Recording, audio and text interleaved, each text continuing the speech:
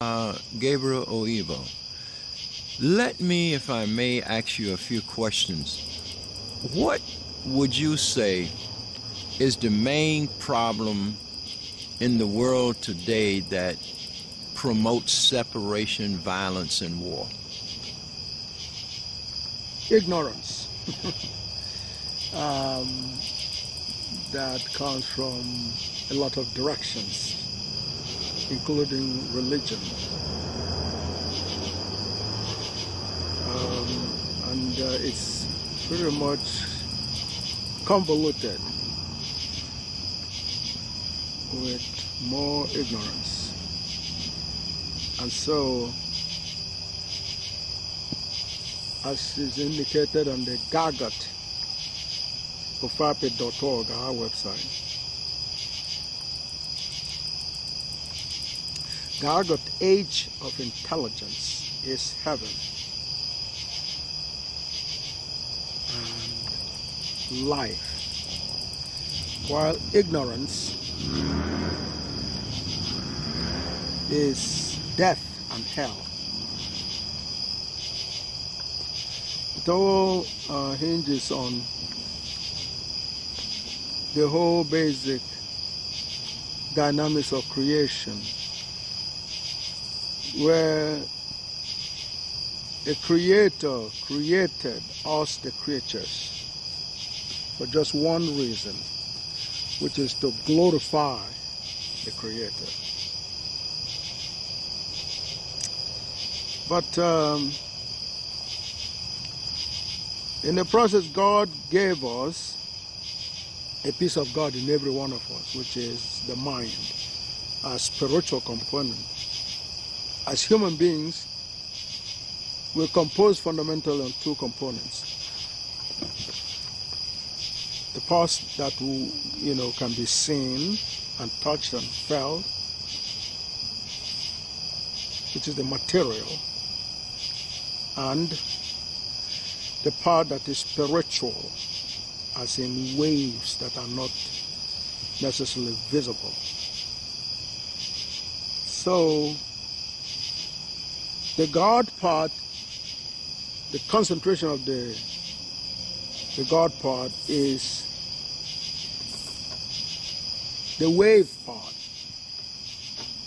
That wave allows us to stay connected with the Creator. And in the process, by that connection, we're able to do things that our material body normally would not be expected to do, because we latch on to the ultimate power, the supreme power, the Almighty God, in our thinking. And of course, that's what really runs the body, or the material body, every aspect of it. Now, when you are connected with God and you are using that power, you glorify God by excelling and doing a lot of things that when the other creatures see you, they're going to say, wow, hail to the Creator. Glory to the Creator that created you with such wisdom, or such godliness, or such excellence. That's the only reason we created. Now, the material part is sluggish. It's sluggish. And it has to be moved by the Spirit.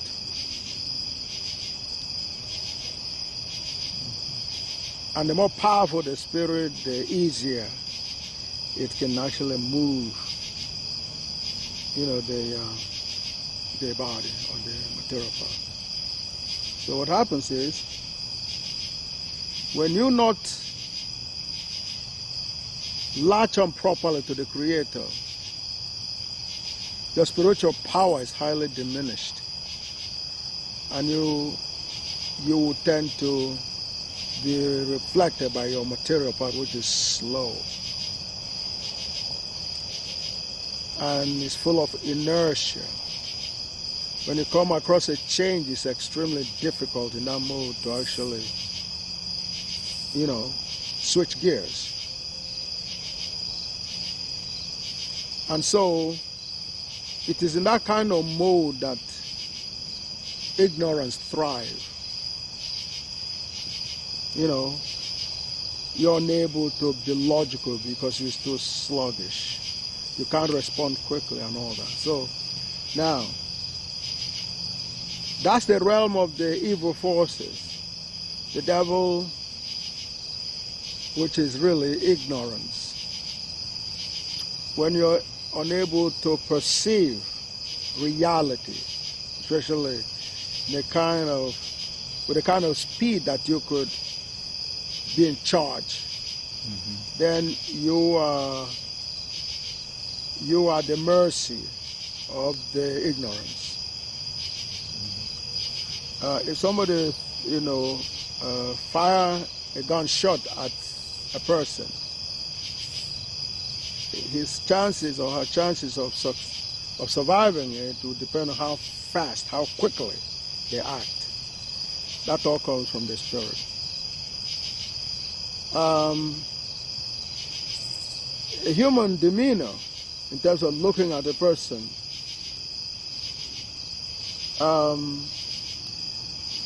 and trying to understand what kind of person you have around you in that person, all again requires this mind, a spiritual connection with the Creator. For example, a very practical example is, with all our experience in the last 2,500 years, where our encounter with the non-blacks had indicated a very solid, with a lot of clarity, the character of these non-blacks. They wanted all the blessings God have given to us. They waged war on us when we never operated on the basis of war. We operated on the basis of intelligence, which is the God component in our system. When there are communities or a group of people, the decision as to who becomes the leader in our original culture, it's only God decides that, and the way God decides is to the amount of God part that everyone has, and the one with the most God's part, which is basically intelligence, automatically becomes the leader. That's the African philosophy and demonstration of intelligence. But these other folks didn't operate on that basis. They talk about might is right, but when they talk about might is right, really, they're talking about a concept they call the survival of the fittest. And by fittest, they're really thinking of physical fittest, fittest. So, they just go after people with the blessings and try to take it by force on that basic principle. Now that, of course, continued for this last 2,500 years until 1990, when God revealed Gagat and ended the whole wishful thinking of all the so-called human orders. During that time there was the dynamics of the New World Order and all these other things coming on. But what our people had not learned in this horrible relationship with the non-blacks was the fact of their consistently being interested in destroying not only our own lives, but their own lives. As a matter of fact, back in their history, in the days of the Greece, where the Greece was fundamentally divided into two parts, the Hellenists, the Athenians, and the Spartans. The Athenians were supposed to be more civilized, and the Spartans were supposed to be warriors. And in their philosophy, rather than lose a war, they rather die. They rather die before winning a war. I mean, losing a war. And that is fundamentally the principle that is carried on by most of non-blacks today. And their whole idea about conquering becomes the name of the game. But Africans was the exact opposite. The one fundamental, and people always mistake stuff like, that particular situation as a weakness on the part of Africans. To the contrary, if Africa were to fight anyone, they don't have a chance. Nobody can challenge Africans. That has been fundamentally clarified thoroughly once and for all through Gaga. So, because Africans never believed there was any power expressed in killing, they considered it dumb and stupid. Because they know God doesn't kill, contrary to what you may have read in the so-called holy books. That's a misinterpretation or an insult of God. God is a creative God, not a destructive God. Those two ideas are totally inconsistent. It's like saying a mother gives birth to a child in order to kill the child. There's no part of that makes any sense looking like that. And since God is more than a mother and a father, to say God kills, that's an expression of lack of nonsense. I mean, a lack of intelligence. That's not geometrical, that's not gargotical. So these are some of the misunderstandings that go into. On the one hand, you have a killer set, and on the other hand, you have the ones that are being killed. And somehow there is a dynamics that seems to say they all agree. The one that wants to kill, believe is a good thing to do, and the one that is going to be killed says, oh yeah, man, it's nice to die. That's the exact opposite of the God's intention. But everything is easy for God, but for God to take even 1/100000th of a second to create a human life. Like I said before, ask a woman who goes through a 9-month pregnancy to give birth to a child, how she feels when she loses that child. Then you know that how God feels. God has a much bigger feeling for the creature in terms of the love than a woman or a father can, a mother or a father can have.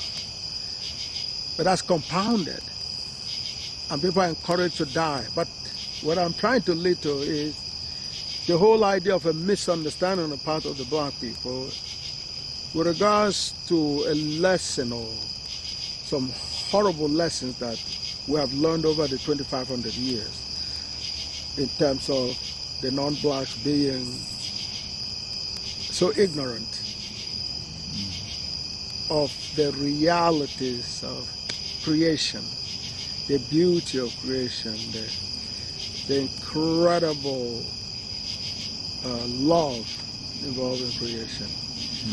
It doesn't take them any time at all to blow life away. From lynchings to, what do you call it, go hunting, they just kill, kill human being by just trying to test their gun. They just blow a black man's head off, because they think that is power. The only power that makes sense is a creative power. But our people never learn from that horrible experience in terms of understanding you're dealing with a person so dumb, they think killing is a good thing to do. That's the level of dumbness. You can't get worse than that. To the point where, given the reality that when you are interested in taking somebody else's life, somehow you subject your own life to some danger. Doesn't matter how small it is.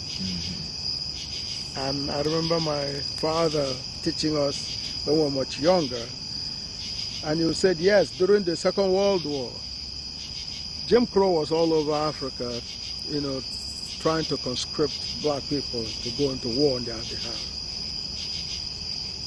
And they did it like they did, where they did it in the 1400s, you know, coming for the so-called slaves, which in fact was a war declared on the black people, just like it was done in the 30s and for the Second World War.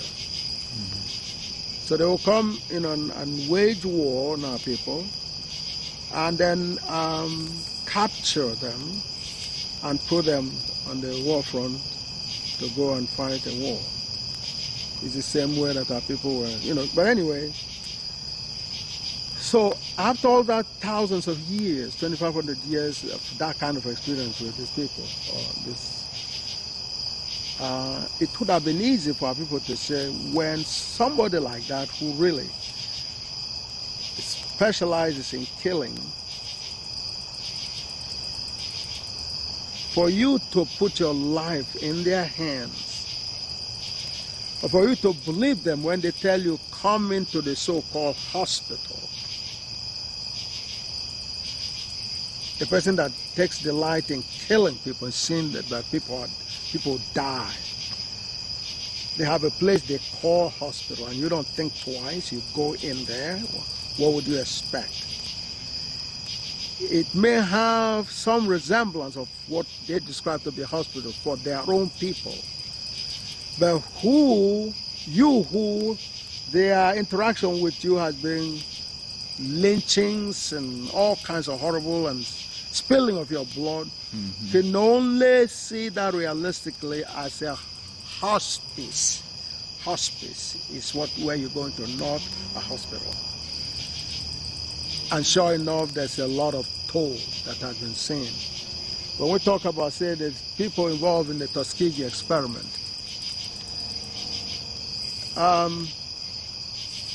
black men were taken in under the pretext of doctors practicing medicine.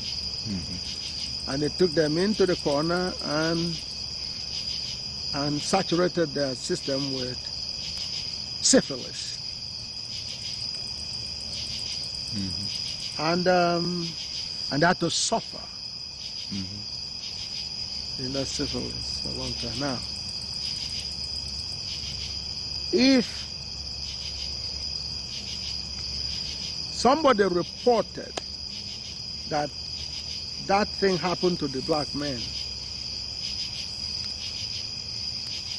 it will be hard for the public to believe it.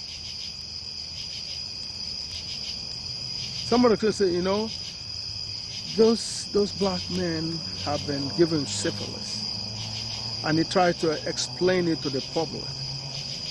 The question people are going to be asking is, how could any hospital do that to other human beings?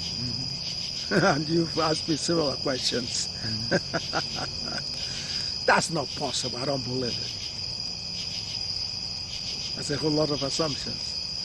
But when the hospital, the people that own the hospital that did that, came out and actually, you know, reported and confessed it themselves, then it was a little more difficult for anyone to say they don't believe it anymore, because that was done, and they know that people cannot do anything. So now, if they can do that in the environment where they can actually get away with it, because if they did not report it, nobody would have known.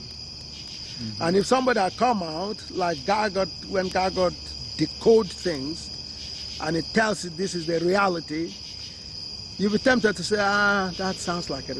That's not possible. You understand? Nobody gives somebody else syphilis. Syphilis is a very terrible thing.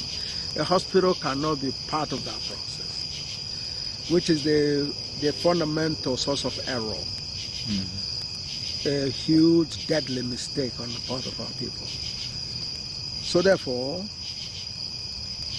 in reality, most of our heroes drop dead.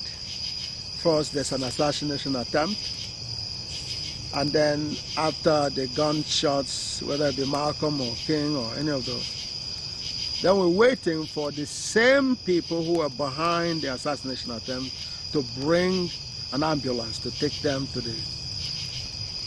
the so-called hospital, or what we call hospice.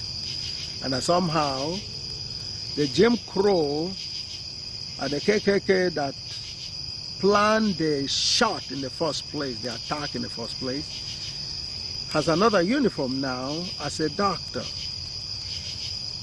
And you're still hoping that Jim Crow personnel that was connected with the firing of the shot will somehow take care of the one that they almost killed and is coming to the hospital, and you think, and as you could see from any of those, nobody survived that kind of situation. So that's part of, so again, it's about not knowing, otherwise called ignorance.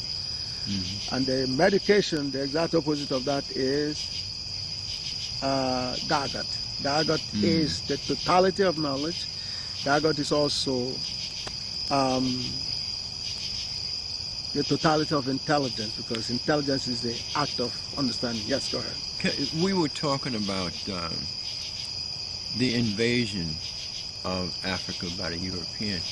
But Europeans would have you believe that Africans were part of their own enslavement and capture by one African state making war on another state and selling the victims to the Europeans. So the Europeans said that, no, we did not enslave you, you enslaved yourself.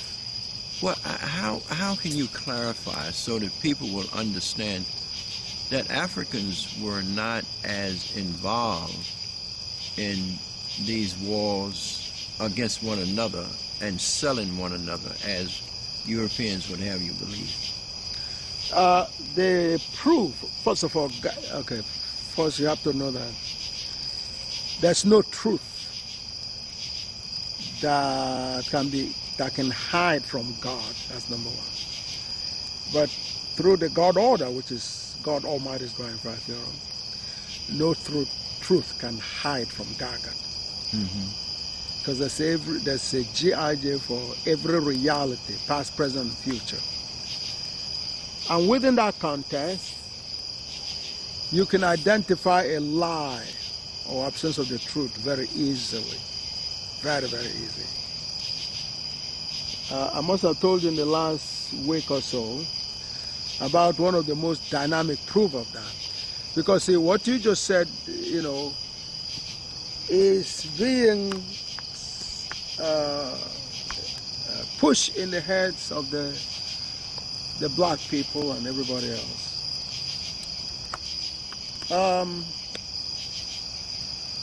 The summary is summarized, the answer to that question is summarized in the name Africans give to their children. Like I said before, the Africans are far more advanced in terms of understanding because of their brain capacity of at least one and a half times more intelligent, according to the Yale piece. And infinitely more, according to the Gaga piece, which is more realistic. The Igbo culture gives a child a name that answers that question, which is Nwakego, that is M-W-A.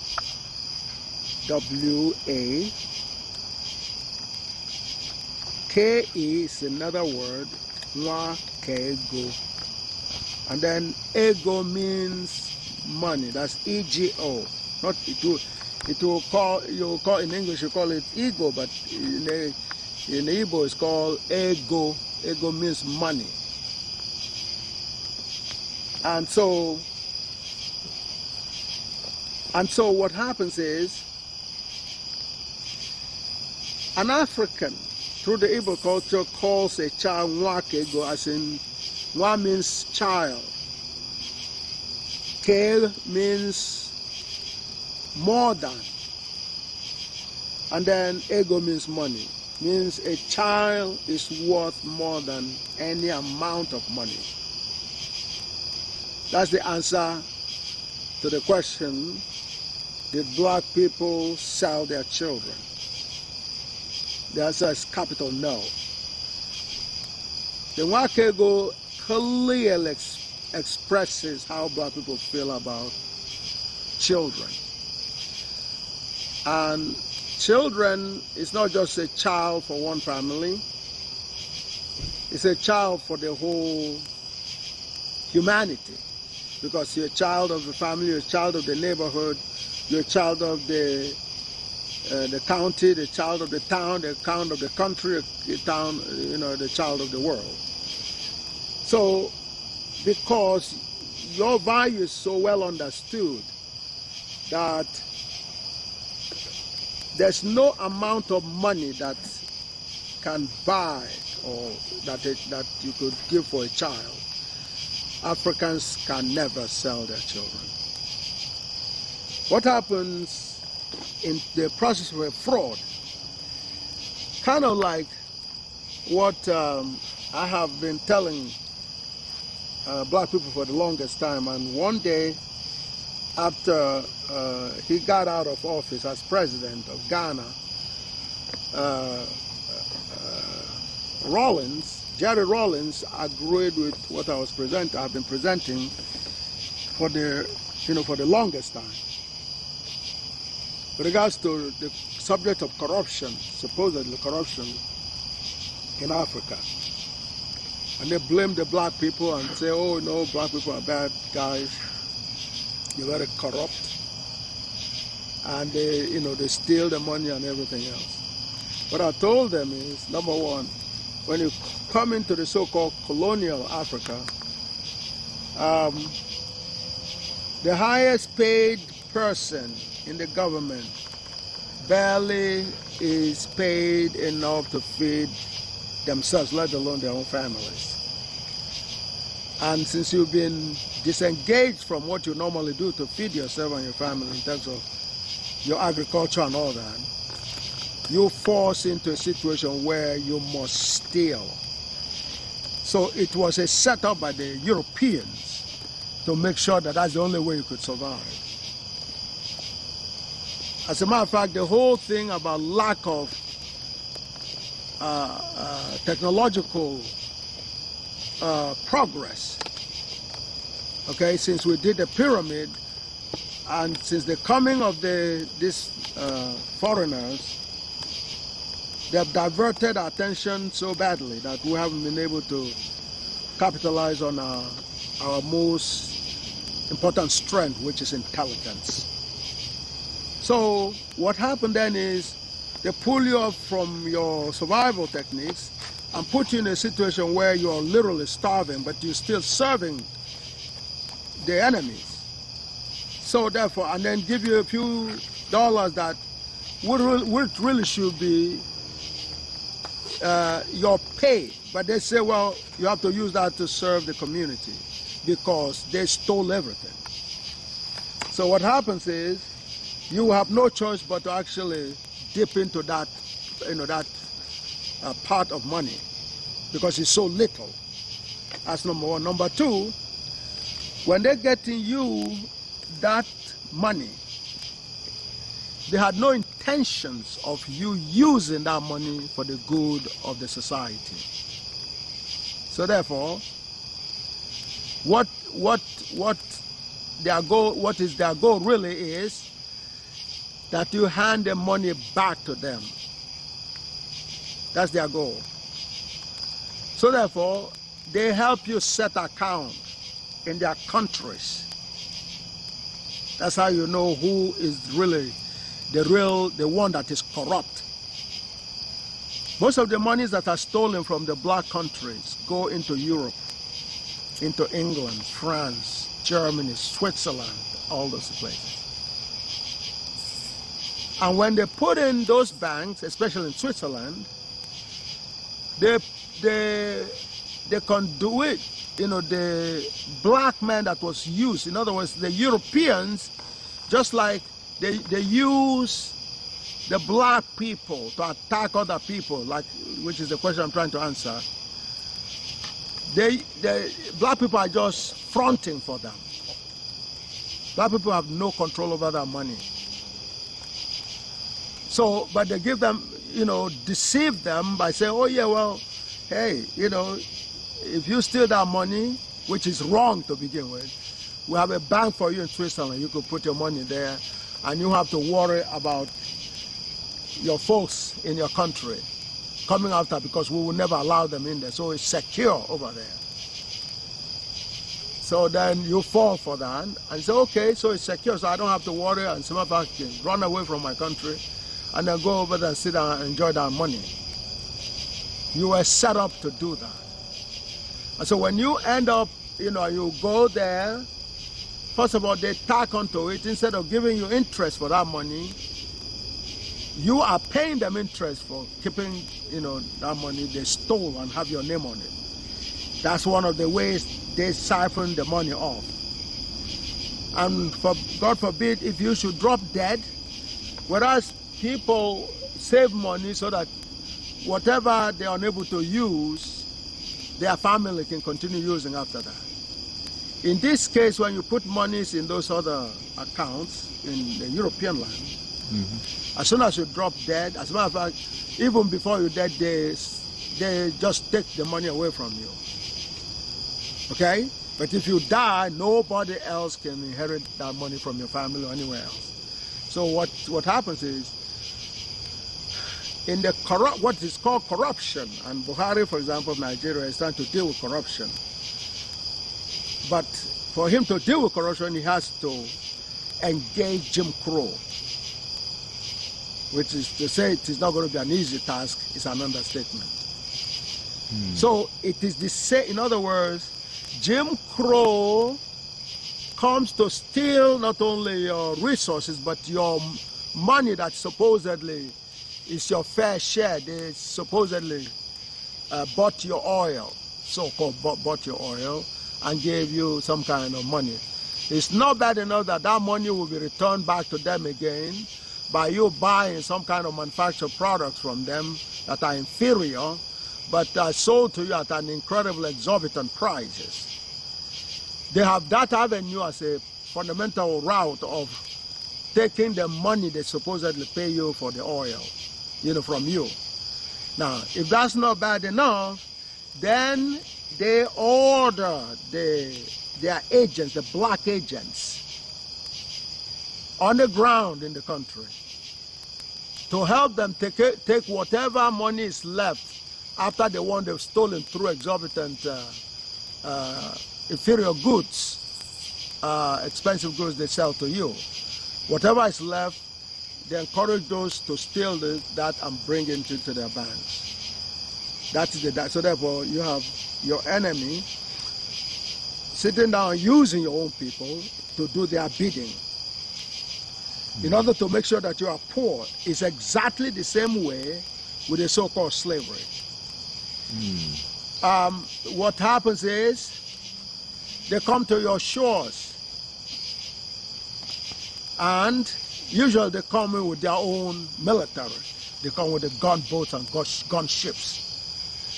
England, and especially England and other European so-called powers, power in their mind is nothing but ability to do terrorism, ability to gun people down, ability to explode all kinds of things. Something they developed and perfected after the blessing, ironically, of the formula to Newton. G(m1 m2 minus f(r) squared is equal to 0. That's a formula that God gave them It turns out that it's the fundamental basis of building machinery. And so through that process, they ended up in the Industrial Revolution, and their main focus was the building of weapons, armaments, in order to go and rob people. Armaments are for robbery, for robbing people of their resources. So what happened then is, they after building these ships, there's a town called Hull, Hull in England.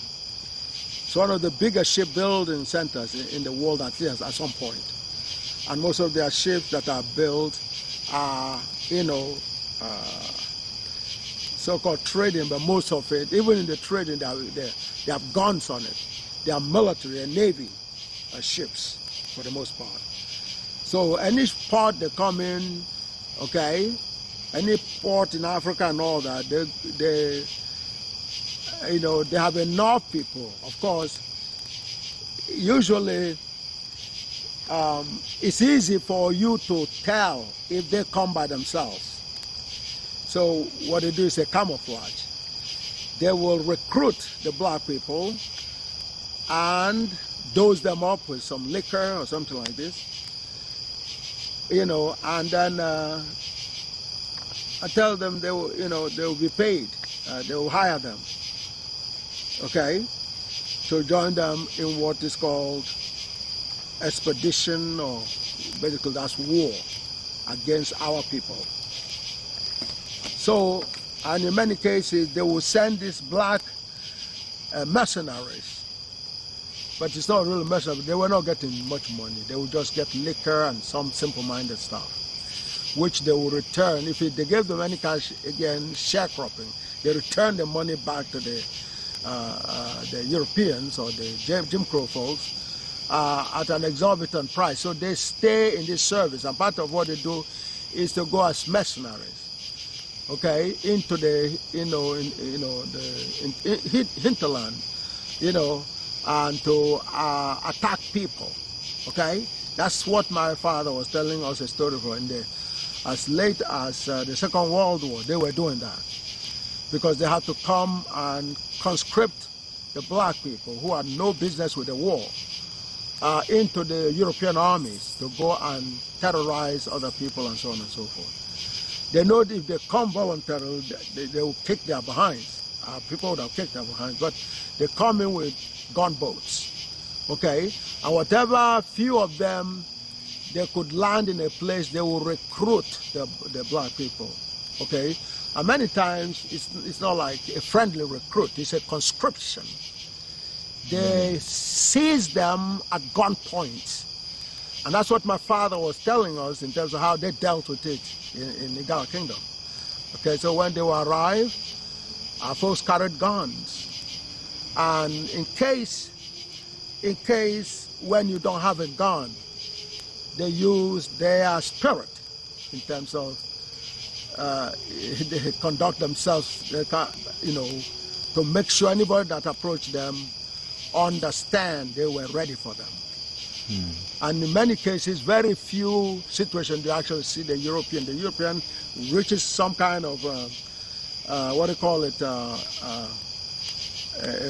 place they set up their camp, okay, their battalion or whatever, and then they send black people who are hired to go in and terrorize their own people. That's how it operates. It has nothing to do with the so-called interstate war. No, absolutely no. People, there's no room for that kind of thing in an African setting. I'm a prince directly from Pharaoh. I've gone over that with you before. Okay, because the Ata of Igala, as the Gala Kingdom, you are a Gala from South Carolina, but it's the same Gala. Okay, that's a name black people call themselves, fleeing the terrorism of the same people that we're talking about, particularly the one in 641 AD. Okay, so we left and we call ourselves Gala, and Gala must have a meaning of something related to war. Rather than encounter the idiots coming from Europe, first of all, Arabs come from a place called Arabe in Spain. That's correct. Arabe. They're Europeans. Thank you very much.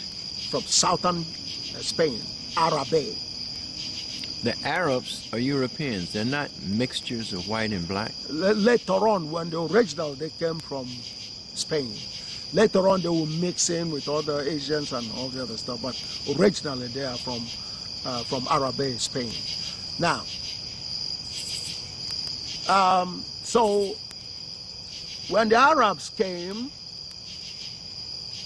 with their terrorism and everything else, our people, rather than engage them and slaughter them, thought they were too dumb and they would not force us into the low level of trying to engage in killing. So they decided to move southward and westward and so on and eastward, every direction,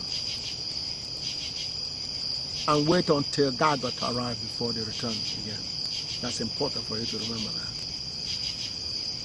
that. So in the process, we called ourselves Gala. The people that are called the Oromo people today, Oromo in Ethiopia, O-R-O-M-O. Their real name is Gala, G-A-L-A. And they also call Hapsis, H-A-B-S-I, Hapsi. When they moved to India, they would still call themselves Hapsi over there. The people that live in Nigeria today, good part of them are Hapsis or Gala. The Hapsis, the Orobo people also were called Hapsis. So in Nigeria, you have the Hausas and Yoruba, Igbo. Those are Gala people. Those are Hapsis. Okay? And since they really populated, Egypt and the Sudan and all those other areas, okay? That's who we were. And we were the pharaohs, the real pharaohs. Pharaoh means father. Pharaoh means father. Father. When you spell father, you have F-A-T-H-E-R.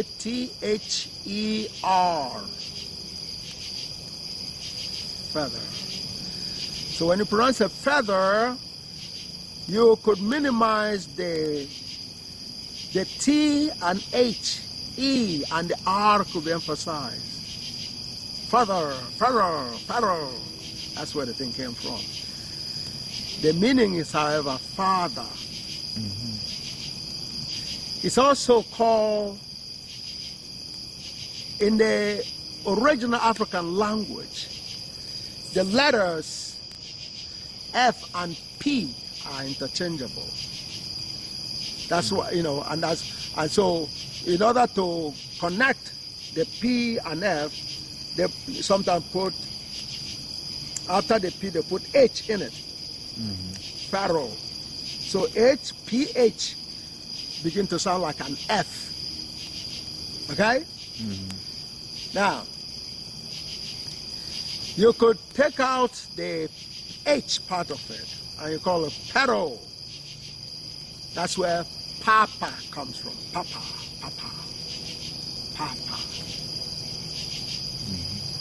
Papa also means father. Okay. Papa is also Pata.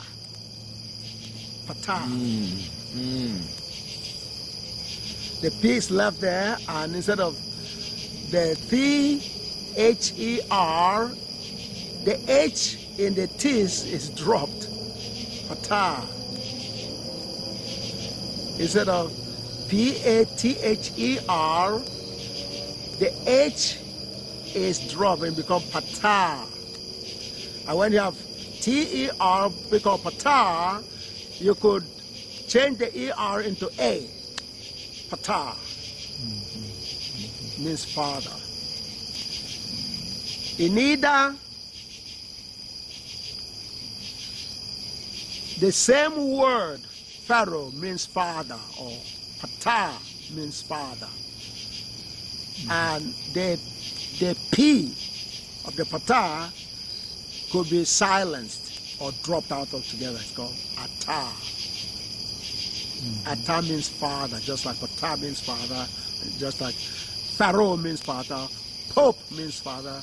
They're all copying from that one African vocabulary, Atah. You understand? This is geometry. I'm not telling you a fairy tale. I'm telling you reality. Now that's what we call the gargotical decoding of reality from the past, otherwise called history. This is the real history. This is called mathematical history. You cannot dispute with any of the things that I've decoded for you. Now, so therefore,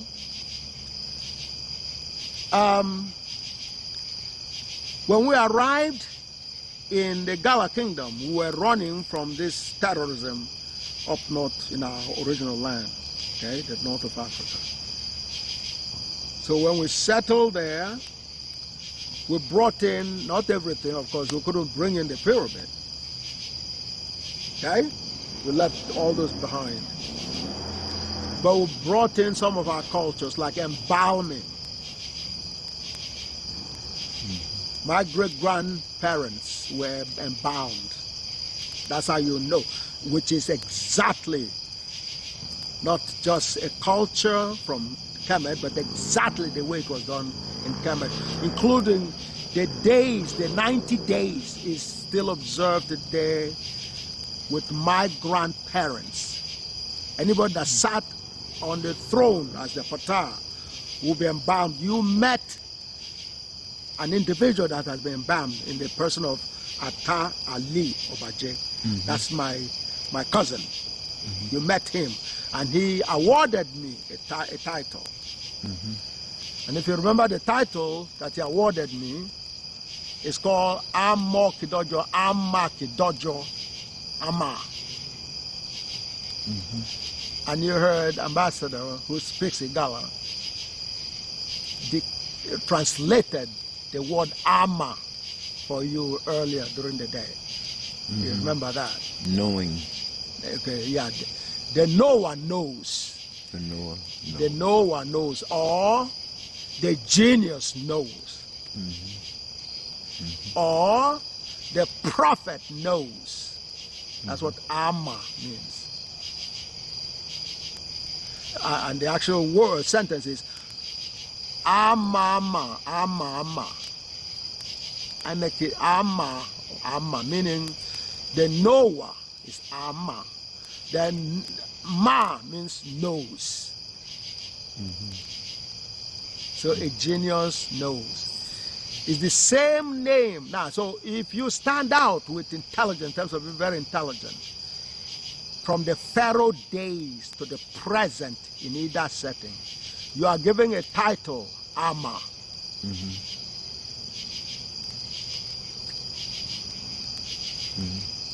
You watch my uncle bestow that honor on me. You filmed it. Yes or no? Yes, I did. I'm Moki Dojo. Now, Muhammad, the prophet, is bearing that name. The prophet, Islamic prophet, Muhammad, is bearing the title originated by the Gala African people. That's a tradition of Africa that you witnessed and got on your camera in 2004. That tradition started way back, in fact, from the Ma civilization, the civilization before the Kemet civilization, the black people civilization, the Ma, M-A-A civilization. Ma, in other words, intelligence and civilization are synonymous in African culture. Ma civilization then gave birth to Kemetic civilization and so on and so forth, and got planted in Ida. See, you didn't see a lot of monuments in Ida because we've only been there since 641, and And between the interruptions, we have not been able to build a lot of structures. But there are a lot of things that you weren't able to see. The royal burial ground is not what everybody, cameras don't even go there sometimes. Okay? Because of the experience from Egypt, where foreigners are not allowed in the royal burial grounds in either. Okay? It's called the holy place, or Jaina. Jaina. Okay? Now, that's where my one grandfather, great-grandfather that I know is all Gala. That's Gala. His name was Gala. He was embalmed. That's my direct bloodline, direct great-grandfather.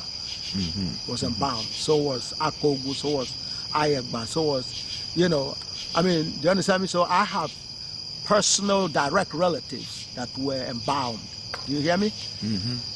And they were embalmed exactly the same culture, and ways they were embalmed in Egypt. Those were the originators of the embalming science and embalming culture. The Galas are those originators. So, now therefore, when people come and now talk about religion, to get a sense of the origin of religion, you look at prophets, their messenger, their religious leader. On the Islam side, you hear a name, Muhammad. There is no black man who understand, black man, know thyself, that will not see that as being an expression of an African culture. Because that's an African language and culture. Muhammad, as in Amama. Muhammad. Amama or Amamo. That's why I got ambassador who was thousands of miles away. I put him on the phone with you today and asked him, what does Amama mean? What did he tell you? The Noah knows. Yes, that's what he the said. Noah is a genius. A genius is also a prophet. It's not very accurate description in that sense, because the real genius or the real prophet would be a genius. But that is if, before you could be considered a genius, your prophecies have to be proven to be totally correct. African doesn't take any chance. Unless that could be verified, they don't take you seriously. Today, anybody can wake up and say they're a prophet. Do you understand me? And it has been going on for the Africans. They don't play games like that. See, the truthfulness of your prediction, and it's not a guesswork. It gets convoluted when you begin talking about the guesswork, and then you begin to talk about faith. Okay? Now, in the way African did it is, Amama. Amma means a genius that God blessed with the understanding of reality beyond the norm. You have to understand reality beyond the norm. But reality is what is called in mathematics a theorem, a proven truth. You are a reality. What you're doing with your camera right now is trying to capture reality, my reality of my body, and my voice and everything.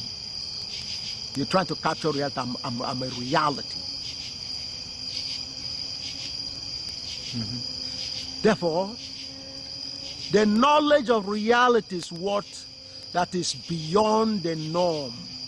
is much higher than the norm. The understanding that not everybody can have, that only very few, and in many cases, you who are honored to be a genius have to have a lot more intelligence than most other people. Now, when you are like that, then you call a genius. Now, a prophet does the same thing, except they try to separate it from the reality, which is, well, God gave him a revelation, and they don't have to prove it. That's not really considered a true genius. That's right. But when you're a true genius, then you're automatically a true prophet. Do you understand? Why is that? Well, because, you see, everything, every reality is created by God. And only God knows the ins and outs of every reality. Do you understand? Yes. So if you are able to decode a lot of realities, as the case of the geniuses, do you understand? Then God has given you permission to understand those realities. Do you understand? And for you to share with that realities with other people. Do you understand? So the process of understanding that realities and sharing it with other people is delivering the God message or the God order. Do you understand? Yeah. So therefore, you'll be a prophet and a messenger. Do you understand? Now, but in the rigorous mathematical ways, or the scientific ways, the proof is what certifies that you are a genius. The proof of your claim that you understand beyond the norm, more than a lot of other people. You have to prove that. In the other sections, you don't have to prove it. You just have to look nice and say a very nice thing, and you're eloquent. And people say, yeah, he sounds like he's telling the truth. Therefore, I believe him. Do you understand me? And because usually they use it in some kind of sense where people don't have to, verify it anyway. And they talk about faith and all the other stuff. So anyway, but if you have a real true prophet, that means he's a genius, a prophet that gets revelation, because every knowledge is a revelation from God. Only God can give you the ability to understand any reality. So therefore, if God, and the only way you know God has revealed that thing to you is if it is true. If it is not true, if it's not proven, you can't associate it with God. That would be a disrespect of God. It must be true. You can't say maybe you'll check it in the next world. That's not it. So it is this kind of dynamics where anybody can pop up and say, gee, I'm a prophet. People pick up the name, they're a prophet. That's like saying they are geniuses. You understand me? Yeah. That's what is the major problem today. People pick up things and then advertise. I mean, it's something as simple as so-called resume. Resume, for the most part, is a fraud. Nobody writes, very few, if anybody, writes the truth, the whole truth in their resume. They only put in the part that looks good. And fill it up with a lot of things that are not real. So, on that basis, they could get hired anywhere. You could get a person hired to be a medical doctor that hardly knows anything about anatomy. Yeah, he could write a resume. Could he have a paper? I mean, what do you call it? A mail order certificate. Say, yeah, man, recruit them to go into the hospital and kill people. That's how the black people have come to accept what in reality is a hospice, right, as hospitals. And that's why we're dying like birds. So in terms of trying to answer your questions. Yeah, you were talking about religion, and we talked about mama. Yes. But please finish explaining how all of these religions are the more or less the reason for the conflict, but yet when you look at them, they have a common source, right, or origin. Right. Well, the whole thing is everybody likes to be a prophet. Everybody likes to be a genius. Like I said before, that's why resumes are used, and everybody go by that. The better your resume, the better chance, and so on and so forth. So it becomes one of fraud, really.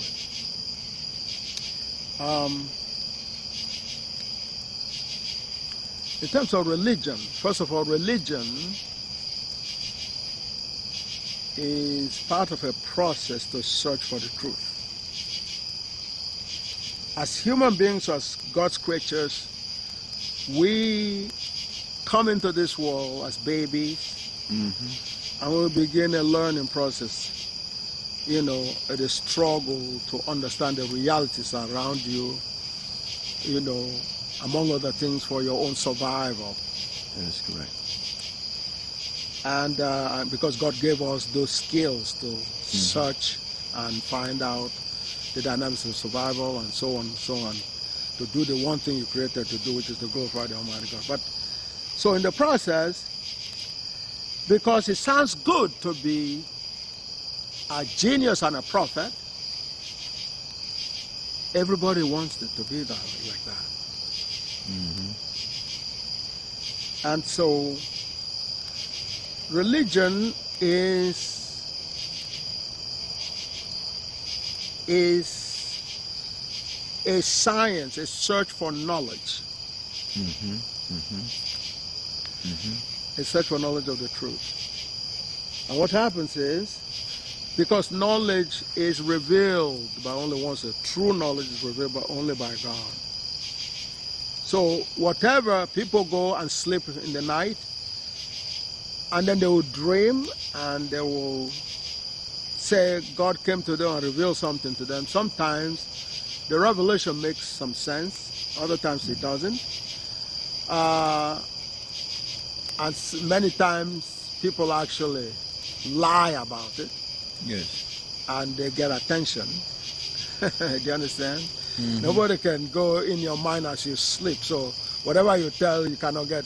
The only way that, the only way it is if what you saw that nobody else was able to see, you were able to materially prove it to anyone. It's the only way you could show that what you did was credible. But so people do all those kinds. So eventually, people pop out and they become prophets, and they say, well, they're getting revelations from God about the realities, about what God wants us to do and what God doesn't want us to do. They begin to sound like prophets and teachers, religious teachers and everything. And before you know it, they have a following.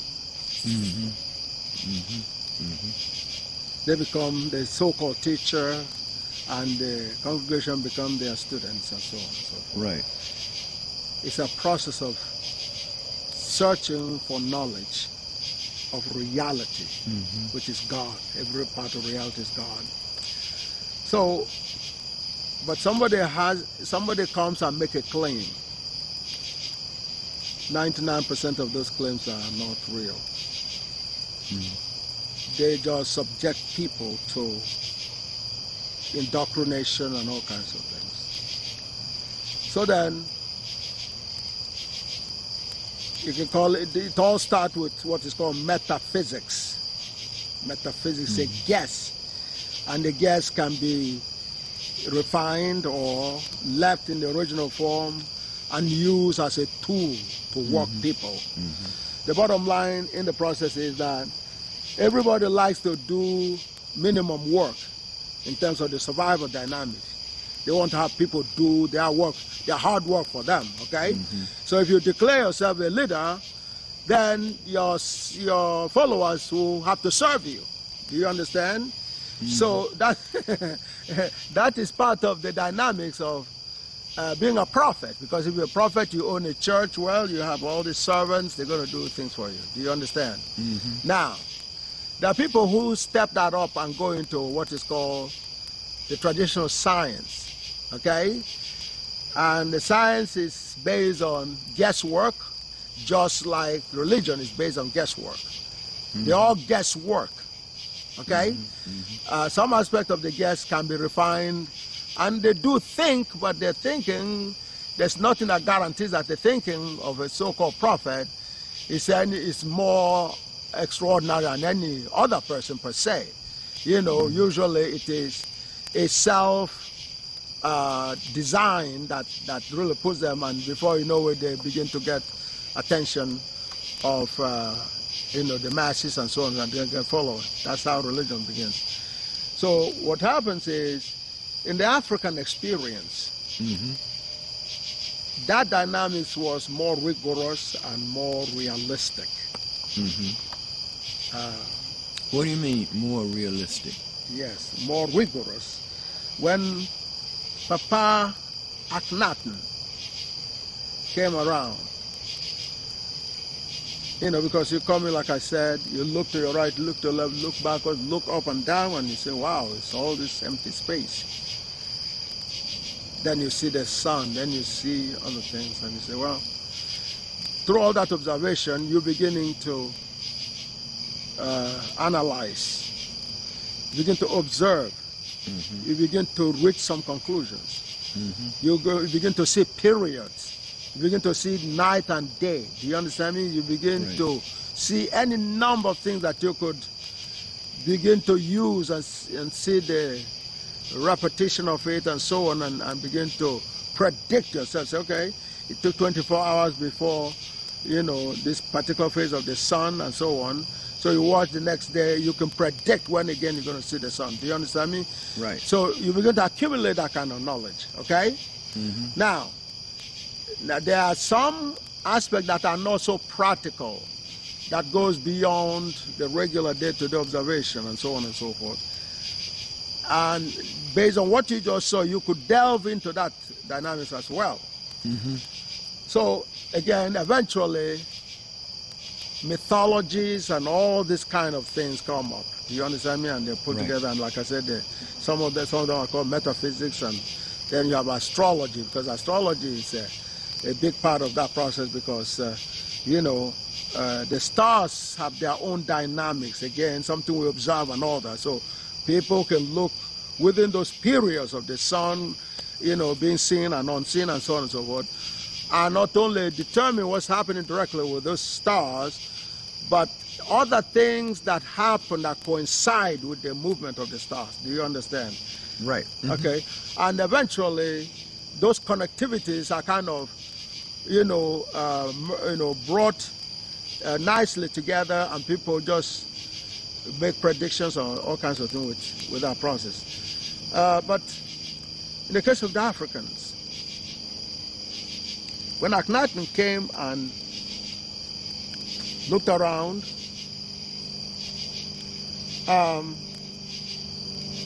first of all, when the African woke up in the morning and saw the planets and saw the stars, and, you know, by looking into the skies, and you see the sun hanging out, you know, over there without any visible means of support.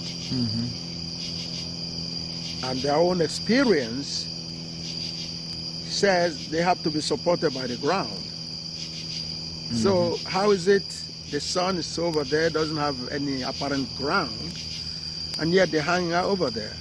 So they came up with the concept that since we require support in order to stay stable, if the sun is staying stable, it must have some kind of support.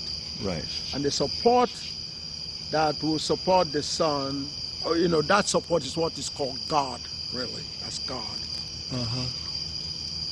So the support that keeps the sun in place and stable is called the sun god. The moon is a moon god. Mercury god. All those, the planets and all those other things. And what Papa Akhenaten did to go beyond that point was to say, okay, well, everything has a god then. So if everything has a god, then there must be the god of those gods. That's the grandfather of those gods. That's what Akhenaten called the grandfather god, or the one god. Okay, that's behind all these other supporters. So that was logical. That was scientific. He didn't really, he simply made sense. Especially once humans have begun experience the dynamics of generations, fathers give birth to children, and and children give birth to others, and so on, and generations come and go and all that. So from one grandparent, you could have any series of grandchildren and great-grandchildren and all the others in other generations. And that is from just one set of parents. Okay, one set of parents, you could get all this, so they see that kind of pyramid, dynamics in terms of the next generations and so on and so forth. So if you take that, that beginning family, there will be the father and the mother of the rest of them. That's how he was able to visualize the concept of one God. Do you understand? There may be a lot of grandchildren and so on, but they all come from one grandparent, long time ago. Do you understand? That's his concept of one God. Okay, that was very logical. That went beyond the revelation from God. In terms of something that will reveal to you that you don't really necessarily understand. Do you understand? Right. He understands. He took some, data and did what is called deductive reasoning. Right. And, so that is very scientific. Do you understand? So that's how African mind works. African mind doesn't just say, well, okay, this is a revolution, I tell you more of this here, and there's no connectivity. No, African does analysis. Okay? So that's how the concept of one God, came in. Later on, people will see those gods, what they describe as gods, as gravitational forces. Okay? Right. And then eventually they will find other kind of forces like electromagnetic, which are, look like they're different, but as long as they create a motion, they have one common denominator. Okay? Whether they have gravity creates motion. Electromagnetic force field create motion. Later on they'll talk about strong force field. The bottom line is a force creates motion. And so, the more forces they found, the more they see the commonality in terms of forces about motion. That's all, the bottom line. And so when Einstein later on, and of course Einstein wasn't definitely the first, Einstein, if anybody, it would be Akhenaten, because Akhenaten wanted that whole dynamics, of unification. And but Einstein, when he was popularizing the process, would say, look, if they're all forces, they must have an origin, which is basically what if they are human beings, they must have one great-grandfather, do you understand? And right. Great-grandmother, okay? That's what Einstein was basically saying. It wasn't different, okay? And that now they have to find a way to unify them and try to search for that, the common denominator, common origin, common great-grandfather. And that's when the unified field theory thing was all set up. But the dynamics of religion is what I told you. So religion is like any other aspect of searching for the truth. Right. Except there are not really any stringent guidelines, to go about that search. Do you understand? Mm-hmm. If you come up and your own story about your connecting with the Creator looks more brilliant or more interesting or more eloquent than others, mm-hmm. then your religion becomes more popular. So it is through that process, however, of that very, very flexible dynamics of anybody can get up and become a prophet and create their own religion. That eventually they begin to build up and say, well, our religion is better than others. God gave us more facts. Yes. God gave us more facts than others. So therefore, we must be more credible. We must be loved more by God than the others. And so, before you know it, people began to talk about being the chosen race and connecting that with religion. And so, when the Africans began religion, it was not really called religion.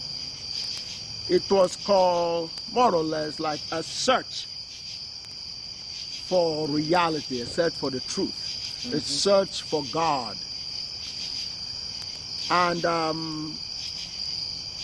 And so it had any number of dimensions. People found an object that will help them concentrate on God. Mm-hmm. Could be could be a piece of stone, could be a monument, it could be a statue, it could be anything. Mm-hmm. And whereas people will tend to ridicule any number of things, when they hear about the Indians, dealing with the cows and so on and so forth. Well, again, that is subjective. That is, for the most part, totally unfair because every reality is connected with the Creator. You mm-hmm. could reach the Creator with any object because any reality belongs to God. Right. So technically, there's nothing wrong with really saying, "Hey, I'm giving praise to God for this, piece of ant." There's nothing wrong with that. You're not really calling that ant God, but you call the ant a piece of God. Everything's a piece of God. Right. Some are slower than others and so on, but they're all a piece of God. So you could really reach God too. But people get right. So that's idol worshiping and all the other stuff. Mm-hmm. Okay? Now those are not really technically logical, So, over the century then, Africans took what was really scientific, although it all began with guesswork, mm-hmm. metaphysical and everything else. Mm-hmm. And many people get lost mm-hmm. in the process of the transformation in terms of beginning from a metaphysics and trying to take it to higher grounds. They get lost mm-hmm. because they can't proceed any further because there's too much intelligence that's required. Right. So what happens is other people try to distance themselves from the concept of religion, which is nothing but a search for knowledge. Right. By saying, well, they will have standards that will guide their own pursuit of search for knowledge. Mm. They'll call it science, and they will say, well, science has to be based on observation, hypothesis, and testing, and so on and so forth, before you could, call what you're presenting a solid piece of knowledge. You have to go through what they call scientific methods. Mm-hmm. That's not required in the earlier stages of metaphysics or search for knowledge in general. But for the most part, everything starts the same way. Guesswork. You have, something experience, and you want to understand that experience. You say, well, this is how much I know about the experience, and there are still gaps, there are things I don't understand, but let me use what I got, observe a little bit and see what I could predict, or how much further I can go in, okay? Right. But in the scientific process, you have to follow a certain guideline in terms of you do observation, and so on and so forth, hypothesis and and testing and all. But in the traditional way of religion, that you don't have to do. It just depends on how much you could convince your congregation. That's where the differences began to branch out. Now, but when Africans reached certain point in their own real scientific dynamics, like from Akhenaten and all the other stuff, they came up with the progress. Certainly the highlights include the concept of one God. Akhenaten was definitely a milestone, a very big milestone in the sciences, the search for knowledge. And so the concept God was beginning to evolve. And once they started attacking Africans, efforts were made by non-blacks to take over that process. What was developing as the beginning of formal university and higher learning institutions were interrupted by the foreigners who were bumping into our civilization. So in fact, that the process, which was very broad, goes across so-called disciplines. Yeah. Because they understood the search for knowledge of the truth is the same. It doesn't matter what form you do it, okay? Although it wasn't as clear as it is today through Gaga, where it is the knowledge of the truth. Every discipline, if you're talking about history, right, you are really interested in the knowledge of the truth in the history, knowledge of, historical truth, facts. Yes. That's what you're really interested in. So, if you're talking about biology, you're looking for the truths of our biological systems. Right. You're looking for physiology or psychology. You're looking to get the knowledge of the truth in psychology. Right. So eventually geography.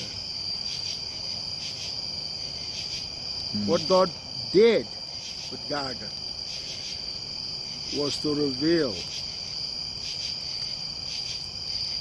those truths, whether it be history, whether it be in languages, whether it be in medicine, whether it be in physics or chemistry, or any possible way you can imagine. There is a need to get the knowledge of the truth. God represents, because all that is about realities. What you're searching to know is the realities of those dimensions of knowledge. Knowledge of the truth. So therefore God decoded all that and put it all into mathematics. Yeah. Because mathematics is the most ideal knowledge of the truth you can ever get. 2 plus 1 minus 3 is equal to 0. It's mathematics. But it can represent any dimension of the truth. 2 chickens plus 1 chicken minus 3 chickens is also 0. Right.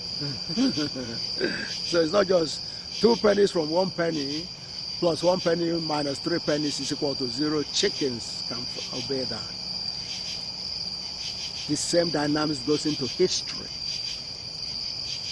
That's why I was decoding for you much earlier what I was telling you. Right, right. I was interested in how these names, how these different religions come about, and how they have an African.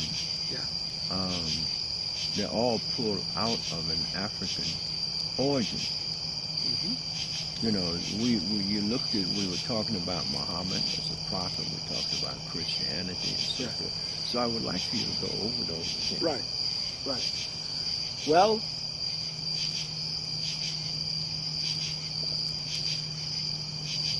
it's all about intelligence. Intelligence is a connectivity with God. When you're connected with God, God gives you an opportunity to see realities. I am connected with God. Very, very tightly. More than any other human being. More than any other creature. That's how God allows me to see the totality of reality. Well, but before then, our ancestors were in that category. Not on the same level, but they were pushing forward, pushing higher, higher. Like Akhenaten. Akhenaten definitely showed a closeness with God. Eventually, all those blessings in terms of being given a privilege to see things other people can't see, to do things other people can't do, led into development of agriculture, led into the development of only practical needs, led into the pyramid building, culminating in what is called a civilization. Yes. Wisdom, knowledge of reality that empowers you to do things with your environment which other people can't do. Singles you out, differentiates you from others. And so make you look higher than the others. And so you'll be called civilized, as in intelligent. So both the Ma civilization and the Kemetic civilizations were known as civilizations.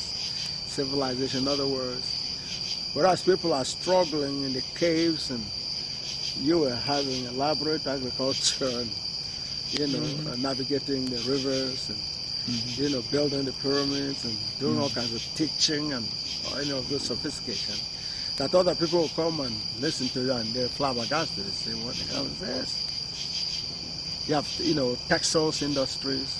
You understand me? You take cotton and you do wonders with it. You do all kinds.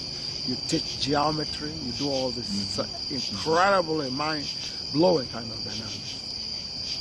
That's what is called civilization, which is another way of people endowed with intelligence that glorify God. That is civilization, which is the exact opposite of what the other peoples who are not so endowed with intelligence thought of civilization. Civilization in the minds of those means go and terrorize people. And so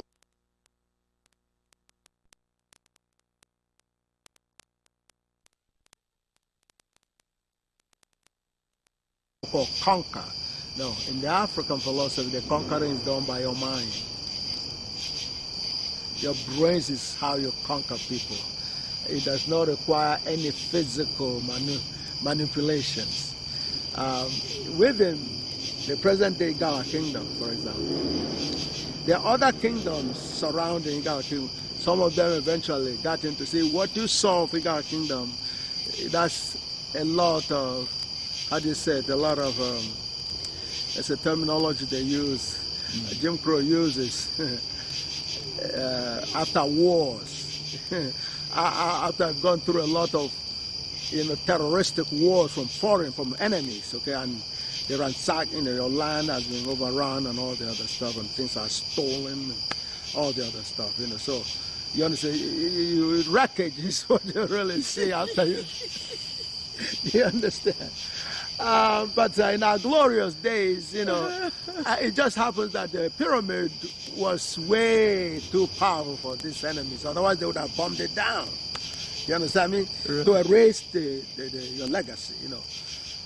But what was happening was that leadership was, you know, when around 641, when the pharaohs, and I hope I've given you enough proof, what you have as the Atta royalty is actually the transplanting, the carry over from the Atta Pharaoh in Egypt down to Ida. I think you've got enough evidence for that. Right. Yes. All right. Now, therefore, so we're clear. So therefore, we all come direct.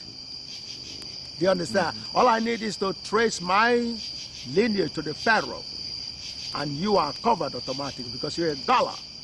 The next stage of the journey that you came in an earlier ship over here, I only came here on a later ship. Do you understand? So, but it's the same journey. Do you understand? Oh, yes. So first, you know, from the North Africa to, you know, to the present day that you talk about Ghana. Ghana is Gala because N and L are interchangeable in the original African language. When you say Ghana, it could be Gala. Okay?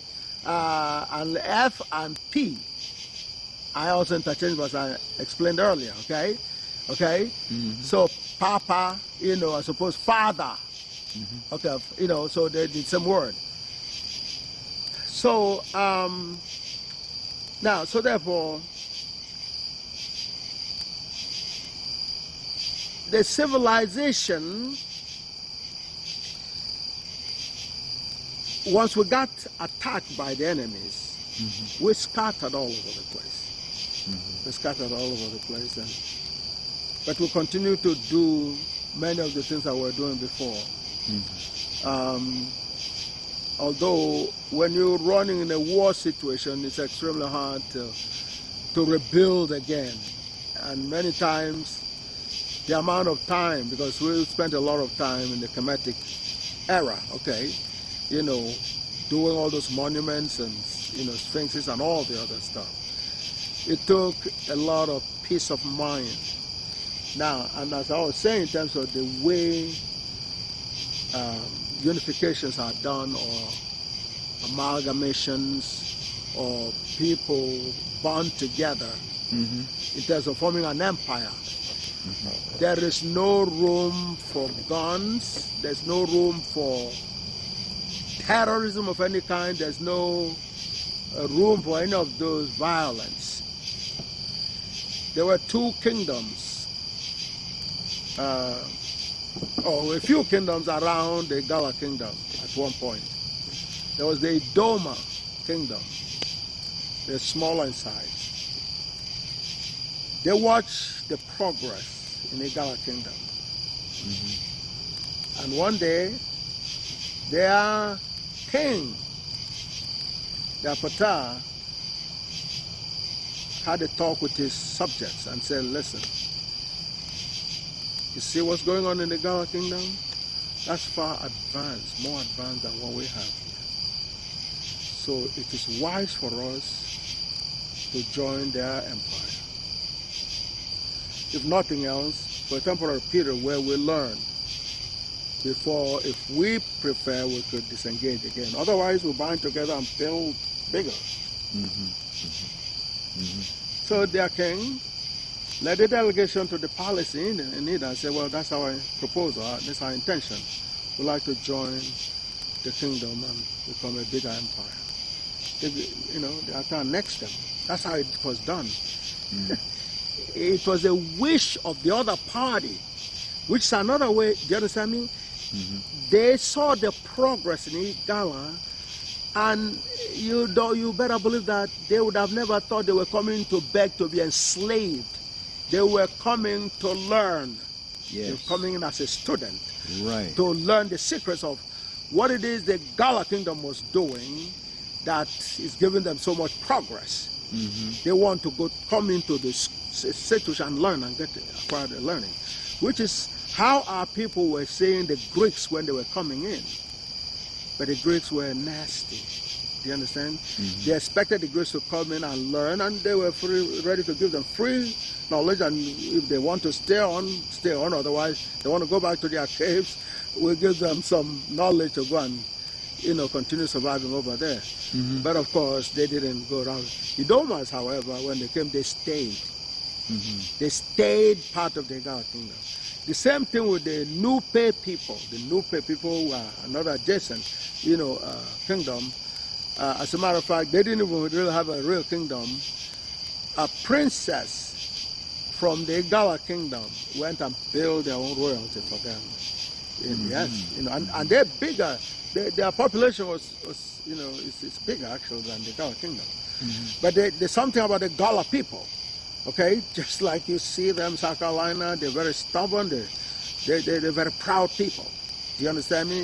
In spite of the terrorism and so on and so forth of the enemies, they're very proud people. They're very committed. Although today you may not really see too much of that after all this terrorism, but their spirit is very, very strong and powerful.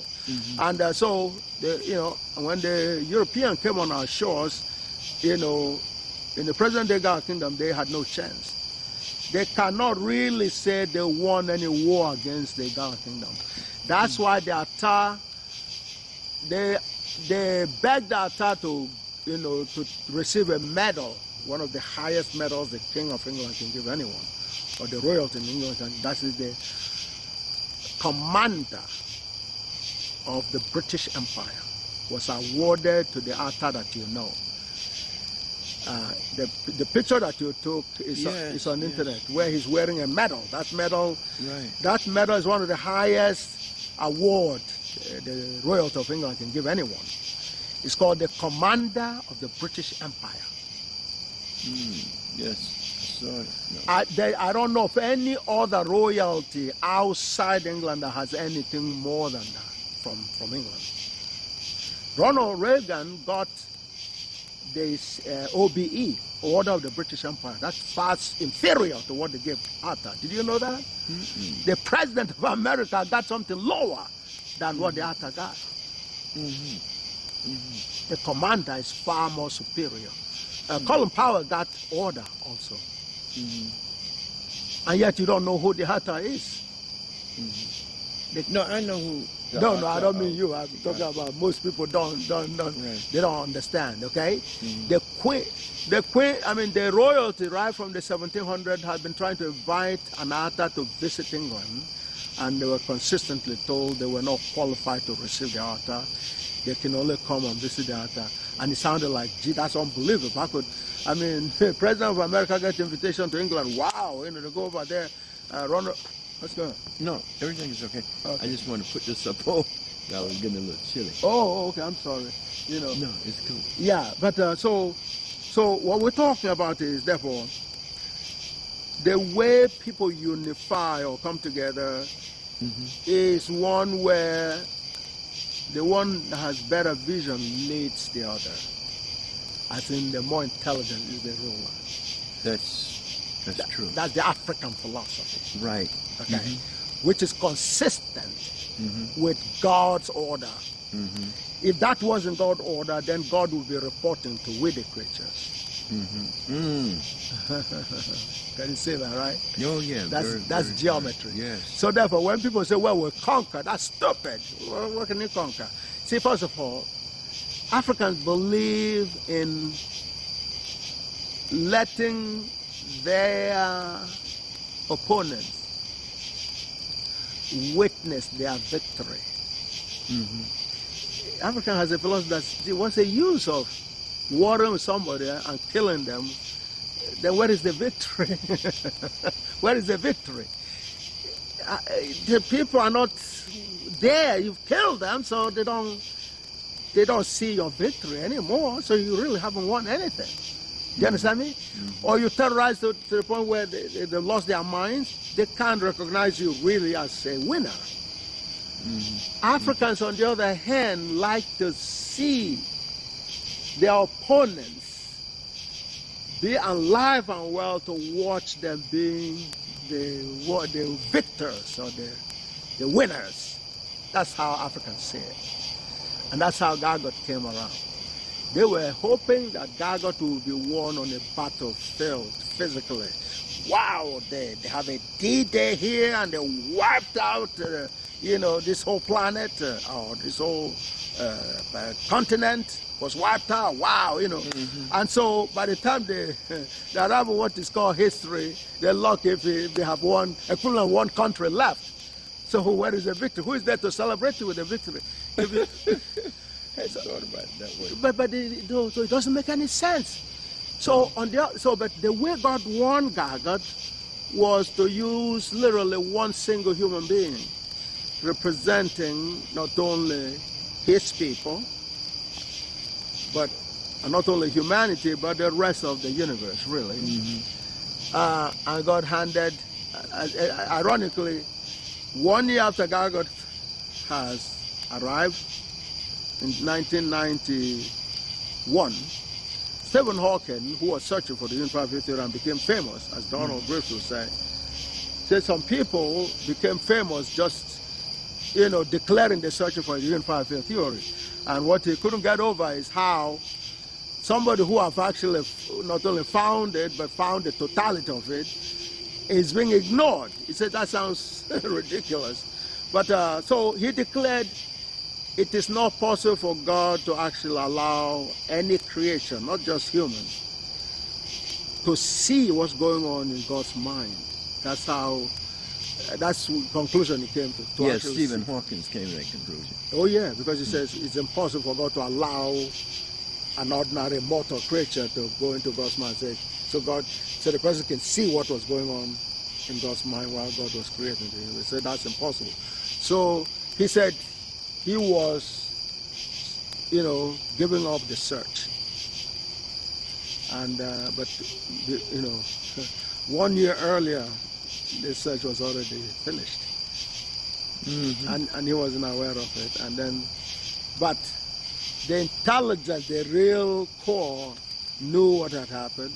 And eventually, Clinton gave money to Yale and asked Yale to find out what's the status of things for the rest of the world, since the totality of the revelation has been given to one human being.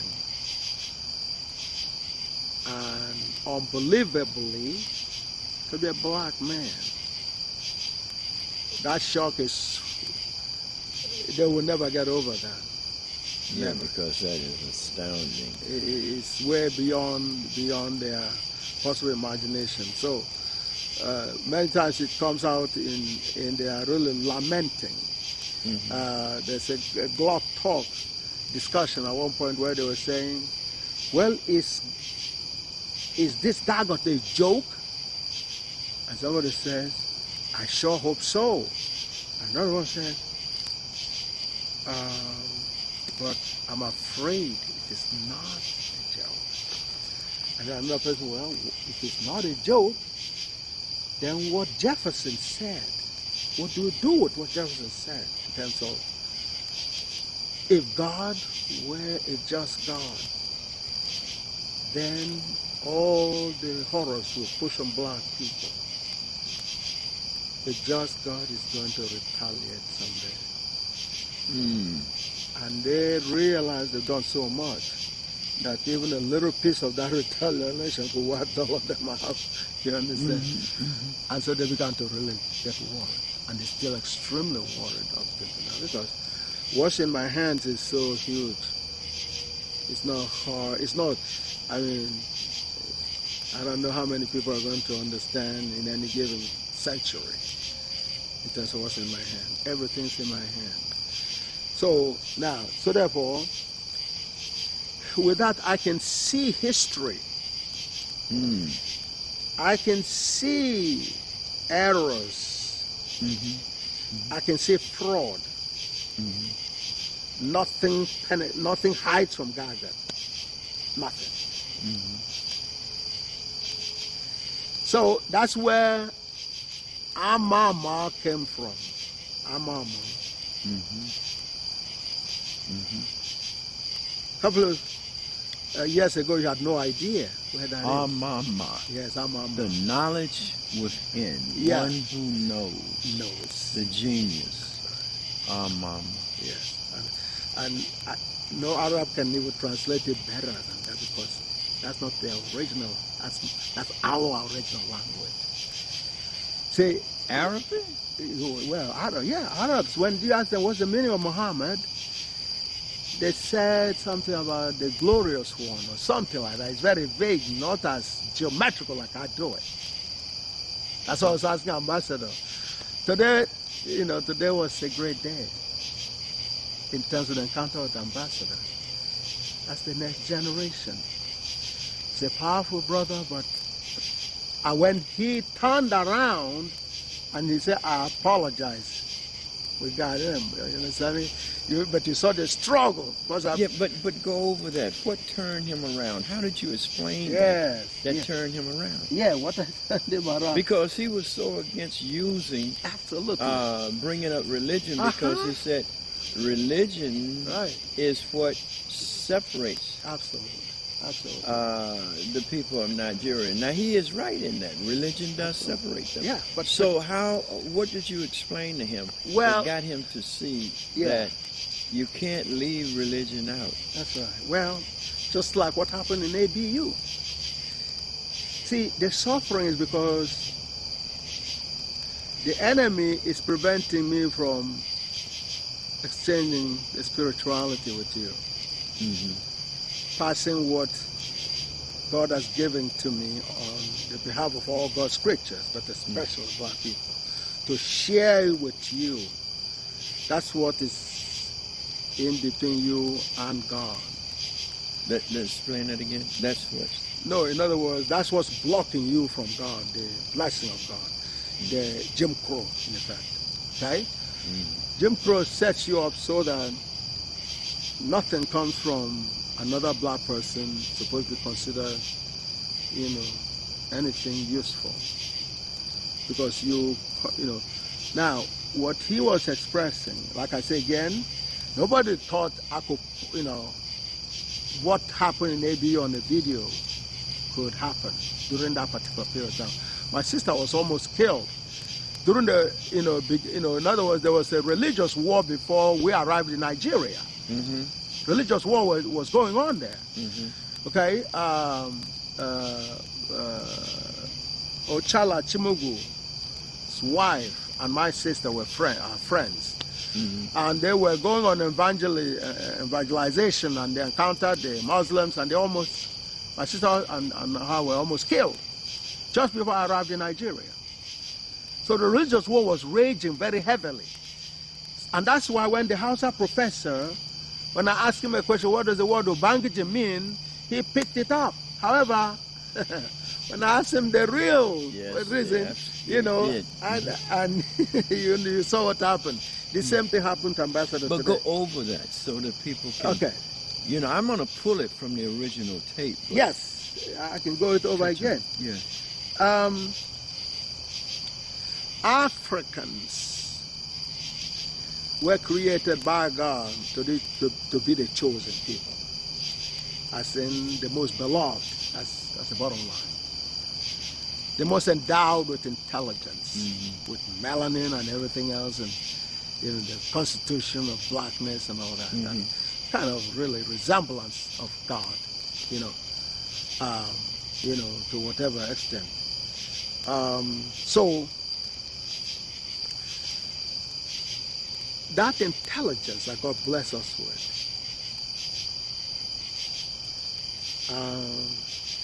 help us understand whatever we could understand, whatever God permitted us to understand about God, which was a broad knowledge of reality acquisition from God. A broad-based knowledge acquisition. That's correct, from God. From God. That's correct. That's what we were having. So on one dimension it's called civilization, on another is called advanced human development, on another level it's called high technology, and so on and so forth. Either way, even when they look at it as religion. See, we didn't call it religion, we call it spirituality. Spirituality is the expression of intelligence. What's that spirituality? A connectivity to God that gives you the power to materialize and do all kinds of things. Do you understand? Now, the concept, the naming of that as religion is what non-blacks really did by and large.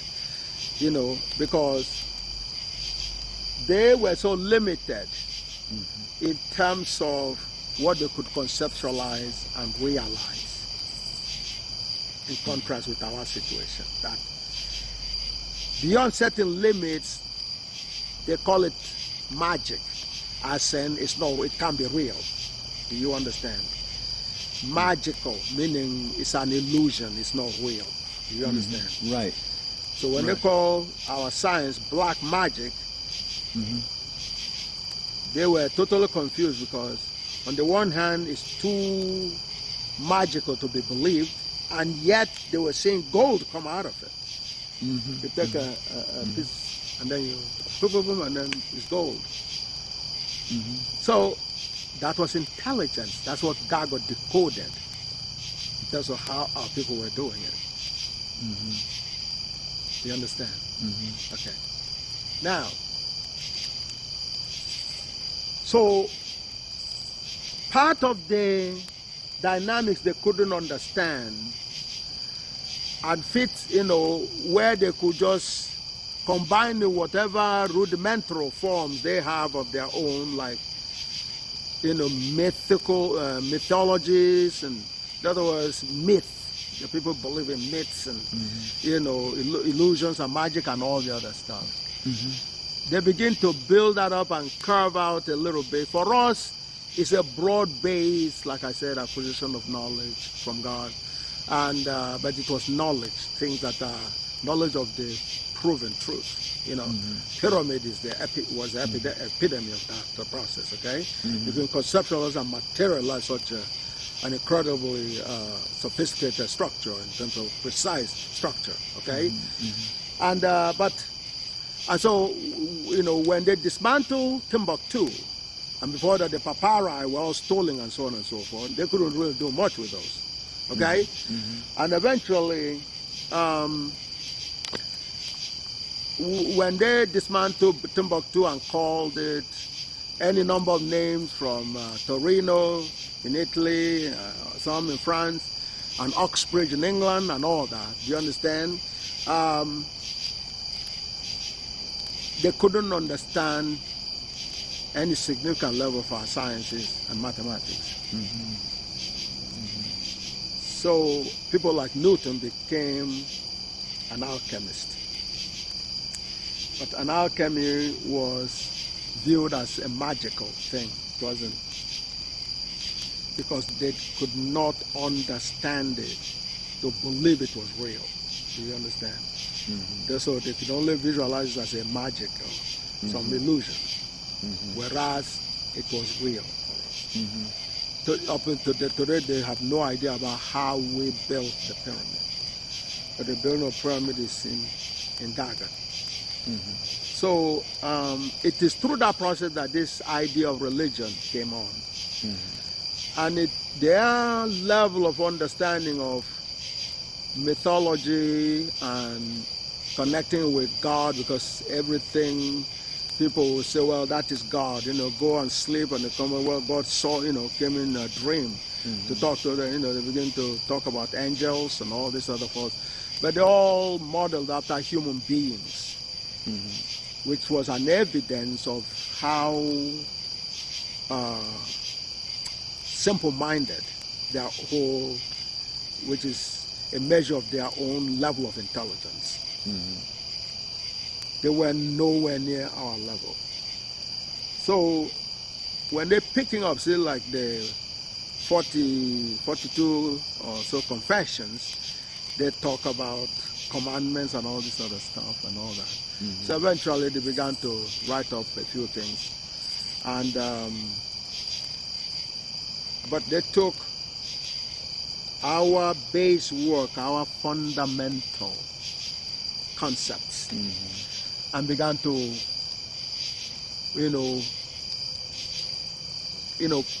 putting something together, which eventually they began to call religion. They take our knowledge base, what we really saw as science, even though we didn't know everything perfectly, but we knew quite a bit. We knew what we're doing was more like geometry, reality, but which they couldn't understand. But that lack of understanding left them with the dynamics of faith. Faith became the basis. And if you want to hold off a little bit second.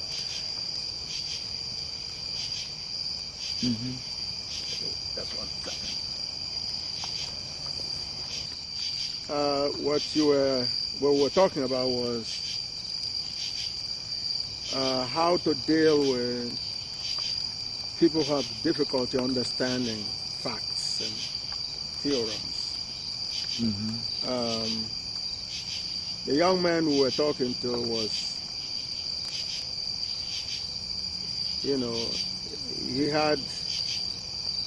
he's a very brilliant young man. Actually, he's a cousin. But he lacks the experience, that's one, because of his age, and does not have enough logic. He certainly has not digested much of Gaga. Plus, not being a mathematician, kind of all come together and kind of made it difficult for him to see things that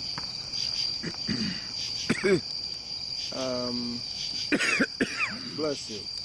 You see, his is typical of what most black people have problems with regards to Gaga, which is their disbelief. They are searching their ways to get a sense of what Gaga is all about. They certainly have no way of actually even thinking, let alone believing it is the totality of the truth. That's why he was talking about segregating Gaga. You understand? In many ways, he's going along the line of the Jim Crow dynamics. And like what I was saying before, there's a difference between a resume about a person and the realities about a person. Most of the times, the resume does not, deal with any significant reality of the individual. It's only the whatever thing they can latch onto that will give a good perception, of the individual, which by and large is usually far from reality. Do you understand? So it's all about intelligence, all about understanding. So Ambassador clearly could not understand. In other words, Ambassador still sees Gaga as some science. Every time I had tried to get his attention to Dasgupta, he's in total denial. And I think sometime today he was talking about Dasgupta only on a very superficial level. Very few black people understand what Dasgupta means. So, and if they're not mathematicians, then the problem gets bigger. What Dasgupta stated is a theorem. When he says, Oyibo, you are more close to God than any of us. That's a theorem. That's an infallible, proven statement. That's why he was talking about segregating Gaga. You understand? In many ways, he's going along the line of the Jim Crow dynamics. And like what I was saying before, there's a difference between a resume about a person and the realities about a person, most of the times the resume does not, deal with any significant reality of the individual. It's only the whatever thing they can latch onto that will give a good perception, okay, of the individual, which by and large is usually far from reality. Mm-hmm. Do you understand? Mm-hmm. So it's all about intelligence, all about understanding. Mm-hmm. So Ambassador clearly could not understand. In other words, Ambassador still sees Gargot as some science. Every time I had tried to get his attention to Dasgupta, he's in total denial. And I think sometime today he was talking about Dasgupta only on a very superficial level. Very few black people understand what Dasgupta means. So, and if they're not mathematicians, then the problem gets bigger. Mm-hmm. What Dasgupta stated is a theorem. Mm-hmm. When he says, Oyibo, you are more close to God than any of us. That's a theorem. That's an infallible, proven statement. Mm-hmm. But when you're coming from a 2,500 years of terrorism that disengages you from your own reality, then you understand? Yeah, the whole concept of who, me? Who, me? You understand? That's really what it is. Nah, it can't be me. Must be talking to somebody else. Mm-hmm. It couldn't be Oyibo. Okay? Right. And the CIA was building on that when they gave Scott Williams a script to say, no, Oyibo can't say he's better than Andrew Wiles or Princeton. How could a black man be better than, such a legend, a professor in Princeton, Ivy League? I don't know. He must be kidding. Don't embarrass Oyibo. Oyibo can never say anything like that. That's you understand? Mm. And that's where they believe the minds of the black people are. Mm-hmm. Once in a while you hear people say, gee, I'm a Kenyan, but I don't believe Oyibo. Oyibo is not a nice guy and all that. He throws off. Again, they're hoping black people will buy into that. That's not a Kenyan student, that's a CIA, that's a KGB or a KKK. Mm-hmm. Playing, in a disguise and say he's a Kenyan student. Okay? Mm-hmm. Now, so any number of those, but the core is it's hard for people who have been told they're dummies, you understand, mm-hmm. before they could complain about lynching over here, they're quickly told, listen, hey, lynching is better than you back in your homeland jumping from tree to tree and competing with monkeys. That's all you were doing in Africa. So you understand? So you should thank God that you are here and don't complain about lynching. Do you understand me? Mm-hmm. That is the mentality that was going on. So, but that's their own game plan. But God is that's their own so-called world order. Okay? Mm-hmm. Mm-hmm. Whether it's old or new or whatever, it's a world order, as according to them. However, God's order is the only order which is gathered. And that order exactly contradicts the order that they're supposed to be hearing for 2,500 years. That's what's the difficulty. That's what is hard. That is what is hard to believe or hear. You understand? That's the whole thing. You've been on with Gargot for at least 10 years or so. Mm-hmm. At least 10 years. I mean, you were interviewing me in 1999, right? Right. Okay, so that makes it actually more like 16 years. So the point is, you're still struggling to say, gee, Is it real? You're still asking yourself those kind of questions. And I bring you down over and over, and I open Einstein's equation and pull it out of Gaga. You can see it, you can't dispute. Mm-hmm. But no sooner you take your eyes off it, you're back to the old ways again. When you present your Yale piece, for any number of reasons, you do not go chronological. Because, number one, you know your audience are going to have difficulty dealing with the story that came first. Even I did that in the presentation on YouTube, where when I presented the three previous accounts of creation, Mm-hmm. and I said the God,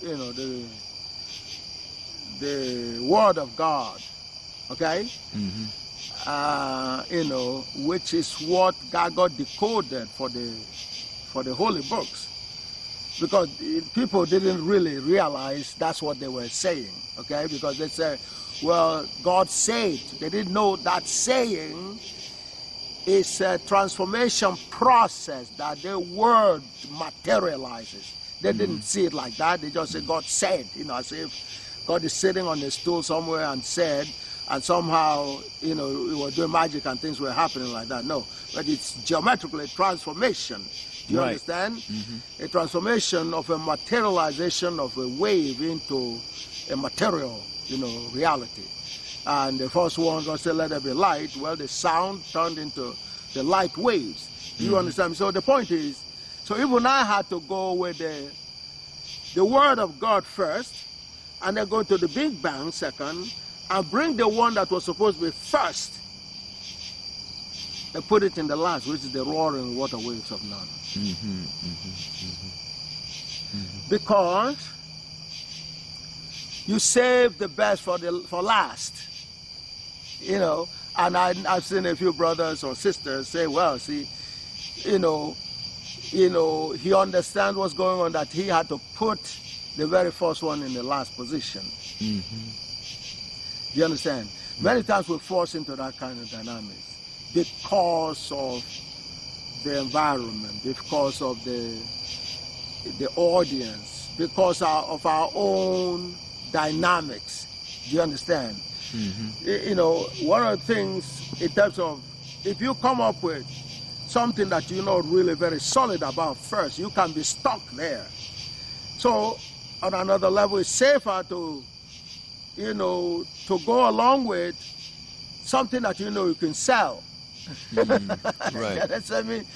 First, before you build on it, okay? And even though the one you're building on is not only older or came first, but is the ultimate.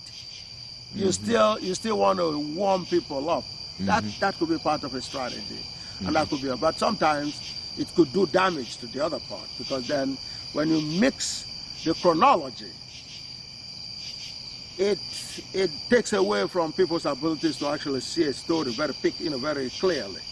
So anyway, so what was going on with Ambassador was one of, whereas the religion, and like I told you, what is called religion is something coined out by other people for us who were doing science. Do you understand? Right. Uncovering the truth, and knowing more about reality. Right. People like Imhotep, of course, was multidimensional in that respect, in the sciences and so on and so forth. But when other people come, because of their inability to understand the sophistication and advanced stage of our own science, they began to treat those that don't understand, in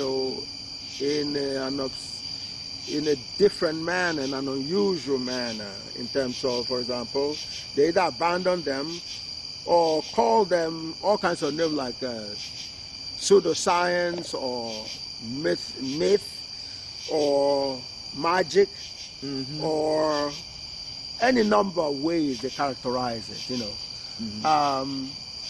and so on. So that's how religion came up. In other words, taking our science, especially the parts they don't understand, and kind of term it religion, in which case faith becomes a substitute for a rigorous proof, okay? You believe on the basis of faith. And that's why you see them very, very superficial. They dress, you know, lavishly and, you know, nicely shaved and everything else. They look credible and all that, but it's all superficial. When it comes down to, you know, it's as superficial as their resume. Okay? You know, a big, very big part of our history was a black janitor in Johns Hopkins University that conducted a heart surgery, okay, without any training, without any university training in medicine, okay? And the surgeon, supposedly one that has a Harvard or Johns Hopkins degree in medicine, could not carry out such an operation. For us, a janitor, being in a janitor position, is superior in terms of your knowledge and intelligence to a person with a Harvard degree in medicine. That's what the brother showed. So, which is again of saying that people who are average among our people, average intelligence, are geniuses when compared to the other people. Right. You know, so that is the blessing.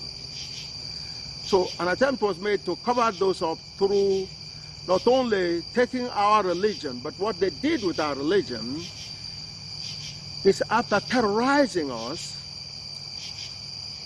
they maneuvered those religions. First of all, they divided it into two. They have a version that was practiced by the Southern Europeans, beginning with the people from Arabic called Arabs. And then, you know, once they got into the shores of Africa, they united, they unified, you know, all right to Asia, and build up what they call the Arab states and so on and so forth. So that's a segment, that's the one that is called Islam. And those ones began penetrating into the continent before the Northern European version, which is Christianity. And even though it started from Africa, but once they took it over, they Europeanized it, meaning they dumbed it down. It was dumbed down. And it became a mixed bag. And God, who was the center, God is always the center in the African setting. That's why they had the original vocabulary for God, Jah. Because everything is God. Because every reality is God. Do you understand? It's a piece of God. So they were serious in what they were pursuing. But for reasons that include the non-blacks' inability, lack of enough intelligence to understand what we do, the way our sciences and so on. They took advantage of that to do a few things. Take that religion and repackage it and put their image on it. But made it in two parts, fundamentally. From the Northern Europeans, they will put a blue-eyed blonde face on the main character of the religion, Jesus. The South would even though they will claim that they are focusing God, in reality, both of them are worshiping the prophets or the messenger of the religion.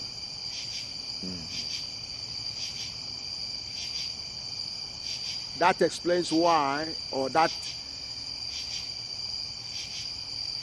explains why there are differences between the, apparent differences between the two religions. Because if God was their common denominator, there would be no differences. So the difference began with the prophet for each religion. That's where the difference is supposed to be. Because if they were both focused on the same God, first of all, those prophets will be talking the same language and the focus will be on God. But the focus is diverted from God because the focus became that of the prophet. Do you understand? Do you understand that? Yeah. The prophets, took the place of God in effect, which becomes the basis of the differences that become so serious they begin to war among themselves. But if you go back to their beginning, their two beginnings, it was one concept, which was scientific, search of the understanding of reality. Their thing, because of their lack of understanding, ability to understand, they substitute that ability with faith. Something you can't understand, so you just believe it. You understand? Right. Absolutely. And you try to force that belief on the people you deal with, including the people that originated it. That's how Muhammad Sani ran into difficulty today. Because he was so stubborn right from the beginning. He didn't seem to, he was talking over everybody. He didn't want anybody else to he didn't allow anybody else to deal with the so-called thing, in the stem of religion. That he said, no, leave religion out of it. He was just wrapping things that he heard and things that, he wasn't using any logic. So the diagontical dynamic is such that God must always win because God talks only one language, the absolute truth. So when you got gotical, you talk in God, you will prevail. That was the dynamics of what happened today. Yes. But you talked about Joshua, and I really want you to talk about the Islam and Christianity, and then I'll let you go get some sleep. You look sleepy.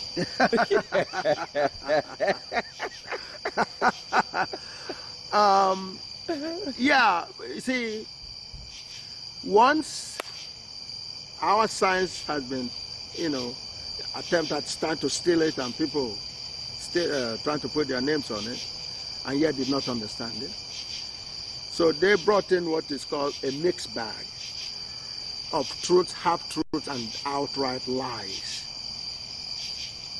That's what they call the so-called holy books.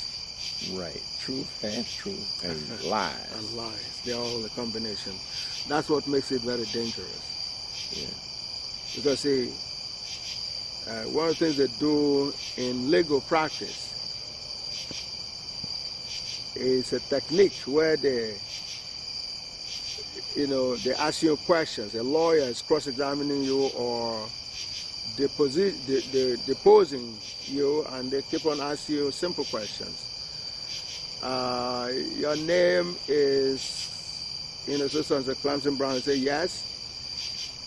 And you live in Brooklyn. You say yes. And you're a black man. Yes. And you like to play football. You like to watch football. Yes. And next thing, and you assassinated a guy, and then you're going to say yes. The momentum carries you to say yes. Everything that has been saying yes is called, that's kind of momentum, Boom, you're going to say yes because you've been yes. You couldn't stop when you were supposed to say no. That's a technique that is used in the legal process. So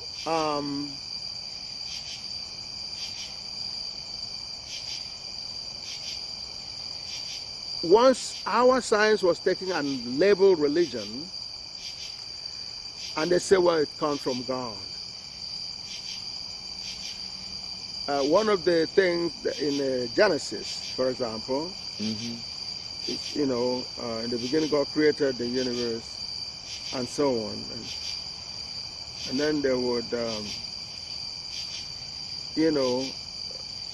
so God said, let there be light, okay? Well, God can prove that. God said, let there be light. God may not have used a word. God just ordained there be light, and there was light.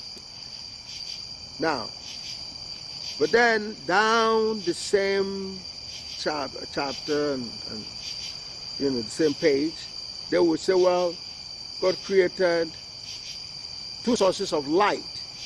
It's the same Bible. One for the night and one for the day. And God who created those two, and they talk about the sun, the moon and the sun. God who created those two intimately knew there's only one source of light, and the other is a reflector. Okay. So therefore God couldn't make that statement. So therefore God couldn't have written that book. There's no way God could write and contradict or make God, make God look so superficial about things. So therefore that is how God decodes in a mixed bag situation which part is true and which part is not really true. So now, therefore, beginning with this science turned into religion, they're heavily dependent on our language and our whatever they could understand from our science, and our names and our culture and everything else. So that trail followed through their whole journey. And so what a decoding science like Gargot is the ultimate decoder, does is to follow that path and trace it and find where things are not right. And then you decode the whole process and tell the actual truth. That's what I do. That's my job. Because God gave me every reality. Every reality is a GIJ, collectively and individually. Collectively, that summarizes the entire entity of God. So I can see the entirety of God through that formula. God showed it, but that is, I don't know if you ever understand that until you are 1,000 years old. Because it doesn't sound believable, and yet I can talk forever, literally, even though I'm kind of getting tired and all that. But the point is, so in following that path, you look at the two principal names in the two religions, Islam and Christianity. If you begin with Christianity,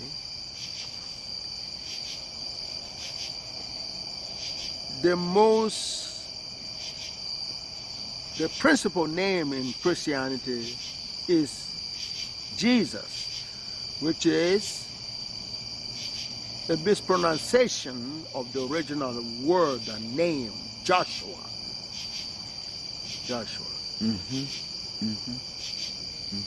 And at a period where black people have accepted a concept that they originated as a foreign entity, you were expecting everything about it to be foreign. They give you a blue-eyed blonde Jesus, as in Joshua. until God got decode Joshua to be a black man by decoding the name Joshua. Which is why I needed to have you listen to, and I had not talked to Ambassador, you know, behind anybody. He was there. You called him. So, and as I told you before we started, we're going to ask Ambassador the question so you can listen. Ambassador, the reason his is important is while you are relearning the Igala version on the continent and the location, Ambassador was born an Igala. So he understands Igala vocabulary. So without going to the Bible and making any references, I asked him, what does the word Joshua mean? I put a question to him. Or Joshua. Have you ever heard that word? I say, yeah, that's an Igala word that says God does it for us. God is our Savior. That's what it means. That's the exact translation from Igala. Joshua means Joshua. There's no Igala, anybody that speaks Igala that cannot translate that to be God does it for us. God solves our problem for us. That is what is called God is the Savior. God saves us from our problems. That's the exact translation in Igala. So there's no way you're going to convince an Igala once they're able to hear that decoding. That's devastated his opposition totally. That's when he began to say, I apologize. So it was the victory of God over ignorance. That's what you saw today happen. That swept him off his feet so badly that he said, I apologize, because he was very stubborn up until that point. Now, I had gone over Amama before that, but he thought the Amama was only to be critical of Islam. He didn't know that it goes beyond Amama, which is clearly an Igala translation of and you heard how beautiful he translated it independently. He said, the Noah knows. The Arabs couldn't, translate Muhammad as well. I've seen their definition of it. They don't, because it's not their language. The way Igala translated it is more authentic. It's simply, in a very simple language, it means a prophet. So, but that is an Igala. That's Igala. That's way before Hebrew and all this. So therefore, that says where Hebrew came from, or where the religion came from. Do you understand? Are you following Minister Brown? That's where the religion comes from. The origin of the religion is proven to be African. Because today, the name, especially a version of it, that is slightly, a variation, is still borne by children today. I had a friend that was called Jochogu. Jochogu is the same name. God is the medicine. God is the doctor. Ojochua, God is the one that does it for us, that solves our problems. And that's what is considered to be the translation in the Bible. So therefore, since that is our word independently, and it still is today, and combined with the fact that we were here before everybody else, therefore they are telling our story with their own distortions put into it. So that's how Amama or Maman or Muhammad, otherwise called Muhammad, is an Igala name, Igala culture, in terms of bestowing on a person, just like you watch me being bestowed by the same title. When we say the thing that was happening during Muhammad's time and the Kemet, the time of Kemet and so on and so forth, is still being practiced in Igala kingdom today. You witnessed 2004 where they did what was done to Muhammad to me with the same title. Amok Tidojo, that's Amama Tidojo. Tidojo simply means within. So that was what happened. So when Ambassador was able to see that geometry, his objection and all the other stuff, that's why he said, I apologize, which is what I mean by the power of God through the truth. And if you're able to hang in there and let God penetrate your mind and soak you with that power, then you're unstoppable. But it was important for you to witness from the beginning of things to where God took it, with the Ambassador. And that's what is the God order. You saw God order play out. So it needs now to be followed, and continue until every person, especially a black person, is woken up.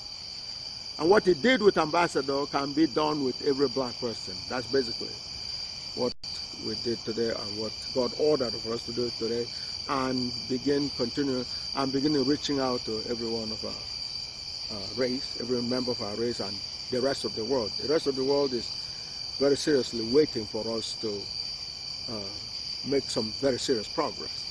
So that's a summary of what actually occurred today and what needs to move forward. Are you there with me? I am. We're almost through. We're getting there. Yeah, Joshua was a very important piece, because when you consider Joshua being an African identity, and the meaning of Joshua in Igala language, which meant yes, Joshua, Jah is God, Che means do, Wa means for us. Mm-hmm. So God is our soul. God is our Savior. That's basically what it means. That's his quote. What is quoted in the Bible, and yet the black people, the Gala people, are reading it and not seeing themselves in the Bible. Right.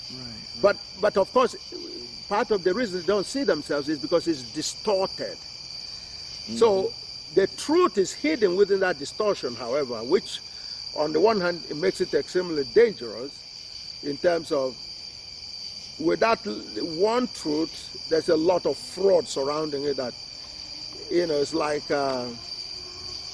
eating wholesome food with a poison in it. Do you understand me? Mm-hmm. So that's basically what it is. But it means God solves our problem for us, or God is our Savior. God saves us from problems, which is God the Savior. God saves. That's what it means. Which is what is quoted in the Holy Books as the meaning of Joshua. But the Europeans then take and colonize it by putting their image, an image where there never was an image. Absolutely. And then they distort it by giving it back in their own culture through their culture, which is to distort and put their image on it. That's right. And so you don't see its Africanness. Yes, that's right. Same thing with Mohammed. Yes. Give us how Mohammed is. Yes, Mohammed, again, is an African name, very loud and clear. Most, this is just like mathematics. Mathematics is another. In fact, the word Amokidojo is actually, Amama is really what mathematics is, okay? Although in the mathematics they put ma'at. Instead of calling it ma, they add the T at the end of it, okay? But the key word is ma, which is knowledge of the proven truth. Ma'at, ma'atikos. So, the same way is Amama, the one that has the knowledge of proven truth, okay? Amama, meaning you are a mathematician or you are intelligent or you're a genius, okay? Now, if you're a genius, genius means you actually have a knowledge of reality, you know proven truth, okay? Then you are a true prophet because God is the only author of the truth, because that's God's language. So if you could speak God's language, then you are a prophet. In other words, the so-called scientific world don't want to associate with the prophet in the religious kind of dynamics, because the religious dynamics, they don't have to prove anything they profess. Okay? In the scientific, and math is the ultimate science, what happens is people demand that you prove your prophecy, or your, or professor is supposed to be a prophet. You understand? Professor. Okay? But you have to prove your profession, or what you're professing. Okay? It has to be proven. In the religious level, you're not required to do that. You just need to, galvanize, and bring forth followers, and they will just believe and sing hallelujah, But in the scientific world, you under pressure to prove your point. Many times the proofs are not given, or correct proof are not given. But when you come into Gargot, and the mathematics is the real, is the ultimate, then you're dealing with the more accurate science, and the ultimate is the Gargotical science, which is perfectly. See, I know everything about you because I see you as a GIJ. There's one GIJ that covers your whole essence, both your material and your spiritual part. Okay, spiritual part are evident through the waves in terms of how you conduct yourself, because the spirit actually moves the body, moves the material part. So one sees your spirituality through that movement, through your demeanor, through any number of even do you understand? So therefore I can see you because I have a GIJ, because the GIJ for you is you take away yourself from it, is where you come from, which is God. That's the reference point. Okay? It's God. So therefore, and everybody, Jim Crow, take away from Jim Crow is also God, unfortunately. But he also comes from God, But God didn't create Jim Crow to be where he is, and so on and so forth. But so from that, gives me a GIJ for individuals and collectively. I can see for one Jim Crow and a collective Jim Crow from their spiritual. That's why I was saying, to believe Jim Crow has a hospital for a black person, number one, he's too dumb to get to, because the IQ, as God has shown, God showed my IQ in terms of my intelligence to be infinity. Meaning I can, if I can understand it, I can understand this table, I can understand things, you understand me? Anything that's real, because there'll be a GIJ. All I need is some boundary conditions, and initially I can formulate anything that exists, that's real. Okay? It is through that process that I'm able to decode Muhammad and all these others. So when I come around and I see a name, I say, well, all right, what's the truth about this name? It has a GIJ. So I just go into the GIJ. Do you understand? My intelligence has infinite dimensions in terms of eta sub n. You're going to count 0, which is the wave, then 1, 2, 3 to infinity. Every of that dimension is in my head. I use those, select from those infinity to get a few components that I can compose any reality, anyone. Okay, it may take me a little time. That's the difference between God and myself, because I'm nothing when it comes to God. What I'm rapping is something God sowed in my brains. Do you understand me? I don't own it. Nobody does. There's only God owns that. Okay, but it's an extraordinary privilege, to say the least. Okay, for God to allow me to see all the realities. That's what I did with chemistry, and decoded what it really means. And over the history, people have thrown some bits and pieces of it somewhere, but when Gargot came and took it, Gargot brought it, really together, where nobody cannot dispute anymore, which is, it means black magic. That's what chemistry means, okay? The same way you take Muhammad. Okay, so now Muhammad when you hear Muhammad, especially when they corrupt it and say Muhammad, and all that, then you begin to analyze component by component. On the one hand, you see Ma, and we know we have the original version, or the one version of it in Igala. It's called Momo. I have a cousin that bear the name Momo. Now, Momo, usually when a name is given, it's usually a full sentence summarized into a compact form, okay? So when they say Momo, they mean Amo, meaning the one that no one knows, like Ambassador did very brilliantly, you know. The no one knows. Amo means the knower, the genius. They will know. That will be a name that they will give a chance. Sure enough, like I said, a lot of people bear Momo. And in, you know, where from President Buhari's area, there was a famous journalist there called Mammon. That's the same name. So African have versions of Mammon, but the Arab, they're fond of putting the word H in certain places. Maham. That is their own twist to it, but it doesn't make any difference to the real word, you know. Mahamma, okay, Mama, okay. So just like they put alchemy, okay, you know, alchemy, you know, is chemistry, or you know, chem, but they put alchem by way of chemistry. So the Arab component is the al part, okay, but chemistry, chemet is land of the black people, or the black people. So therefore you look at it and you see there are two words, Ama, or there's really one word, repeated twice, okay? So the first one will be the noun, which is Ama, the one that knows. The second one will be the verb, which is also, you know, knows verb, that's an emphasis. The knower knows. The knower is a noun and knows is a verb. Do you understand?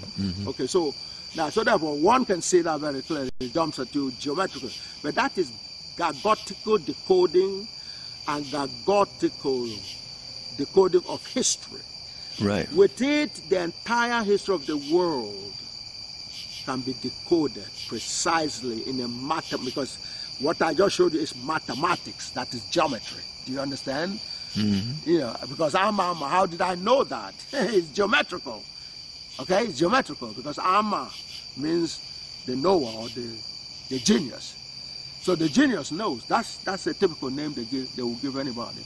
Okay, you know, but the meaning is so therefore, but it also means a prophet. So when it's associated with religion, the genius, or the one that knows, the knower, becomes the one that gets revelation to pass on to people. Do you understand? It doesn't automatically say the message actually comes from God. It is believed the message comes from God. Nevertheless, they still can call the person a genius or a prophet, okay, that knows. So it's the same name. That's original. Now, like I said, I've checked the definition, how the Arabic interpret Muhammad. They said the glorious one or something like that, which is not quite the same. What I presented is more geometrical. Do you understand? The knower knows. That's automatically say, look, for anybody to know anything, God has to permit that. Okay, so therefore, your expression of knowledge is actually expression of a message from God. Knowledge is God. Knowledge of God, peace of God, is getting authorization from God to relay reality to another person. That's how you express knowledge to other people.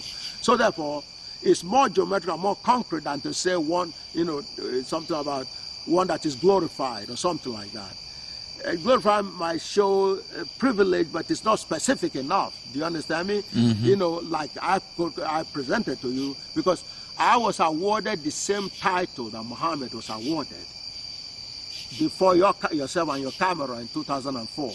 They call me Amma, okay, which is the knower or the genius and the true prophet. That says,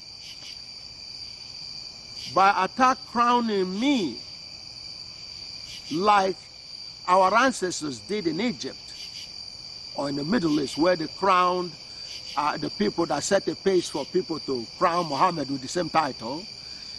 That culture from Egypt was still operating in either or amongst black people, which is what you witnessed. It is traditional that when you see somebody that stands out in terms of a revelation and intelligence expression, you will give them a title called Amma, meaning a genius or a prophet. Do you understand? So that is a black culture that was borrowed by the people that call themselves Arab.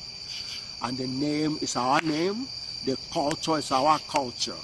Now, what the author also did then is to crown me as a prophet. Do you understand? That's important, Minister Ron. Need attention because this part is one of the most critical parts of your interview. Okay, and would you also segue into Boko Quran? Yes, but before I do that, I have to say this something that there are verses in the Quran that says Muhammad was the last prophet. Yes. Well, but in 2004, another prophet was anointed, and you filmed that. So what do you what do you say?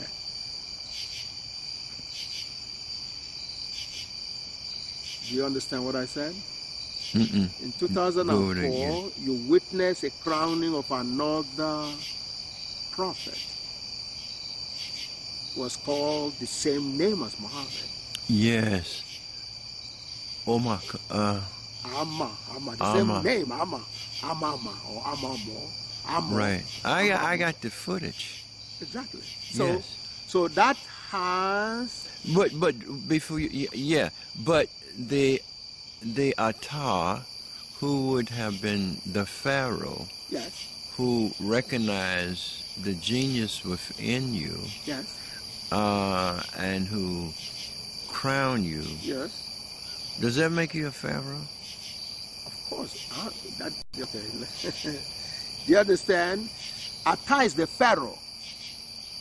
Because pharaoh means Ata or father. Do you understand? So now, the word pharaoh was not the original word. The word is more like a pata. And if you take the P from pata, you get Ata. Do you understand? So the Ata is the version, but it all means the same thing. Both Pharaoh and Ata means father. Do you understand? Yeah. No, so it is during those time and a little extension and around that area that Muhammad was crowned the Amor. Both Muhammad and I were crowned by Amor. And the traditional person that does that is the king or the pata. Do you understand? Or the, one of the high-ranking people in the society will crown the person or will declare the person a prophet. Do you understand? And the prophet, Amor means a prophet. So he was called Amor, and I'm called Amor, except his Amor is based on faith. That's a very big difference. His is based on faith. Mine is based on the infallible word of God, which is the absolute truth. Therefore, there has never been any prophet that has reached the level that God has brought me to, ever. Therefore, God ordained me the only real total prophet, the last prophet, the real last prophet, the first and the last prophet in reality, in terms of the totality of it. That's the implication, which is why clearly Dagot is very, very explosive. People like Muhammad will not be able to deal with that kind of thing because that's totally against the preaching they get, which causes trouble. So therefore, now, what happens then is, because this religion which is taking reality they could not understand and shape it in a form where they could use in tranquilizing people and indoctrinating people to do their bidding. Once they are in that mode, they want to continue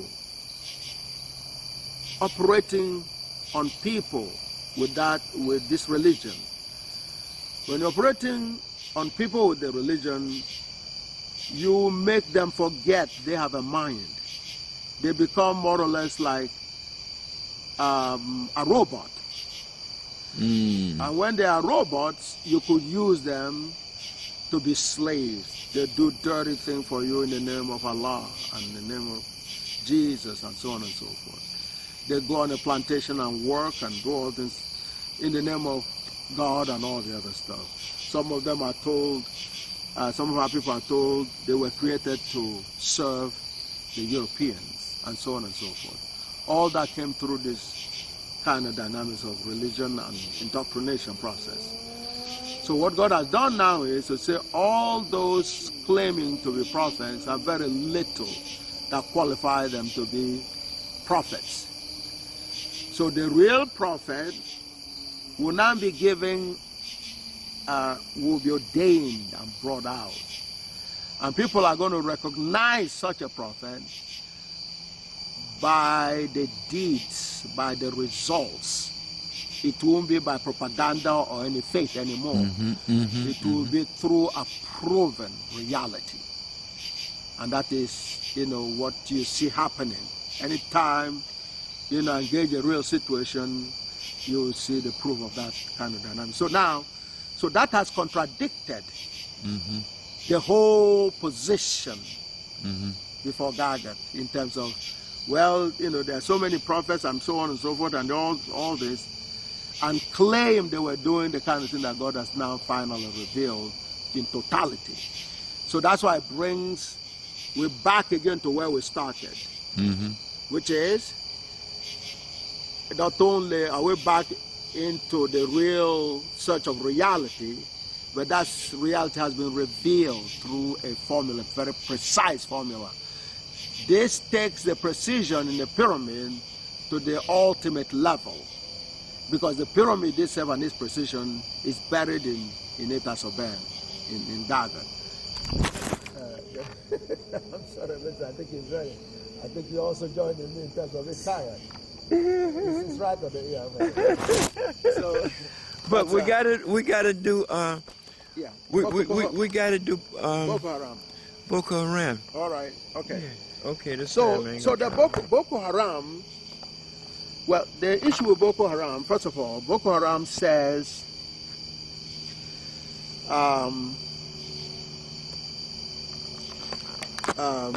non-black education is a fraud. Okay? Which is true. That's what I've been describing all along. Right. Non-black, because they don't have enough brains to give anybody any education. They can't even educate them, let alone educating anyone else. Do you understand? When God revealed my intelligence to be infinite, and like I said, I think if I keep on repeating this enough times, you'll be more inclined to begin to study Gagat and begin to see what it is I'm talking about. The book is there. The ranking from Göttingen and everywhere. And again, what I was saying before, without Gagat in 1990, there would have been no Yale report. Absolutely no Yale. See, so in terms of you presenting, as much as it's tempting to begin with the familiar grounds for our people, or the Jim Crow, because our people will have a more belief in the Jim Crow story than you have to give the chronology, because without one, the other didn't exist. The proof is, for 2,500 years, there was not a single time Jim Crow ever classified black people as being intelligent. Even when they do incredible things, they will have a way of ignoring it or do something. But after 1990, the whole thing changed. Well, why did that bring about a change? Yeah. That Go ahead. that forced Jim Crow Yes. to recognize Yes. Geiger. It's a new day. Well, to recognize or to come up with a study that showed that black people were... Sure. What happened was, when it came out in 1990, a year before I had been given a very big award in their system called the Associate Fellow of the American Institute of Aeronautics and Astronautics, which was a huge development. With my age and race and so on and so forth, it was incredible that such a young person can get that kind of award, which people at MIT, when they're 2 days to their retirement, they will get an associate fellow in terms of their professorship, full professorship. So here is a black young man under about 40 or somewhere there, getting an award, okay? You know, under 40. And that shocked the hell out of them. So the next year, and what they saw that forced them to do that was something that was a prelude to Gargot. A year later, Gargot exploded. And there was a lot of talks and concerns about the dynamics. You know, 85, less than 5 years, or a little more than 4 years. Before then, I was in Germany, the same Germany, but not the same school, University of Aachen, giving lectures that, you know, got my father so spiritually, elated, and so on and so forth. And even Kwame Ture, you know, on another level was elated and so on. But what happened was, once Gargot began to come up, and I was engaging their very best in Cambridge University, a guy by the name of George Batchelor. He has since transformed on. George Batchelor was reviewing Gargot, a piece of Gargot. It wasn't really Gargot, it was what you call interim report on Gargot. That's Cambridge, that's a colleague of Stephen Hawking. They're in the same department, the Department of Applied Mathematics and Theoretical Physics in Cambridge University, a guy called Professor George Batchelor. And we were having very explosive, how do you say it, communications. Exchange, okay, extremely explosive. Now I know that somehow Stephen Hawking must be in the background somewhere, and they're very best in Cambridge when it comes, and through the wrestling, none of them could touch. You understand? They were just unbelievably touched. And the thing continued on the website called The Naked Scientists, which is a Cambridge alumni and Cambridge graduates formed that website on behalf of Cambridge called The Naked Scientists, oneword.com. And they continued discussing it, you know, for a long time. So once that began to evolve, and they had their very best review the work. As a matter of fact, in 1994, actually 1994, they assassinated my brother, Dr. Musa, you know, as part of the retaliation and so on and so forth, and my family were under attack. In 1995, in a gathering of some of the finest mathematicians on the planet during that time, including a guy called Lee Siegel, Professor Lee Siegel, who has a PhD in mathematics from MIT and a well-renowned professor of mathematics. He attended George Handelman. You know, these are legends of mathematics. A guy called Paul Garabedian, I've talked to you about him before. These were all gathered. And in the process, Gargot was actually presented, and none of them could touch it. That was in 1995. As that was happening, and Jim Crow was trying everything they can to derail Gargot, and they couldn't do it. They saw the eta sub Ben, which is not only the fundamental geometry in terms of expression, the representation of everything, of all intelligence, because it had a parameter which is actually an intelligence quotient or level of intelligence, which is the n, eta sub n, where n can go from minus infinity to plus infinity. The important is to go 0 to infinity. Now, that is a fundamental building block for building any reality, well, that you can decode any reality, otherwise called intelligence. And the n is the level of intelligence, which for me is infinity. That's why I can talk so much. That's why I can talk. So anyway, once they saw that, there was nothing else they could do. So they said, well, we can't touch Oyibo. Oyibo is out of sight. We can't touch it because the expression is there. And only a fool can even try to hold back a little bit. That's why I caution anybody, including yourself, because if you don't want to embarrass yourself, ask questions. It's better. And to say, well, I don't know. Well, if you don't know, it means you're so out of it that there's an expression. Eta sub n defines intelligence exactly, which nobody knew before Gaga. So when Yale was ordered by Clinton to go into the labs, they were being guided by this eta sub n, because in effect what they measured is equivalent with the n of the eta sub n. So what is called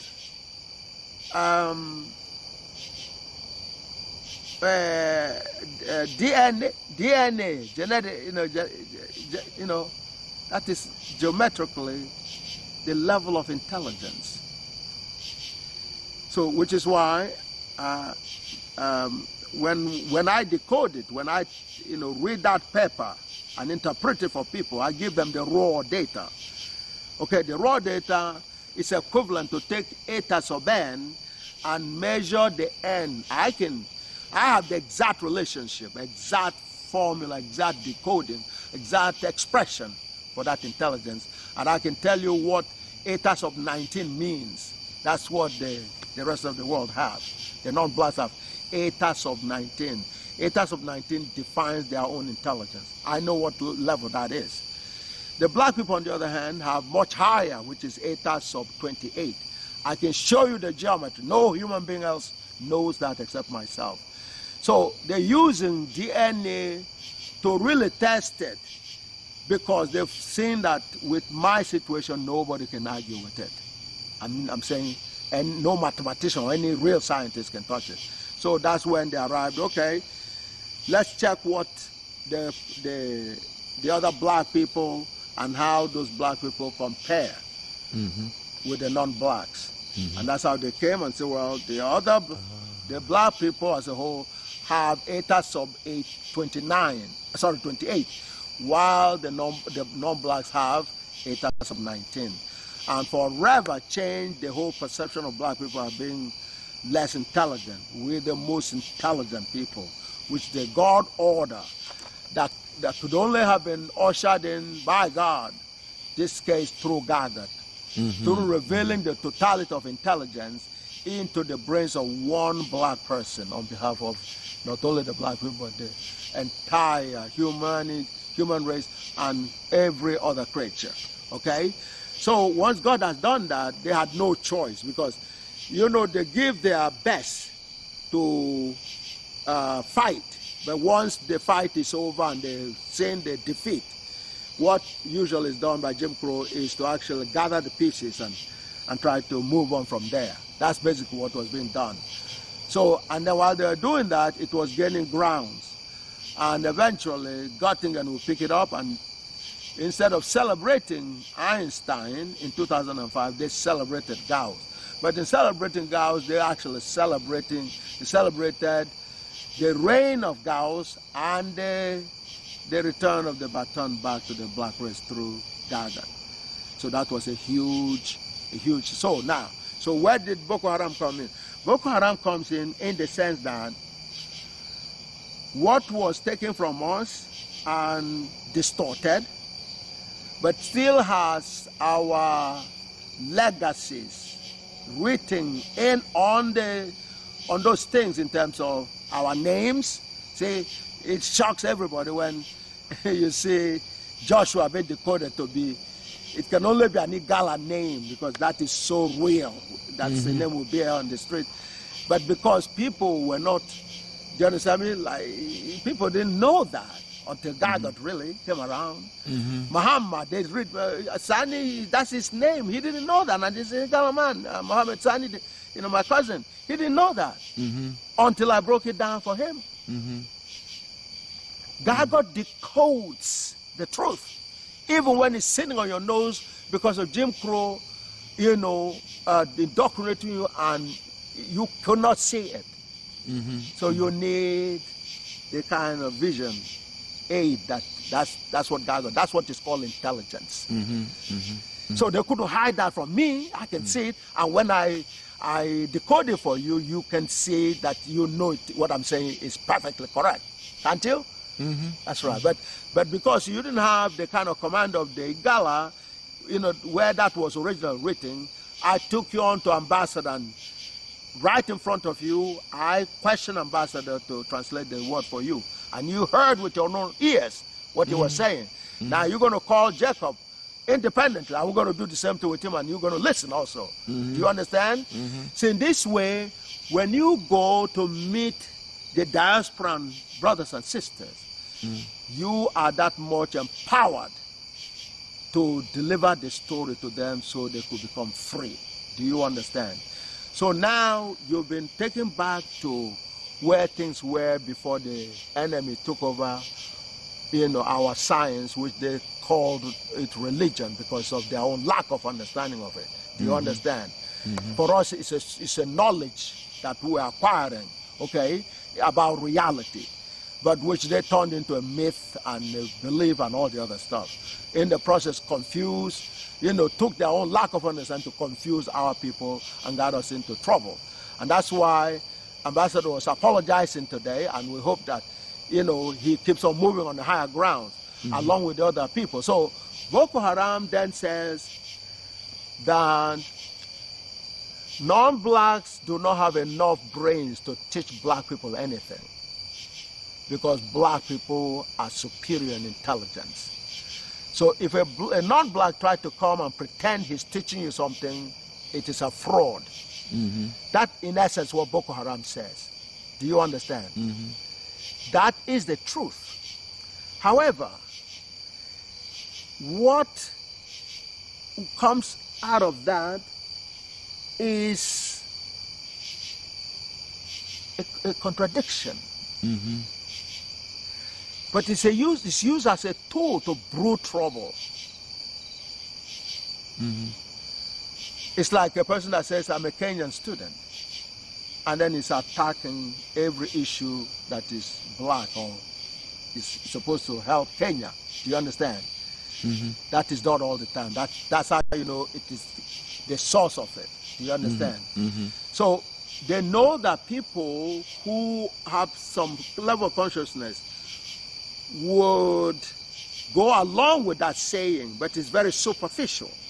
The real goal is destructive. Do you understand? Yeah. It's to bring in war, divide people up. You know, especially to divide people up between north and south.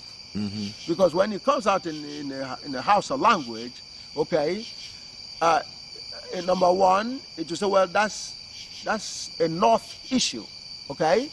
So, and of course, and sure enough, some of the atrocities that were carried out seemed like it was anti-South, until it began to show that even within the North, there was division. Because, for example, you know, they tried to say, well, it's North versus South, which another was saying it's a religious war. Do you understand? So, except, you understand, even though the Muslims are attacking Christians, they're also attacking other Muslims. That is where you begin to see inconsistencies.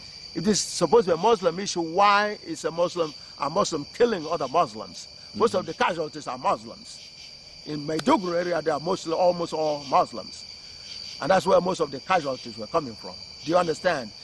That's how you begin to decode what it is that is going on.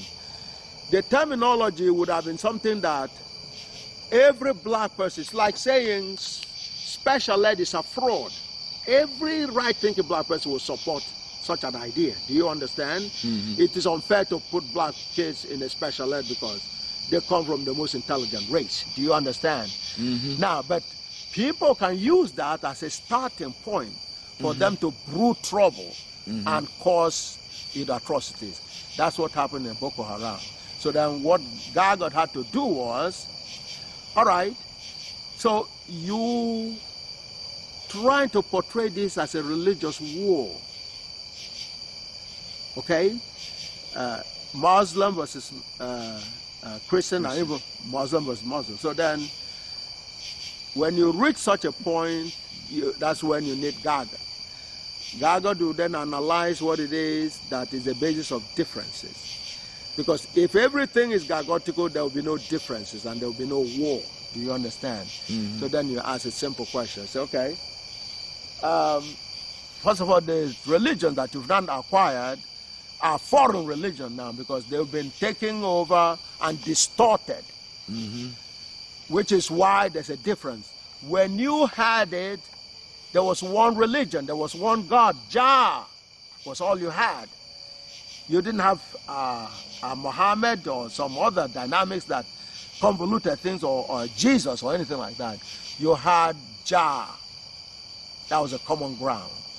So, and even though your name is, your name is used as Joshua, okay, the way you saw those dynamics were more like, there was a Joshua that took on, according to Professor Barashango, he researched it and found out there was a historical Joshua, okay, Joshua, who carried out an uprising against the Roman Empire, the Roman emperors, okay, and that he was crucified, okay. He said that was historical, that's a historical reality. But then that has to be a black man and a Gala person because he bore Joshua, and that would be expected because, you know, the Greeks and the Romans were on our land, you know, terrorizing our people. So it is understandable why a Gala person will rise up and take on the fight with them, just like Hannibal did. Do you understand? So that's not far-fetched. That sounds credible, okay? But making Joshua to all of a sudden become God and all the other stuff, that is the distortion, okay? That's not what we... So when you bring them back, so then that's a piece of history. Joshua becomes a piece of history, and uprising becomes a normal dynamics of trying to fight your enemy. Do you understand? So that is understood to be part and parcel of a human dynamics, okay? And reality. Now, but making all those other distortions is where the difference. So if you're able to find your way back, like in Sankofa, to where you were, which is where Gargot is taking our people, okay, to say, okay, first of all, the names are our names. The most central names in the two religions are Gala names. Do you understand? Or Gala Hausa names, very clearly, or Yoruba names, or Igbo names, okay? Or Lingala names, okay? Ma is a very common word in all the dialects of Africa. They identify with that word for the most part. So anyway, so then, but you, after decoding thoroughly, that is exposed. You say, well, if they're foreign, why do they have African names? This cannot be a coincidence, to the point where even Peter is Pata. Okay, Peter, you know, St. Peter, the greatest apostle, he has an Igala name. Okuta, Pata, or Apata, that's what we call a rock. Apata, Pata, Peter, that's Peter. So that's another like Joshua, it's an Igala word.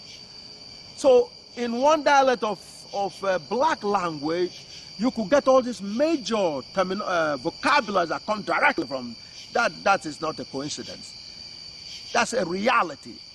So that's the origin. Now, during that origin, however, it was historical, account of reality, and philosophies and so on and so forth. It wasn't convoluted to the level that it became during the Jim Crow. So once you're there, then you have a common understanding of reality. Therefore, you agree. There will be no problems anymore. First of all, you'll be teaching yourself. Jim Crow will not be involved in teaching you anymore. So Boko Haram will be a thing of the past. If you don't have non-blacks teaching you, then you won't be complaining about their teaching, which cannot be a teaching. Do you understand? But there's a truth.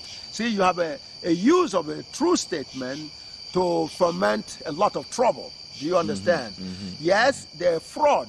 I mean, for example, the so-called colonization happened in the 1800s. And supposedly they've been educating Africa, both over here and over on the other side of Atlantic.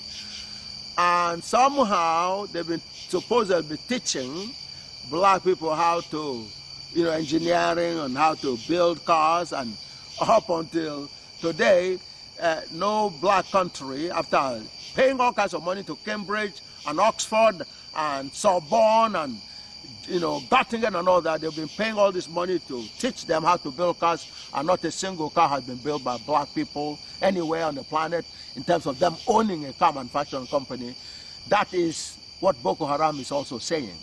That's a fraudulent education. That's a no education at all. Otherwise, what do you have to show for the education that you paid so much money for? Right. That's so that is a logical, consistent in terms of a good aspect of Boko Haram. But what it's used for is destructive, so it negates that particular dynamic. Either way, Gaga solves the problem both ways. You go to the origin of things, and then you see the commonality. You understand? Just like if you go to God, you have unity. Okay? You have a family reunion. When you go to the first Brown and your wife's family, they are the same generation as you. Do you understand me? Then you have gotten into a lot of common grounds, because those grandparents, okay, are the origin of the large number of grandchildren and great-grandchildren. Do you understand me? A large crowd have a common base then that, great-great-great-great-grandparents. Do you understand me? And you have a common ground there, because then you can all call that grandmother your grandmother, your great-great-grandmother, for all of you. Do you understand? Even though you look like you're many and you're different, that's what God has done through God. God took our understanding all the way to the origin. That's why if you subtract yourself from yourself, you get a sense of that origin. The same way Lady Brown subtracts from Lady Brown. Lady Brown also comes from God. Same thing comes everybody. Everything comes from God. That is the common denominator. So therefore, and when you reach that point, you solve a lot of problems and a lot of misunderstanding. You see your oneness, your connectivity. Do you understand? That long time ago, great-grandfather is what connects all of you. And God connects all of us, both living and non-living things are connected by God. And the fundamental level, that God connected us is through waves, which is spirituality. So you could celebrate that kind of connectivity through spirituality, through communicating with people, through having a good time, having all the godly times with people, and sharing godliness with people. So therefore, going to the African origin of religion unifies the religion, just like going to, right? If you're having difficulty in your generation, go back, within a larger family, go back a few generations, and you have one common ground that unifies you. That's what, but that to tell you a lot of stories in front of us, okay, you're not very different. You're the same people. Okay, you come from the same great-grandparents, just like all black people come from, and all humanity now understand they come through the black people and, from the same creator. Do you understand me? So when you go that far, then you really understand a lot more about what you have in common, about why differences, are necessary. Through that journey, you are able to learn about how to get rid of differences. That's and that's how Boko Haram was solved, because the people were on the edge of exploding. Okay, when we came to Zaria, although Zaria was not as how do you say it, as dangerous as Owerri and Ibadan, there was the religious dynamics over there.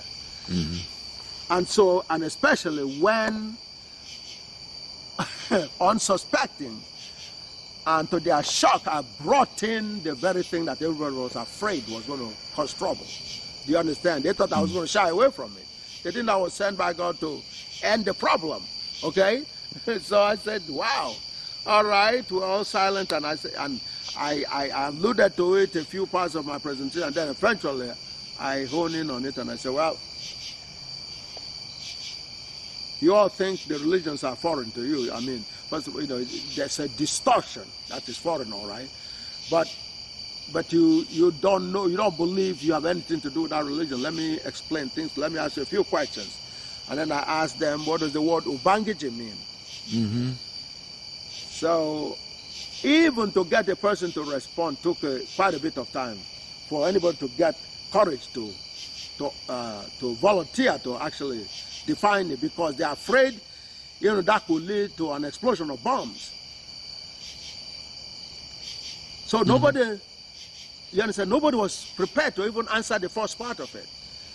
Slowly somebody lifted their hands. Okay, I'm going to try, as long as I just answer the question. So I said, well, there are two meanings. One is, it's a creator. That's the real meaning of it. So I said, fine. Or the Ubangiji, or, Father of Hope. Okay?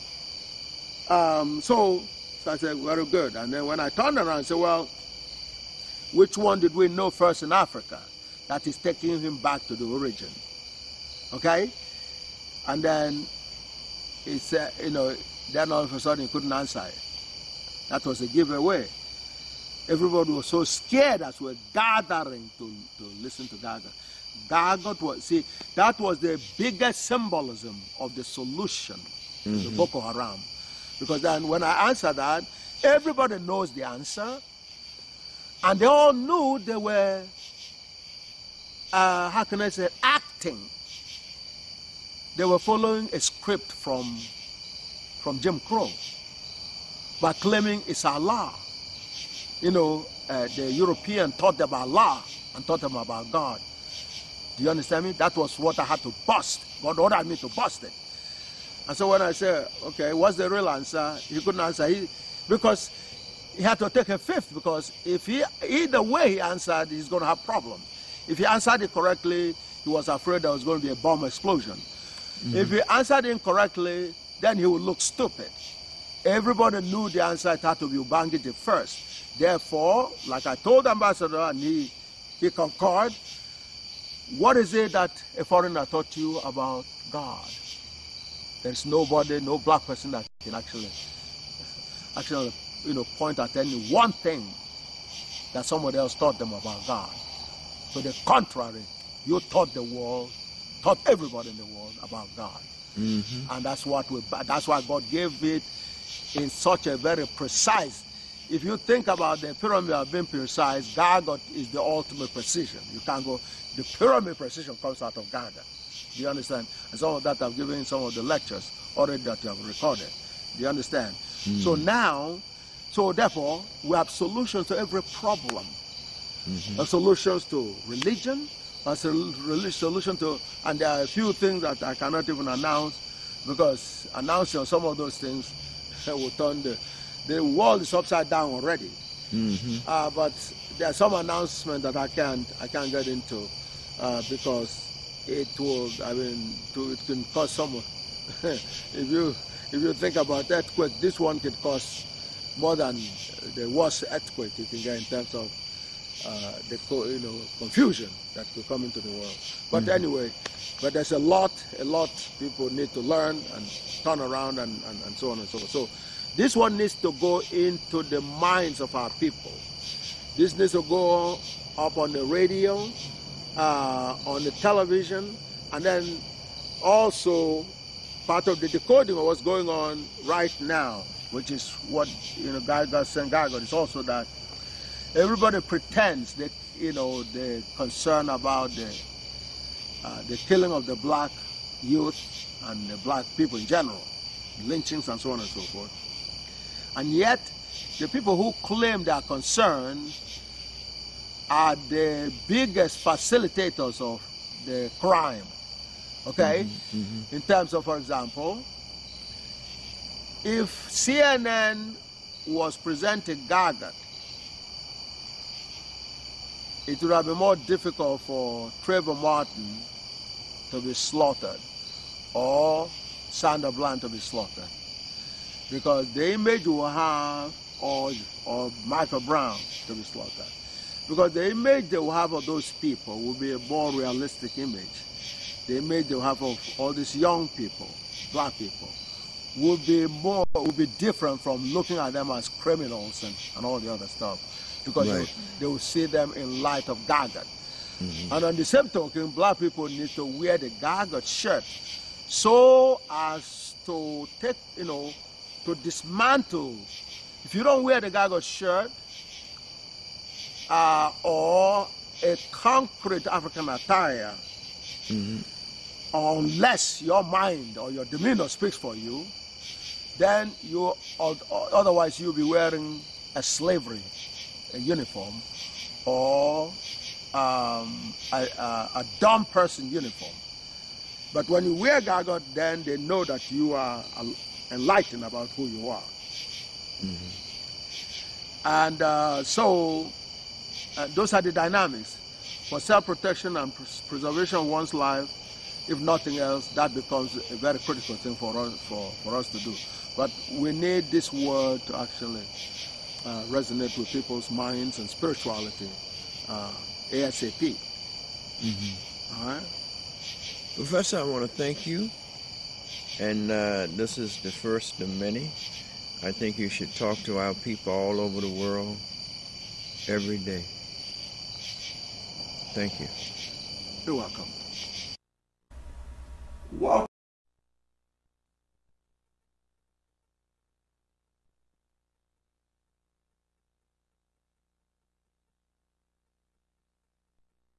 You are. Mon? Yeah. Okay.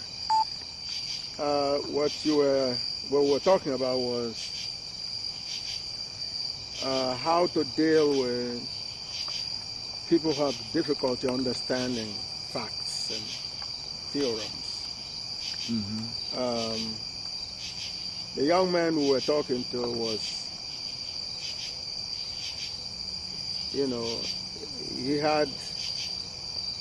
he's a very brilliant young man. Actually, it's a cousin. But he lacks the experience, that's one, because of his age, and does not have enough logic. He certainly has not digested much of Gaga. Plus, not being a mathematician, kind of all come together and kind of made it difficult for him to see things that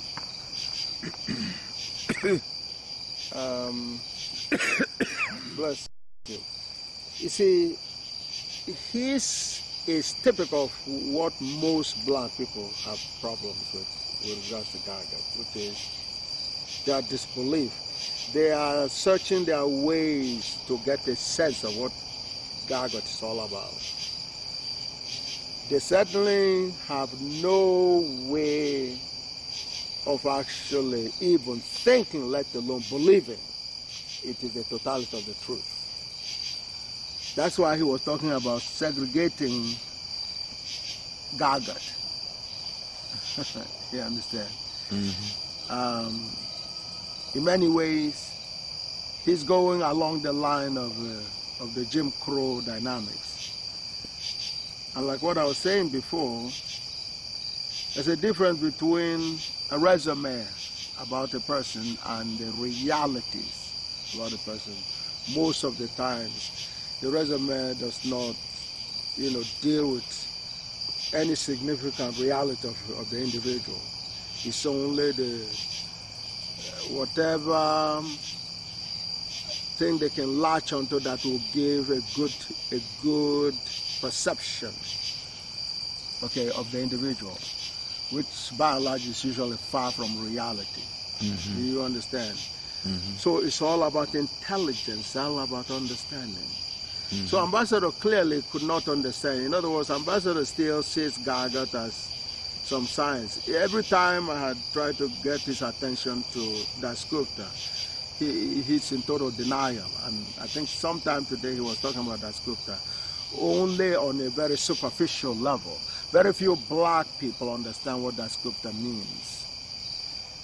So, and if they're not mathematicians, then the problem gets bigger.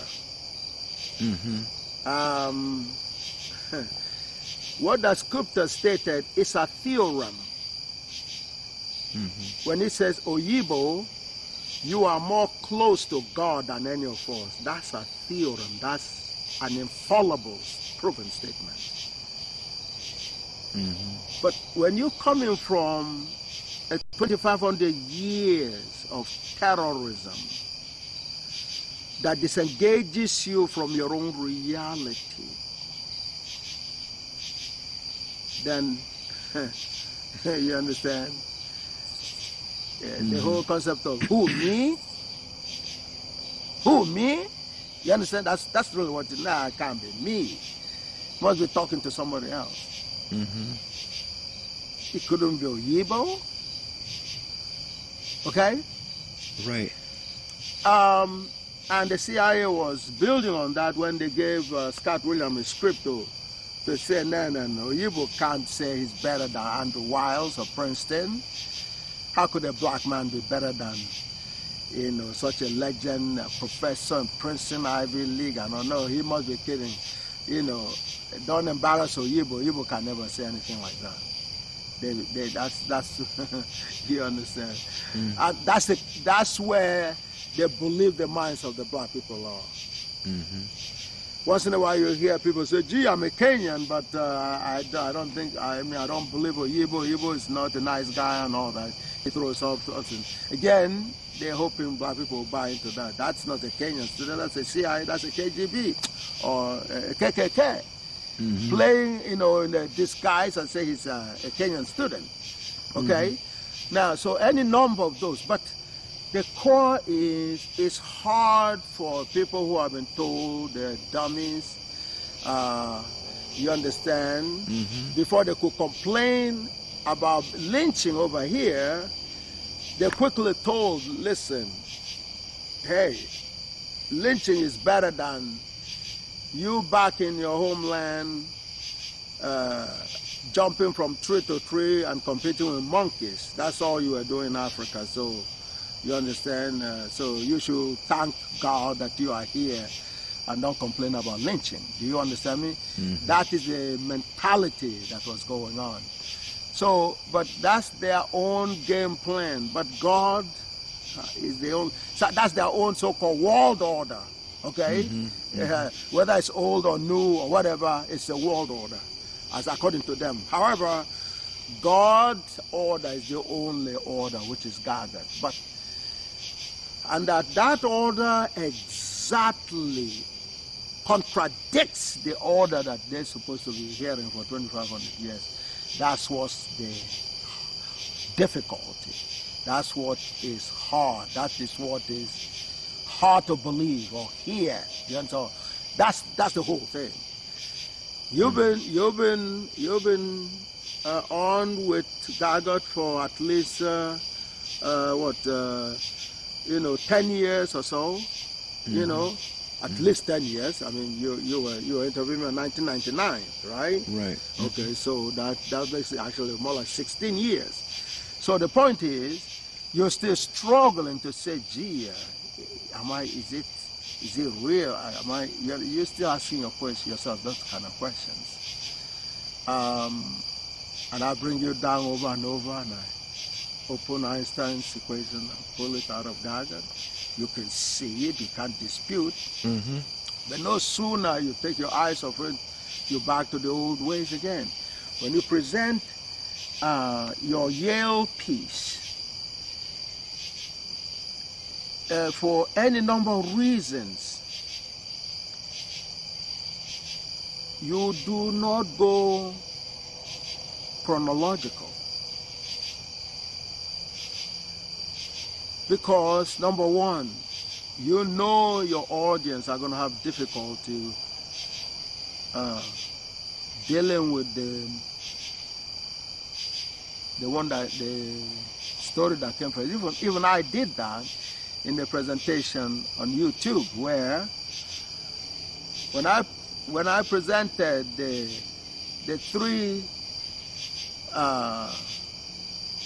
previous accounts of creation, Mm-hmm. and I said the God, the Word of God, okay, Mm-hmm. Which is what God got decoded for the holy books, because people didn't really realize that's what they were saying, okay, because they said, well, God said. They didn't know that saying is a transformation process that the word materializes. They didn't see it like that. They just said God said, as if God is sitting on a stool somewhere and said, and somehow, we were doing magic and things were happening like that. No, but it's geometrically a transformation. Do you understand? Mm-hmm. A transformation of a materialization of a wave into a material, reality. And the first one, God said, let there be light. Well, the sound turned into the light waves. Do you understand? So the point is, so even I had to go with the Word of God first, and then go to the Big Bang second, and bring the one that was supposed to be first, and put it in the last, which is the roaring water waves of none. Mm-hmm. Mm-hmm. Mm-hmm. Because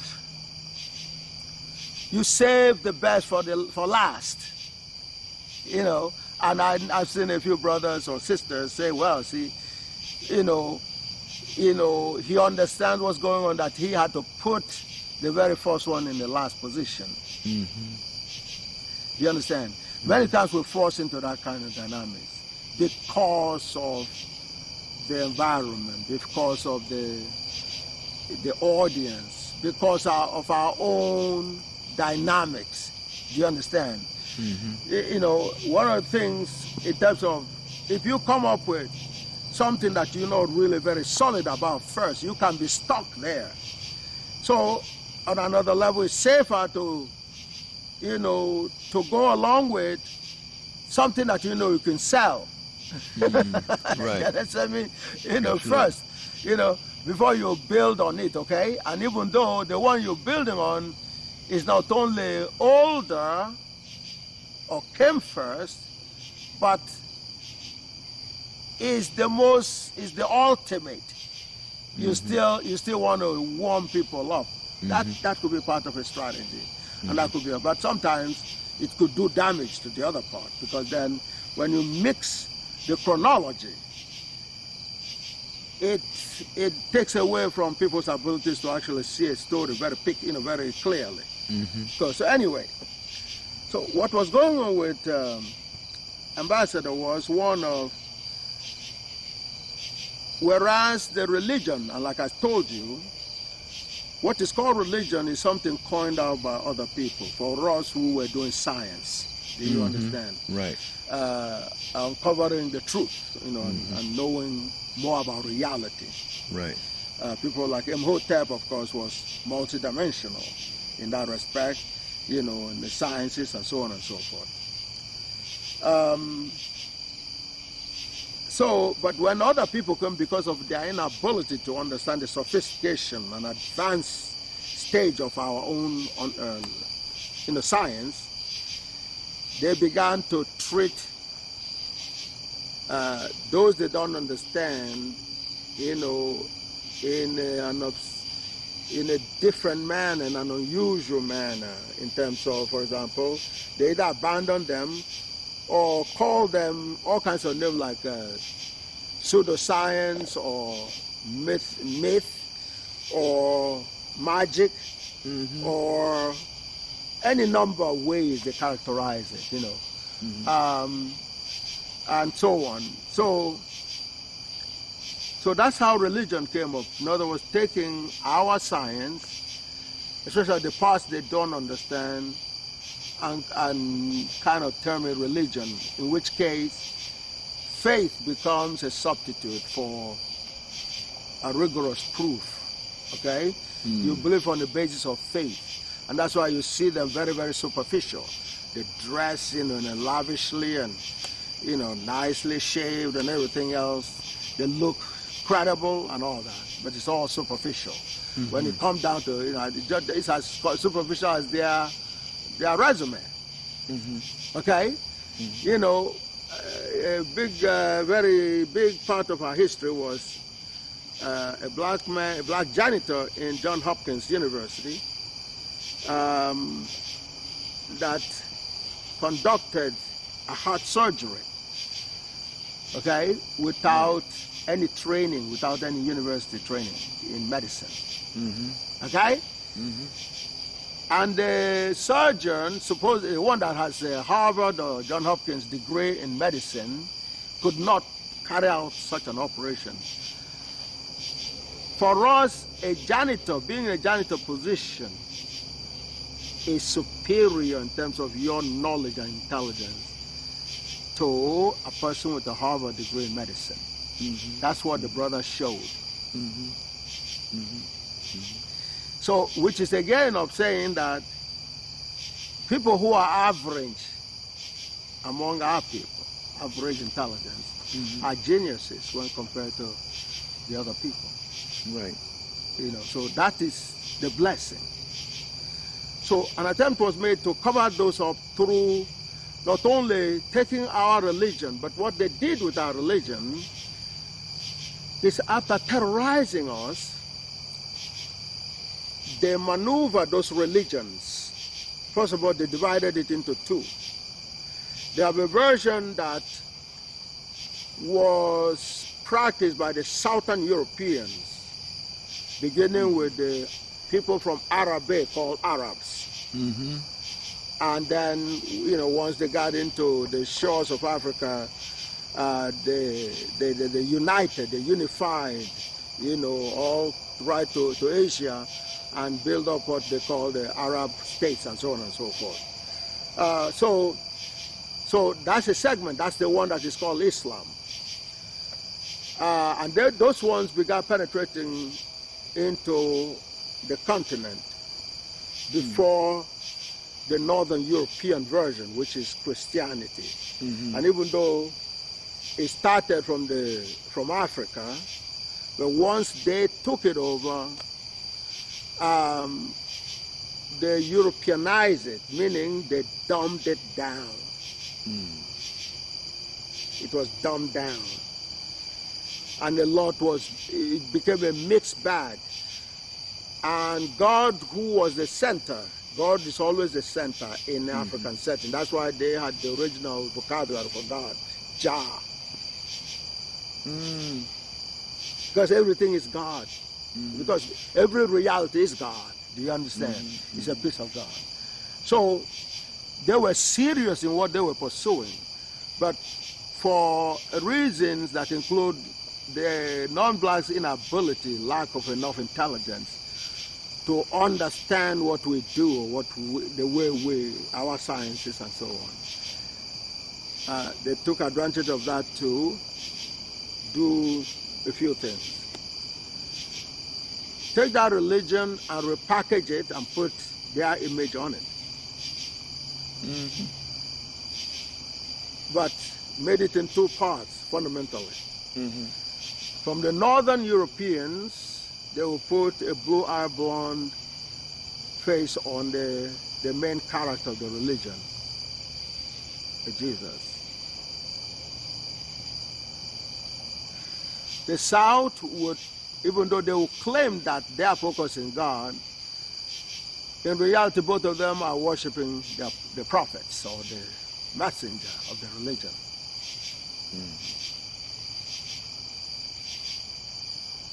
That explains why, or that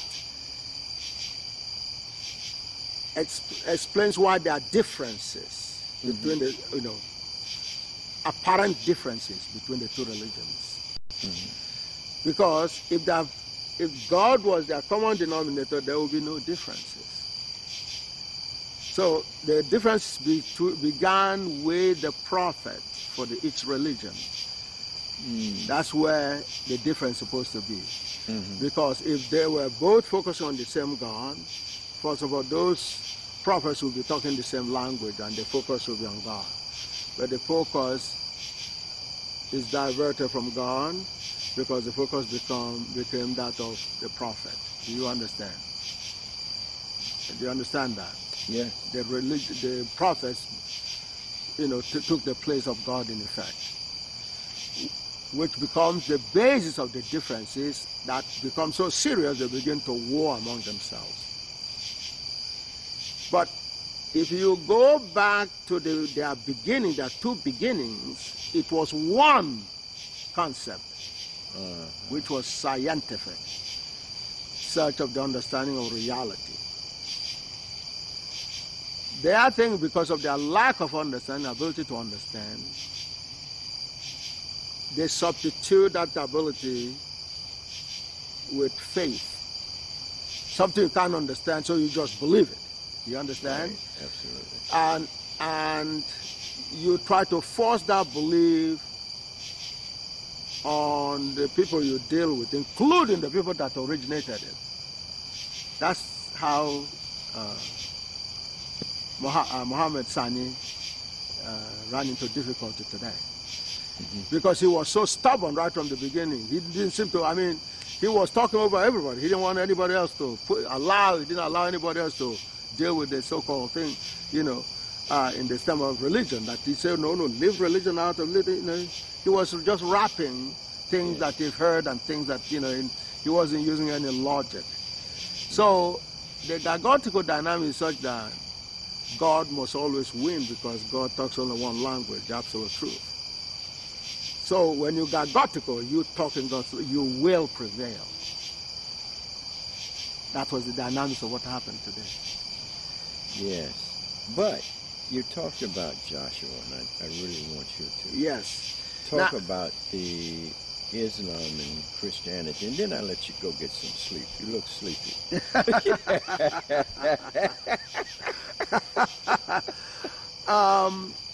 You see, once our science has been, attempt at trying to steal it, and people still trying to put their names on it, and yet did not understand it. So they brought in what is called a mixed bag of truths, half-truths, and outright lies. That's what they call the so-called holy books.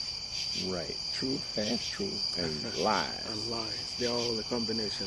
That's what makes it very dangerous. Yeah. Because, see, one of the things they do in legal practice is a technique where they ask you questions. A lawyer is cross-examining you or deposing you, and they keep on asking you simple questions. Your name is, so-and-so Clemson Brown. You say yes. And you live in Brooklyn. You say yes. And you're a black man. Yes. And you like to play football. You like to watch football. Yes. And next thing, and you assassinated a guy, and then you're going to say yes. The momentum carries you to say yes. Everything that has been saying yes is called, you understand, that's kind of momentum, Boom, you're going to say yes, because you've been yes. You couldn't stop when you were supposed to say no. That's a technique that is used in the legal process. So,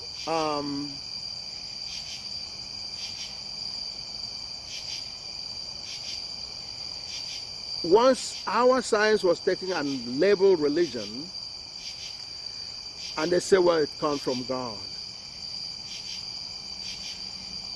One of the things in Genesis, for example, is, in the beginning God created the universe and so on. And then they would, so God said, let there be light, okay? Well, God can prove that. God said, let there be light. God may not have used a word. God just ordained there be light, and there was light. Now, but then down the same chapter and the same page, they would say, well, God created two sources of light. It's the same Bible. One for the night and one for the day. And God who created those two, and they talk about the sun, the moon and the sun. God who created those two intimately knew there's only one source of light, and the other is a reflector. So therefore God couldn't make that statement. So therefore God couldn't have written that book. There's no way God could write and contradict or make God look so superficial about things. So therefore that is how God decodes in a mixed bag situation which part is true and which part is not really true. So now, therefore, beginning with this science turned into religion, they're heavily dependent on our language and our whatever they could understand from our science, and our names and our culture and everything else. So that trail followed through their whole journey. And so what a decoding science like Gargot is the ultimate decoder, does is to follow that path and trace it and find where things are not right. And then you decode the whole process and tell the actual truth. That's what I do. That's my job. Because God gave me every reality. Every reality is a GIJ, collectively and individually. Collectively, that summarizes the entire entity of God. So I can see the entirety of God through that formula. God showed it, but that is, I don't know if you ever understand that until you're 1,000 years old. Because it doesn't sound believable, and yet I can talk forever, literally, even though I'm kind of getting tired and all that. But the point is, so in following that path, you look at the two principal names in the two religions, Islam and Christianity.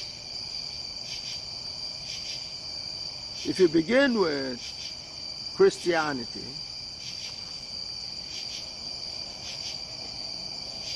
the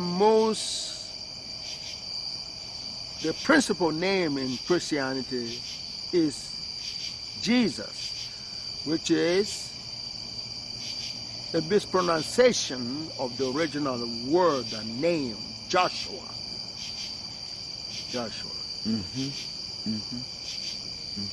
And at a period where black people have accepted a concept that they originated as a foreign entity, you were expecting everything about it to be foreign. They give you a blue-eyed blonde Jesus, as in Joshua, until God got decode Joshua to be a black man by decoding the name Joshua. which is why I needed to have you listen to, and I had not talked to Ambassador, you know, behind anybody. He was there. You called him. So, and as I told you before we started, we're going to ask Ambassador the question so you can listen. Ambassador, the reason it's important is while you are relearning the Gala version on the continent and the location, Ambassador was born in Igala. So he understands Igala vocabulary. So without going to the Bible and making any references, I asked him, what does the word Joshua mean? I put a question to him. Or Joshua. Have you ever heard that word? I say, yeah, that's an Igala word. That says God does it for us. God is our Savior. That's what it means. That's the exact translation from Igala. Joshua means Joshua. There's no Igala, anybody that spoke Igala that cannot translate that to be God does it for us. God solves our problem for us. That is what is called God is the Savior. God saves us from our problems. That's the exact translation in Igala. So there's no way you're going to convince an Igala once they're able to hear that decoding.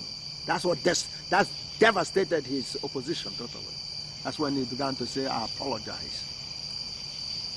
So it was the victory of God over ignorance. That's what you saw today happen.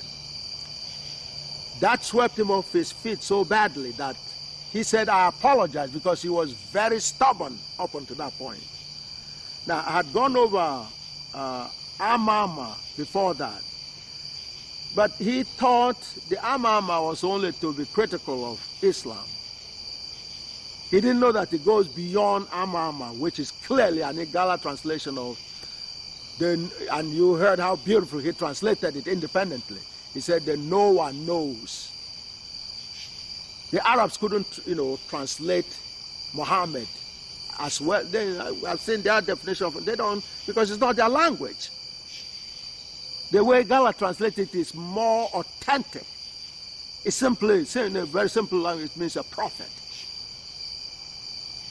So, but that is an Igala. That's Igala. That's way before Hebrew and all this. So therefore, that says where Hebrew came from, or where the religion came from. Do you understand? Are you following, Minister Brown? That's where the religion comes from. The origin of the religion is proven to be African. Because today, the name, especially a version of it, that is slightly, a variation, is still borne by children today. I had a friend that was called Jochogu. Jochogu is the same name. God is the medicine. God is the doctor. Ojochua, God is the one that does it for us, that solves our problems. And that's what is considered to be the translation in the Bible. So therefore, since that is our word independently, and it still is today, and combined with the fact that we were here before everybody else, therefore they are telling our story with their own distortions put into it.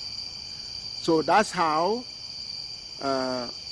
Amama or Maman or Muhammad, otherwise called Muhammad, is an Igala name,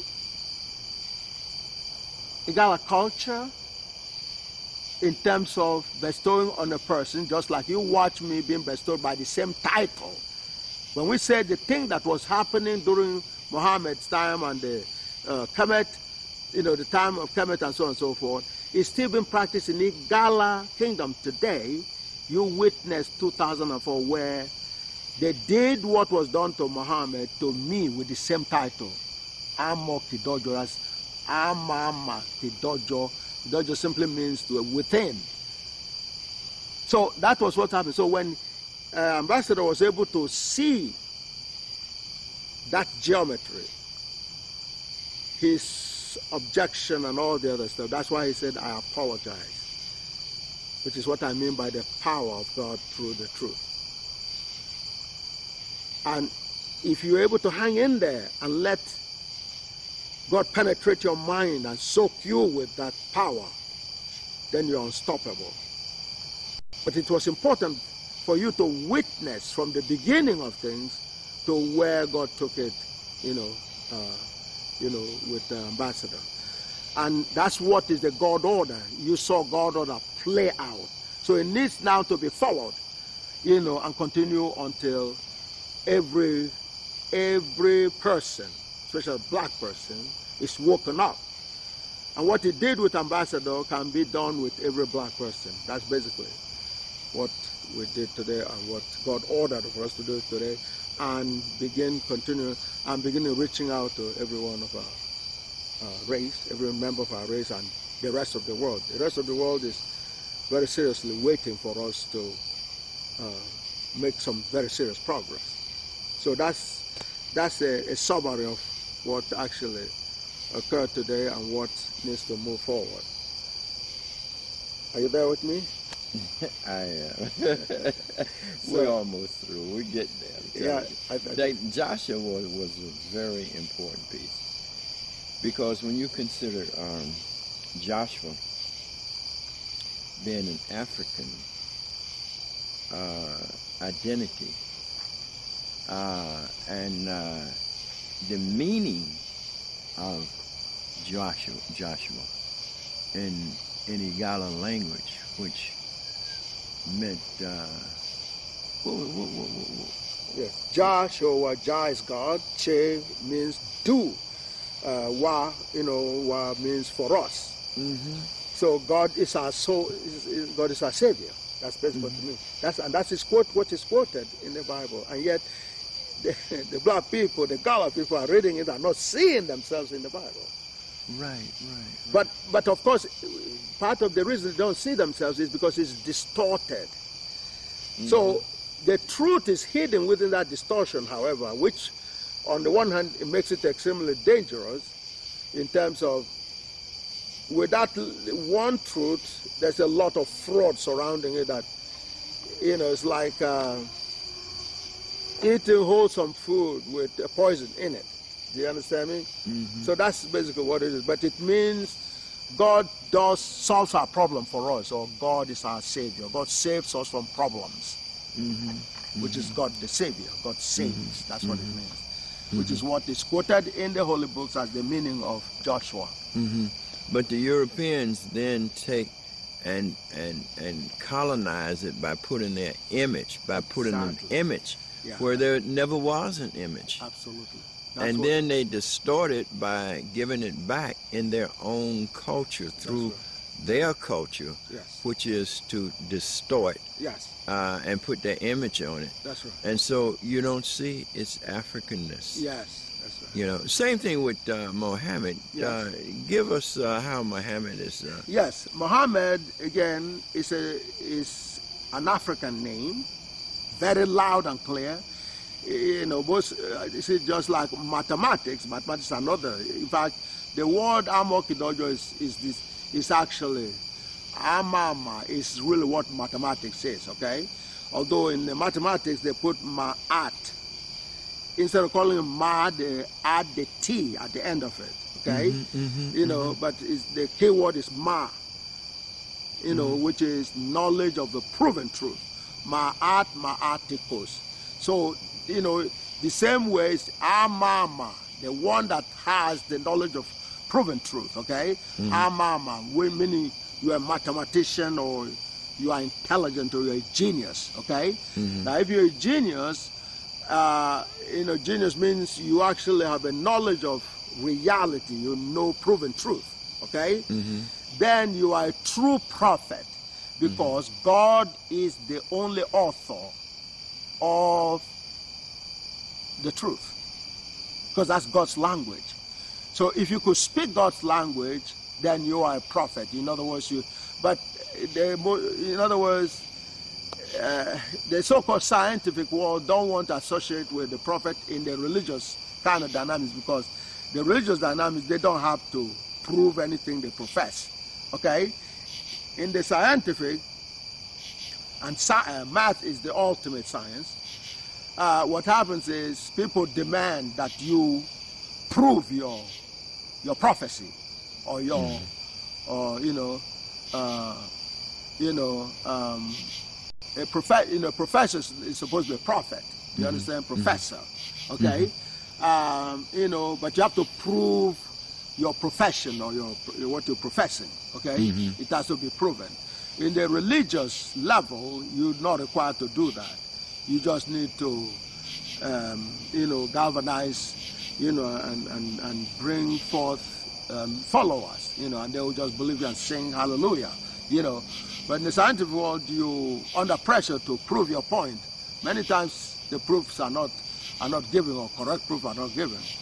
But when you come into Gargot, and the mathematics is the real, is the ultimate, then you're dealing with the more accurate science, and the ultimate is the Gargotical science, which is perfectly. See, I know everything about you because I see you as a GIJ.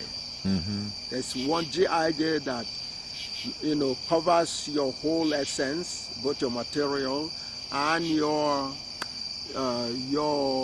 spiritual part.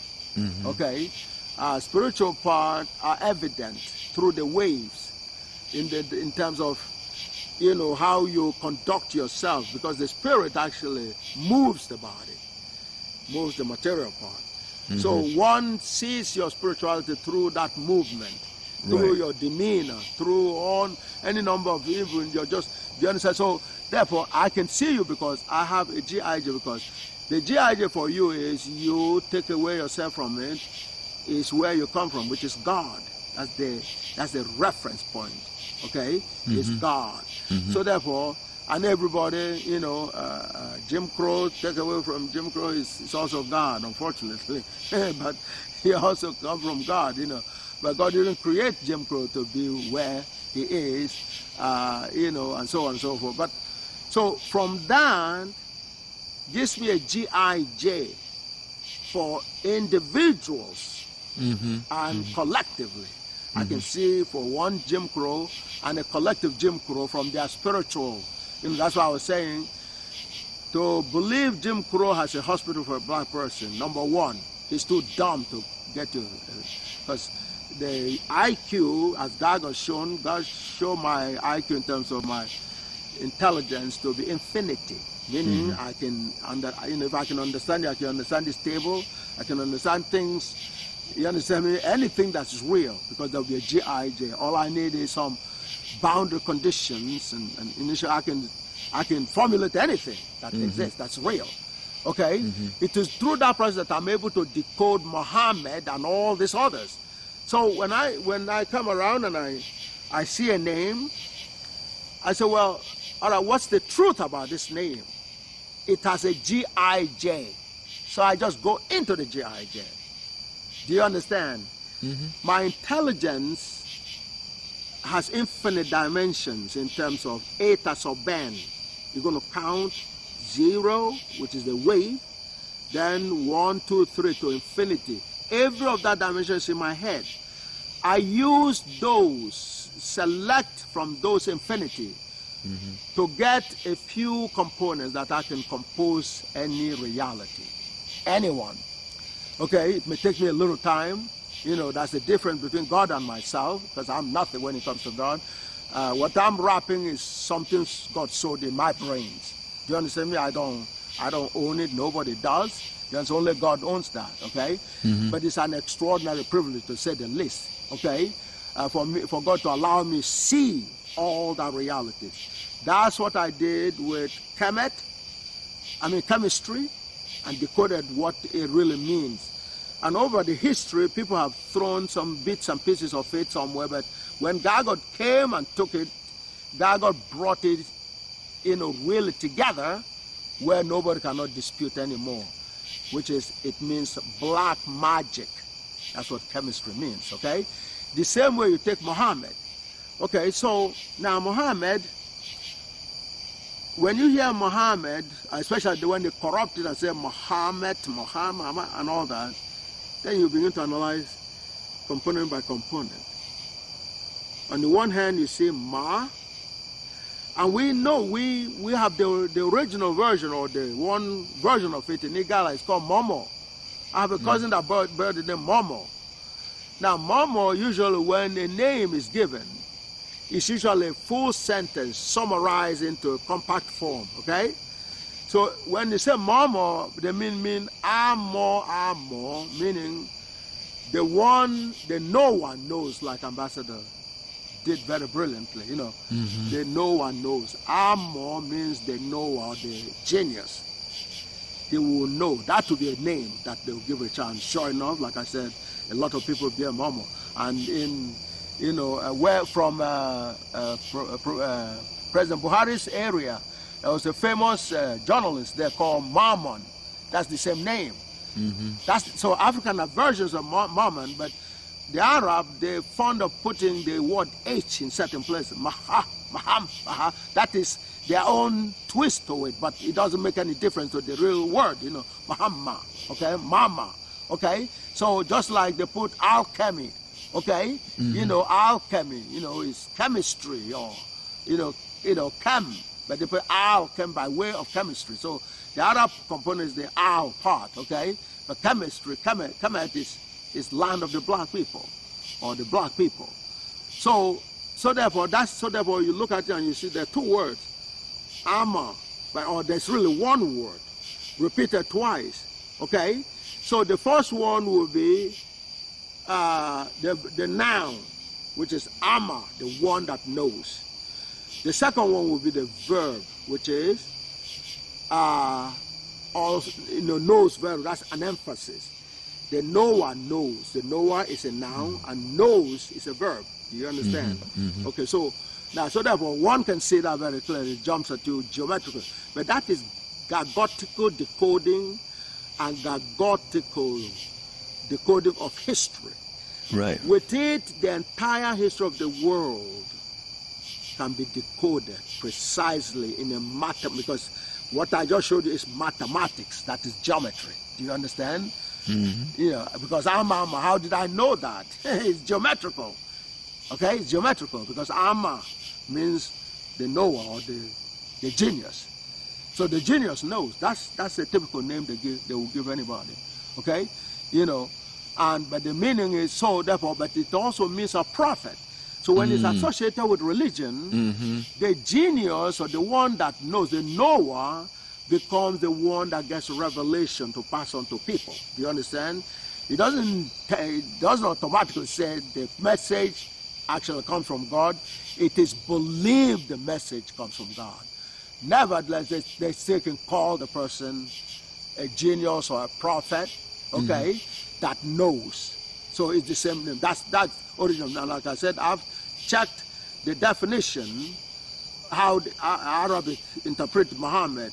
They say the glorious one or something like that, which is not quite the same. What I presented is more geometrical. Do you understand? The no one knows.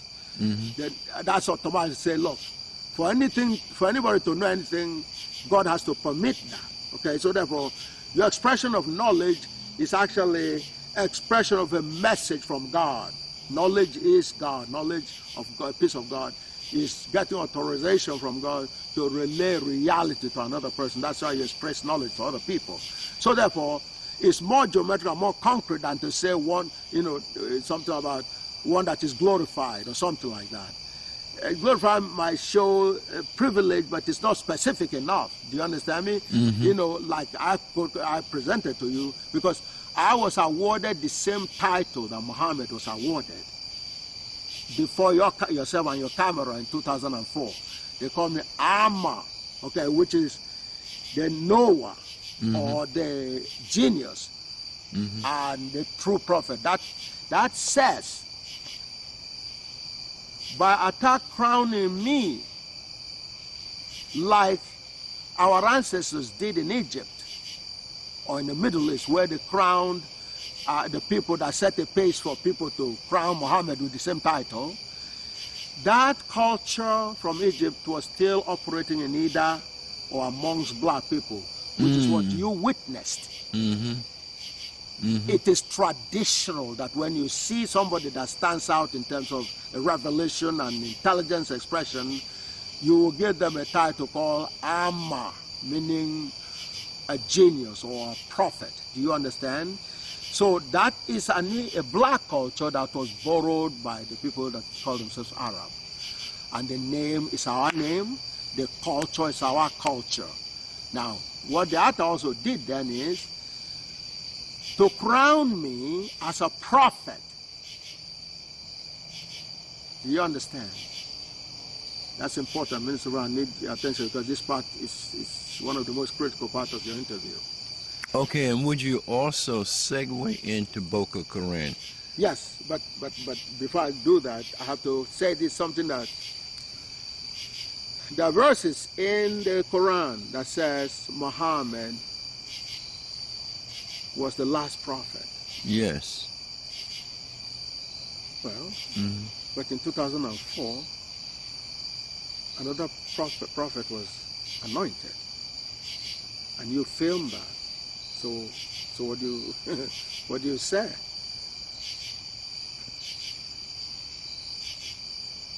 Do you understand what I said? In 2004, you witnessed a crowning of another prophet. Was called the same name as Muhammad. Yes. Oh my. Amma, the same name, Amma or Amamo. Right. I got the footage. Exactly. So yes. So that has. But before you, yeah. But the Attar, who would have been the Pharaoh. Yes. Who recognized the genius within you. Yes. And who crown you. Yes. Does that make you a pharaoh? Of course. Okay. Do you understand? Ata is the pharaoh. Because pharaoh means Ata or father. Do you understand? So now, the word pharaoh was not the original word. The word is more like a pata. And if you take the P from pata, you get Ata. Do you understand? So the Ata is the version, but it all means the same thing. Both pharaoh and Ata means father. Do you understand? Yeah. No, so it is during those time and a little extension and around that area that Muhammad was crowned the Amor. Both Muhammad and I were crowned by Amor, and the traditional person that does that is the king or the Pata. Do you understand? Or the, one of the high-ranking people in the society will crown the person or will declare the person a prophet. Do you understand? And the prophet, Amor means a prophet. So he was called Amor, and I'm called Amor, except his Amor is based on faith. That's a very big difference. His is based on faith. Mine is based on the infallible word of God, which is the absolute truth. Therefore, there has never been any prophet that has reached the level that God has brought me to, ever. Therefore, God ordained me the only real total prophet, the last prophet, the real last prophet, the first and the last prophet in reality, in terms of the totality of it. That's the implication, which is why clearly Dagot is very, very explosive. People like Muhammad will not be able to deal with that kind of thing because that's totally against the preaching they get, which causes trouble. So therefore, now, what happens then is, because this religion which is taking reality they could not understand and shape it in a form where they could use in tranquilizing people and indoctrinating people to do their bidding. Once they are in that mode, they want to continue operating on people with this religion. When you're operating on people with the religion, you make them forget they have a mind. They become more or less like a robot. And when they are robots, you could use them to be slaves. They do dirty things for you in the name of Allah and in the name of Jesus and so on and so forth. They go on a plantation and work and do all things in the name of God and all the other stuff. Some of them are told, some of our people are told they were created to serve the Europeans and so on and so forth. All that came through this kind of dynamics of religion and indoctrination process. So what God has done now is to say all those claiming to be prophets have very little that qualify them to be prophets. So the real prophet will now be given, will be ordained and brought out. And people are going to recognize such a prophet by the deeds, by the results. It won't be by propaganda or any faith anymore. It will be through a proven reality. And that is, what you see happening. Anytime, engage a real situation, you will see the proof of that kind of dynamic. So now, that has contradicted the whole position before God in terms of, there are so many prophets and so on and so forth and all this, and claim they were doing the kind of thing that God has now finally revealed in totality. So that's why we're back again to where we started, which is, not only are we back into the real search of reality, but that reality has been revealed through a formula, very precise formula. This takes the precision in the pyramid to the ultimate level, because the pyramid itself and its precision is buried in Etasoben, in Dagon. I'm sorry, Victor, I think you also joined me in terms of it's tired. It's right on the ear. So, but we gotta do yeah. We gotta do Boko Haram. Boko Haram. All right. Okay. Yeah. Okay. So the Boko Haram. Well, the issue with Boko Haram, first of all, Boko Haram says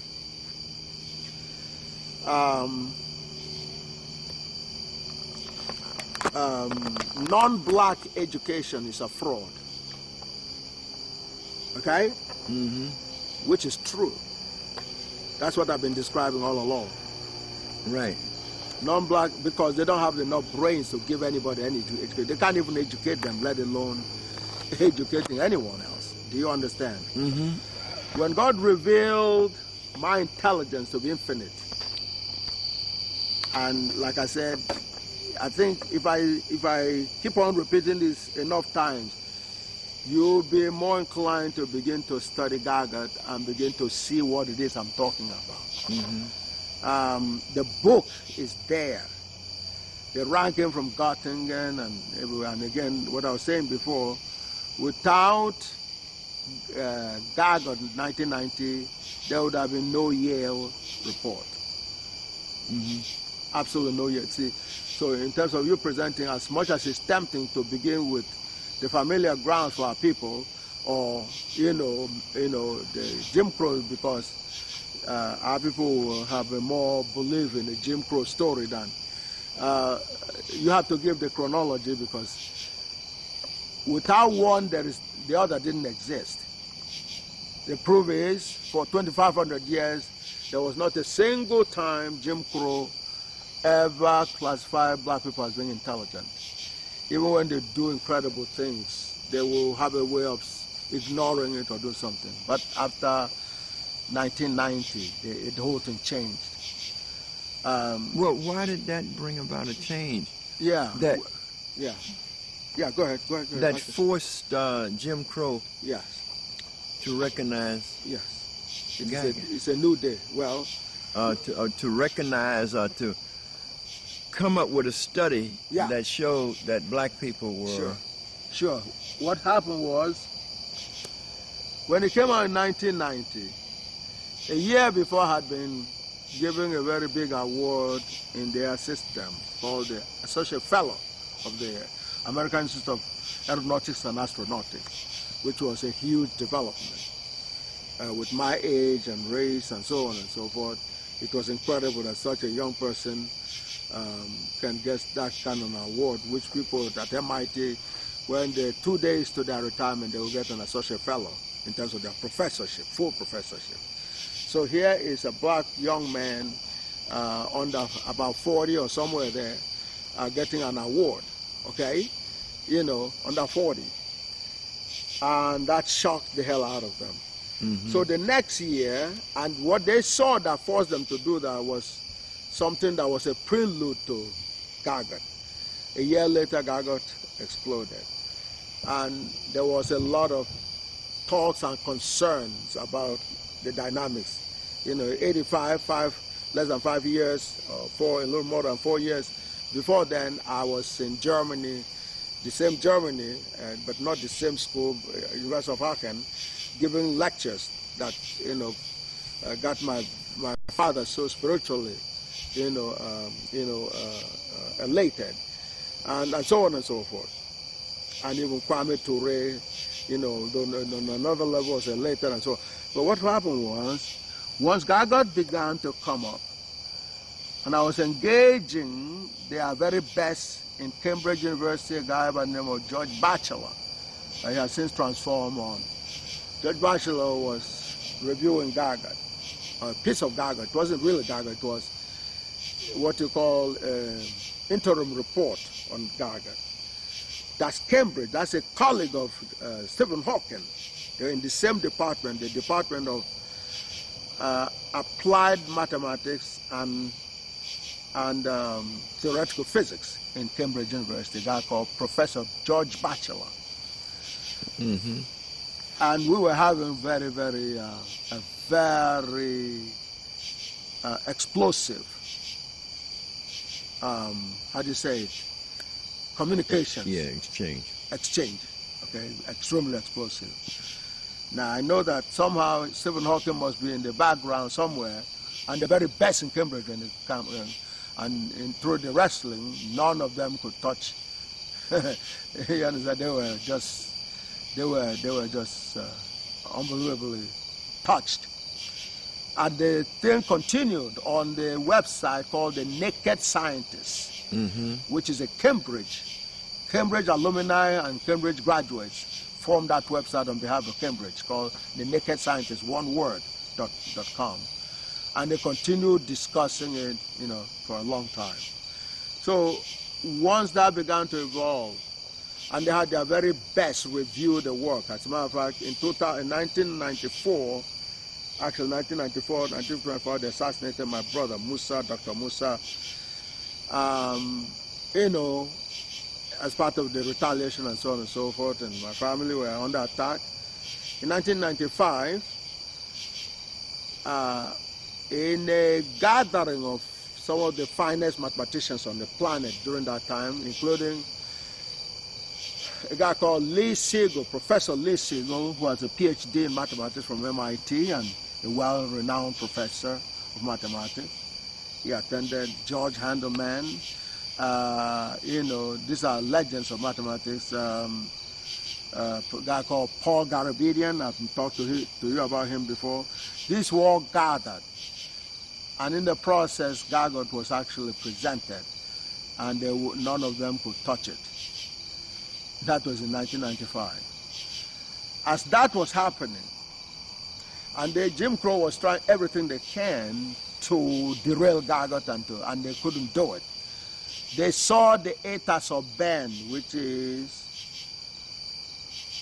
not only the fundamental geometry in terms of expression, the representation of everything, of all intelligence, because it had a parameter which is actually an intelligence quotient or level of intelligence, which is the n, eta sub n, where n can go from minus infinity to plus infinity. The importance is going 0 to infinity. Now, that is a fundamental building block for building any reality. Well, that you can decode any reality. Otherwise called intelligence. And the n is the level of intelligence, which for me is infinity. That's why I can talk so much. That's why I can talk. So anyway, once they saw that, there was nothing else they could do. So they said, well, we can't touch Oyibo. Oyibo's out of sight. We can't touch it because the expression is there. And only a fool can even try to hold back a little bit. That's why I caution anybody, including yourself, because if you don't want to embarrass yourself, ask questions. It's better. And to say, well, I don't know. Well, if you don't know, it means you're so out of it that there's an expression. Eta sub n defines intelligence exactly, which nobody knew before Gaga. So when Yale was ordered by Clinton to go into the labs, they were being guided by this eta sub n, because in effect what they measured is equivalent with the n of the eta sub n. So what is called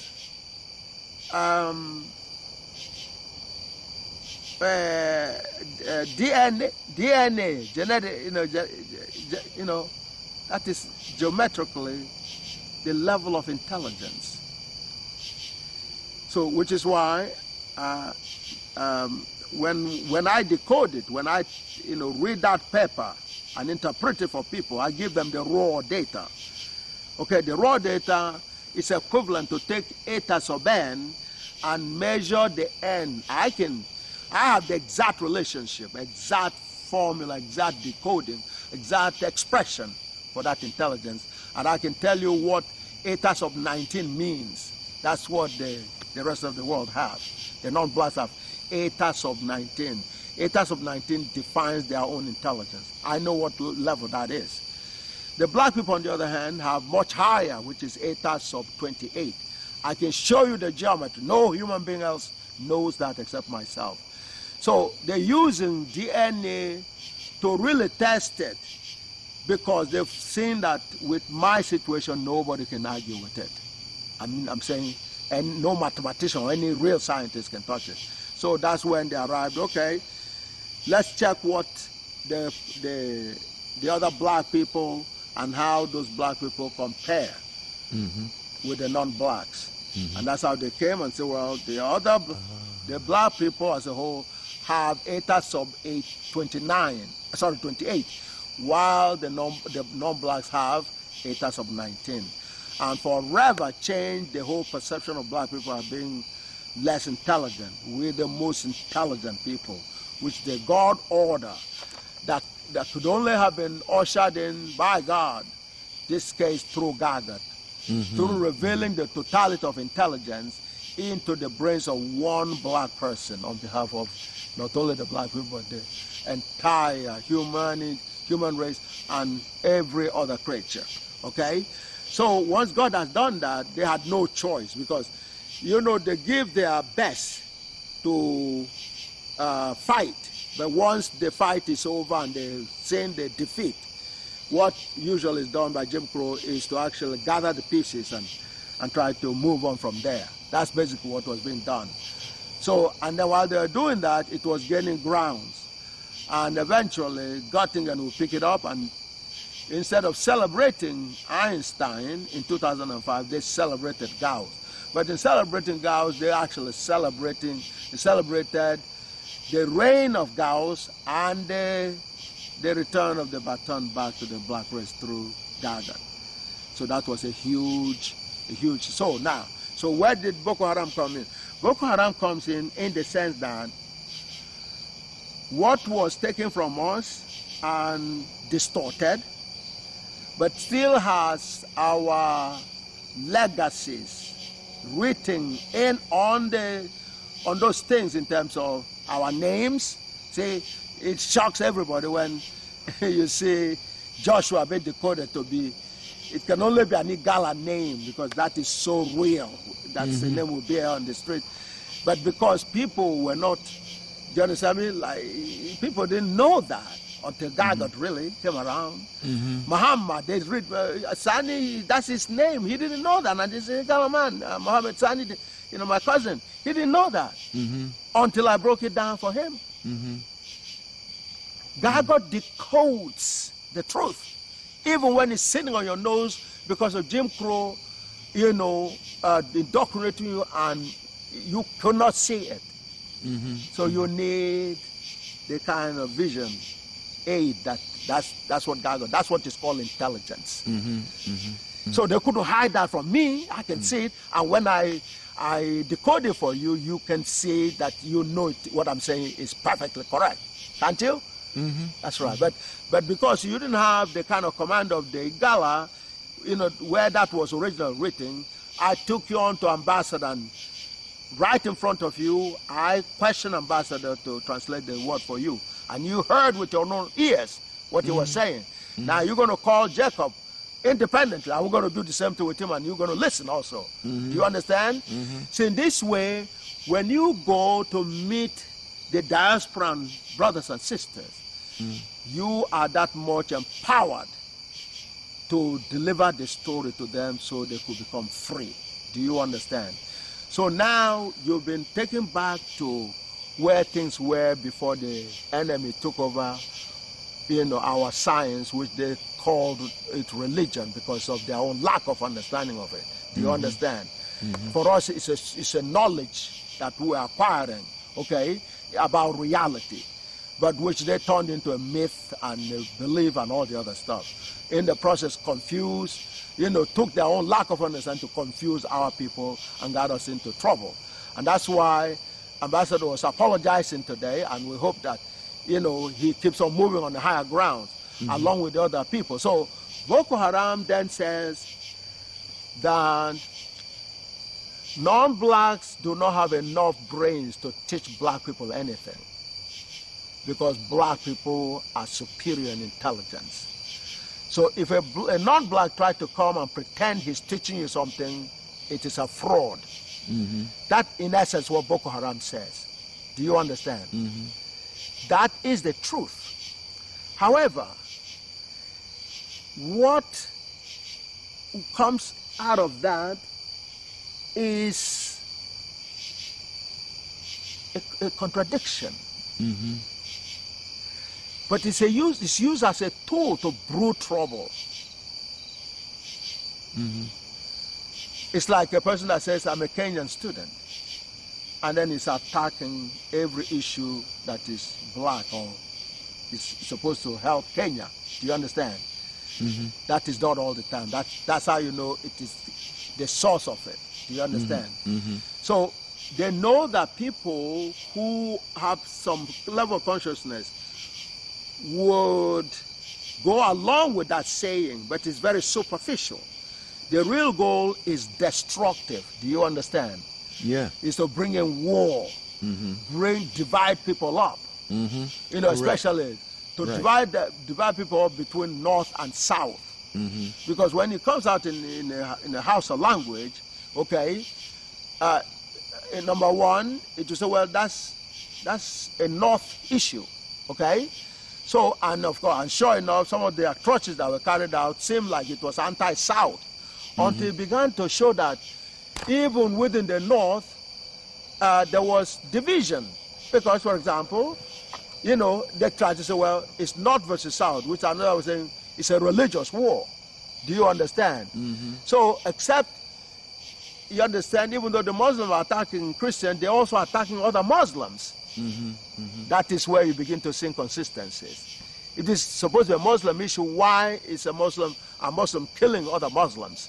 Most of the casualties are Muslims. In Maiduguri area, they are mostly almost all Muslims. And that's where most of the casualties were coming from. Do you understand? That's how you begin to decode what it is that is going on. The terminology would have been something that every black person, it's like saying special ed is a fraud. Every right-thinking black person will support such an idea. Do you understand? Mm-hmm. It is unfair to put black kids in a special ed because they come from the most intelligent race. Do you understand? Mm-hmm. Now, but people can use that as a starting point for them to brew trouble and cause atrocities. That's what happened in Boko Haram. So then what Gargot had to do was, all right, so you trying to portray this as a religious war, okay? Muslim versus Christian, and even Muslim versus Muslim. So then when you reach such a point, that's when you need Gargot.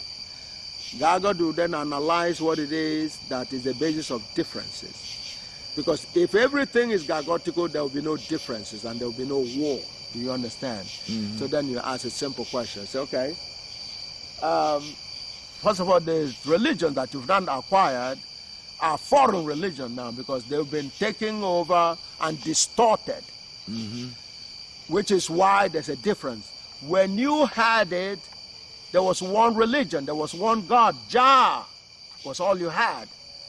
You didn't have Muhammad or some other dynamics that convoluted things or Jesus or anything like that. You had Jah. That was a common ground. So, and even though your name is, your name is used as Joshua, okay, the way you saw those dynamics were more like, there was a Joshua that took on, according to Professor Barashango, he researched it and found out there was a historical Joshua, okay, Joshua, who carried out an uprising against the Roman Empire, the Roman emperors, okay, and that he was crucified, okay. He said that was historical, that's a historical reality.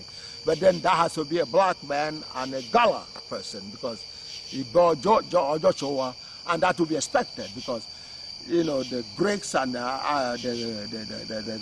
Romans were on our land, you know, terrorizing our people. So it is understandable why a Gala person will rise up and take on the fight with them, just like Hannibal did. Do you understand? So that's not far-fetched. That sounds credible, okay? But making Joshua to all of a sudden become God and all the other stuff, that is the distortion, okay? That is not what we... So when you bring them back, so then that's a piece of history. Joshua becomes a piece of history, and uprising becomes a normal dynamics of trying to fight your enemy. Do you understand? So that is understood to be part and parcel of a human dynamics, okay? And reality. Now, but making all those other distortions is where the difference. So if you're able to find your way back, like in Sankofa, to where you were, which is where Gargot is taking our people, okay, to say, okay, first of all, the names are our names. The most central names in the two religions are Gala names. Do you understand? Or Gala Hausa names, very clearly, or Yoruba names, or Igbo names, okay? Or Lingala names, okay? Ma is a very common word in all the dialects of Africa. They identify with that word for the most part. So anyway, so then, but you, after decoding thoroughly, that is exposed. You say, well, if they're foreign, why do they have African names? This cannot be a coincidence to the point where even Peter is Pata. Okay, Peter, you know, St. Peter, the greatest apostle, he has an Igala name. Okuta, Pata, or Apata, that's what we call a rock. Apata, Pata, Peter, that's Peter. So that's another like Joshua, it's an Igala word. So in one dialect of black language, you could get all these major vocabularies that come directly from that. That is not a coincidence. That's a reality. So that's the origin. Now, during that origin, however, it was historical, account of reality, and philosophies and so on and so forth. It wasn't convoluted to the level that it became during the Jim Crow. So once you're there, then you have a common understanding of reality. Therefore, you agree. There will be no problems anymore. First of all, you'll be teaching yourself. Jim Crow will not be involved in teaching you anymore. So Boko Haram will be a thing of the past. If you don't have non-blacks teaching you, then you won't be complaining about their teaching, which cannot be a teaching. Do you understand? But there's a truth. See, you have a use of a true statement to foment a lot of trouble. Do you understand? Yes, they're fraud. I mean, for example, the so-called colonization happened in the 1800s. And supposedly they've been educating Africa, both over here and over on the other side of Atlantic. And somehow they've been supposedly teaching black people how to, engineering and how to build cars. And up until today, no black country, after paying all kinds of money to Cambridge and Oxford and Sorbonne and Göttingen and all that, they've been paying all this money to teach them how to build cars, and not a single car has been built by black people anywhere on the planet in terms of them owning a car manufacturing company. That is what Boko Haram is also saying. That's a fraudulent education. That's a no education at all. Otherwise, what do you have to show for the education that you paid so much money for? Right. That's so that is a logical, consistent in terms of a good aspect of Boko Haram. But what is used for is destructive, so it negates that particular dynamic. Either way, Gaga solves the problem both ways. You go to the origin of things, and then you see the commonality. You understand? Just like if you go to God, you have unity. Okay? You have a family reunion. When you go to the first Brown and your wife's family, they are the same generation as you. Do you understand me? Then you have gotten into a lot of common grounds, because those grandparents, okay, are the origin of the large number of grandchildren, great-grandchildren. Do you understand me? A large crowd have the common base then that, great-great-great-great-grandparents. Do you understand me? And you have a common ground there, because then you can all call that grandmother your grandmother, your great-great-grandmother, for all of you. Do you understand? Even though you look like you're many and you're different, that's what God has done through God. God took our understanding all the way to the origin. That's why if you subtract yourself from yourself, you get a sense of that origin. The same way Lady Brown subtracts from Lady Brown. Lady Brown also comes from God. Same thing comes everybody. So everything comes from God. That is a common denominator. So therefore, and when you reach that point, you solve a lot of problems and a lot of misunderstanding. You see your oneness, your connectivity. Do you understand? That long time ago, great-grandfather is what connects all of you. And God connects all of us, both living and non-living things are connected by God. And the fundamental level, that God connected us is through waves, which is spirituality. So you could celebrate that kind of connectivity through spirituality, through communicating with people, through having a good time, having all the godly times with people, and sharing godliness with people. So therefore, going to the African origin of religion unifies the religion, just like going to, right? If you're having difficulty in your generation, go back, within a larger family, go back a few generations, and you have one common ground that unifies you. That's what, but that to tell you a lot of stories in front of us. Okay, you're not very different. You're the same people. Okay, you come from the same great-grandparents, just like all black people come from, and all humanity now understand they come through the black people and from the same creator. Do you understand me? So when you go that far, then you really understand a lot more about what you have in common, about why differences, are necessary. Through that journey, you are able to learn about how to get rid of differences. That's and that's how Boko Haram was solved, because the people were on the edge of exploding.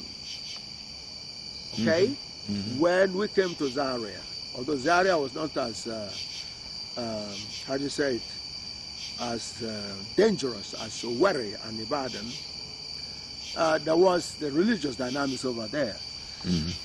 And so, and especially when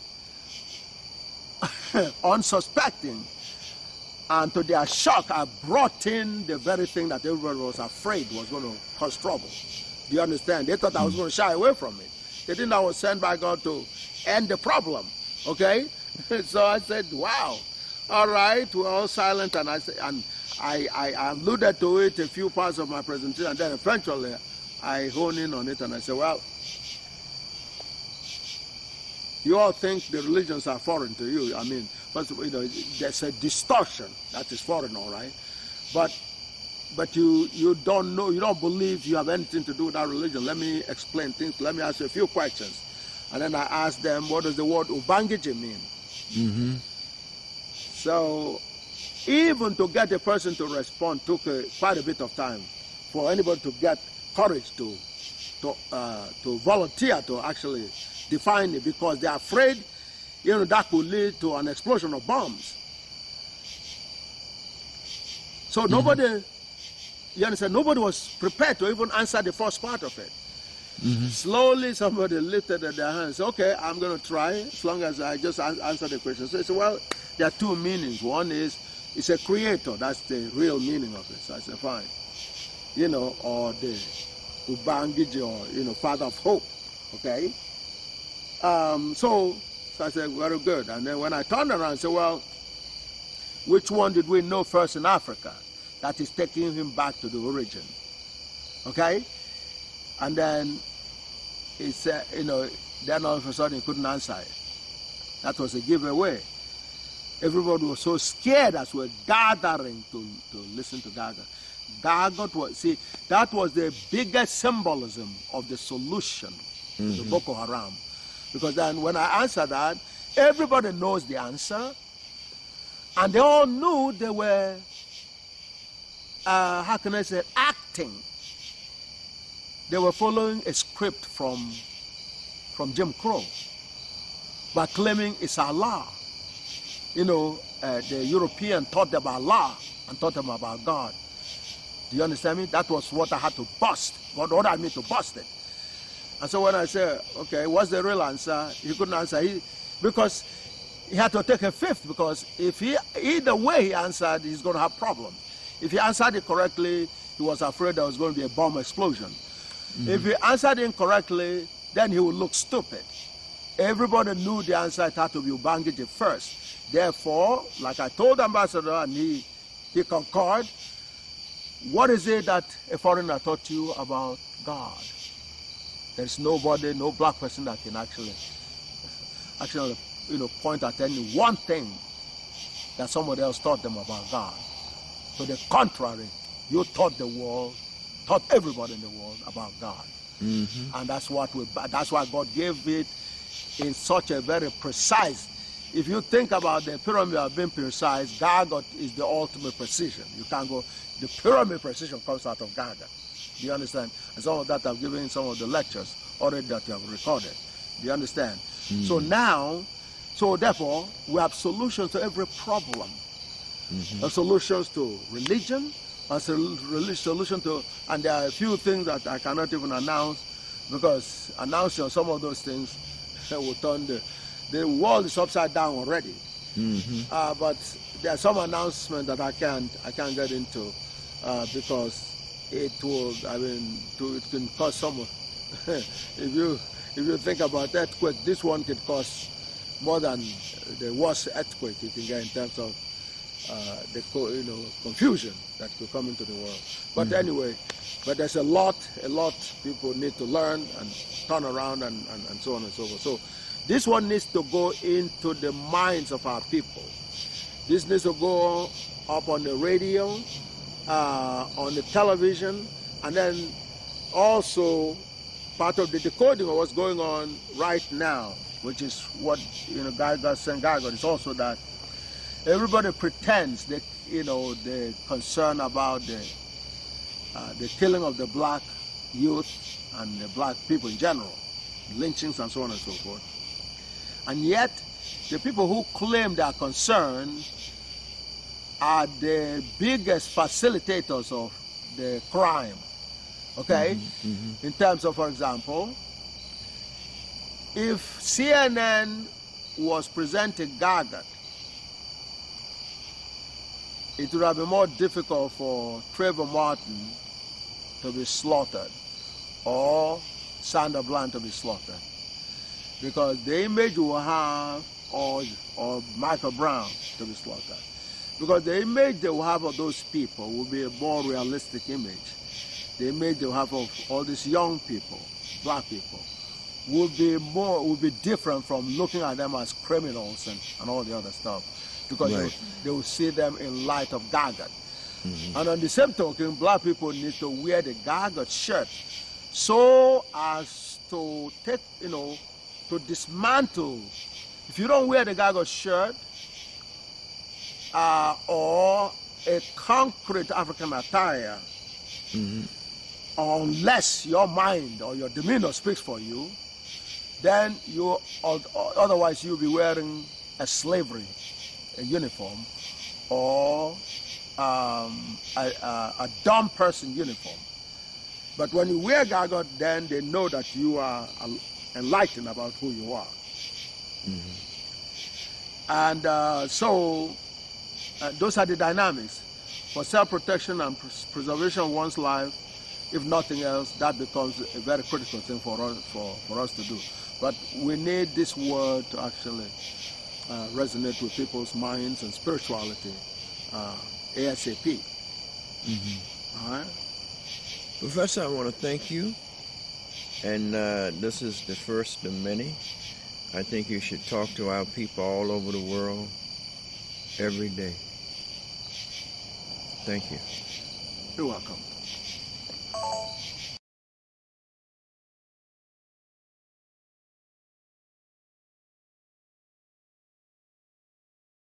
Discovery was presented to the entire university systems in Nigeria. And so Gygot, the discovery, was presented to the whole world in that setting. The goal was to expose Gygot to scrutiny. Let the experts scrutinize it, okay, and let them reach a conclusion. Who were some of the experts who scrutinized? Well, some of the experts are every mathematician in the international community that wanted to be there, that wished to be there, could have been there. Okay? Professors from Cambridge, from Harvard, from MIT, from Tokyo, from Japan, from Germany, Göttingen, from Moscow State, all of those were supposed to be there. I mean, were invited to be there. And so these people then were to say their piece in terms of listen to Gygot critically and, draw their conclusions in terms of coming up with a verdict. That's the ultimate. You can't do much better than that. They'll go and actually expose a discovery, in an uninhibited way, in terms of say, well, hey, here it is. Let me hear what you say, that kind of thing, and go out to actually be in front of the experts. That's what was happening. So now after that, if it was shut down, then of course you couldn't. The rest points were mute. I would estimate there were 8 lectures given. There were 18 lectures given. 18 lectures. Yes, because there were 7 locations for lectures. Okay, let's take this. 7 locations. Yes. I know I counted on an average of at least 50 professors, heads of departments in the science and physics area at each of those lectures, at least 50, because you drew them from every university. Yes. That would say, approximately just from 7 lectures, that you had a mere 400 of the top scientists in Nigeria. Would you agree with that? Yes. Like I said, there were 7 locations, like you said, but each location has at least 2 lectures, which is how we get the 18 lectures from, okay? And naturally, you know, most people that came for the first day stay for the second day and so on and so forth. Yes, there were a lot of academics, a lot of researchers, a lot of professors, you know, because it's the hottest topic. So you didn't expect that a lecture of that kind would be presented without people being interested in it, okay? And that's what happened. They showed up, one, you know, skeptical at first, but once they presented, they soon came to terms with the realities of Gargan, which is that it is correct, it's a sound theorem, not a theory, that explains everything. I remembered actually posing a question to the audience after presented Gargan, Gij, J equals 0, and I asked the audience, after explaining what the equation meant, and asked if there was one person that disagreed with the Gij, J equals to 0, to raise their hand up. And the pictures is there to show that I confirm that there was not a single hand raised. Shortly thereafter, another meeting was convened to actually deliberate on, on Gargan in terms of, so now that nobody can argue with Gargan, at least within that audience, the first lecture was attended by almost all the university presidents in Nigeria. And, okay, almost all of them. And all the noted professors, professors in the sciences and social sciences and everything else, and mathematics, were all there. For example, there was a former Minister of Education, Professor Jibril Aminu was there, even though he's not a mathematician, he's a professor of medicine, and has been instrumental, while as a university president himself in Nigeria, had awarded a degree, an honorary degree, to a Nobel laureate in physics called Professor Chandrasekhar. Was awarded. He was president of the university that awarded that degree to Professor Chandrasekhar. So he was there in the audience. In fact, a presentation that was done at his committee, because he's now a senator, is the chair of the Senate Committee, the Nigerian Senate Committee on Foreign Affairs. When we gave him a presentation, he was so thrilled by the presentation that he ordered for 11 sets of Gargan books, which is like 22 books altogether. And so there were those kinds, of course, the president of, or rather the executive secretary of the University Commission was also there, and the Professor Adedikwe, who is the former university president and currently in charge of the program called NEETS, the Nigerian experts and academics in the diaspora program, was there. Professor Osuji, a distinguished scientist himself and current Minister of Education, was there in the audience, and he had some great things to say about Gargan previously. So it was anybody that was anybody, especially within Nigeria and the immediate countries, within Africa, were there. So they were invited. And members of the international community were there. There were international community members, that were there in the audience, okay?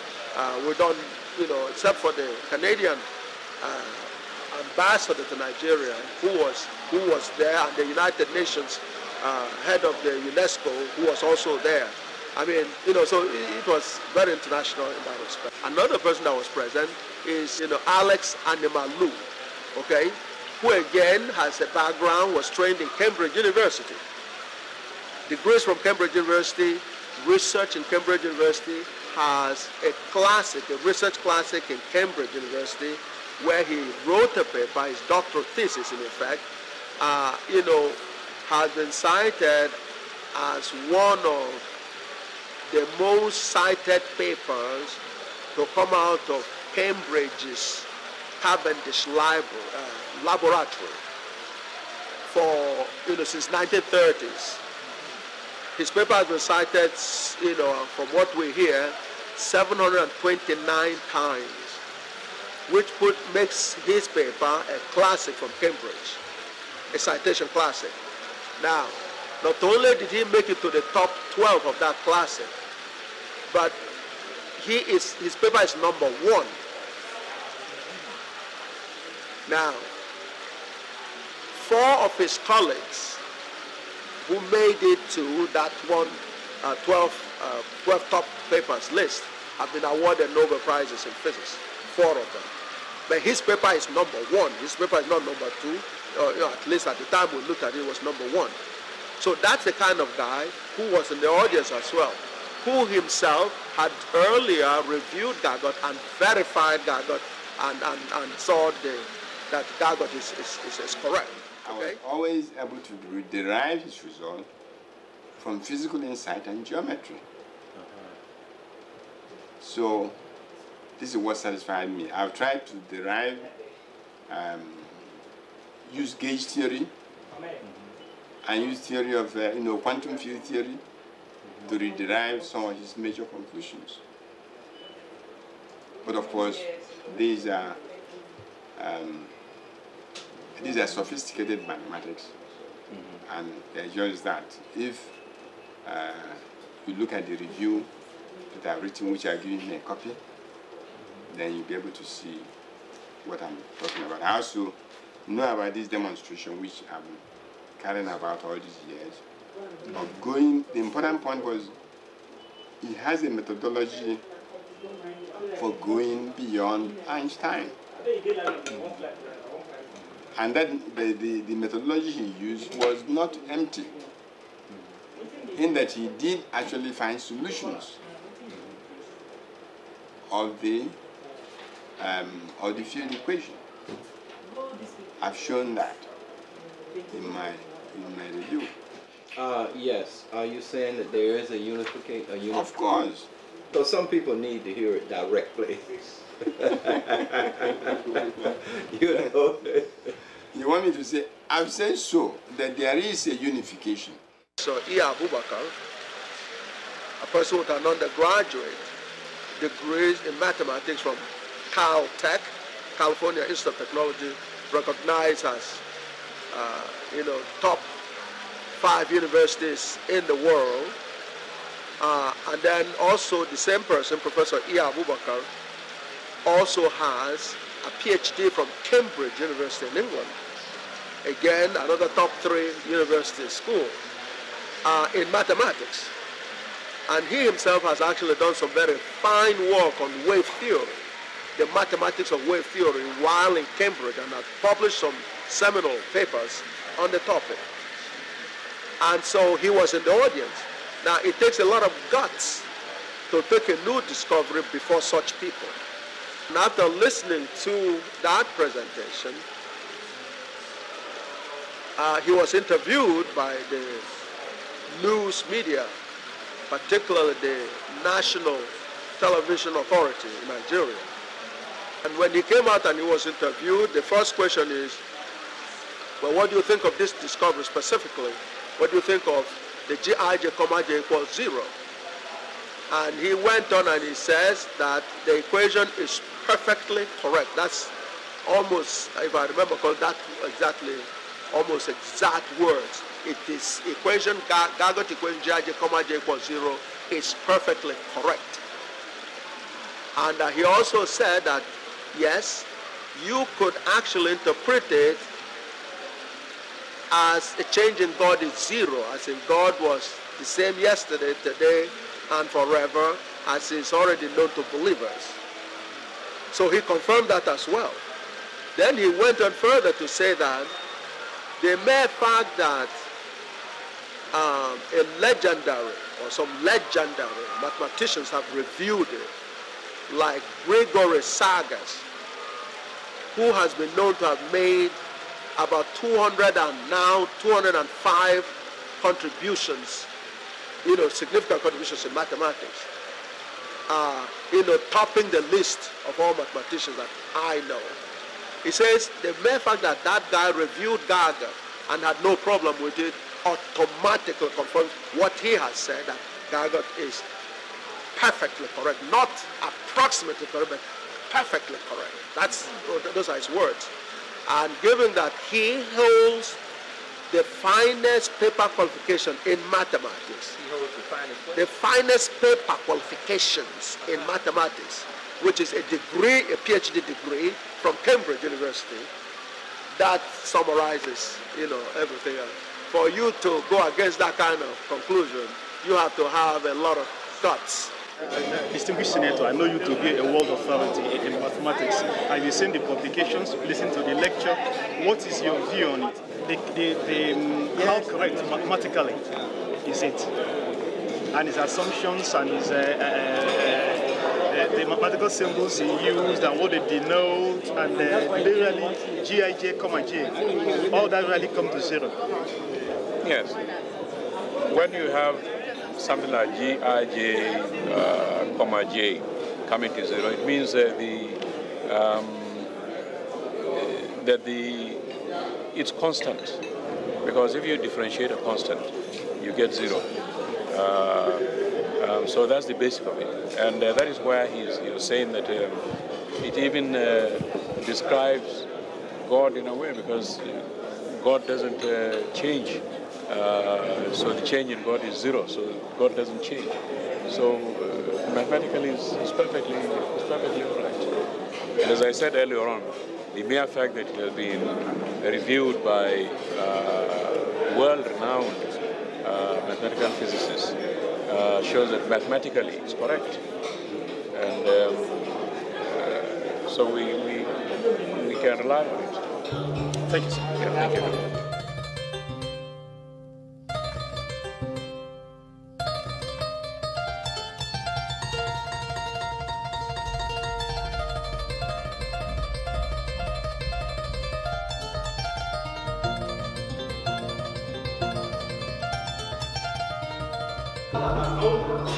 And one that will be found on Newton, Galileo, Marx, just a few names.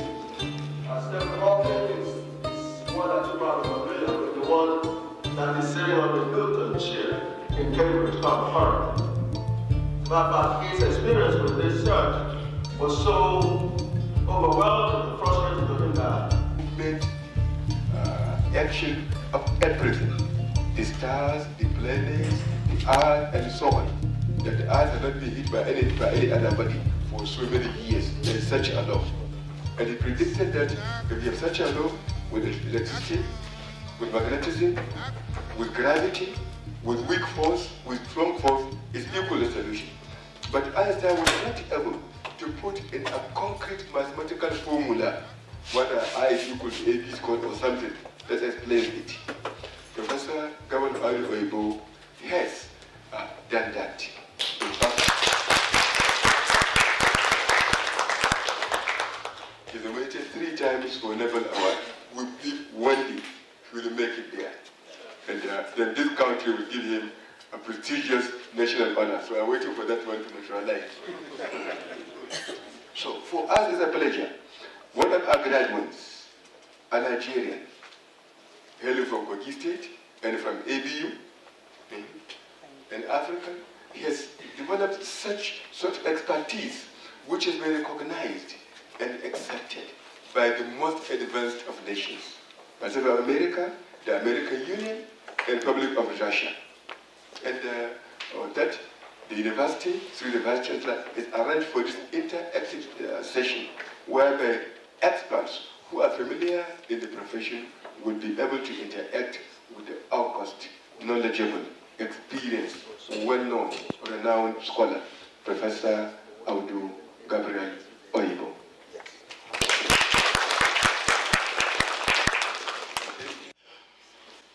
Well, praise God. the only force in the universe, which is what this whole thing is about. The whole thing is about the search for the Almighty God. See, what's interesting, which is what I want to get it out immediately, is that, see, the basic question is, what is God? And for those who don't believe in God, immediately, the question is, what is the universe? You have to be either in that group, And so, basic answers to that question over the existence of humanity can be characterized in three categories. The holy books, which is the Bible, Quran, Torah, said that the universe came out of the Word of God. As in God saying, let there be light, and the Word changing into light. And God saying, let there be stone, and the Word changing into stone. And God saying, let there be humans, the Word changing into humans. That's the position of the believers. Now, the non-believers or the scientists say, well, we don't believe in that God thing because we don't believe in God. But God got to later on prove that they do believe in God. But they said the universe came out of a big explosion that they call the Big Bang. And yet there's a third one by the ancient Africans, which predates the two accounts that we gave by about 20,000 years. The ancient Africans concluded that the universe came out of the roaring water waves of noon. The roaring water waves of noon. And out of those waves came a building block called atom, which was later on mispronounced atom by the Greeks, and which was further mispronounced to Adam or Adamu at the time of the writing of the holy books. So atom is the same word as atom, and the name Adam, the name given to the first human, is the same word. What this discovery has done, by the way, the three accounts that we just gave, has been the basis of human persecution since humanity. Because everybody thought that was a different view. Okay? Certainly the atheists and scientists and loggerheads were the believers. Okay? And the ancients and so on and so forth. But God was able to, through a mathematical process, actually unify these three accounts by concluding mathematically that what the believers call the Word of God is actually what the scientists call the Big Bang. The Word of God is the Big Bang. And it sounded like the roaring water waves of none. So the three sides are talking the same thing. And so all this life that has been decimated as a result of thinking that all those accounts are different, were just destroyed for no reason. Everybody is saying the same thing. Because God determines that there's a common denominator in those three accounts. That common denominator mathematically is waves. The Word of God is sound wave. The Big Bang is a big sound wave, and the roaring water waves is already waves. As a matter of fact, somewhere in the holy books, particularly the Bible, Genesis, it is stated in the beginning, chapter 1, verses 1 to 3. You will read that. It says, God created the heavens and earth in the beginning, and the earth was desolate, and darkness prevailed in the deep, and that the Spirit of God was upon the waters. The Spirit of God was upon the waters. Now, what do you see upon the waters normally? when you look at waters like the ocean, what do you see on the face of the waters? It is waves. That means that the essence of the Spirit of God is waves, which explains, which is consistent with the discovery, saying that, yes, God first existed in waves. And it is a concentration of that wave, which is the essence of the Almighty God, that matter comes out of, which is consistent with the ancient African account that says atum comes out of that wave. A scientist within the last 100 years, a physicist, was able to prove that the electron is nothing but a standing wave. That means you have a wave that goes this way and another that goes that way, and the reinforcement part is what you call the standing wave, and that is the essence of an electron. So that means that matter is simply a concentration of waves, okay? Which also says that matter comes out of waves, and that wave is actually the Almighty God, which is why you don't see God but exist in wave. And the thinner the wave, the more powerful it is. And there is so much from that point on that becomes really clear. For example, the believers believe that God is everywhere. Of course, you've got to believe that God is everywhere. But how could God be everywhere? Especially if the picture of God is that of a human that is contained within a boundary. How could you be everywhere if you're contained within a finite boundary?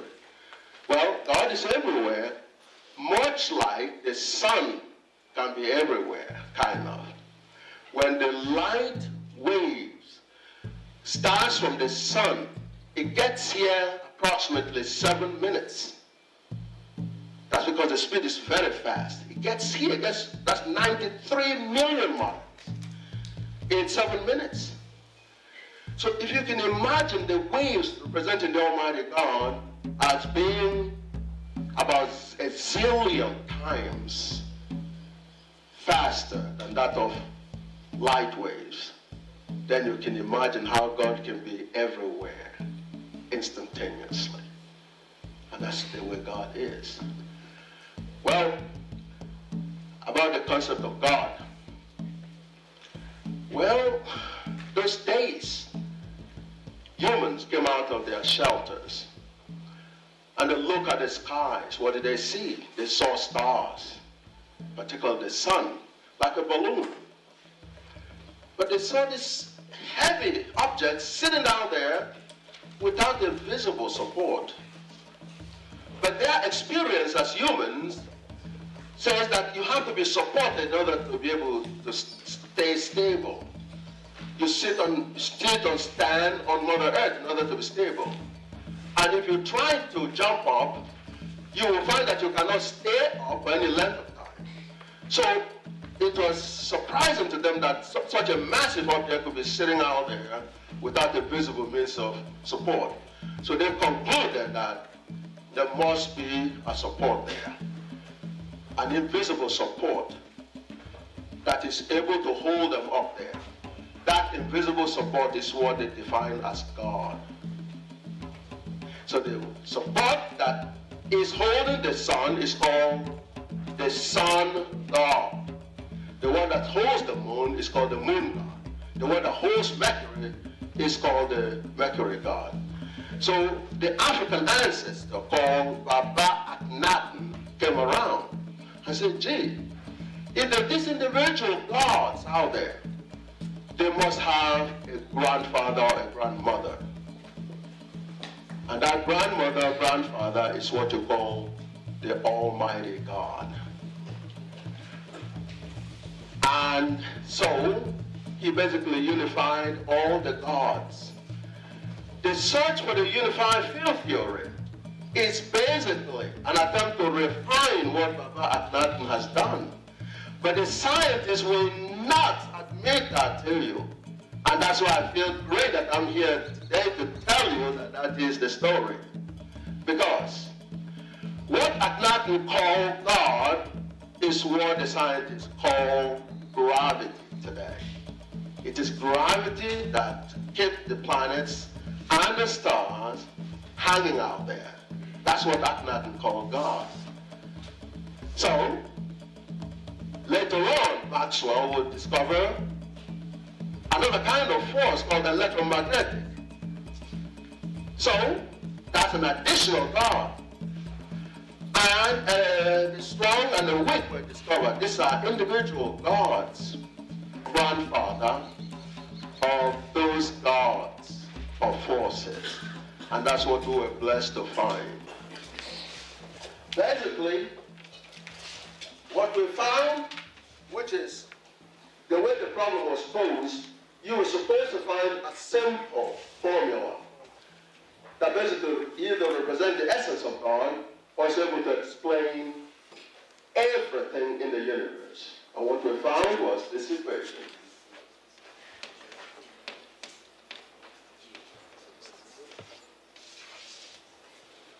Otherwise called God Almighty's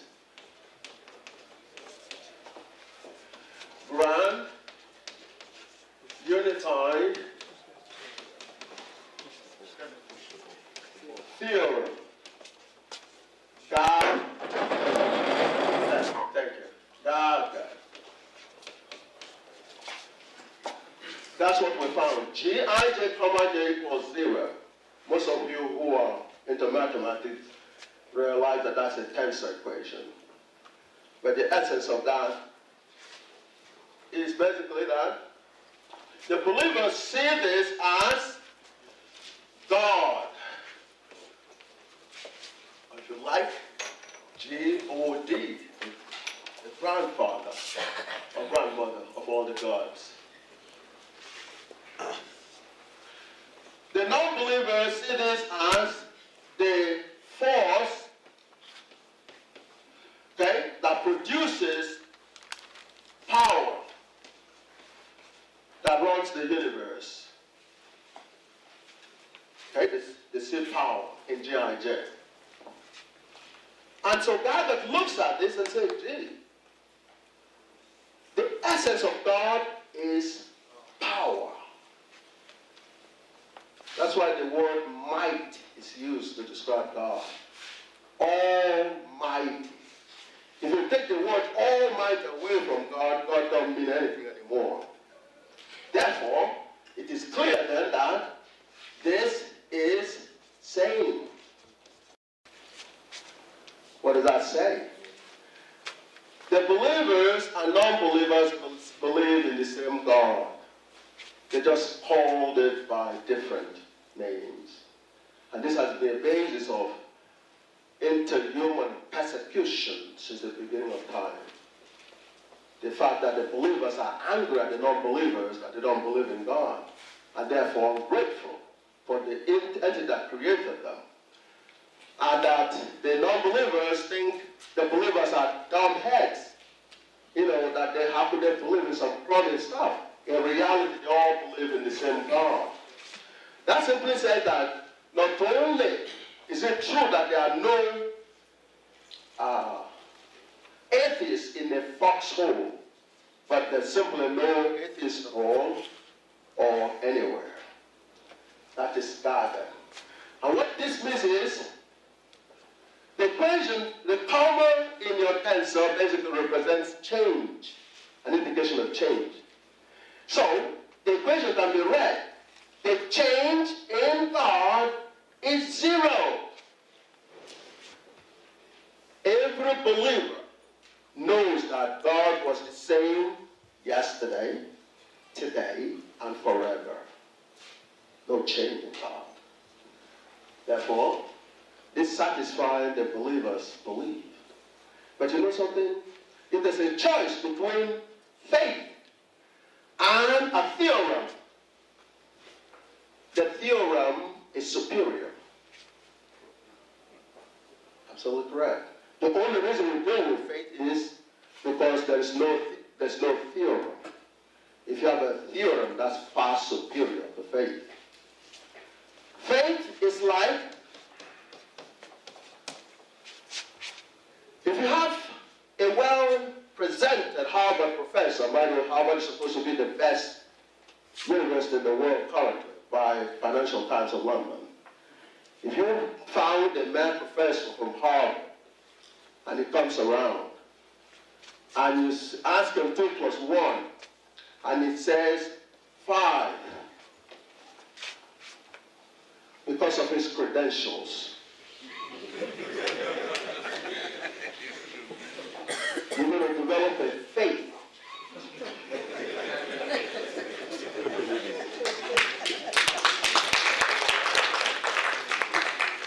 So that is faith.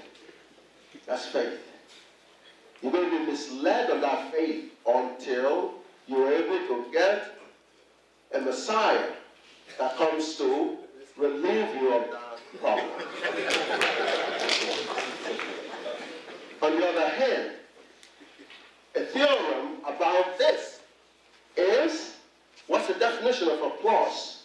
Applause says, if you're adding 2 numbers, it says, count 1 on one hand, and count the other on the other hand. And addition says, count them together. That's the definition of applause. So, in this case, you're going to count 1, 2, and then you're going to count 1 on the other. Now you're going to count them together. 1, 2, 3. That is a theorem. And the answer is 3. This leaves no doubt in your minds that you're correct. That's constitutes a proof, a mathematical proof, and it is a theorem. So if you have this, in terms of saying the answer is 3, that is far superior than your 5 that is based on your belief in the credentials of the professor, because it's overwhelming and intimidating. You say you must be right. That is faith. So it is that differentiates this. This is a theorem. And it therefore proves the existence of the Almighty God. And from now till eternity, no one will have the guts to say that God is questionable anymore.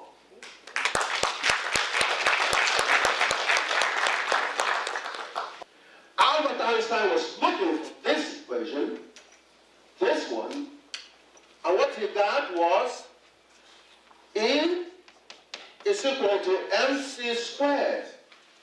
Most of you are familiar with it. He was looking for this equation. And you know what he got actually came from here. How? You got to remember what his circumstances were. In a nuclear reaction, mass seems to be disappearing. Okay? Mass will disappear, but they will get energy as a result. Okay? So you can rewrite this equation by mc squared minus E equals 0. So mass was the beginning, like your 1,000 naira. That was what you had, the mass. In the end, you got this. So the end, away from the beginning, is 0. Therefore, this equation actually came from here. So, let's say a Göttingen professor, that's the Harvard of Germany, comes around and says, well, this is wrong. What does that say? This is also wrong. What does that mean? You're going to strip Albert Einstein of all his glory. How many people do you think have the guts to do that? All right. So, God is a mover and a shaker. Okay? Now, would God play dice? The answer is no. And thanks to Professor the Dean, he has already helped me with that. But this is a big problem. Okay? God is a mover and a shaker. When he moves you, this is the path that you're going to be following.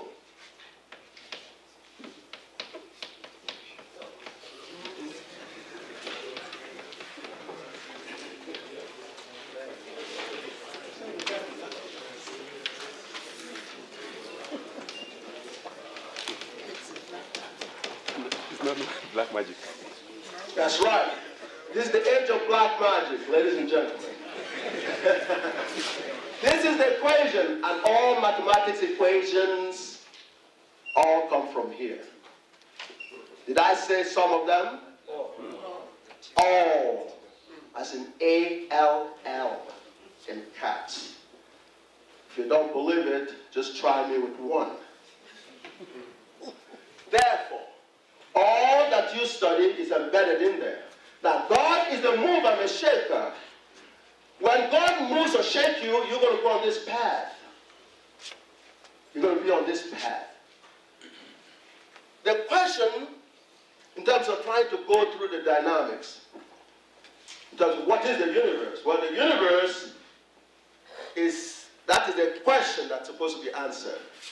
What has happened over the years of humanity trying to acquire knowledge is people get a concentration of a part of the universe that intrigues them immediately.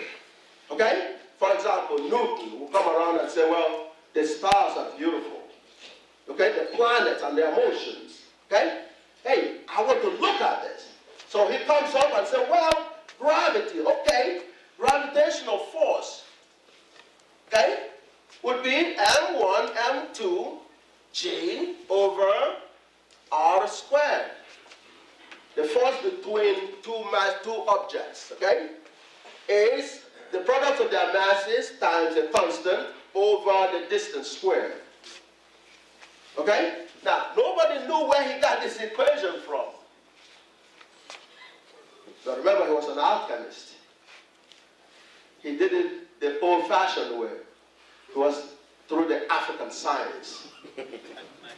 He said an apple fell on his head, and what he got was this. And it turned out to be right. A good approximation. Okay, so we got a sense of that, but he was concentrating on the massive objects in the universe. Maxwell comes around and concentrated on the smaller components of the universe, tiny things like charges. And he was able to come up with a formula. And yet, the modern day scientists, people who deal with cosmology, by and large, use relativity equations.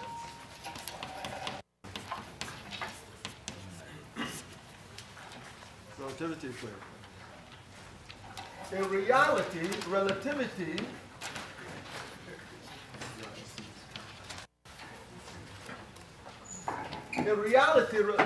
relativity can be said to be, this is what relativity actually does.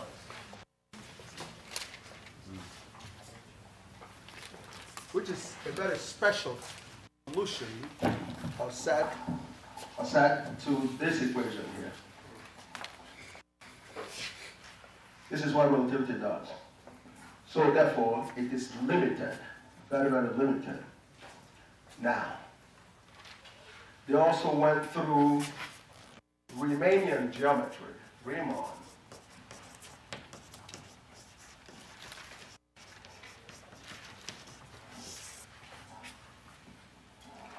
The Riemann geometry is very fine geometry.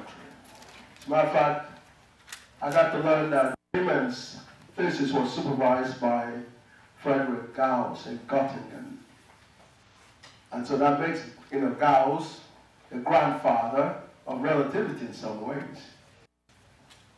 Beautiful. But what is Riemann doing?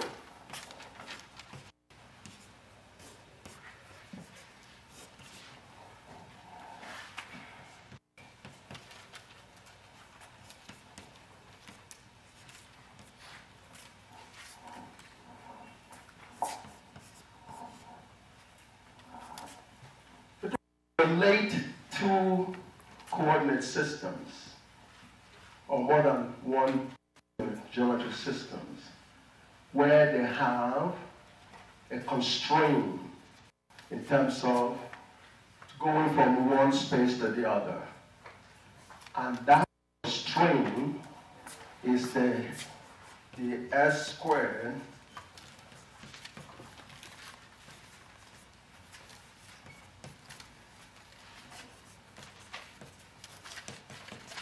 action, they don't add the dot action with the T and so on, CDT and so on. And they're putting the constraint on this here. What that does is, you're starting from a fundamental solution of your problem that you want to formulate. Because in reality, this is the R squared, which is basically eta sub 1. A section of eta sub 1. And as long as this constraint remains in your functional analysis, the solution is embedded, at least one characteristic set of solutions are embedded in your formulation. This is what most mathematicians and physicists don't pay attention to.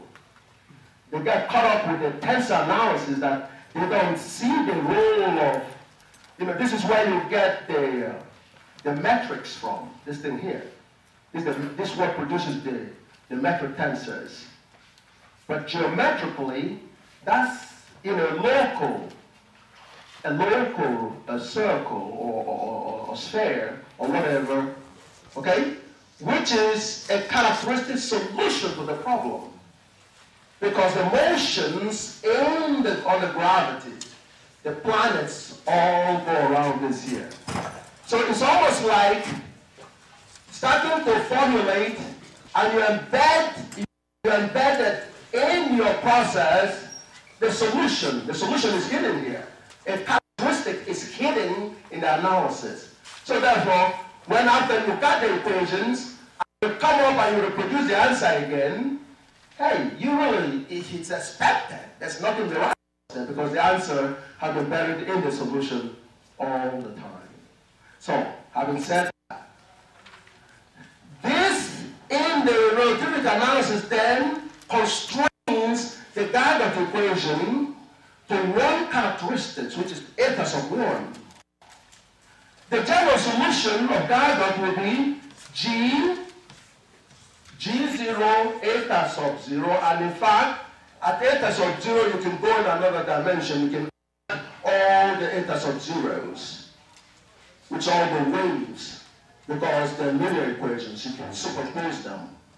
Then plus G1 eta sub 1 plus G2 eta sub 2, and it goes on. Each of these characteristics define the characteristic of the universe. And so when you constrain your solution process to just one set of characteristics, you are highly limited. And as the characteristics approaches the single when, which is, say 0, okay? If you keep on going and the radius, is getting to 0, then you force into a singularity because that's all you have. But in a broad solution, if that approaches 0, you're still left with this. And in reality, what Hawking was doing, and there was a point where he was actually very, very excited and he thought he should have won a Nobel Prize, was that he took this and tried to use a quantum argument to add a part of this. And he was able to explain some things. Now, and he jumped up and said, yeah, I should. They're celebrating in Cambridge all over the place. But he's just patching equations. In his analysis, this came from relativity, this came from somewhere, the quantum theory. They didn't come from a common origin. Gardner, on the other hand, pulls them out together. That is the main difference. So, okay. So as this approaches its limit, you still have this and this other things that were, in other words, when the gravity disappears, you can still explain the quantum part. Or that the energies that is transferred from the gravity, as it diminishes, goes into the quantum. And that's basically what he was trying to do, and that's interpretability. So that is about Hawking. In other words, if you separate it, like I said before, D'Alembert's, the wave equation, given which solution comes from D'Alembert, okay, is, certain solution mathematical physics equation, okay? And when you have Schrodinger, it's a different equation, okay? And you get a particular set of waves there, and so on and so forth. But with this, if you put this through the wave equation, it satisfies it exactly, approximately. And if you put this through the Schrodinger's equation, it also satisfies it exactly. So it satisfies all the possible wave equations that there are. Okay? So you can explain all those phenomena, but it's just one equation. Okay? That is the beauty of God, in terms of it swallowing everything else that exists. Okay? Now, so we can explain cosmology because all the features of characteristics are here, because there are infinite number of them. We haven't even begun to see what was known was discrete values, 0 and 1. What about fractional values? Nobody has examined that yet. Okay? That is there to be explored. It's all buried in here. So that is why this is so complete, okay, in terms of geometry. Now, so that is the problem with Hawkins, is that he has one kind of characteristics through relativity. Okay, there are other kinds of characteristics. Okay. I want to be sure I heard. Well, I appreciated the connectivity you have established between equations and the concept of God. Fine. But what I wanted to know, is there any mathematical equation which can describe God? It has been understood by philosophers and scientists and philosophy of science people that no mathematical equation can completely capture the concept of Almighty. Fine. As Cantor I cited in 1900, end of that, he proved that there are various kinds of infinities. There is one absolute infinity which matches God if you want to explain God, and that cannot be treated mathematically. That's the thing I wanted to ask. Thank you. Thank you. Thank you. That's a fellow mathematician, so we speak the same language. And it's true that the infinities are a problem. Okay, they're a problem in mathematics. What I think Gaga has done was to transform infinity in a way that you can work with it. Yes, you can work with it. Sorry, sir. Yes. Countable infinity. In that sense, countable infinity. Yes. That has been the base for all these equations. Yes. But Well, not the otherwise. yeah, well, see, in other words, okay, it all begins with the following statement. What is the universe? The universe is a large space. Large is relative. See, you know, there are all kinds of things that are coming as a result of that problem of infinity.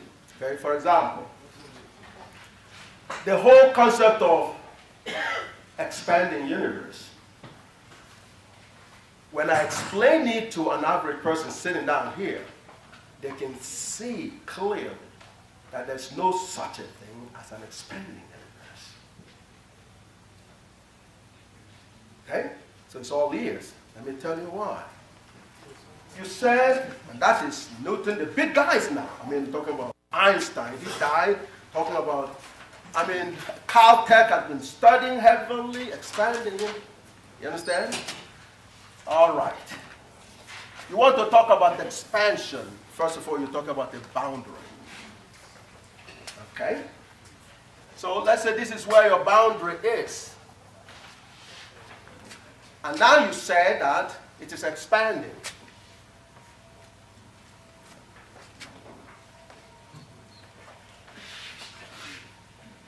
Indefinitely. Yeah. So what do you call this place that it is expanding to? This is the steps which these equations deal with, that it will be countable infinity only. It goes to infinity, but the steps are countable. Countable means isomorphic to set of natural numbers. Right. Well, the bottom line, though, is you must have a definition for an instantaneous space that is left out here that this is expanding to. What would you call that? It's part of the universe. Absolutely. Therefore, there isn't such a thing as an expanding universe in reality. Now, I know.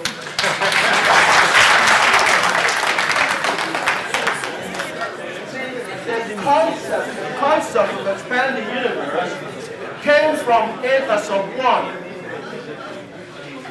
It came from eta sub 1, which has no regards for these other ones, okay? And when you look at the characteristics of eta sub 1, yeah, you can have expanding radii of the characteristics and so on and so forth, but not the totality of the universe. The universe can't expand. Where is it expanding to? Because it is the limit. See, therefore I said that the concept of God Almighty has been taken as absolute infinity, Yes, yes. which cannot come here, because that cannot be treated mathematically. No. All other equations and things are dealing with countable infinity. Yes, yes.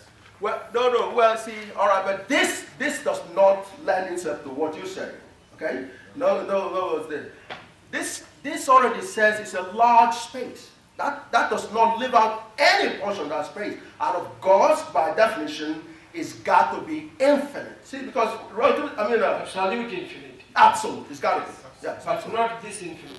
This infinity is countable. No. This equation is valid in the absolute infinity. That's what I'm saying. It's valid. I don't know. No. You know what? Listen. Let me tell you the dynamics. Yeah, that's what it's supposed to be. You need to see two mathematicians argue. That is awesome. What? The question is, what is the universe?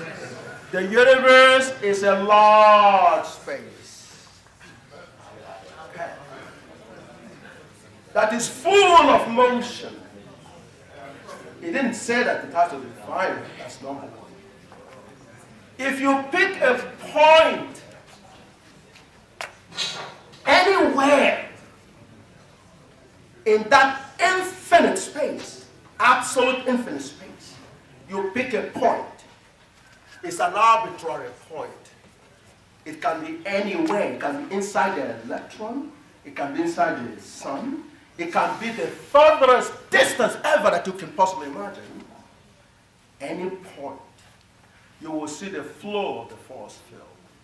A unit that is coming to that point, arbitrary point, some will move past it. Others will be absorbed.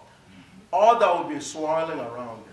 When you do the bookkeeping like the 1,000 naira, it will satisfy this equation. That's the point. And therefore, absolute infinity is covered thoroughly well. Because there's no restriction as to the location of that arbitrary point.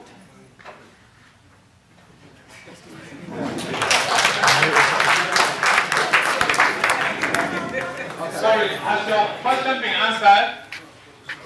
Okay, ask it again. You got what?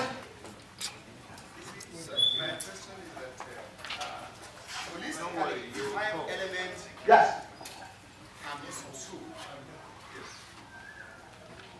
You see, holistically, What's the name you see, again? my name is Dr. A.S. Ahmed from Chemical Engineering Department. Okay.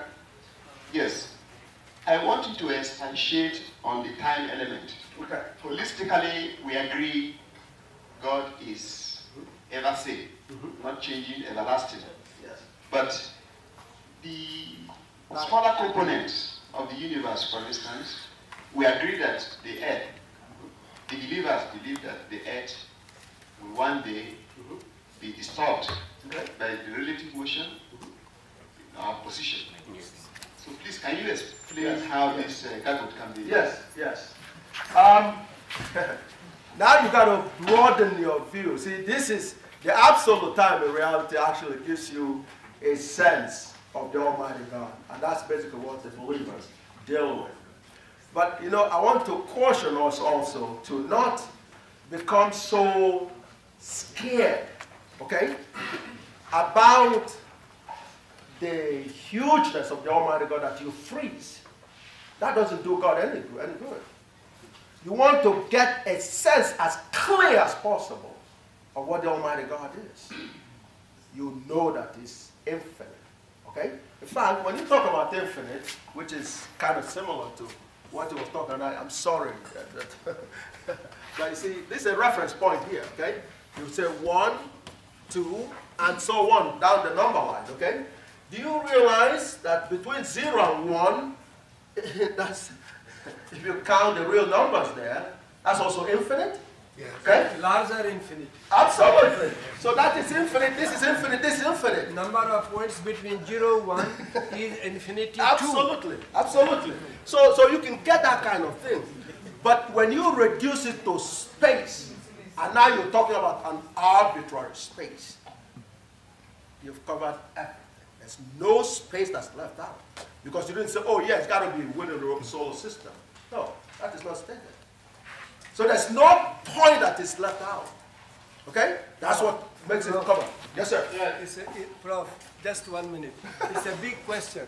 Space is, as mathematics does it, subject to certain axioms. Yeah. It is not conceiving everything. Yeah. It's impossible. No. What do you mean by axiom? Axioms are human constructs. Yes. It cannot be absolute. Therefore, after 2000 years, geometry has changed to Riemann. Euclid has gone in that sense, but Euclid remains as absolute geometry or real geometry, whatever it is. Okay, so what? Axioms change. Yeah, well, see, but the axioms are human stuff. Yes. Yes, okay, but what we're saying here is beyond the human stuff. Picking up, yes, it's beyond, way beyond the human stuff, because you look, you know what the space is. This room is a space, it's a subset, okay? Now, you just imagine yourself, okay? You know where the sun is, for example. You know where the solar system center is located. You know the furthest galaxy. Try to imagine. Get your imagination right there and beyond. These are intuitions. Sorry. Yes. Mathematics is afterwards. Yeah. Okay? Yeah. So that is the point that we're talking about. Okay, let me deal with the person of us. Now, Your name? Dr. Ahmed. Okay, now, this is also, see, this space here, mathematicians have no problem saying that this goes to infinity. Okay? They have no problem. All right.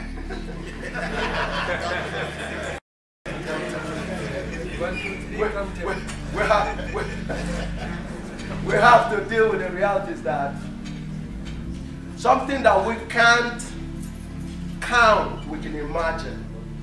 See, the human mind, in other words, Einstein was in error right away when he says the speed of light is the limit, because the speed at which the human mind processes things is much faster than the speed of light. And therefore, if you think God's process to be even much bigger than that, then we're talking about the speed of light being a midget speed, okay? it's a snail speed, if you will, okay? So that's the kind of thing we're talking about. But you see, if the space in geometry can be imagined to be infinite, okay, and all the qualifications, we're talking about one that's unqualified here. Therefore, time, what is time? And that's one thing Stephen Hawking did, a short history of time. It's more like a long history of space. A long history of space. Time is space. What is time? Time is a reference point in space. That's what time is. That's what time is. If you didn't have a reference point, you can't measure anything in reality. You can certainly not measure space. When you say Kaduna is 40 or something miles, you have a reference point. You have a reference point. Which is why Albert Einstein emphasized the concept of relativity. It's relative. See, when you draw this geometry, okay, this reference here, you pick up the zeros. It gives you a bearing for you to now look at what you're talking about. Time gives the essence of that. Time, in other words, but it's independent. It's an independent variable in that respect, okay? Because the reference point can be chosen arbitrarily, okay? You choose the reference point arbitrarily. You want to measure Kaduna from here, you say it here, okay? All right, once you fix that, you now can say Kaduna is so much mass. But there's zillions of points where you can make that measurement, you see? So what time does is like gives you a reference point in your location of the geometry, or the reference point. That's basically what time does. You got to remember, our time, we said that whether it does this, okay? Which is where we get the night and day. You know, if only what we're saying was night or day, time will not have the kind of dramatic impact that it has on us. But what are we talking about? We're talking about this.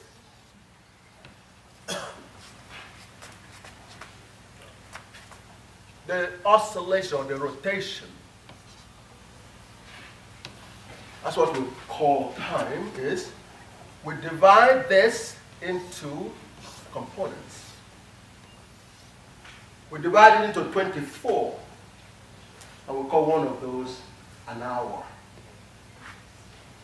It is this space that we divided.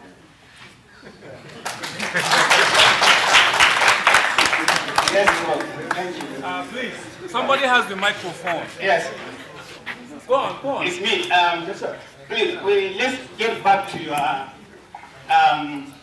equation there, the eta n. Eta sub n, the whole equation of there for eta sub n. Not the whole of the life equation there. Maybe you have to clean all of those. Okay. The eta sub n, right? Is that the one? Yes. Okay.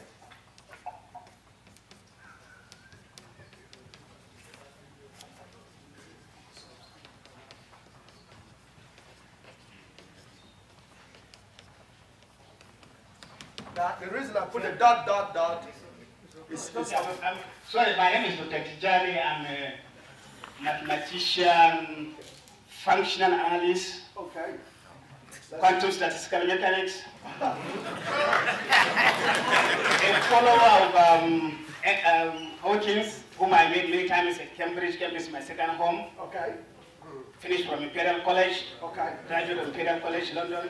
Okay. My question here is what is that n? What are the values of your n? What are the ranges of your n?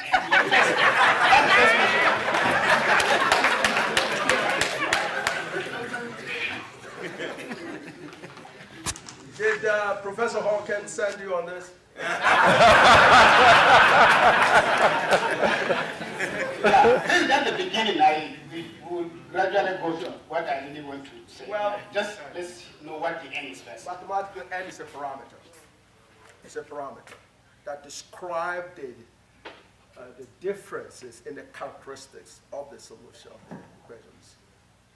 That's what n stands for. If you pick a value, describe a particular class of characteristics of the solution. So suppose we pick n to be minus infinity. Okay. What does that mean? Okay, you have n equal to minus infinity.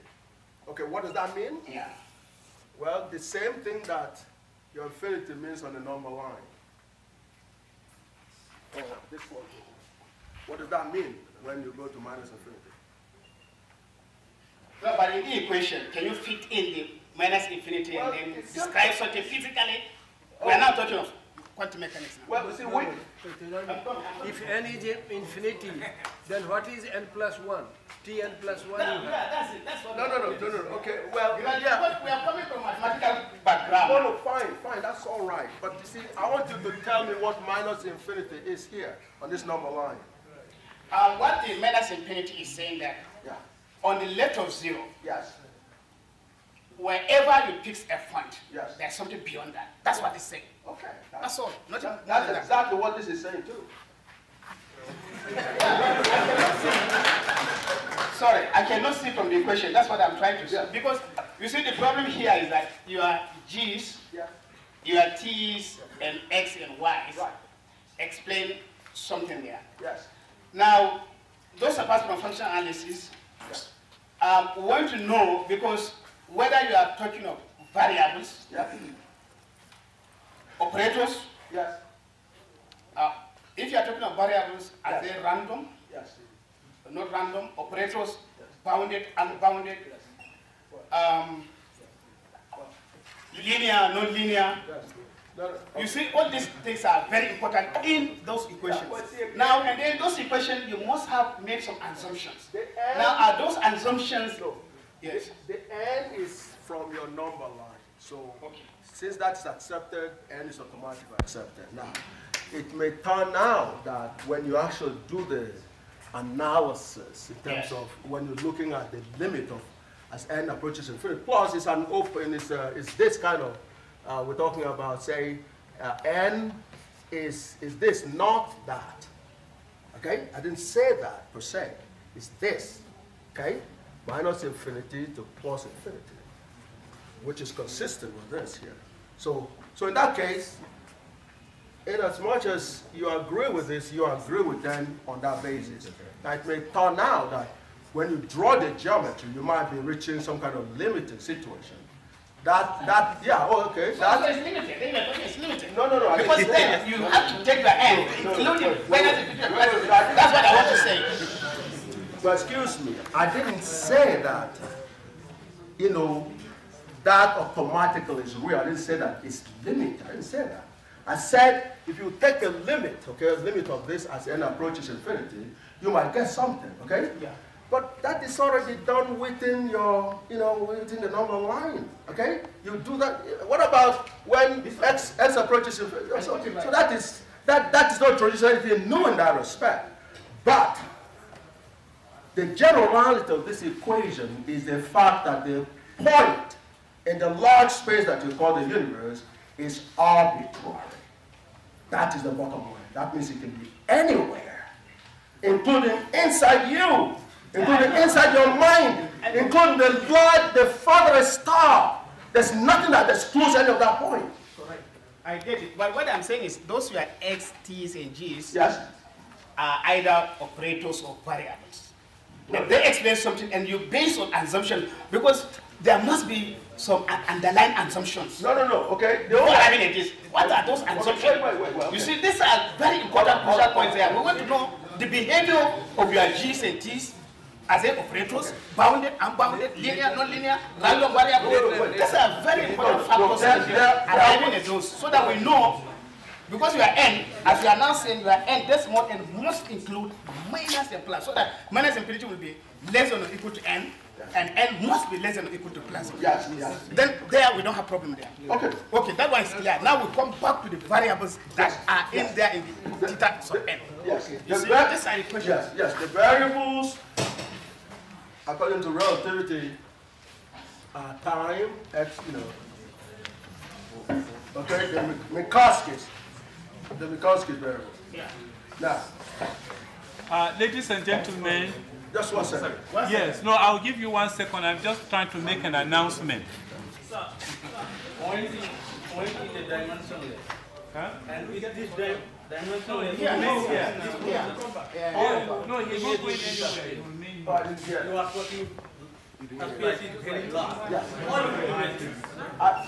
Please ask your questions or make your questions. I didn't hear the last part of your question. Point is dimensionless. With this, It's on. point is dimensionless. With this notion, how you can say this space is large? And second thing, first thing is this one. Second thing is, you talking about reference point. Point is also dimensionless. Yes. Without this notion, with this notion, how can you measure the position of any point particle in a space? All right, let me address the dimension part. You can see this quantity here can be any dimension that you want it to be. leave it after we will discuss. Yes. This quantity can be any dimensions. If you take this to be second, you can adjust this to be any other thing. So it unifies the dimensions. Okay? Now, but what we're talking about, you don't need dimension to say this point here. You don't need dimensions for that. Dimension is arbitrary, something that people set up for convenience. That's what dimension is. So therefore, but when we talk about the point, we know what we're talking about. We don't need to put, yes, but we don't talk about units when we talk about point. Point is a location.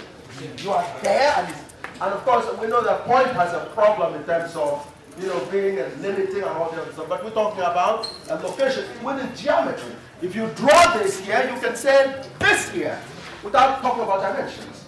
Okay? Yes? And if you put, okay, well, see, when you come to practical point, you know what the practical point comes in? It comes in the material part. Okay? Then we can deal with that on a separate point. The guy that has proven that the material thing is a function of the space.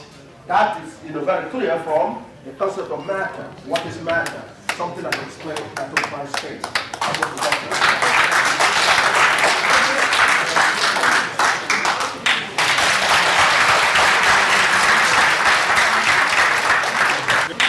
Ladies and gentlemen, this can take place. The professor will be available to continue to interact with you on these issues. He may not satisfy you, but at least have some interaction. So, Professor, we thank you very much for your time.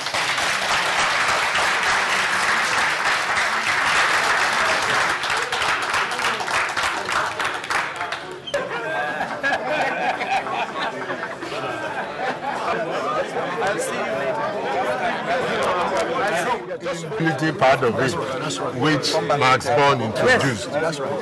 Is it still valid, the uncertainty principle? No, there's no such a thing as an uncertainty.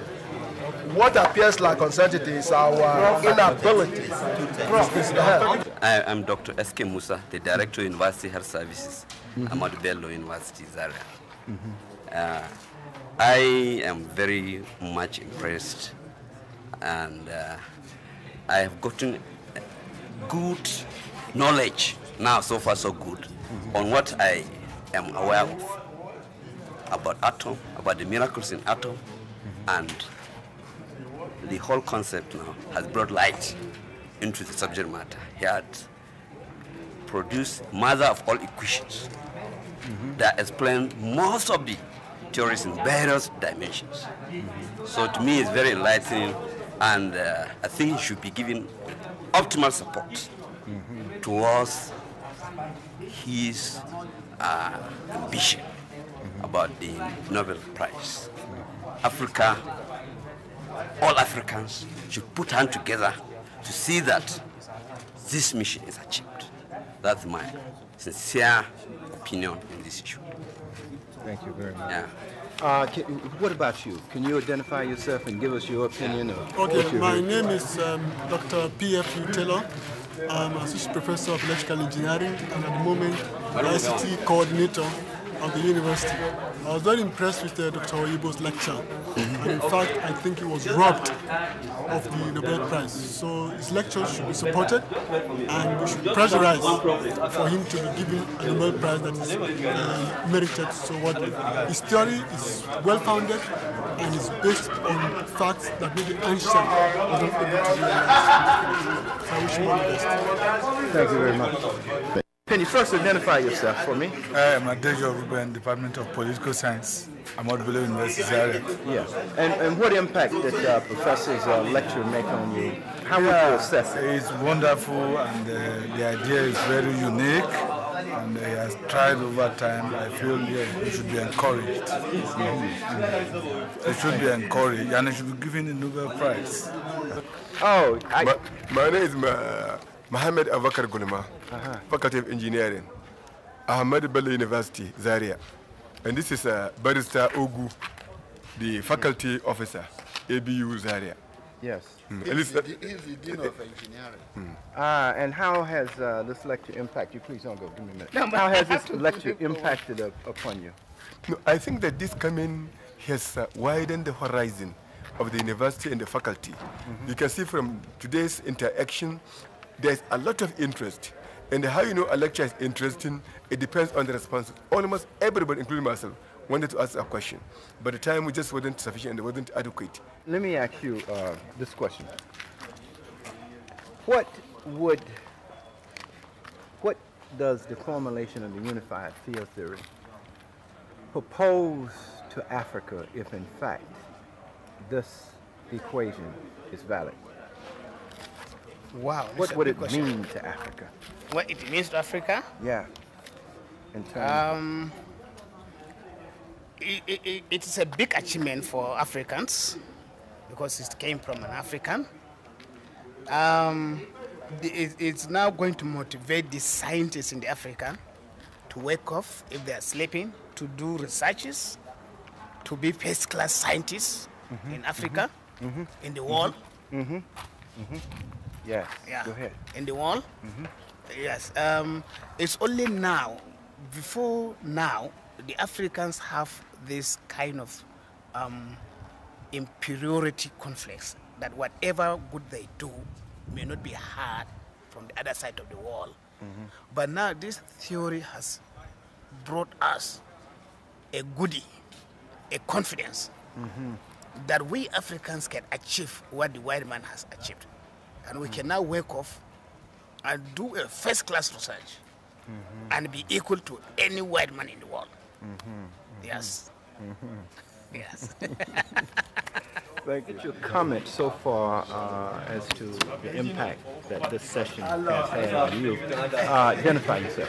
What is your name? I'm Professor Sam Adefila, Professor of Petroleum Technology Development Fund in Chemical Engineering here in the university. I've been a lecturer here for about 32 years or so in chemical engineering. Right now, for me, I'm looking at thermodynamics, and I see thermodynamics as a mother of all other courses in chemical engineering. So I'm looking at that now to try to see how I can formulate equations which I can use, which I can apply universally. So that's, you could see how this kind of concept, this universality or universalization of things in one area, so useful to some of us. That concept is the concept that we want. I'll use it in my own way. I think you understand me. Because that's what I think I am as a professor. I should be able to use any concept anywhere. That's it. It's been really wonderful, and it will take. This thing will continue to digest it for a long time. I hope you know. It's not the end of it. In your sleep, think about it, rethink. But definitely, it's going to influence the way many of us do the things we do. I can't. If we sit down here, it will take us 2-3 days, for me to be able to tell you everything that is in my mind. I can give examples of some things which I've been doing in a particular way, which I've confirmed with what he has given here. So it's really been very wonderful, honestly. Yeah, very, very wonderful. Yeah, and this is the kind of thing we really should be doing here. This, the depth or the highest point, of academics to me. Absolutely. Impact from the younger generation point of view had to be from Kogi State University. Yes, where the young people, we had a crowd audience that was in the neighborhood of over 6,000 people. The big hall was filled up. People, this is not counting the people from outside, because there were people outside looking through the windows. And people were hanging up on the ceilings and so on and so forth. And you have some of the clips, footage of that episode as a testimony. So there was a large crowd. But surprisingly, in spite of their age being young, they grasped quite a bit of it, as was indicated by your interview of those youngsters, after the lecture. And it did indicate that they have quite some solid understanding of what was presented to them, which is again part of the godliness, because something that was expected to be so sophisticated and so difficult turned out to be something people can assimilate, especially young ones. That was quite refreshing in terms of that experience. So Kogi was awesome. And of course, moving on to my home. Let me ask you a little bit more about Kogi. Yes. When you were up looking out at that crowd, right, thousands and thousands of people who had come to hear a lecture on mathematics, how did that impact? What did you think? And what did that mean in relationship? Because you couldn't get that many students here in America who come out for 4 hours, quiet, absorbing, involved. What did that say? It basically talks to the godliness that I mentioned before. And giving anyone, any group of people, giving a proper space to think about God would react like the youngsters reacted. But theirs were heightened up by the fact that since I was here in America, and all they heard was, from a distance, but they heard things that to them before God sounded too good to be true. So they really wanted to come and check it out themselves. And then when they came and checked it out and found it to be godly in terms of being truthful, it amazed them. And in fact, what was fascinating to me was the fact that they were quiet. They were actually quiet. I mean, it was very touching to me. It really touched me. And what I got through that touching is the fact that God is so powerful, and God can touch a lot of people, and God means to touch the world through God. Because of the revelations that are in God are so godly that anyone that sits down is able to absorb it is going to be touched. And that's what happened to those youngsters. And when you interview them later on, you begin to hear what they were saying. Some were so overwhelmed they couldn't even talk. They would just say a few words and say, well, you just too much is overwhelming. But they gave praise to the Almighty God. And that's what time it is, because God has chosen people, the black people, after all the sufferings, for 500 years. You might call it the light at the end of the tunnel of suffering. Okay, it's what God can be said to have represented for the black race. Because nobody anticipated that this discovery would come from the ghetto or from the black people or anyone. But of course, what do they know? God is in charge. And that's one thing that God has said. That God is in charge, which is why we name it God Almighty's Grand Unified Theorem. Theorem means truth that could be proven mathematically. So that particular piece was demonstrated at that Kogi State University, where there was a large numbers, thousands of youngsters coming together, dropping everything else they were doing to be present and listen to what is supposed to be the most sophisticated mathematics research ever done. The most sophisticated research ever done, period. Where they were not expected to, as a result, understand. But by an act of God, they did pick up part of that. Enough to touch them, to become overwhelmed, some of them. Let me ask you, because I felt and saw in your trip that you came to announce to the black man, to the African world, that the black man was free. Can you elaborate on that? Yes. Well, it is actually more than freedom. It is what you call freedom, being free, because God needs you to do something, which is to lead the world. Liberation through leadership. Connected people. While we were taught connecting people, we created a subject called chemistry.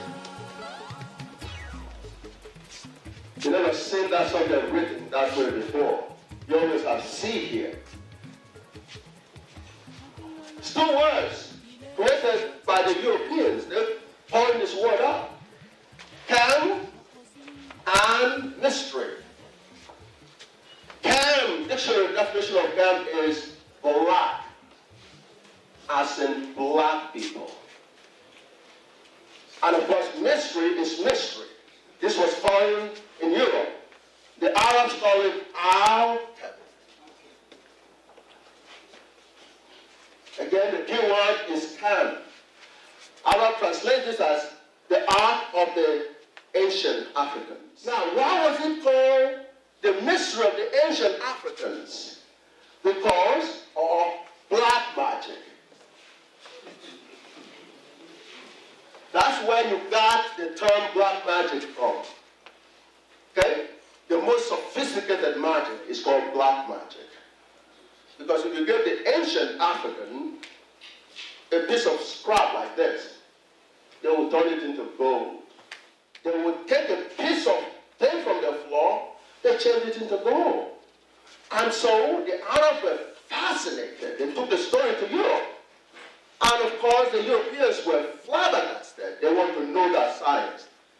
To the point where people like Newton were alchemists. Newton got his inspiration through studying alchemy. And alchemy at that point was such a unified subject that it was taught to people. What I'm talking about tonight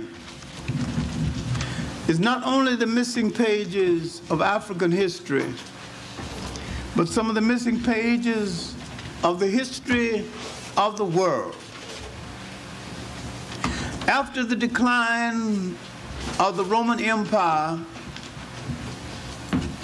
forced by the rise of Islam, pushing of the Europeans out of North Africa and the Mediterranean,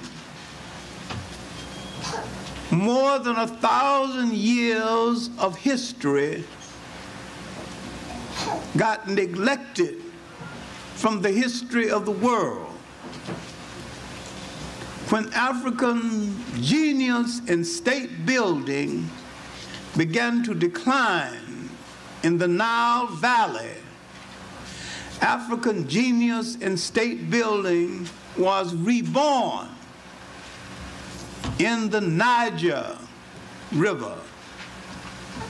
And another great river civilization was born. This great river civilization have been left out of history. Entire history books, even history of Africa, has been written with this great river civilization left out. Left out because people are stupid enough to call this Black Africa. Never use the word Black Africa, not because Africans are not black. Black is an honorable word. There's nothing basically wrong with it. But because it presupposes that there is a legitimate white Africa. There is no legitimate white Africa. And so somebody says Black Africa, ask them, what other kind of Africa legitimately is there? You never say white Europe, and you never say wet rain. What other kind of rain is there other than wet rain? That's redundant. As we were thrown out of our regular abode in Kemet, otherwise called Egypt, we moved in those directions and settled in Nigeria. Okay? we'll move on to the New World and so on and so forth later on. But we settled there. And, you know, brought whatever we could bring from Egypt, which is mostly the culture. The Arabs that threw us out did not allow us to carry our pyramids or the skills for building those pyramids because we didn't know how long we were going to stay in the new place. So we didn't start immediately building pyramids. Our buildings, though, was, you know, when we started, basically a reflection of the pyramids. Okay? The so-called thatched roof buildings are very much like the pyramids. Okay? You know, some of them are round. If you remember in Makurdi area, you saw some round, the other people call it herds and so on, which is very much like the pyramid. The term Igala people was the name that was picked up when we were fleeing from the Arabs, from Egypt. And Gala would turn out to be a translation of, which means time of trouble. That's the meaning in many African languages, time of trouble. When you look at the genius of Africa, that genius, once it declines in one place, is reborn in another place. And when you look at the continents of the world, and look at the people in the world, nearly all civilizations are born near great rivers. When you look at Africa and you look at the civilizations of Africa, first the civilization of the Nile River, then the Niger River, then the Volta River, then the Congo River. Then again on the east is the Limpopo and the Zambezi River. You go to China, China is the Yangtze River. Go to Europe, it is the Danube River and the Volta River. Go to England, it is the Thames River. Every time you go to a continent and look at and look for the beginning of a civilization and the beginning of a great city and a commerce, you find the river and the city on the river. Now we are examining a great civilization in Africa that had its birth after Egypt. To some extent, it is as old as Egypt, but it came to the attention of the world after Egypt. And to some extent, it benefited from the aftermath of Egypt. This is Nile Valley civilization that had its birth and flourished after Egypt. It is also a civilization whose people benefited from a river civilization that flourished in the green Sahara before it became a desert. The ancient Africans called Kemetic were thrown out of Kemet by the conquering Arabs. And as they spread out in all directions, they called themselves something like Gala people.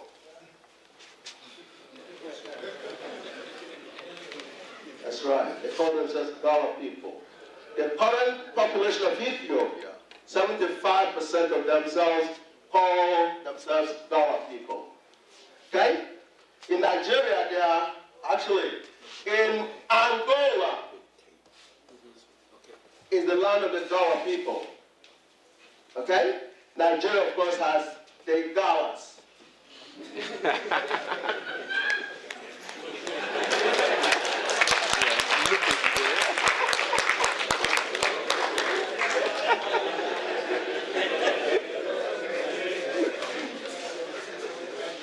This is El, Gala.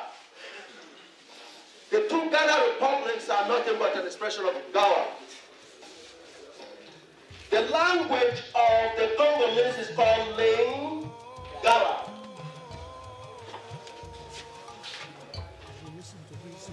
In Sierra Leone, the people who call themselves Gawas. In the New World, there's something called the Gawa. The Gawas and the Gitches, even in the New World, that's in America. This individual that is sitting in this way with a camera is a Gawa person from America. Not a white man. Now, the Jupans translate the word Gawa to be something like disagreement, something like that. Disagreement. That's what the Jupans translate the word. They have the vocabulary. Gawa, they have it in their vocabulary. And it's translated means disagreement, which was the disagreement you had with the Arabs in Kemet. That's where the word came from. Today, the African is re-embracing the religions that Africans created. Except now, the language is somewhat foreign, which causes a detachment from you and your creator. I'm going to challenge a person who can write Hausa and read Hausa with the term Ubangiji. I want somebody to translate the word Ubangiji for me. To my understanding, there are two translations of the word Ubangiji. In every Hausa and in everyday Hausa, Ubangiji is the creator. But Gigi, if you dissociate the word, Gigi is the home. Yes. And Uba is the father of the house. But in everyday usage, Ubangiji is the creator. Thank you very much. Thank you very much. That's what I wanted to know. Now, I have another question. How old do you think that word is relative to the word Allah in African setting? Which one was heard first in the African setting? Is it Ubangiji or Allah?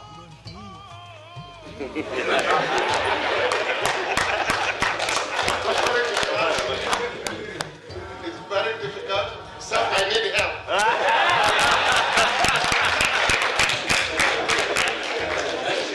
Now, is anyone that writes Yoruba here and can read Yoruba?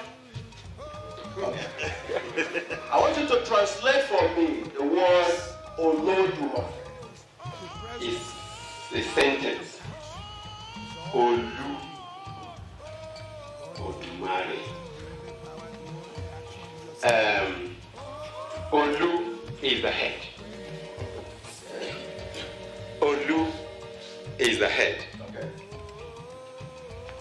Odu Mari. Odu is something which is something you don't know. Odu. You really don't have a word for it. Okay.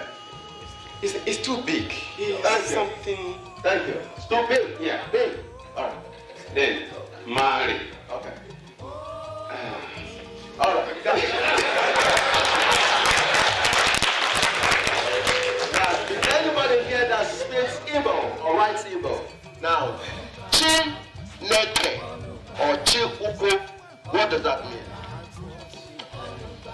Chineke, that is God who creates, the creator. Then Chuku is a big God. Thank you. Chi is God. Thank you. Is big. All right. Now, let me. You're a young man. How do you think, in terms of relative timing, which one do you think the Africans knew first? The Chiuku or Chineke or Jesus Christ? Yeah, as much as I know, and I believe my fathers knew, God was before. That is true. Thank you. And would you say the same thing with the Lodumar? Yeah. Well, the case is already made. The case is already made. And you see, this is not a trivial point. Because your relationship with the Almighty God that we've now proven to be real is a direct relationship. When God created you, it was a direct between you and your God. It's like you and your mother. You don't try to go through another woman to reach your mother. That is what it is like. That has so many dangerous things associated with it. Number one, it keeps you detached. Number two, it dilutes the relationship. Number three, it's just not right.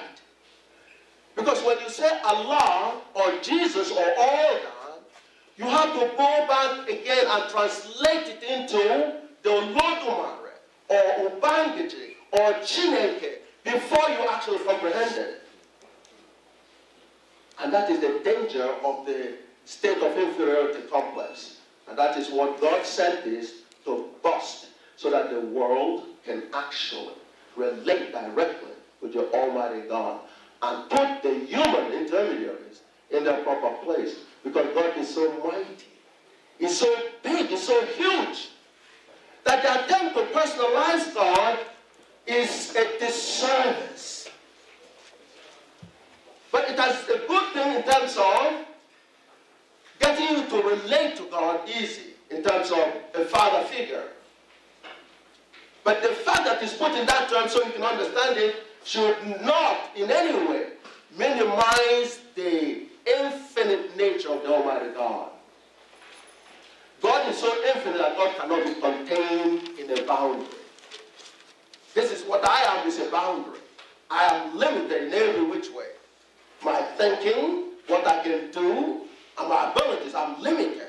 God does not have such a thing at all. And that's why God is called the Almighty God. In Africa that developed before the Christian era, and I was trying to deal with pre-God religions and pre-God spiritual.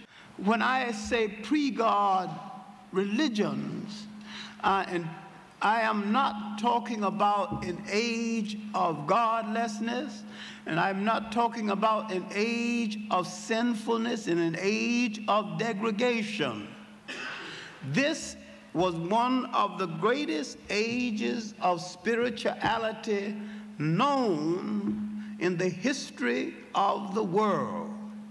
It was probably one of the highest moral ages known to man. And man did not use the word God at all. And I'm not talking about a godless age. I am talking about an age when man accepted a spiritual force of the universe so all-conclusive that it included everything. And man did not say only man has a soul. He said all living things has a soul, including the cockroach. And he wouldn't step on a cockroach because a cockroach has a soul. And he wouldn't cut down a tree without a ceremony because a tree has life and a tree has a soul. Western man began the stupid concept that only human beings have soul. Western man, in his soullessness, began the concept that only certain people with certain faces and certain color has soul. Western man is the only one that began to make a virtue out of a physical defect, the lack of color. To make you feel ashamed out of the great virtue of having color. And you do not understand to this day the envy that people have of you because you have color.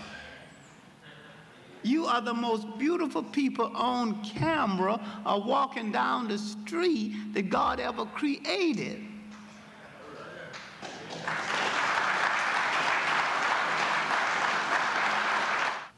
And this form of spirituality included everything, and included a law, the law of opposites, which to simplify it was the law of complementary, that you complemented everything, that if you had a female, you got to have a male or vice versa.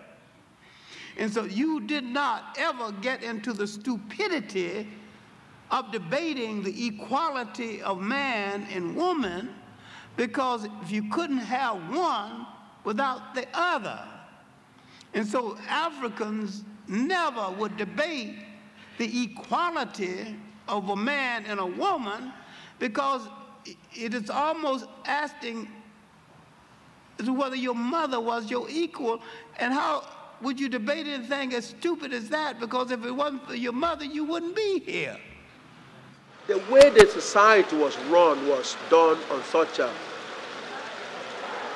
high mental level that crime was not something that you expected. There's not a whole lot of them. There were not too many killings to warrant a jail. There were not too much stealing to warrant a jail, which is why we lost, one of the reasons why we lost that war 500 years ago. Because that's not our style of doing business. Everybody took pride in their talents that God gave them. They were able to sustain themselves, so they didn't need to steal from other people. See, that's why people came and envied our gold. This is what I keep repeating, that we have always been the world's richest people, rich in culture, rich in material, and rich in spirit. This is why we didn't build no great churches and cathedrals. We didn't have to build churches and cathedrals. All life was our cathedral. We celebrated everything, and we respected life so much, we didn't even step on a cockroach. All living things are part of the celebration of life. A tree was part of our holiness. So we created spirituality. And the spirituality began to challenge when other people came along and created religion and began to commercialize on it. And what we have to get back, and what has saved us as a people, is our spirituality. See, when people created religions, they put it in a container.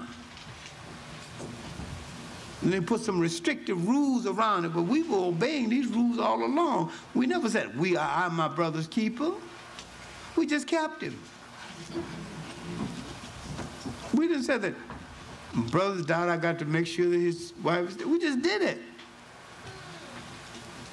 And it wasn't a Sunday go to meeting thing. It was an all-day thing.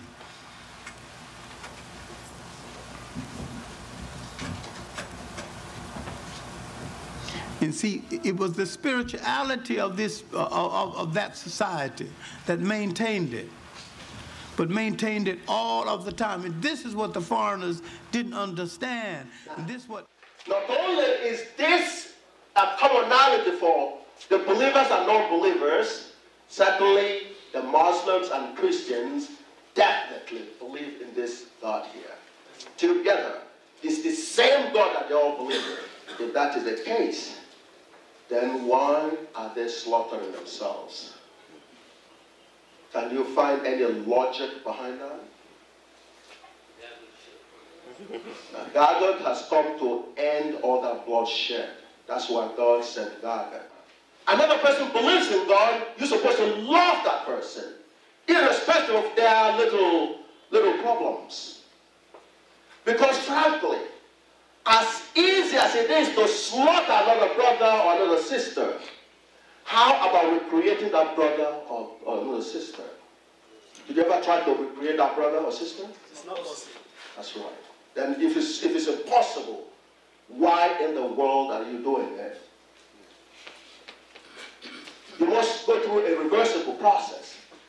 You can do something that you think you can undo, but if you can't undo something, don't get quick. That's definitely not a credit to Almighty God. Again, that's willing God. I want to point out that very, very clear. Okay? From now on, there's not going to be any bloodshed anymore. Because now you have no excuse. This is the deal here. This is the most important thing in everything. God would find out for you every truth.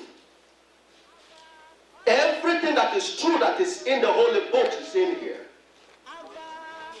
God is the mover and the shaker.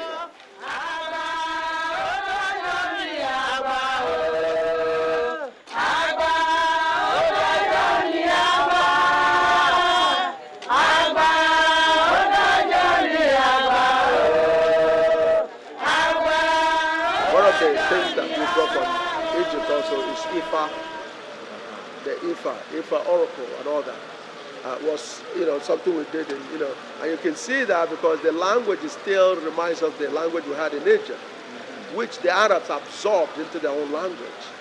It wasn't, it sounds today you think that's Arabic. No, it's not. Iredafali, my brother, older brother knows the language, and he can do the divination with the Ifa. That came directly from our Egypt days. And that is tied to the masquerade. The masquerade, like it says, mask, you're masking yourself. In that mode, you're supposed to be representing the spirit. Okay, a spirit who takes on another dimension and is able to do things without disclosing their worldly, their earth identity at this point. You can do all kinds of things. You dance, for example, entertain people. You could even do divination, okay, in the terms of, it's a whole science in itself. It's not just there. See, people trivialize it by putting on some mask and funny face or mask and all that and funny. No, it's a lot more than that. It's a whole entity in itself, it's a whole science in itself, okay? Because you train for it. In the part of your training, you learn how to dance. It's like going to a divinity school. To become, involved in the masquerade, it's like a divinity school. You go and you learn the art and the science and what it takes and so on and so forth. And you learn your skills. So it's an extension of the human dimension.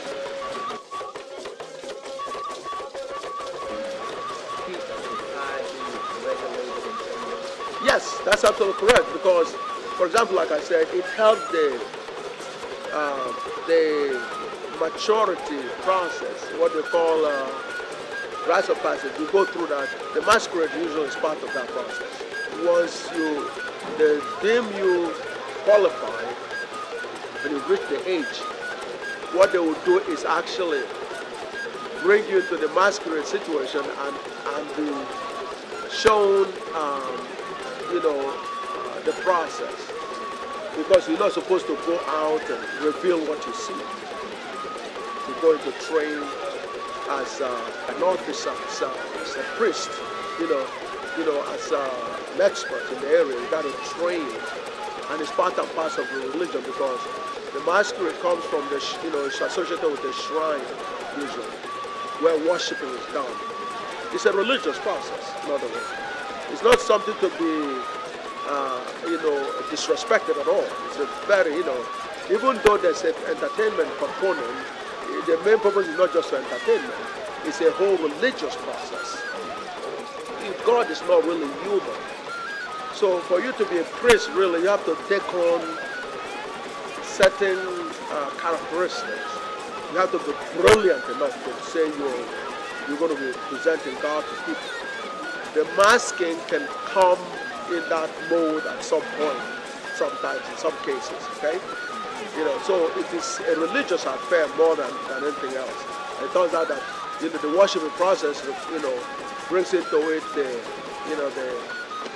entertainment, the dancing. The dancing is not really entertainment, it's actually, it's a mode where you actually concentrate in the most uninhibited way. So, in the communication with the Almighty God.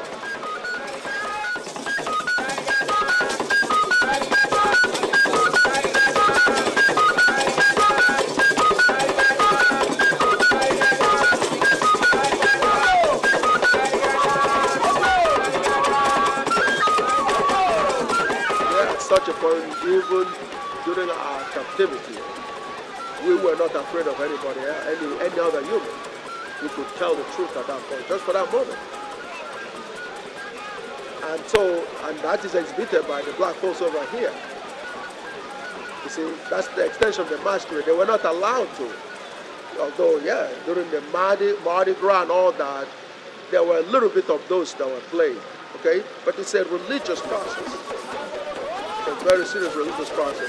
You take on that mode because you want to extend your dimension. So you can actually, do a lot of things that you're not expected to do in the current dimension that you are in. The palace, for example, has 9 categories, 9 different masquerades. And it takes a big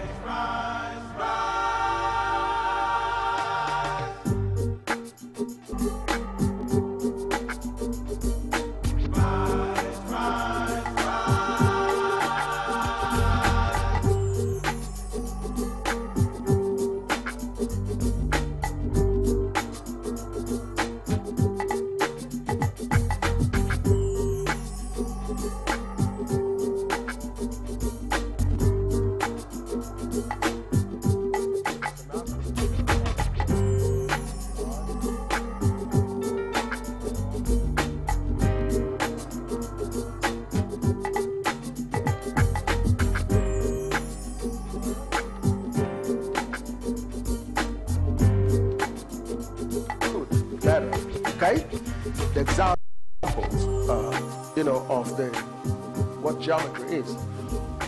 This is geometry because it has a length, a height, and a width, okay? That's a shape, therefore that's geometry, okay? The same thing with every letter that's on this board here, okay? The line here, this God here, if you draw a coordinate system, y, x, the G here becomes a geometric line, if you will, a geometric curve. This is a geometric curve.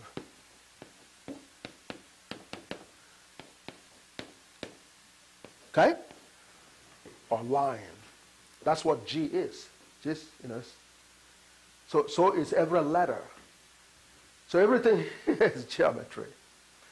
Of course, Gargot has been described by the European Mathematical Society as being a geometric dynamic, a geometro dynamic. dynamic study of or form of unified field theory.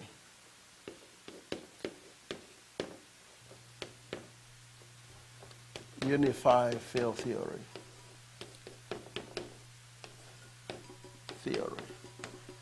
Except it's not a theory, it's a theorem, okay?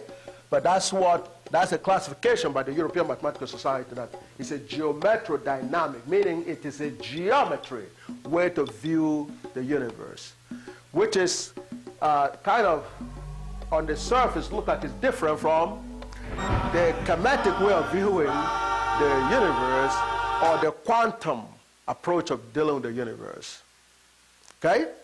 But there is a relationship, okay? There is a relationship. So, which, and as you can see, part of the relationship being demonstrated by Gargot explaining the origin of this word, okay? Hold on. Okay. If it's possible, I'd like to.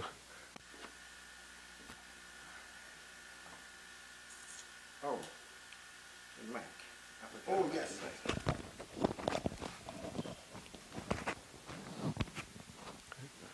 All right.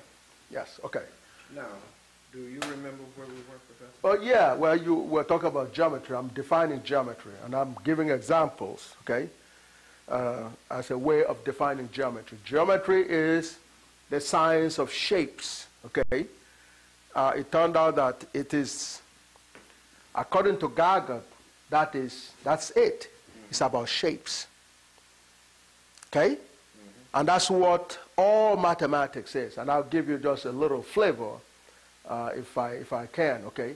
But I was also saying that the European Mathematical Society have classified Gargot as a geometrodynamic form of a unified field theory, okay? Or a geometrodynamic description of the universe. That's the classification of Gargot by the European Mathematical Society.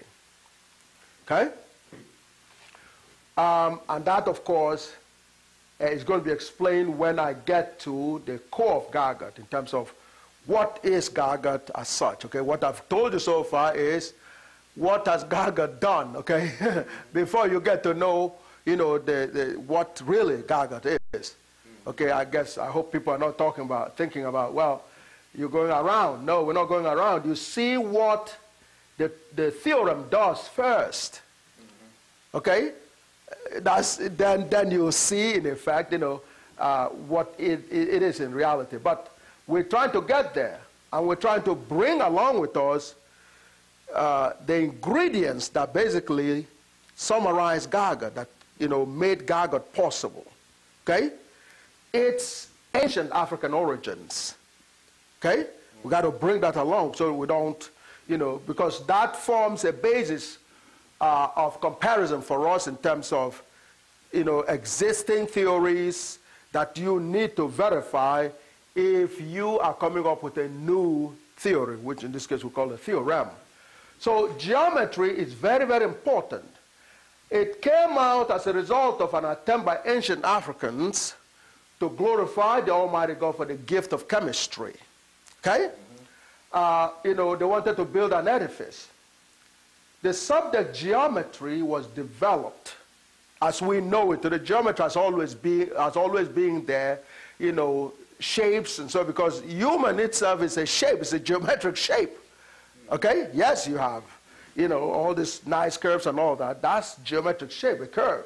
Okay? Studying a curve is studying geometry.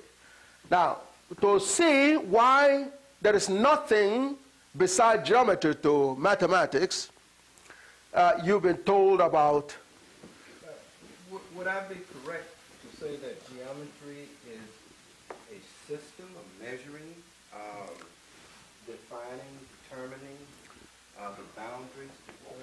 Well, it's the study of shapes, okay? Study of shapes. That's basically what geometry is. Shapes. Study of shapes. Yes, that's basically what it is. Okay? It's simple language. You can talk all kinds of other well, things. The reason why I said numbers and tried to put that into it is because when we think of measurement, Yes. we think of numbers. Well, yeah, but measurement is shape. You're talking about shape in measurement. A line is a shape, okay? Yeah, you know, the reason you're making a measurement is because there's some kind of shape there. Right. So the study of shape, the measuring is part of the study itself. Right. Okay, so, but this is what happens. Your arithmetic, okay, evolved from geometry, from this line here. This is a geometric entity. A line is a geometric entity. Okay? That's a shape. A line is a shape. Okay. Arithmetic came out of this. The entire arithmetic is on this line here. If you like, you can have a reference point you call 0. And the rest goes to 1. That's right.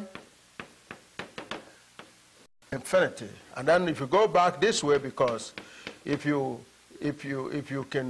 have monies, you can owe money as well. So when you owe money, of course, you have a minus. Okay, it's a matter of convenience. Okay, right to minus infinity.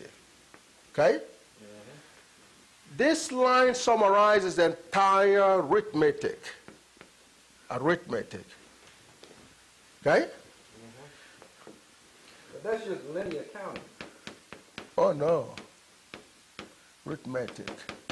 Arithmetic is numbers. That's all. That's all. You can put it into some kind of language to ask a question. Ultimately, you're going to get numbers. That's arithmetic. No matter what else are you going to do? You add two numbers, you subtract, right? What else are you going to do in arithmetic? You do accounting, the end figure is number. It's all on this line. This is arithmetic here, this line here. Okay? That's all. There's nothing else. Well, I was just trying to associate that with measuring. Oh, yeah, no. See, the measurement part of that is taking this line here and cutting this portion here and say, well, this represents 1 unit. That's measurement. That's your measurement. Okay? So you call this here, you drew this here, and you say, and it's arbitrary.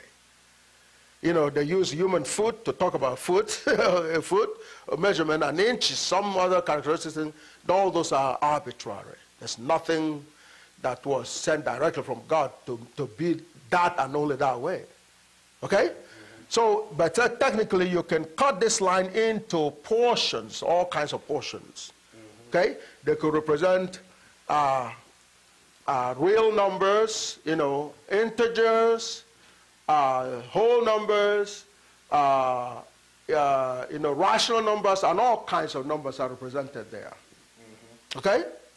All right. So therefore, so that's arithmetic. When you begin operating with arithmetic and you want to generalize results, okay, for example, 1 plus 2 is equal to 3.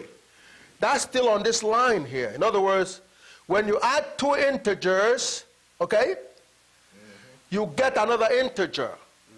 Okay? Right. So instead of saying 1 plus 2 is equal to 3, which is an integer, and then you say, okay, 4 plus 5 is also another integer called 9. Okay? All right? Okay? And, you know, instead of doing that, you put it in a symbolic form. A plus B is equal to C.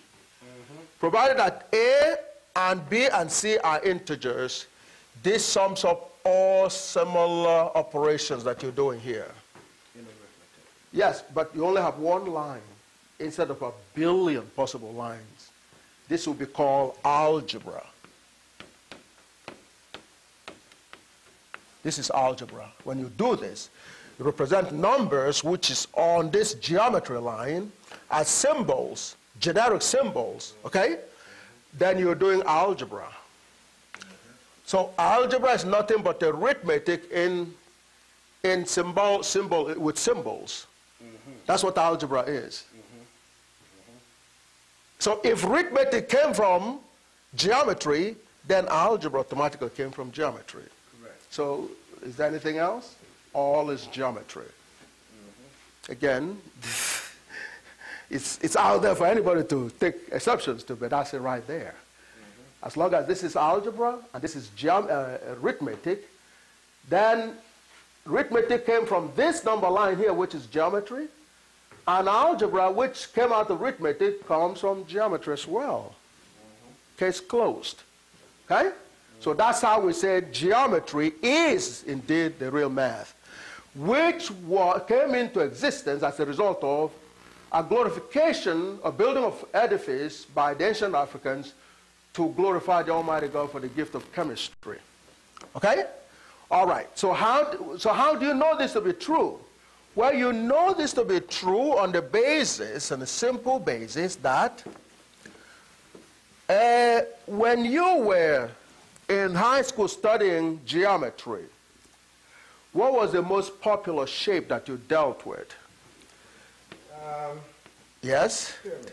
Yes, the pyramid or a triangle, which is basically a section of a pyramid. This is indeed a pyramid. Okay, you call it a triangle, but it's a section of a pyramid. Okay, triangle.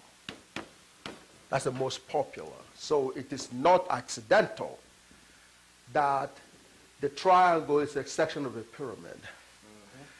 And the people that built the pyramid, the ancient Africans, definitely didn't jump into building of the pyramid in a rush. They did not rush into doing that. They studied it. They studied the science behind it, because the pyramid is considered the most precise structure in the entire history of the universe, or certainly this earth that we know, okay? The most precise, okay? Most precise structure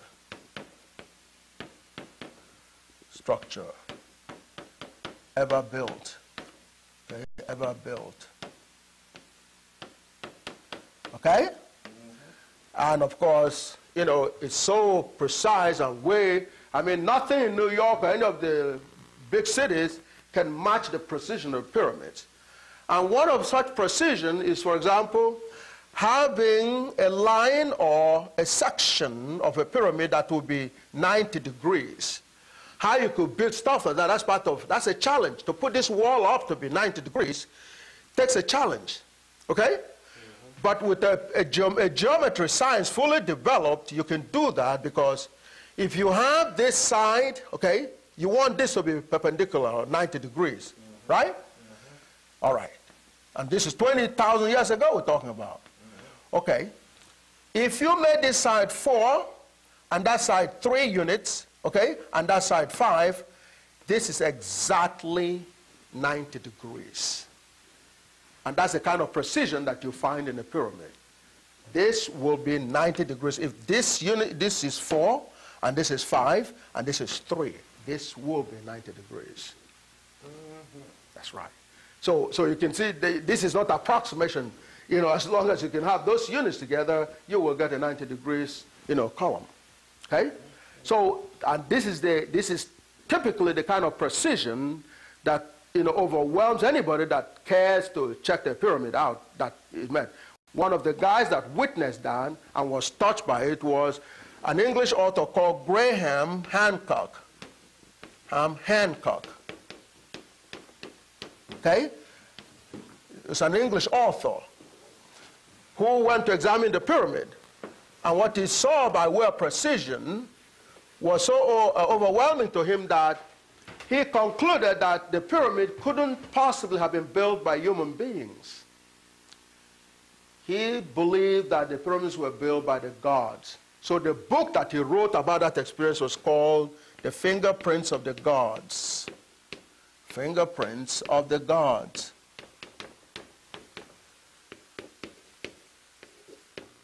Referring to the ancient Africans as the gods, because we know the ancient Africans built that structure, okay? But that's how he was taught, the fingerprints of the gods, okay? So that's the kind of precision that does not come out of some kind of a slapdash job, okay? It has something that has been studied and fully tested and so on. It's like building a rocket, okay?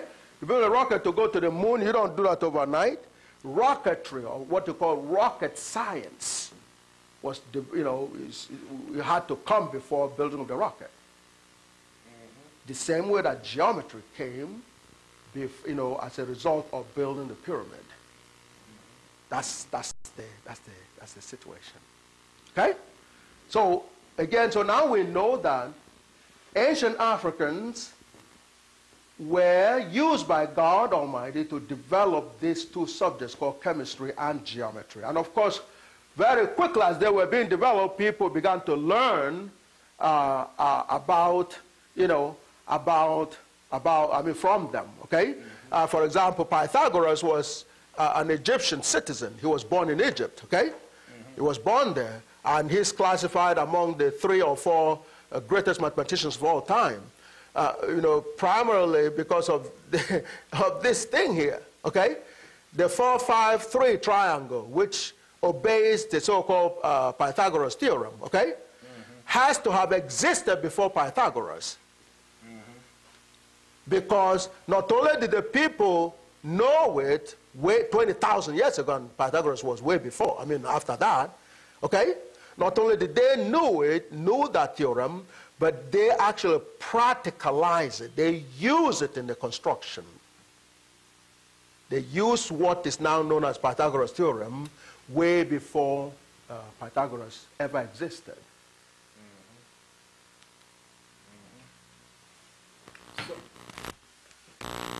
Don't let me...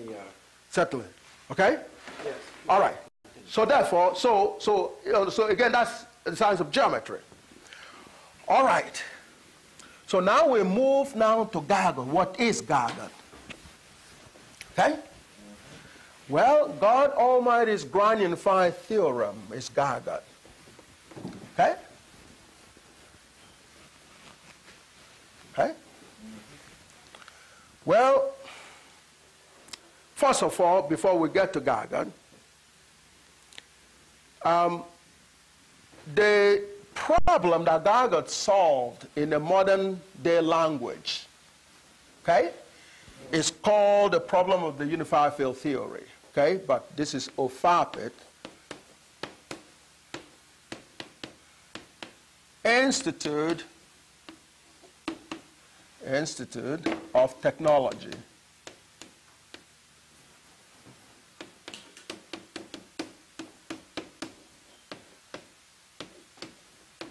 Okay? Home of Gargon. Okay? And everybody in the world needs to support it. Okay, GeoCities,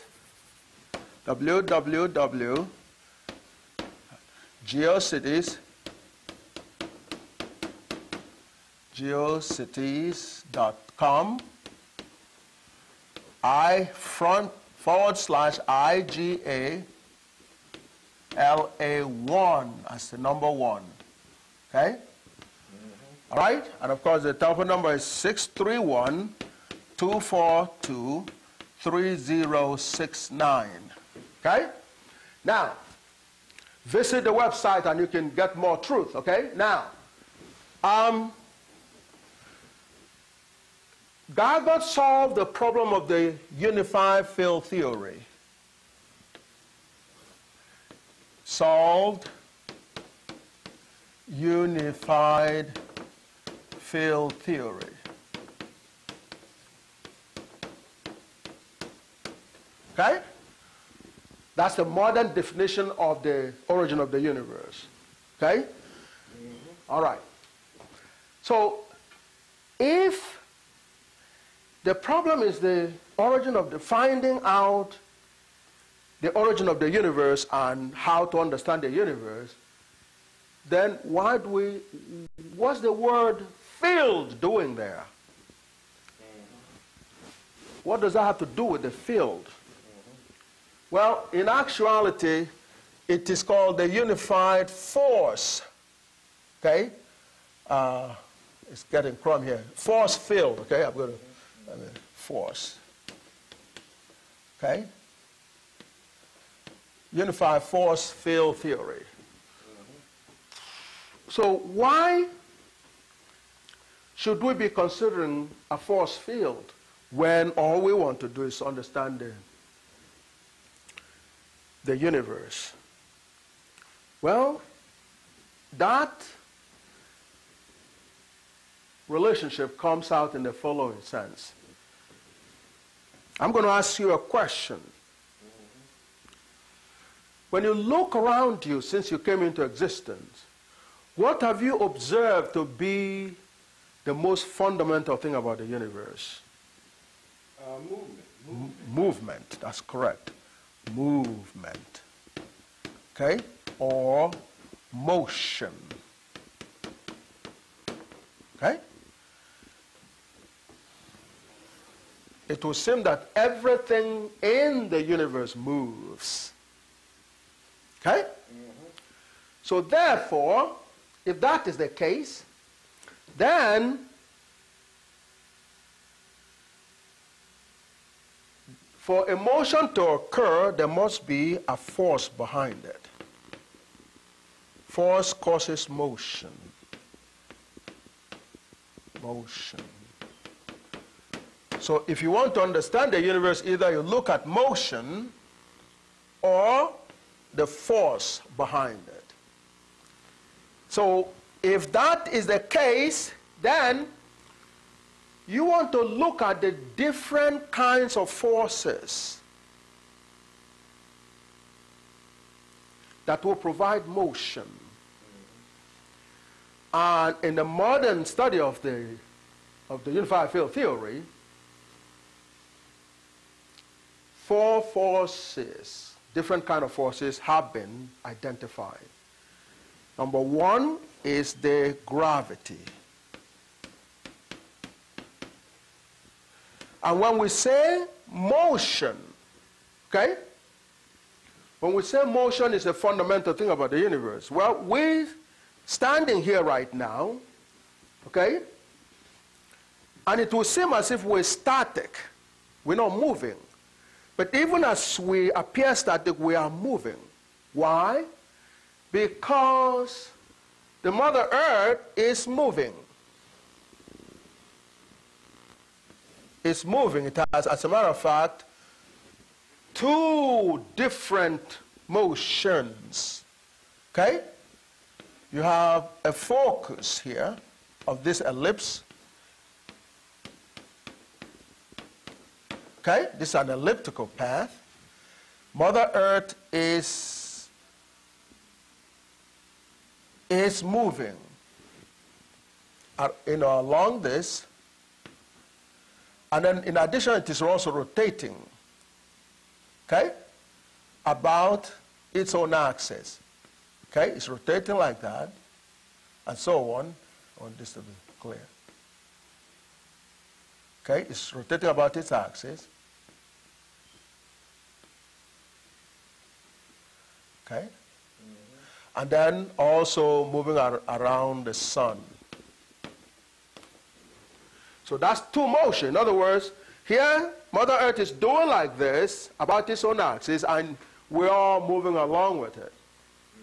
This is one reason why you need to pay attention to Gaga, because you don't have a choice in that motion.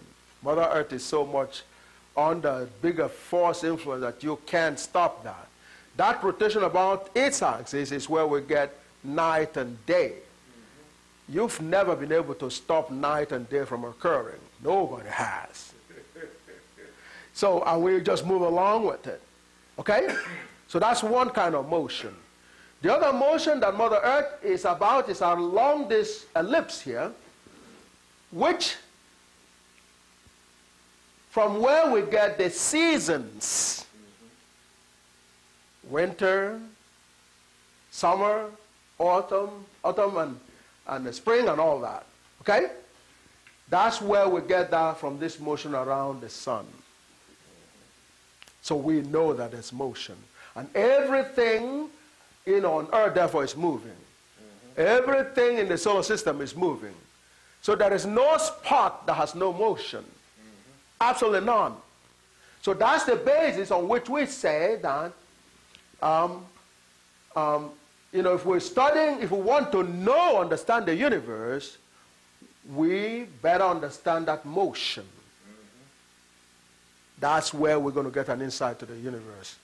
And if either we study the motion directly or we study the force behind it. That's how the theory or the problem became known as finding a unified force field theory. But first, you got to know the various forms of the force fields that exist. One of them is the gravity. Gravity is one of them, which is this one here. The one under which the Earth, Mother Earth, moves, okay? The Earth, okay, is called gravity because the sun is responsible for that motion over here and the spin as well, okay? The sun attracts it and keeps it on that dash trajectories. So gravity is one kind of force field that will cause motion, like the motion of the planet, okay? The other one is charges, a property of a unit in the universe. If they have what they call a plus charge and another plus charge, like electrons and protons and so on, so we talked about before, okay? If you have like charges, they will repel. Okay, this will lead to repulsion. Repulsion, okay? And repulsion may be just something to describe the activity, but repulsion is motion. In other words, they'll be moving in this direction and moving in that direction. That's what repulsion is, okay? If on the other hand there's a negative here, then there is an attraction, okay, between these two. Okay? Okay? They will tend to come together. Either way, these are motions. Okay? Attraction. Okay? Both of them are motion. And since we said that for a motion to occur, there has to be a force field, this kind of force field that comes from charges, okay, interaction between charges is called electromagnetic. Electromagnetic. Electromagnetic. So those magnets that we play with sometimes, yes, actually showing us. Oh yeah, that's motion. That's the actually. That's motion. Gravitational. That's exactly what you're talking about. Yes, that's a force field. Okay, gravity force field. Okay, and electromagnetic force field. Okay. Okay, and then the other one is related to what they came out of the atom. Let's take the lithium atom. Okay? It has a proton, actually 3 protons. Okay? And a neutron and a neutron and a neutron. Okay? So of course we have that, and we have that, and we have that. Okay? Electron that are. Okay? Now, this is the core here. We said that like charges would repel. So how is it that we're able to have 3 protons very close, you know, together in the nucleus of the lithium atom? How is that? If like charges repel, then the nucleus of the lithium atom and the other elements outside hydrogen, helium and all that should be unstable, to say the least. Certainly should be completely unstable if this is the case, because this will be pushing this and this will be pushing that, and it should be exploding actually. But that's not what happened. It is stable. How come? That is possible because there's another kind of force field that glues them together, keeps them together, and that is called a strong force field. Strong force field. So a strong force field would cause motion, or in this case, prevent motion. That means it's stopping motion. In other words, it has to move in the opposite direction to keep them from moving in the position you expect them to move in the first place. The repulsion should be pushing this apart. So the strong force field is keeping them together. So it's moving them the opposite directions. So that's called the strong force field. Okay? At the time of Albert Einstein, there were only 2 of this, but we'll get back to that. Okay, there were only 2 that were known in the modern science, except that the ancestors, I mean, the ancient Africans knew about the strong force field. Of course, for them to be able to make the pumping of the hydrogen units to make gold, they had to know about the strong force field, because you have to be able to overcome that, okay? As you pump in more hydrogen units in here, okay, you know, the positive protons are going to repel the ones that are coming. As a matter of fact, that is the central problem for the cold fusion, which Gargot has found a solution for. The world is looking for cold fusion. Gargot has a solution to that. Expand on cold fusion. Well, you know, if cold fusion is basically the end result of cold fusion is like using a cup of water to run entire New York City. And it's recyclable. Yeah, just so that's how great it is. But Gargot has a solution to that, okay? So, which is why you need to support the Firepeat Institute technology, because unless we have funding, we can't put that into hardware. We have a solution to the cold fusion, okay? So again, so that's strong force field, okay? Another one, again, therefore, strong force field comes from the nucleus. And you can see how that produces motion. This produces motion, as you saw before. This is producing motion, and that we've proven how that produces motion by forcing the light charges to come together, okay? Moving them in the opposite direction, okay? Now, the fourth one is, you know, in the nucleus, a proton could undergo, okay? A proton could undergo a transformation, okay? When conditions arise, proton, which is a positive, changes to a neutron, okay? See, they're all there together. So neutron plus a beta radiation, okay? And a weird entity called antineutrino, okay? This is called antineutrino, okay? And this, of course, is beta radiation. Beta radiation, okay? Beta radiation. Okay, and this here is called the antineutrino. Now what happens is, proton is known to have approximately the same mass as the neutron, okay? And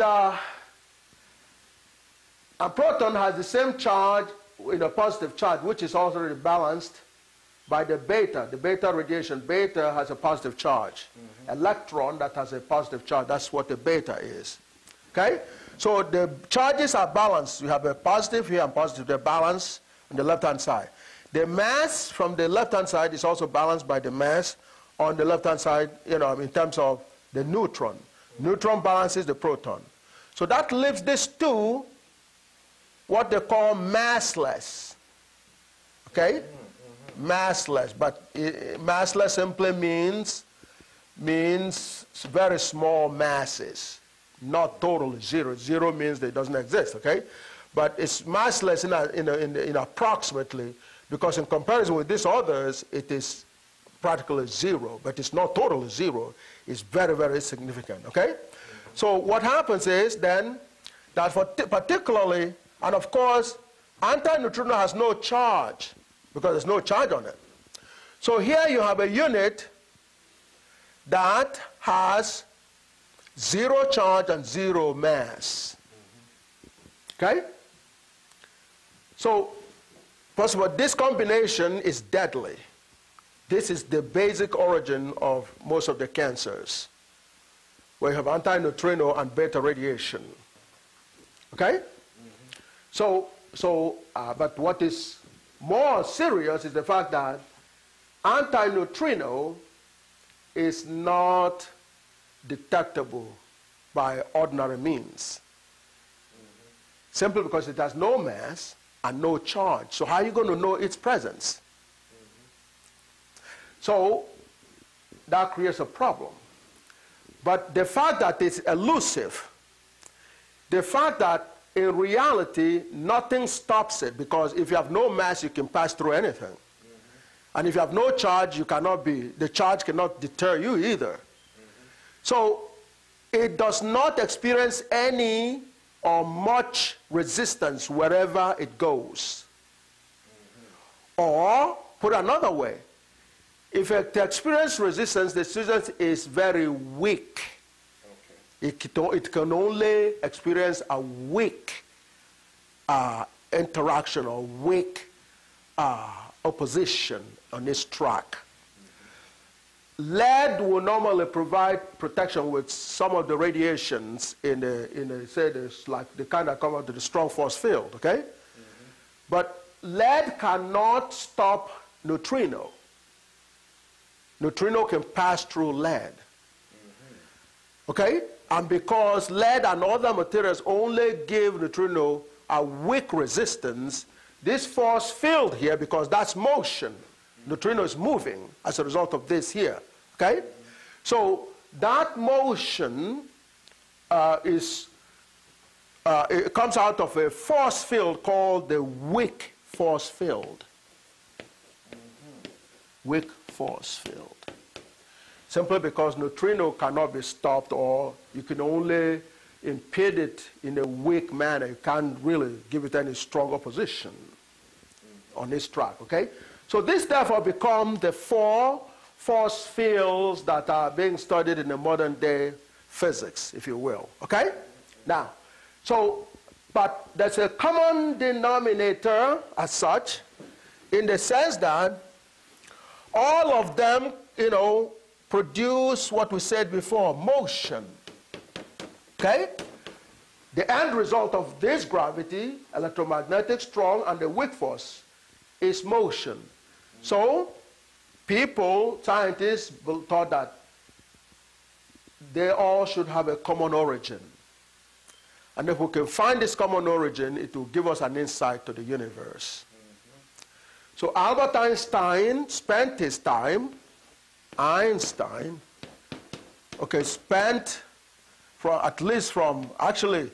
was searching for what Gargot solved, the solution to that problem, when he came out with E is equal to mc squared, which is something he's very well known for, okay? He wanted to unify gravity and electromagnetic force field on this base that they all produce motion, therefore they should have the same grandparents, okay? And so, but in the process, he was able to develop a very beautiful theory for gravity, as a force field, okay? And of course, Maxwell had already developed an electromagnetic theory that was quite beautiful. So he wanted to take what he developed for gravity and unify it with electromagnetic, so that he could say, okay, well, we have these two forces, and they come from the same origin, and from there go to understand the universe, okay? Well, of course, from 1921, or actually 1916, to 1955, when he passed on, he spent his time, looking for ways to unify these two forces with only a partial success. He didn't succeed in unifying them. So that left the problem, given his stature and so on and so forth, as a very popular, very important, very significant problem to tackle, because it is believed that if you're able to solve that, then you've done something that Albert Einstein was unable to do, okay? So that makes the problem very popular. So everybody jumped on the bandwagon trying to find it, okay? And what Gargot has done, okay, in terms of being a unified force field theory, actually it's a theorem, because we proved it mathematically, but also in addition to explaining chemistry and its chemetic origins and so on and so forth, and the mystery itself that surrounds the name itself, Gargot was able to unify all these four forces as well as other forces that have not been known yet. Because the reality is that Albert Einstein, even if he had unified the gravity and electromagnetic, with the coming or the knowledge of strong and the weak, his accomplishment would have still been incomplete, because people would have still been trying to find a way to unify strong and the weak along with those other three. So, but what Gargot did was to unify all four plus others that have not been thought of yet. Now, how did Gargot do that? Well, Gargot examines, of course, it's a 35-year-old journey, okay, that took me from a city called Ida, that's Idaho without an O, okay, Ida, okay, in the Igala Kingdom of Nigeria, okay, a kingdom that originated from Kemet, okay, as a result of the invasion of Kemet by the Arabs in 641 AD. 641 AD, the Africans in Kemet left, okay, and they were driven out of Egypt, if you will, okay, and those that came to Nigeria settled in a place now called the Igala Kingdom, okay. So 641 AD was when Africans moved from Kemet to what is today called Nigeria, the center part of Nigeria, and established a kingdom called the Igala Kingdom. Okay? Now that's where I was born, in Ida, which is the headquarters of Ida, of the Igala Kingdom. And your ancestors told you that? Oh yeah, no, that's part of the education that you learn in terms of, well, how did you get here? Of course, Oxford University studies have indicated that the Gala people, okay, and there are Galas all over the world, by the way. 75% of Ethiopian population call themselves Gala people. Angola is the land of the Galas. Sierra Leone has, Gitchis or Gala people as well. Ghana, Nigeria, of course, we mentioned. The language in the Congo is called Lingala. Okay, Lingala is the main language in the Congo. That's the Gala. And so on and so. Even Madagascar has a significant population of people called Gala people. And I would be surprised if Australia has some as well. People we call Aborigines, could be part Gala people and so on and so forth. And of course, the South Carolina has the people you call the Galas and the Gitchis. The Gala people is the same people. So it's a name that people living in Egypt called themselves and settled all over the place. So that's the Gala Kingdom.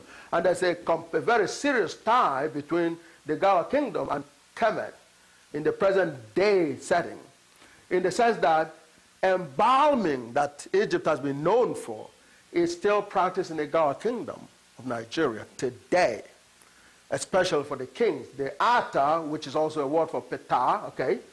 Ptah, okay? It's called Ata, or ATA, okay? In Nigeria, it's the title of the king. And Ptah is on the hill, the top of the hill, which Ata is like a father, which also the king, or which is the center, the hill of the people, and so on and so forth. So there's this tie and so on and so forth. There's so much ties, and in fact, we understand that in some parts of Egypt, Gala language is still spoken. Okay? Yes. So that's a very strong tie there. But anyway, that's where I grew up learning all this stuff here. And of course, having known about the origin of chemistry, the mystery of the ancient Africans, as well as the fact that they developed, by the inspiration of the Almighty God, the subject called mathematics in a form called geometry, then I kind of sense that I have work to do. And as a result, when I would go to, I went to, after the education, what they will call informal education, where this was picked up, I would go to an elementary school called St. Boniface's, okay, in Ida, Boniface's, okay, elementary school, Ida, okay, and then from there went on to St. Augustine, okay,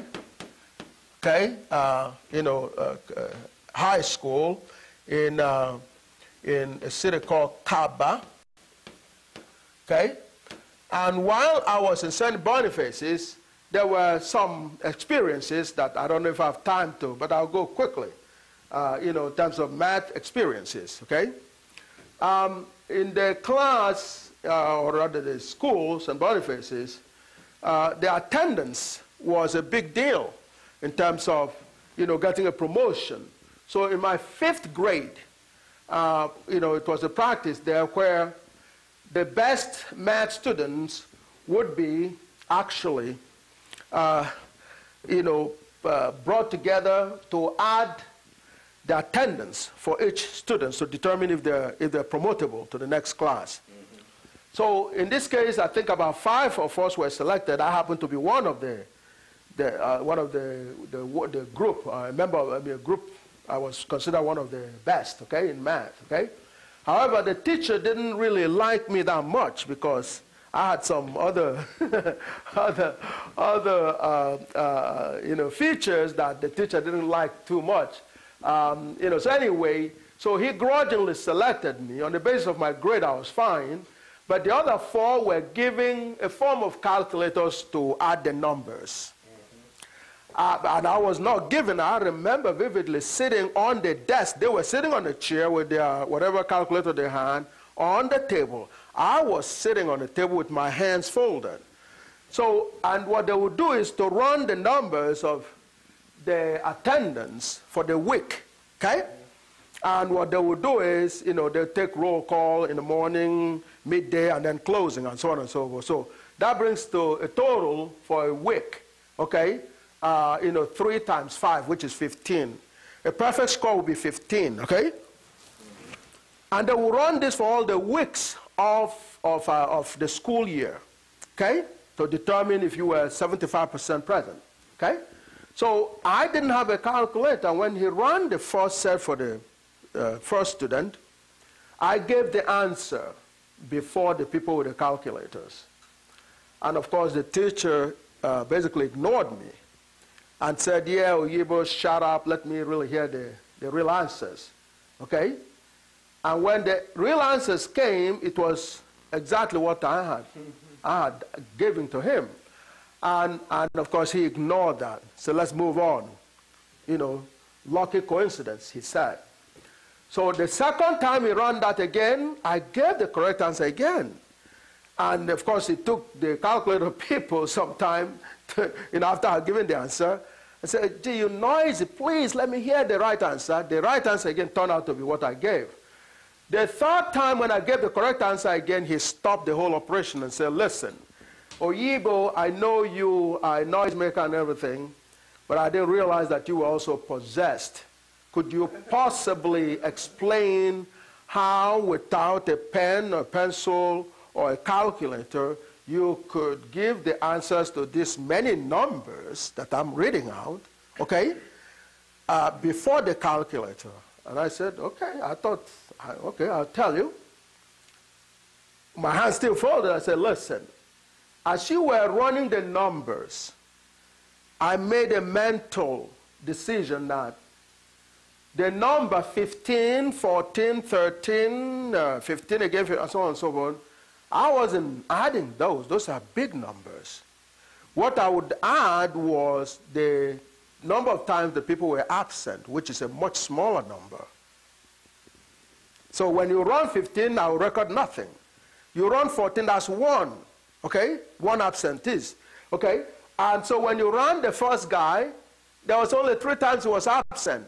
So the number of times or weeks they run in a school year is a fixed number, say 40 or something like that. So 40 times 15 is a known number. I will subtract 3 from that 40 times 15, you know, and give you the answer. That's what I was doing. Okay? So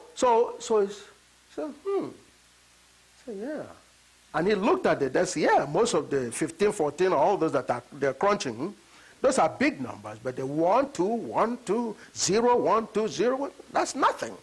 So from that point, most of them started doing it that way. So anyway, so it settled the issue. Then, of course, move on to Augustine, St. Augustine, Kaaba, where, again, I was consistent with my noise making. The noise making was really a protection kind of mechanism for me. I could talk, okay? Actually, it wasn't really noise, it's really talking when you're not supposed to be talking, okay? I'll be discussing things, you know, the history and everything, and math, interest in math.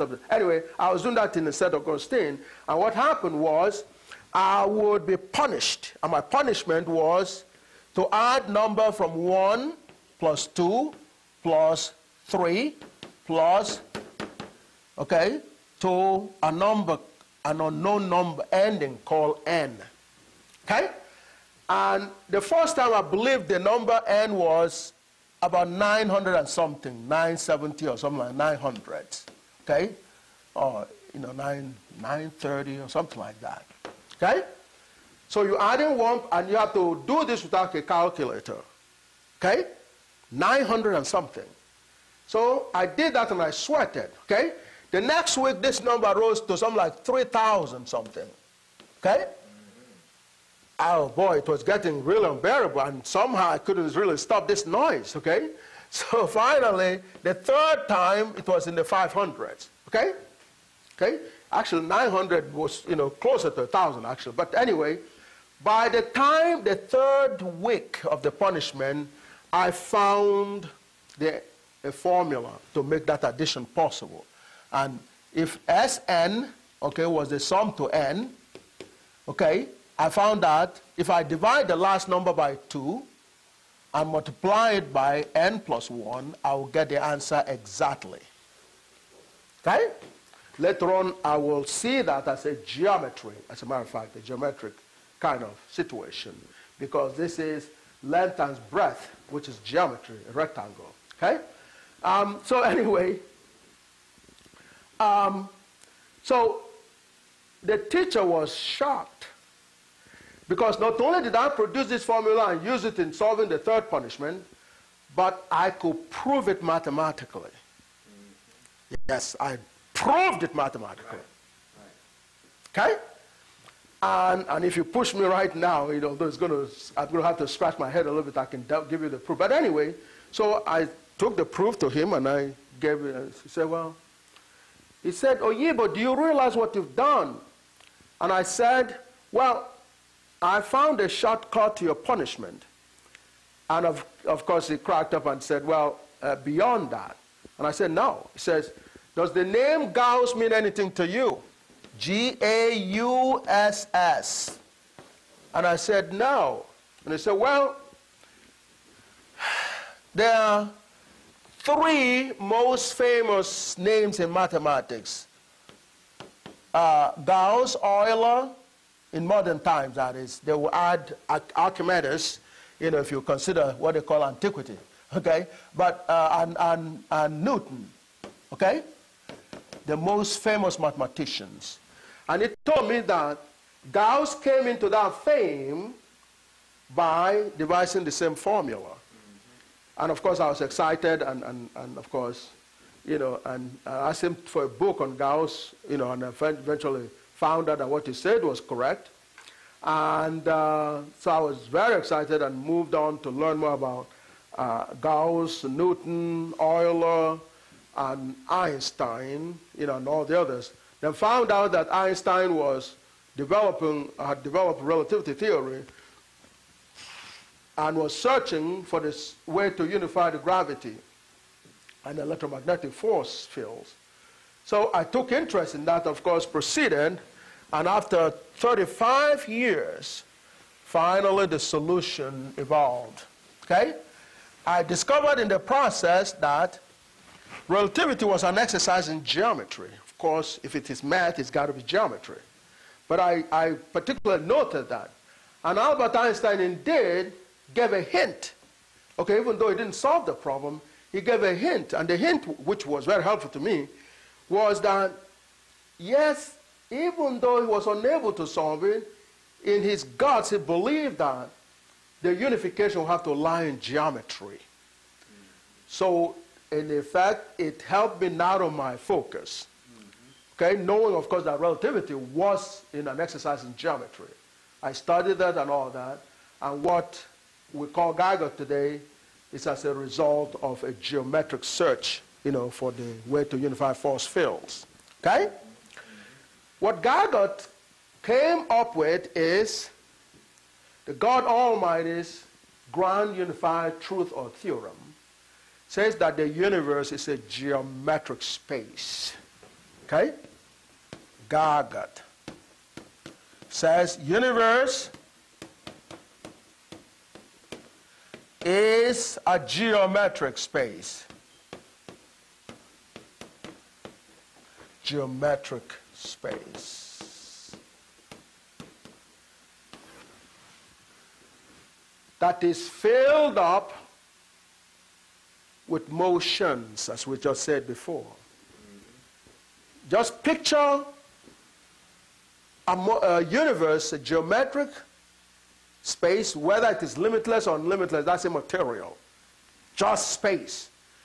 That is filled up with motion. It's all in continuous motion. That allows Geiger to conclude that, therefore, because the universe, as we said before, is motion, it's also filled up with a force field.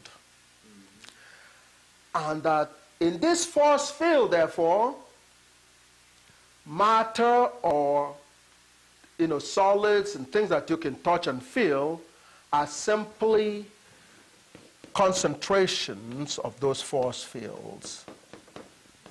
Concentrations. Matter are concentrations. Concentration of field,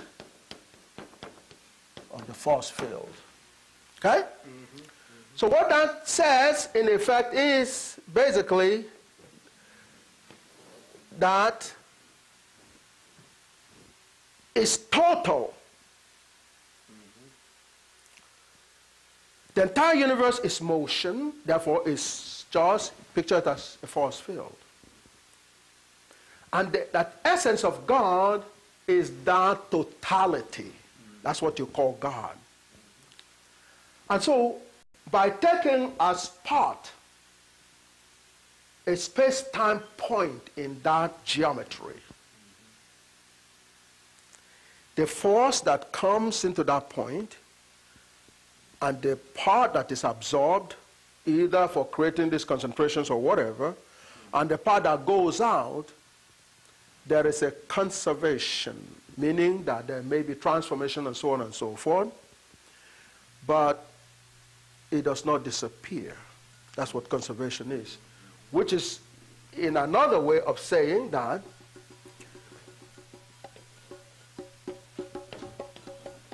Gij, comma j is equal to 0. This is Geiger, and this is the theory of everything. Okay? This could be interpreted in so many ways. Okay? Gij, comma j equals 0. Okay? The universe has a force field, which we can represent as God. God does not change. Will be the kind of teachings that you got in the holy books. Okay? And if we follow that, you might call this a religious language, but again, the truth is the truth. Doesn't matter whether it's religion or math, okay? But God has unified all three of them. Now, in other words, you're saying that there is no energy that is lost. That's absolutely correct. All energy is just transformed. That's right. And Gaga has come up with a formula Yes. that can model Yeah. transformation. That's basically this equation we might understand in a geometric form, because the base of what I just told you is geometry, a geometric space.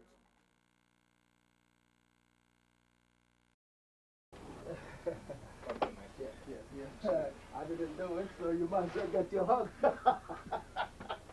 Brother, how you doing? Salam, good day. Alaikum salam.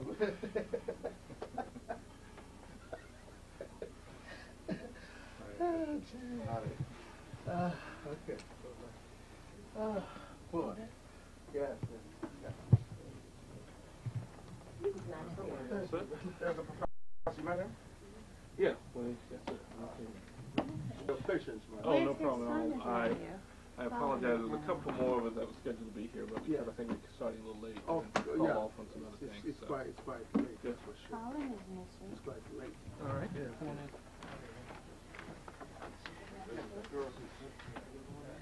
Oh, can you catch it? Okay. Listen.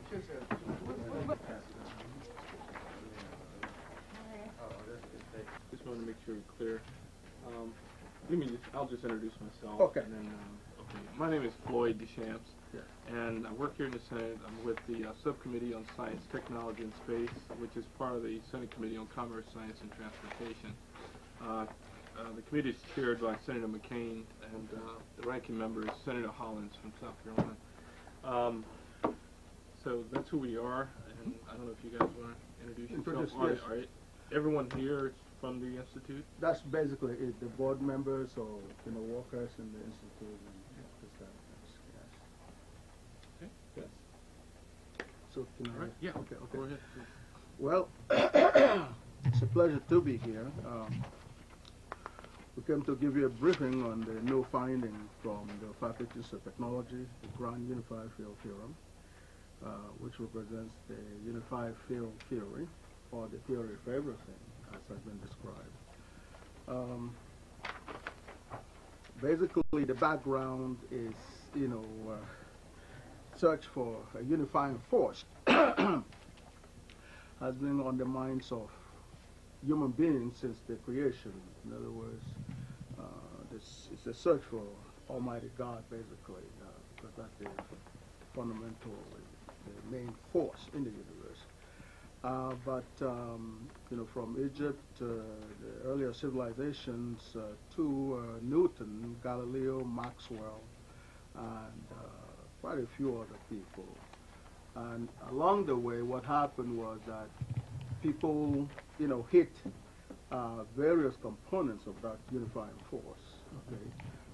In the present day, the concept is four forces, which basically are gravity, electromagnetic force, and the strong and the weak forces. The first two you're quite familiar with, probably. The last two basically are relatively new in terms of their discovery. They are force fields that hold repelling particles together. Those are the weak forces. Okay, and the ones that hold the less strong repelling forces, are called the weak forces. Those are new kind of force fields that were discovered more recently. Okay.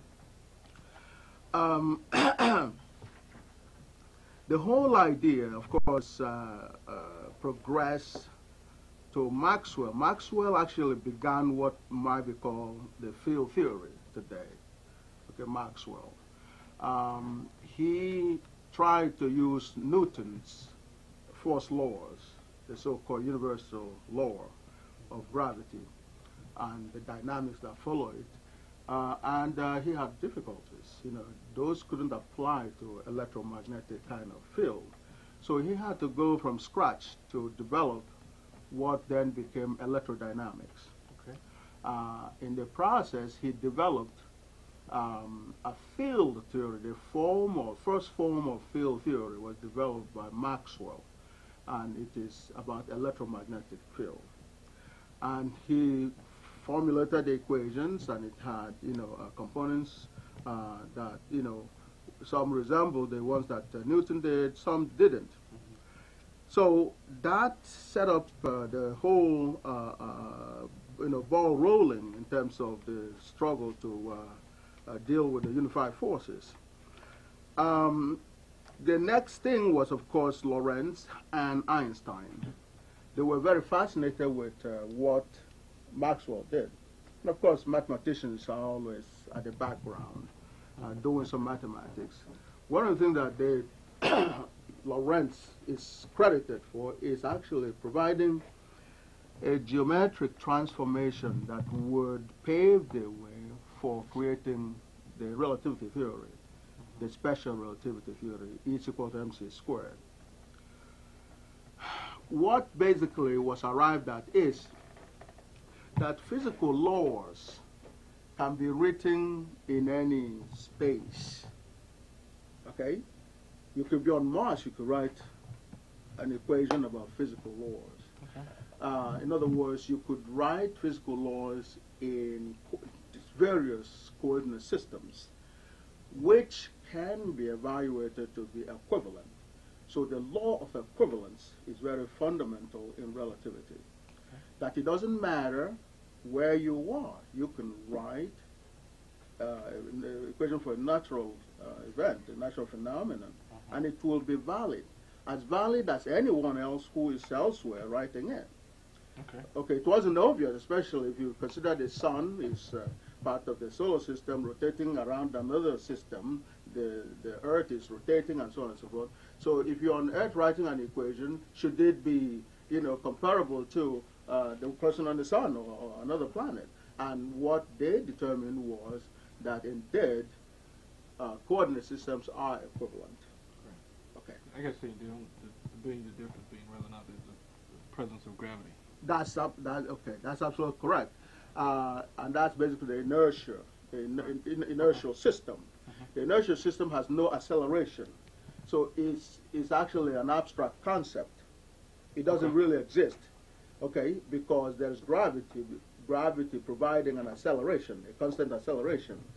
So the concept of zero acceleration is not real, except if you could find somewhere in the universe where the various gravitational attractions on a particular particle neutralizes one another, the zero gravity kind of situation. And those situations are not very, so that is the basis, so you have inertial systems and non-inertial systems. Einstein explored that to develop from the general special relativity to develop the general relativity, which became the formal formulation of the gravitational theory. So he has several accomplishments. E is equal to mc squared, which comes out of linear transformations. Okay, you look at the equivalent inertial systems. They're governed by linear transformations. Most notable, of course, are Galilean, and Galilean, of course, in Galilean transformation, time is invariant.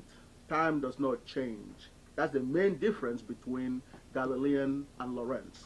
Otherwise, they're all linear transformations. Okay. But, Lorentz, in order to deal with the relativity, had to, treat time like any other coordinate, okay? So they're basically equivalent. They're all linear transformations, Galilean and Lorentz. But Galilean does not deal with the variance or the time factor. So then Einstein and Lorentz came around, and they wanted to look at that. They wanted to be fair with all the coordinates, so to speak. In other words, x, y, z, and t. There's no reason why they shouldn't be treated the same way. So out of that comes the Lorentzian transformation, which is one of the biggest transformation concepts in physics, because, of course, he won a Nobel Prize, the second person to win a Nobel Prize. So that, explains special relativity and got Albert Einstein on his way, because when he saw the power of such a relatively simple linear transformations, he said to himself, if he could make it nonlinear, if there's a curvature, what would happen? Okay? And then, that got him going, and in the process, he saw that if it is inertial coordinate system, no acceleration. Okay? But if you superimpose gravity, then you have acceleration, in which case you have a non-inertial system.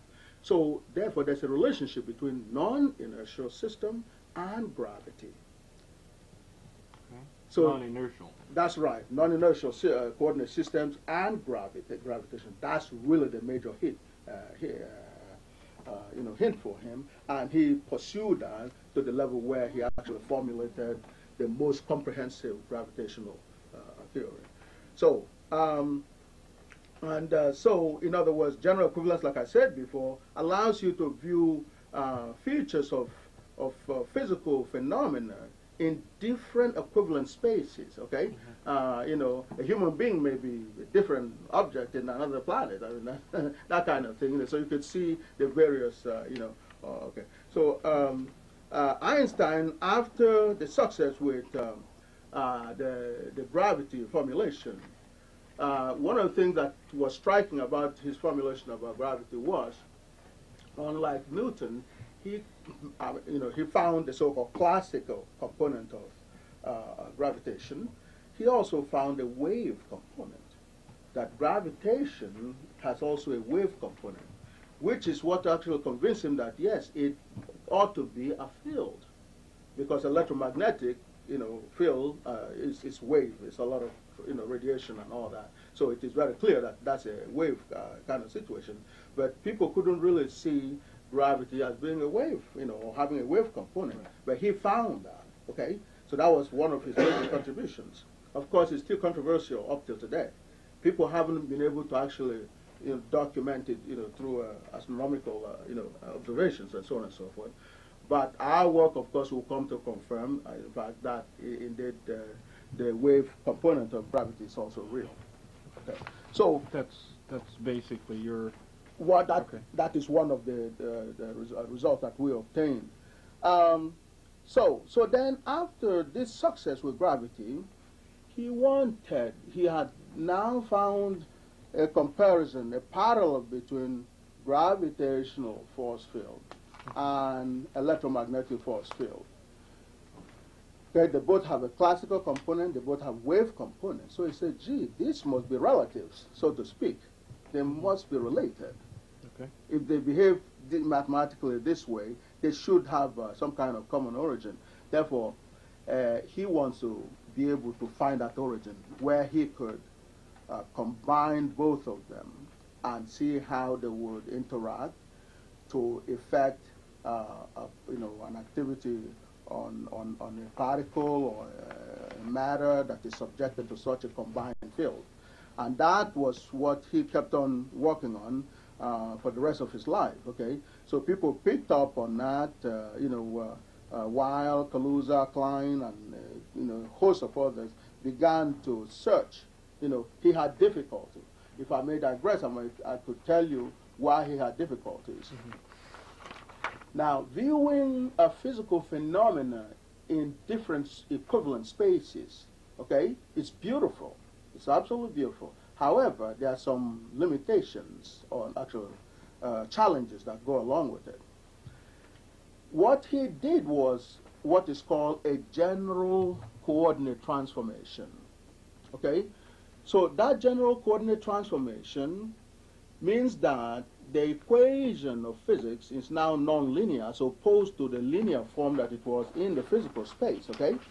So he can see gravity in this nonlinear field. However, it is nonlinear, and nonlinear equations have peculiar characteristics that you can't take two solutions and add them like you would do in a linear case. Okay, 2 plus 2 is not equal 4 in a nonlinear area. So he couldn't do that. So therefore, he couldn't add the gravity to electromagnetic in the transformed plane. That was basically his problem. Okay. And so, and I will tell you how we got around that, eventually. So, and of course, people have been searching, all kinds of transformations. In other words, what you hear, when you hear about work on unified field theory, people are looking for geometry that will accommodate more than one field, okay? Gravity and, and the rest, okay, together, okay? From the human point of view, that calls from addition. And like I told you, the addition here is not possible in a nonlinear coordinate system. That's a fundamental problem. So what people do is try to be creative to do some other things that will get an equivalent system that can handle all of them. So, and that's, went to string theory and all the other stuff. So Stephen Hawking, has been doing a lot of things himself. And so where did we start? Well, our model is basically simple. We have a universe that basically is a force field. That is what we call the unified force field. Matter is represented by high intensity of this force field. In other words, the sun, the planets, you and me, basically a concentration of the field in the universe. The entire thing is a force field. This force field has what you call a Minkowski component of flux. You can look at the flux of this unified force field. There are 4 components. There's the time component. There's X, Y, Z component. That's the so-called Minkowski's, world components. So, calculus determines that when there's a variation of these 4 components, okay, you add those variations, they equal to 0. If you in other words, it's like taking from Peter to pay Paul. Okay, that's basically what it is. In other words, once the universe was created by the Almighty God, it was created. That's the bottom line. So there's going to be transformations, but those transformations will be within a conservation. You can transform from one thing. Conservation of energy or mass? Anything. So those are intermediary terms. We've unified them to say you can choose anyone you want. It's just conservation, okay? Because we're able to, Einstein was able to go from mass, actually the formal equations that are known are 5 normally. Conservation of mass, 3 momentums, X, Y, and Z, and energy. So he went from 5 to 4. He collapsed mass and energy. That's where E is equal to mc squared comes from. So he was left with 4. The result that we got here was going from 4 to 1, which is an aspect of the unified field theory itself. Okay. So the method that we use is group transformation. Transformation theory. From the simple concept you learned in high school, what's a group? A group is a collection of elements that are governed by certain rules. Okay? Under what they call an operation, like addition, if you take the 1, 2, 3 integers or numbers, they can add and you get another integer. They could subtract, you get another integer. Okay, now that is called closure. That's a closure, characteristic of the group. Okay, in other words, within an operation, a given operation, you use 2 elements to go through that operation. They will produce another member of that group. That's closure. a group must be closed. Group must have a closure. They must have an identity element in there. Okay, in the number system, 1 or 0 could be considered identity depending on the operation. They also have an inverse. Inverse, it's like 1 over. Okay, 1 over 2 is the inverse and all that.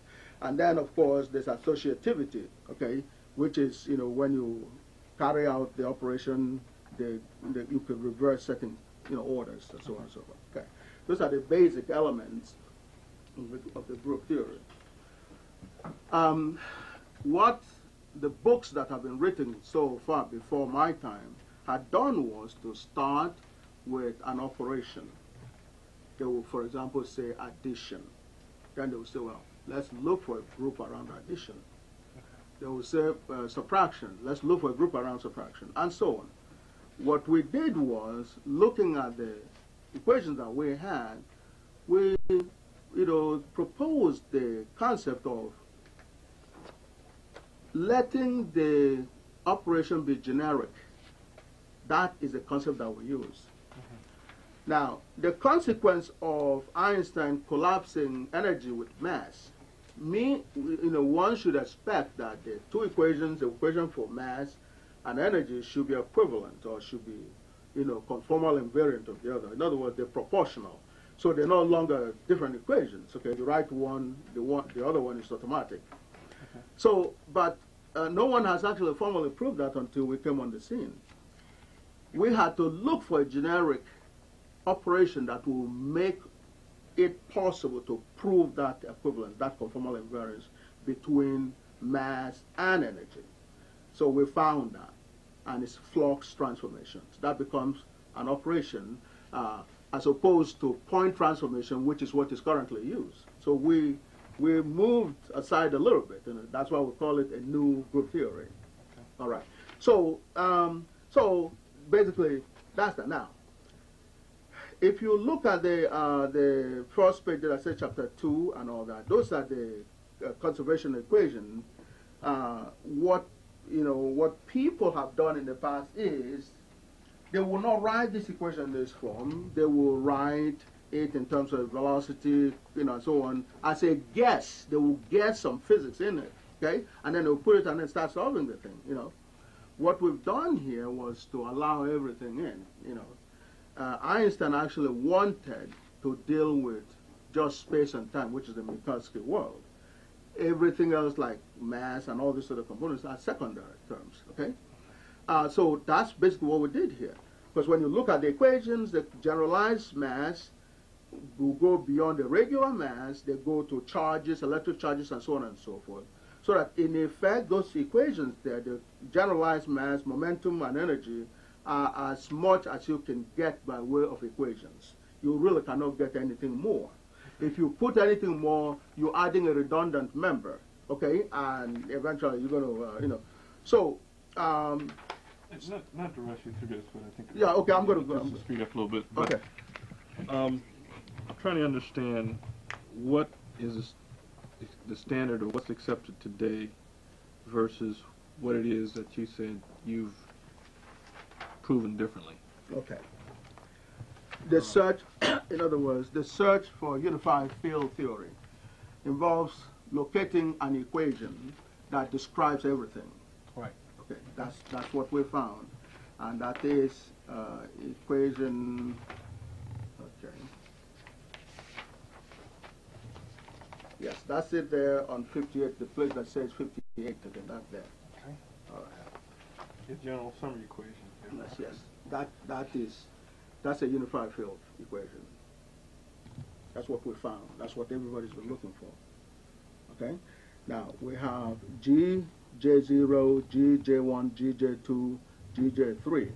J could be 0 for mass, the 1, 2, 3 for 3 momentums, and 4 for energy. Okay? But they are equivalent to one equation because we've proven that they're all equal to 1. So those are your 4 components there: time, x, y, z. That's right. That's right. Okay. All right. So that is the unified field equation. It is also a theory of everything, in the sense that that equation can reproduce every equation that is known in mathematics. It could reproduce every one that had ever been studied in mathematics from this equation 3.111. Okay, so all those equations can be derived from. That's right. Everything is embedded in there. And then what's also we found is that the solution is one thing to find an equation. If you cannot provide a scheme to solve it, you've only done 50% of the job. We were able to find out that eta sub n is the basic variable with which you can write down the solution of this unified field equation. Okay, eta sub n. And eta sub n has been visited by, in a partial term, by every, well, Einstein, Maxwell, Newton, everybody, in various partial forms. They were visited that. So this one came out without any assumption, it purely come out of the mathematics of the unified field theory. So when we go through that, the solution to this equation, the unified field equation, is given by that equation of 318. That's the solution. 318 or 319? That's right here. Okay. That's right. That is the solution. In other words, if you put those, that's G00 there, and all down the line, okay? If you put that in this unified field equation, when you are putting the J's, okay, you put that in, that will be satisfied completely, this equation's here. Okay. All right, so then you go in, since it's a flux per unit area, you will integrate to get the actual force field, okay? Against, if you take G11, you'll be dz dy, G22 will be dx dz, G23 will be dx dy. And, they're all equal, by the way, which is another, proof of symmetry. Okay. So you get the f, a general function of eta sub 0, which is the wave component. Eta sub 0 will be that there, a constant times t plus a constant times x plus a constant times y plus a constant times z. That is a wave element. That is what D'Alembert did to solve the wave equation, the approximate wave equation that everybody uses. In fact, Einstein uses that approximate equation. Okay, but this, the unified field equation is more comprehensive. Has that approximation that they use embedded in it because it's theory of everything, obviously. So when you have the wave component, that is the eta 0, then you have a million other components. That's eta sub n. N can go from minus infinity to infinity, and they are superimposable, which means you can add the solution, because where we did our analysis is in a physical space, coordinate-wise. Okay, flux-wise is a more generalized form of flux. Okay, so and then you have a new component there that has a time multiplying, and so what you end up with is you have f, the wave component will be divided into the gravitational plus electromagnetic plus the strong force field plus the weak force field and plus other. Anything else? Yes, those that they have not found yet. Okay? Okay. And then the other component will break down as similar. So not only do we have the theory of everything, we have solutions that we can use to, verify what have been done so far. So reproducing Newton's universal law from this equation that you've got over there, okay? This solution here. From here, eta sub n can be, eta sub n, this thing here, okay? Eta sub 0, that's a 0, unfortunately. This one is supposed to be 0. Okay, this is eta sub n here. Okay, n could be 1. in which case you have t to 2 to power 2, x to power 2, y to power 2, z to power 2. If it is 0, of course, you have the linear situation, which is the wave. These are all the higher order terms, okay? So in the literature, the highest we've found is n is equal to 1. That's the highest, and that's what Einstein showed, you know, and so on. Okay, so you go now, we try to reproduce Newton's results, okay? That's the part of chloride too. That's right, okay. So it says the universal law is Gn mn, small case m, big case m over r squared, okay? All right. That r squared is, of course, that r squared is x squared plus y squared plus z squared, okay? That's r squared there. That's, you know, the distance, you know. Yes, that's right. If you have two bodies, according to Newton, separated by a distance of r, okay, you know, which is, you know, square root of x squared plus y squared, then that is a relationship, okay? So now what you see is in our general function, this one here, right? If you make if you make n1, you have t squared. Of course, he didn't have t squared because it is the so-called action at a distance. So he didn't have the t component in his original analysis. Okay? He didn't have any equation to solve, so he didn't have that. He only had the space. There's no time component. Okay? So you go to x, it will be x squared. Okay? Because n is 1, it's x squared, y squared, z squared. If in addition you make the gn1, gn2, gn3 equal 1, then you reproduce the r squared. Okay. Right? G1. Yeah, G1, G2, Gn1, Gn2, Gn3 is equal 1, and n is equal 1. So you have x squared, y squared, z squared. So his is reproduced. Proven Newton's gravitational law. Okay. Then, okay, so that is it right there. Okay, then go to Einstein himself. Well, his general relativity equation is given by that equation over there. Okay, that's the equation, that's page 41. Okay, yes. All right. So it says G plus G UV plus alpha times P UV is equal to 0. Okay?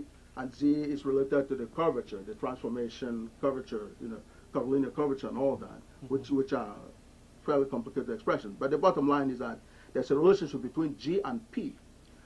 And G basically is equivalent to the G in our equation. How about that? Okay? It turns out that Einstein's equation is a component of our equation here. That on three. Yes, the G, yeah, the three. That's the equation there. The G that he has there is the same thing as the G here, because when you expand that, okay, you will get this equation. This equation is this equation. Okay, it's either this or that. Okay. Simply because that's G there. G is equal to a constant times P. So you might as well say that you can make this constant 1. So G is equal to P. So this is P here in tensor, you know, notation. Okay. In other words, you know, if mu here is like J, okay, and nu is like 0 or 1 or 2 in our equation, okay. And you will sum it because that is there with it. So this is summation. It looks very compact. That's a tensor notation. That expanded will look exactly like this. Except he is doing it in a transformed space. Okay? All right. But perhaps I need to.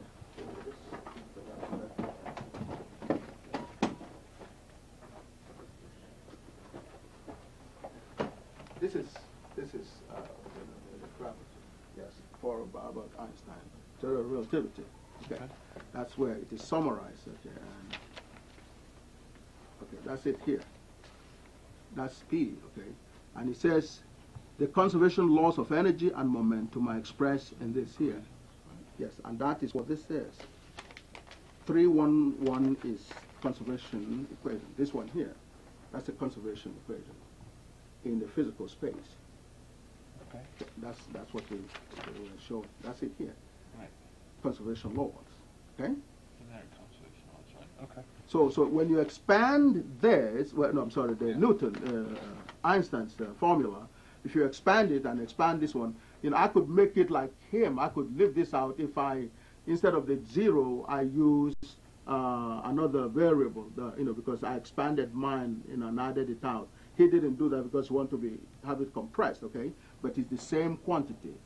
Now, the reason they're the same is the fact that he has transformed his into a curvilinear space. Mine is in a physical space, okay? But they are all conservation of energy, so they're the same quantity. We're conserving the same thing, energy in the curved space, and in a physical space, they're the same equation. Okay? All that it is he has his in a, you know, x bar, y bar, z bar. I have mine x, y, z. It's the same energy. It's the same momentum. Okay? But you can take x and transform it into other variables. That's basically what he did. Right. Yeah. Okay. So I want to make sure that that is it. So in other words, his equation is buried in here. The limitation, however, is that he's only considering gravity in his equation. Okay. We consider everything. Okay? Gravity will still look like every other thing, but you have to be able to keep track if you keep all of them. So if you isolate them, they will still look like the mother equation. As a matter of fact, we call this the mother field equations. This is the mother. This is where every other ones came from. So it's not surprising that he came up with that there. This is one of the little daughters of the mother equation. Okay? Because he's concentrating on gravity. That's where his focus is. But he's also in the nonlinear space here. When he tried to add the other children, the electromagnetic, he couldn't do it because you cannot add in a nonlinear space. But we can add because we're in a physical space. The same thing with Maxwell, and we're going to go into Maxwell in a little bit, okay? All right. So in effect, that's general relativity there, direct from our equation. Okay. So then, of course, the various components that he verified, the wave component is also there in 3.65. Okay. Then the corollary number 1 is reproducing Maxwell's electromagnetic field theory. Okay. So we go through some preliminaries. The bottom line is, okay, in 379, you begin to see that that looks very much like what you have in 311. Okay? If you expand that out, you're going to see something like that. Okay? Because that's what we have originally. Actually, it's better here. It's better right here. This is what he has, okay? What you see there for this one here looks, this is basically this, okay? This here is because the conservation of momentum and energy, conservation of momentum and energy. That's every system, every field equation is conservation of mass, momentum, and energy. Okay? So, but if you go to 380, you will see the G. The G's now will be defined from the Maxwell's formula. This is our own G now. If you get this from the Maxwell system and call them these G's here, you will find them in here. In other words, okay, J for G10 will be J is equal to 1. And then you have a 0 there already. So you have that there. And all of them are reproducible. Okay. So that is, so we've reproduced Einstein, we've reproduced Maxwell. Those are the major, fully developed ones. The strong and weak, the equation that governs that, you know, is the Young-Mills equation. We've also found that we could reproduce that here as well. Because I told you before, If you want to check me out, you give me an equation, and I'll tell you any mathematical equation, I will reproduce it. And that includes Young-Mills equation, which deals with the strong and the weak forces. Okay. So that's also buried in here. Okay? So there's even much talked about Fermat's last theorem that Wiles did in Princeton, okay, on page 52. That came out of eta sub n, it turns out. Okay, that's eta sub n there. You know, it's equal to x, page 52. 52. I don't think I have 52. Oh. I have 51. Oh, boy. Oh, there it is. Okay, I'm sorry. That's basically a statement of Fermat's last theorem. Okay? All right, you know, provided that n, of course, is equal to 1. Okay, if n is equal to 1, and you can call this as z to power 2 is equal to x squared plus y squared, okay, where x and y are integers. And it says in that case, of course, you cannot go more than n equal 1. So that is buried in eta sub n here. And that has some physical implications that we're looking at right now. Okay. So now, the other way to see the properties of theory of everything is you go to full Navier-Stokes equation on 391 there. 391. Okay. Yes, yes. That's the equation that is used in aircraft industry to design airplanes, to deal with turbulence, to deal with ship designs, hydrodynamics. That's what the hydrodynamics approximation of the grand unified field theory. So grand unified theory is not just some abstract mathematics. It boils down to this here. And the solution that we showed you here, these solutions are applicable to this here. So you can say that if Boeing can work with us, we have the solution already to design the best possible aircraft that will deal with turbulence and deal with all manner of things because the equations are in the unified field theory. Okay, so that's the full study on Navier-Stokes equation. Then General Boltzmann's equation. This is where the fusion comes in. Okay, those are given by 392. Okay, because Boltzmann's equations or the fusion equations where you're looking for collisions between particles so that they could generate energy. Okay, you want enough species, especially cold fusion. You know, at room temperature, you want that to occur. With these broad solutions, you can fish for parameters that will, you know, look for that kind of combination of parameters that will make a cold fusion feasible. Unless it doesn't exist. If it exists, it should be able to, it's buried in here. Okay. All right. So then, of course, Reynolds' average Navier-Stokes equation, which is, again, approximation of the turbulence. Okay? And the turbulence has been handled, actually, these books are subjects of the turbulence and so on. Yeah, so that's, you know, I like to, you know, deal more with it, but that's the basic summaries. But, you know, the summary. Now, we have, yes, okay, that page there is put there just for your information. That's one of the guys, the leaders of the industry, aerospace industry, John Swihart, the retired senior vice president from Boeing. He wrote me a little note recently, and he's interested in looking in getting hold of this book. Okay, okay. He was the number 3 guy in Boeing before he retired, John Swihart. And Phil Condit is the current chairman of Boeing. Okay. All right.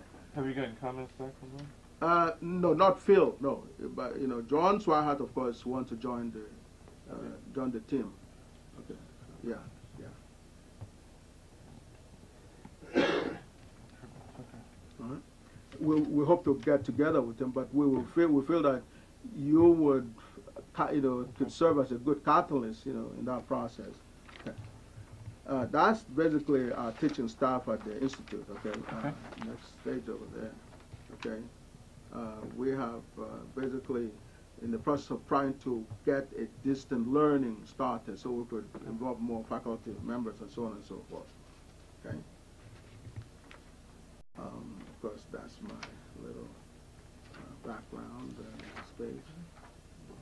Okay. Okay, and that's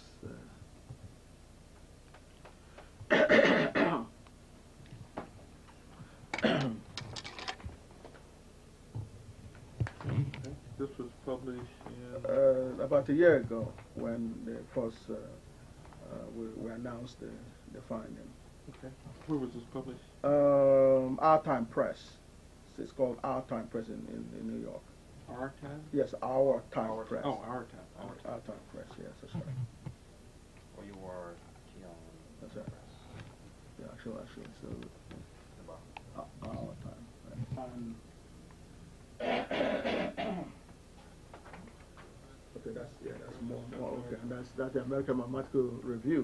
You know, they reviewed about 90% of the work that I've showed you. Okay. All right, and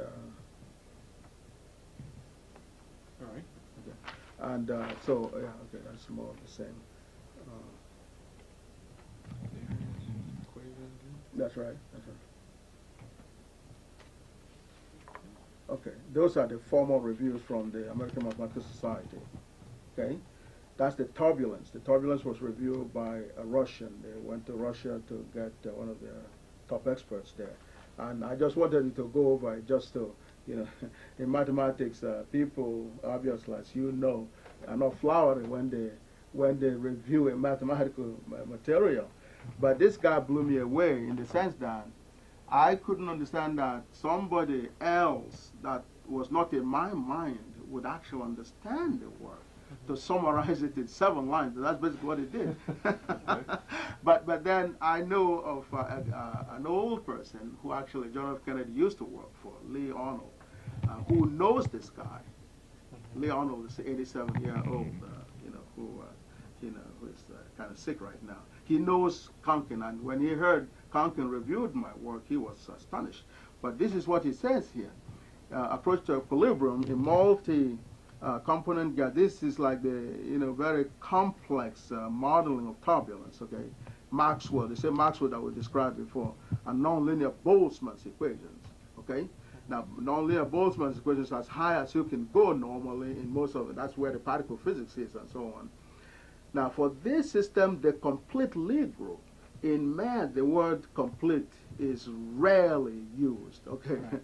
Okay, especially coming from a guy like that. The various things concerned in explicit form, explicit. Most people do, implicit, okay? He described all classes. That's another word that's a forbidden word in math. All classes, So this guy certainly understands what was done in the turbulence, and it's more, it's a more analysis over here on the mathematical modeling. This is another book. This is the book where these pages are taken from. That's right, that's right. This is the first one that was sold out, but we'll probably get to that. Okay, but this one was published in a math journal and was reviewed, Then this is basically the central piece of the unified field theory. Okay, it was reviewed by a top expert in relativity, a Frenchman called Guillaume Corot, Professor Guillaume Corot. Okay, and that's his assessment of the central piece of the unified field theory. Okay. I think we have. Oh yeah. Well, if you want to just go a few pages beyond that, okay, and you come back to get Guillaume Corot, just get a sense of who he is. Those are his publication lists. Author Guillaume Corot. Now, 83 is classified as, that's a mathematical classification, 83 there. And that's where mine is, as you can see. Classification of mine is 83. Okay, that's mathematics of relativity is 83. Okay. He, if you go back to his thing here, you see, he has, of the 30 papers that he has written, he has at least 23 reviewed work in relativity.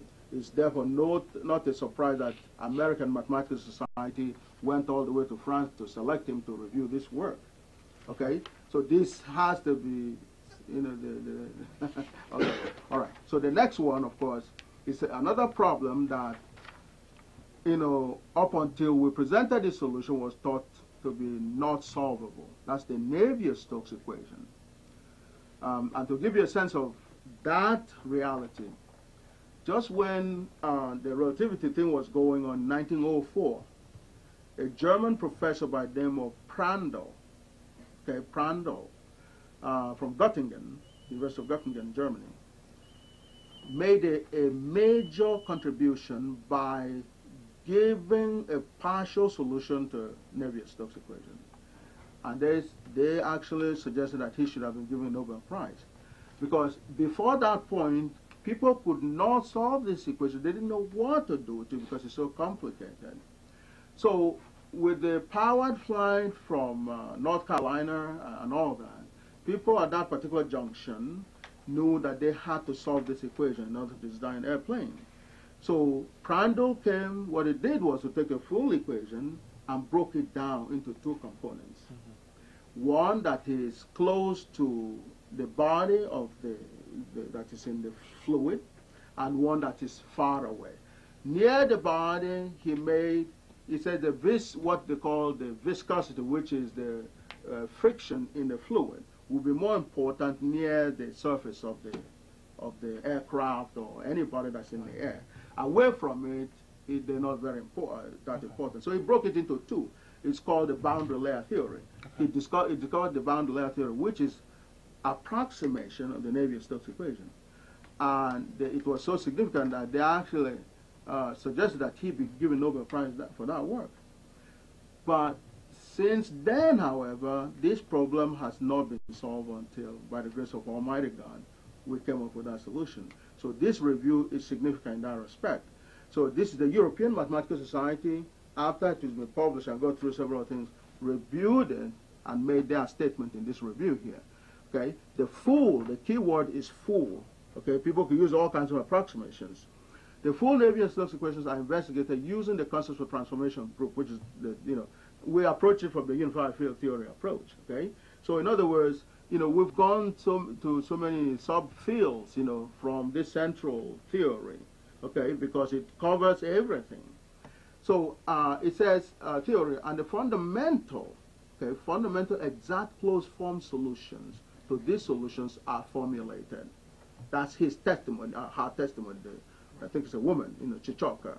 Okay, that's a European mathematical professor that reviewed that.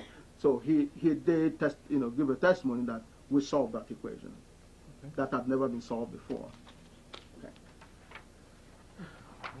Okay, and that, like I said, came from the group, the unified field theory. Of course, the book. Oh, okay, yeah, okay, well, okay, yeah, okay. This is the Wildcat book, that Wildcat, library thing on the internet that tells where the new group theory book. This is the book here, where it is being, where it exists in the universities. Okay. Okay, and as you can see here, Cornell, Columbia, NYU, Massachusetts Institute of Technology, MIT, Lucent Technologies, McGill University and University of Toronto.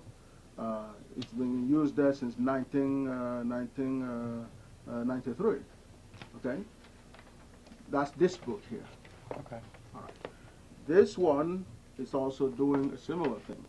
Okay, that's the one there. It's on the back of it. Yeah. Okay. It's also gone through similar universities. Okay. Even Kodak has it. Okay. Columbia and all that, and the War College, has it as well. U.S. War College. Georgia Tech. Michigan. So, and that's this one here. In fact, one of the guys that helped us review this book won the president. Actually, two of them have won the presidential award. Okay, and we included here Einstein's work as well. Okay, this is the guy here. I express my gratitude to Professor George Carrier, the T. Jefferson Coolidge Professor of Applied Mathematics at Harvard University, who not only served as one of the reviewers for the technical proposal, but also served as our unofficial consultant to the symposium. Okay, and then another guy who won the President's Award in science and mathematics a couple of years ago, George Carrier. and Paul Garabedian, of course, George Handelman is one of my teachers, and but Paul Garabedian is a guy, who studied under this guy from Harvard. He's the one that got the PhD in mathematics at the age of 20 from Harvard. And he became the head of math department at Stanford by age of 30. We also work hand in hand with him. He's interested in working with us on the fusion. He has some contract right now on fusion, okay, for Garabedian. And of course, we have some work, Einstein's and all that, we're incorporated here. So this one has gone to all kinds of places. Okay, I can't find Einstein's now, but it's here somewhere. Okay, so that's that. And then this is the newest one, okay, which is where we give the details of the unified field theory. Okay. But let me say this: you see, there's a group of adults here. We're not children here. He represents to us what Einstein represents to the Jewish community. Jewish community, Einstein was treated with the kind of respect that the government gave Einstein that I feel, and I'm speaking for Thomas and some of these people here are like-minded, that this man deserves the same type of respect. I really feel, and we're just talking, so you understand how I feel. I really feel that rather than push him around from place to place, I'd like to get a review from you or your superiors, because we will be watching this. The same way that Einstein got to say to this man that either he has done what he said or he hasn't. Okay, that's number one. The African community is going to be watching this. We will be working very hard to say to them that this government, if it doesn't do that for us, is what? Not only racist, but it's non-scientific. Because here we're dealing with something that's dispassionate. That's number two. Now, I want to know what this department is going to do. If successful, if you're happy with that review, if your people understand it and go through that book, what is your next step? That's the second thing, right? And why this briefing? In other words, what does this briefing mean? When you brief someone and they bring you information that is true and sound and carefully thought out and reviewed, then what they usually do, it's been my understanding, what they usually do is they bring this man and they exalt this man. He's not one of us, you understand? He's a high scientist. He's proven his work. He's got his years in the government. Now, assuming this does not happen, right? Then of course, the thing is political here, and we have to deal with it like every other community has to deal with it politically. But as a brother, I'm saying to you, what this means more than all the science that you have here, it means to our children. Just like elders like me that's given all so that you could get it, as you know, we've said that many times. And one of the things we say is that we want you to come back, we don't want you to give back and take your place. There's a little difference, and that's scientific too. So what I'm saying is I'd appreciate it if you push this, and this develop means to our young people that they will never again be second to anybody in math and science. It's like Michael Jordan, they will do things that the world has never seen. But if we elders do not push this and accept it and push it around like any other scientist, or this is just something that he can shove from place to place, that will not happen. And then we have to do it on our own, which means we'll have to do it in any way we possibly can. We cannot let this just be shoved down or this scientist to be treated as second in command or what you call it. And I ask you to make that sacrifice because they wouldn't ask him to come here unless they wanted something from him. This is business. This is America. Sure. All right? Do I speak for anybody else here? Everybody. Yes. Everybody. Yes. So you have to stand up and say that, not that crazy man in the back. You have to stand up for him. And that's what we don't do. That's what let me say this in terms of a couple things you mentioned. In terms of, you said our review of it. And my staff, basically, I'm it. So, in essence, we don't have staff that even on his level, at least not here in the Congress, anyway. So generally what we do, we get presentation all the time, not only from him, but people coming through. We listen to it, and what we try to do here is provide them guidance as to how the federal system works. And unfortunately, a lot of that works through the agencies. I mean, the bottom line is that a lot of people come here, and what they're looking for funding. They're looking for money. Okay. The one thing you have to understand is that the Congress almost never gives money directly to individuals. It happens sometime in what's called earmarks or earmarks in legislation. But nevertheless, the money flows from the Congress to the agencies, to the individuals or the researchers like this gentleman. And that's the way the process works. Now, my boss, he has a long-standing thing about doing specific earmarks, and there are reasons for that, because I mean, the reality is that I guess it's unusual given the fact that you have an engineer sitting here with you, and I'm an engineer. Yes. I mean, typically you get non-technical people who will listen to a presentation like this gentleman, and probably, for whatever reasons, may or may not understand it. But people's tendency, when they don't understand something, is to not deal with it. I'm not saying I fully understand it, but I can appreciate it given my background, my technical background. And I'll do what I can to help him along. But I can't guarantee you that I'll do anything. But I can guarantee I will not just push him aside and this will go away. So I just want to make sure we're clear on that. But I understand the legacy, and you know, I've been there myself, and I know what it is he's up against. Well, I don't want to thank you for listening to that and many other of us being here.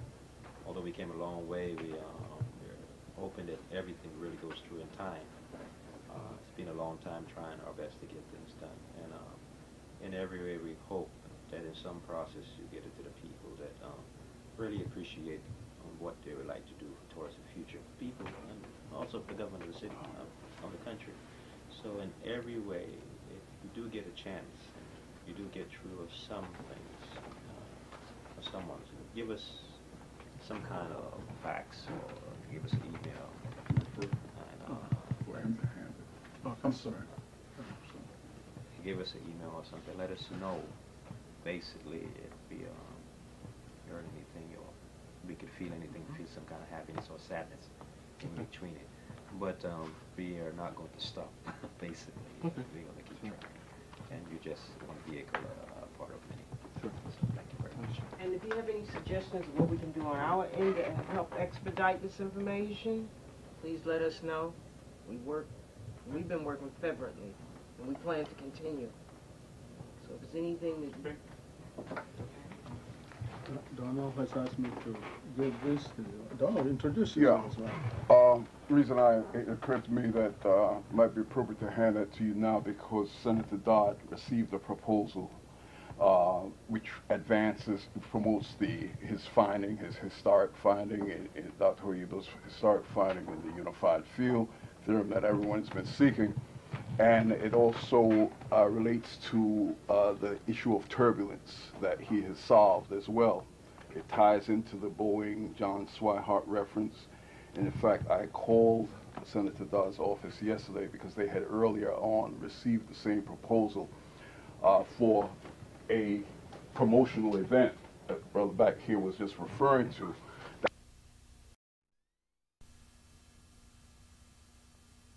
Listen, we're going to have to throw you in jail because you don't have a passport. We'll send you back. He looked the officer in the face and he said, Mr. Officer, when I was living here, you didn't give me a visa. How is it that you expect me to come back with a visa? And the big guy, he almost fell through the floor. It's like, huh? And he just, and then of course, brother was, all right, how long are you going to be staying?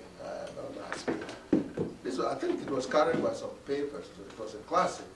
I can't remember when that happened. So anyway, but that's something about citizenship and passport and all the other stuff. What it boils down to in this system is not just saying I'm an American. America, you got to know what America is.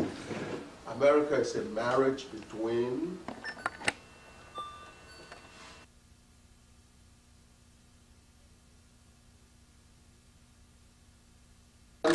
especially the Ivy Leagues.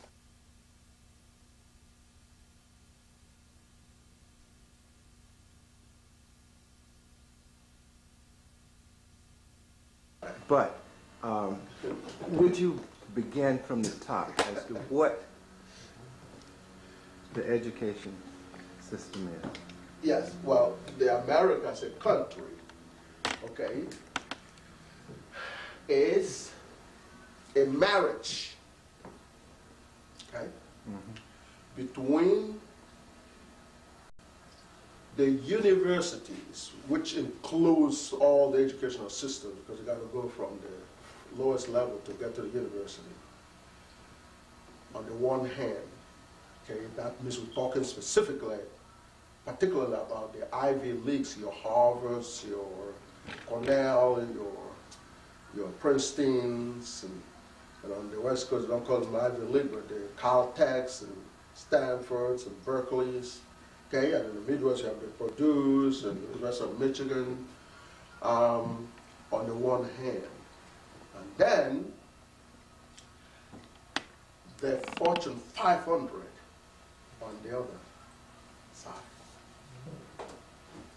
That two systems come together and they marry. That's what you have. What's called America. And within that marriage, there are children that are brought up. Children could be human, there could be other things as well, but particularly human. So this product of that marriage are meant to inherit the goodies that is produced from this marriage. Okay, the goodies. Okay? There cannot be a Boeing without an MIT. See, Boeing does not exist without MIT. Okay? So, and then a job that is created in Boeing or GM or General Electric and so on, okay, has a corresponding qualification that's coming out of MIT that's going to take up that job. Okay? Now, but it is for the children of the marriage. That's the difference. That's what citizenship thing is all about, the children of the marriage. So, you got to remember that as that was developing, we were considered property. So you were not children of the marriage. So, I mean, you were, we were handed over along with the other products to the children of the marriage. Okay, thank you. So on that basis, you got to know the deal. You got to be clear about that. Now, what I just stated is simply a statement of fact. There's no exaggeration or twist or anything like that. That's the bottom line.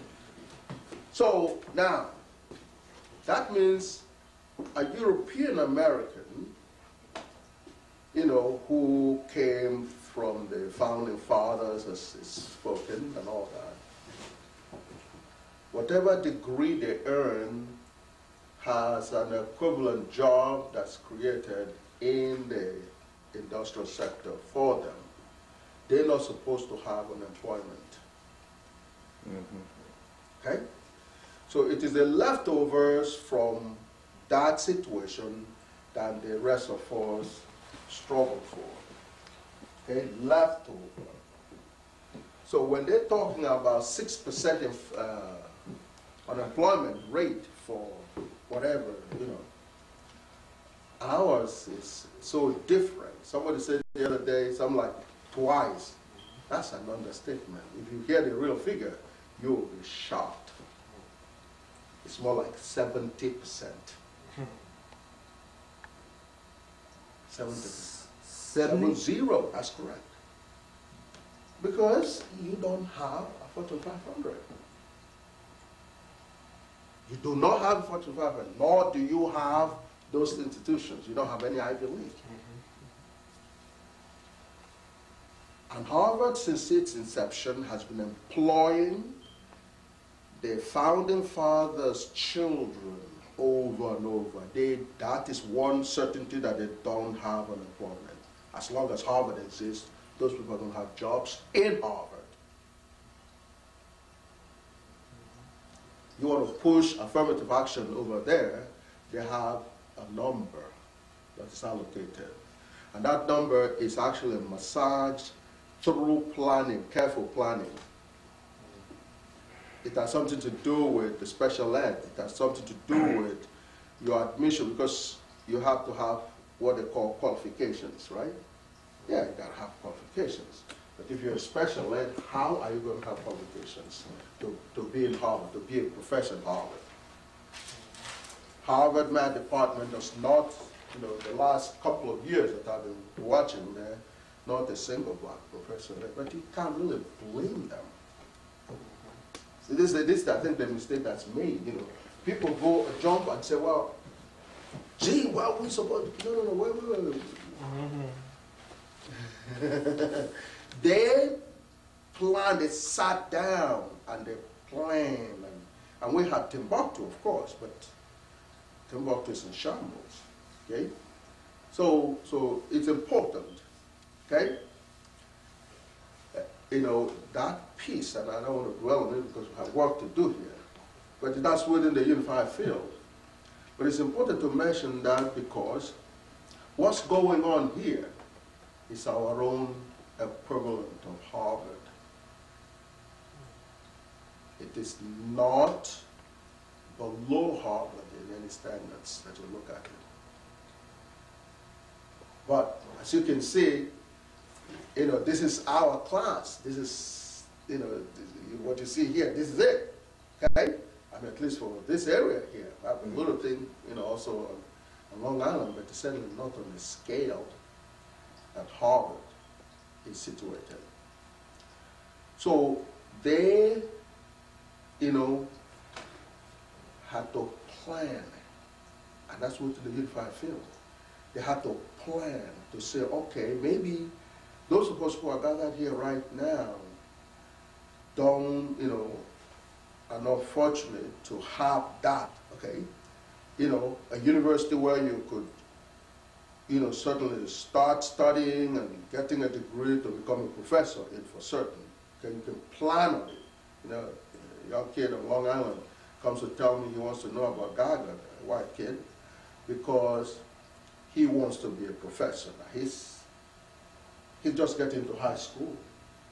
Okay, he wants to be a professor. I don't know that the average black kid can say that. Wait, you're a professor where? Howard is not our university. Lincoln is not. Somebody built it and said, well, you have it. That's still not yours. Okay? And we know that, those of you who study history knows, the development of Howard, okay? Okay? And so on and so forth. So, but you can take a good, clear look at things, or you can take a blurred view at things and just operate. God says you're better off looking at it from a clear vision, which is transformation. You transform, rather than struggling from here, trying to look at the thing behind the thing of this. God said, well, oh, this is a transformation. You transform right here with these, and you look. You can see very clearly. Okay? So, that's what we're talking about. So, again, it's about geometry. Okay? Geometry. And in the geometry, we're talking about spaces, about curves. That's the geometry. Okay? That could be taken as a section of a more complicated three-dimensional space curve. And by the way, the jobs that I was talking about in the Fortune 500 that is created for a European-born American, primarily, from the Ivy League and all the other places, institutions. On the bachelor's level, those people come in and they work with the, junior managers or whatever, or supervisors, with the technical people, okay, and the other staff, okay, in the learning process. Now, in the process of production, once in a while a challenge is reached, okay? You come across a challenge. How do you do this molding? What's the scientific basis of this process here? And so a need arises in terms of, well, let's research it. Let's look into it. Let's see how that process can be done. So,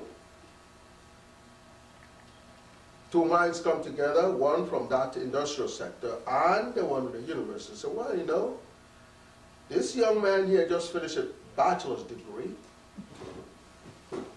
We could cheaply employ him to look at the nature of that process and pay him cheaply in terms of tuition, money, and stipend. Okay? Plus a promise of a master's certificate. Okay? That's a great deal. So he says, wow, I'll take it. So that's very economical compared to the company trying to hire somebody that, on a professional level over there that will do this research. You get a cheap way to do that research. And the young man is pretty happy. My goodness, he just got the bachelor's degree, and give him that kind of money, boy, he feels like he's not married yet. He doesn't, So he goes on and cranks that stuff out and gets the result, and they give him a certificate. Okay? The company, of course, makes progress. Then, the school itself needs manpower. Okay? That's where the PhD comes in. Okay? First of all, the master's program is barely, at least in the technical area, is barely available in the schools they call black schools. Many people don't know that. Definitely the PhD is out of reach in the text, in mathematics, in engineering, in sciences. They don't exist in the black schools. Not here, not in the University of West Indies, not in the continent schools. They don't exist. Why? That marriage between the institutions and the Fortune 500 don't exist because there are no Fortune 500 in the black world. Not zip. Jamaican Airways is not a Fortune 500. The finest airline to the Caribbean. It's massive. It's got all these heavy-duty planes and all that. But it's not a Fortune 500. It doesn't produce anything. It goes to Boeing to buy its planes. Bauxite in Jamaica is manned by Kaiser and Guyana and all that. Kaiser. But we don't do anything, and bauxite is the basis of at least the current airplanes that you use. The aluminum that comes from bauxite is perhaps one of the most strategic, piece of mineral. So Jamaica is sitting on it, so is Guyana and other parts of the diaspora, but they have no control over it. If they were to, then of course a Fortune 500 develops. A Fortune 500 is production companies, not services. That has to be clear. Production company. That's right. Production, they produce hardware. Okay? Not service. That's not what we're talking about. That's Fortune 500. It's manufacturing companies. Okay? So anyway. And their primary product is military. Oh, well. You ever heard about the military-industrial complex? If you you want America to go to war right quick, try to mess around with Bowen. Yeah. I mean, the powers will be so automatic, and you'll be all, don't touch Bowen. Okay. But anyway, there's a lot more that you can, anyway, indeed, during Clinton's time, there was a war that was going on in Europe, between Europe and America, on a bid for the supply of airplanes. And it was critical that this country win that bid for Boeing. So guess who went to negotiate along with Boeing? Exactly. The First Lady was on the plane. Your own Brown, not Minister Brown. Ron Brown? Ron Brown. Ron Brown was on the airplane. In 1996. They went to negotiate for Boeing, who was in competition with Airbus in terms of who was going to win. So we lost Brown in the process. Yes. Brown was murdered on the way back. I mean, they said it. I know you didn't see that. I know the professor didn't say that. By the greatest storm in Africa. So, by what? The greatest storm in Africa. They said the plane cruiser was crashed, but they said the reason why it was, man, the greatest storm came up in Africa and it messed up all the navigation systems. And the people there. Then when they asked the people there, they said, what storm? What's going on? There was no storm. They used that as an excuse. Yeah, well. Yeah. Well, the brother from Texas had a similar experience. Leland. Right, Mickey Leland. Yeah, that's right. But in any case, anyway, so the fact that the First Lady went to campaign for Boeing, certainly would indicate what I'm talking about. So we don't have graduate programs, primarily because we haven't established this marriage between institutions and the Fortune 500 yet. So Howard doesn't have a master's program? Certainly not a PhD. They have some bare minimum masters because let's assume they even produce the masters and the PhD.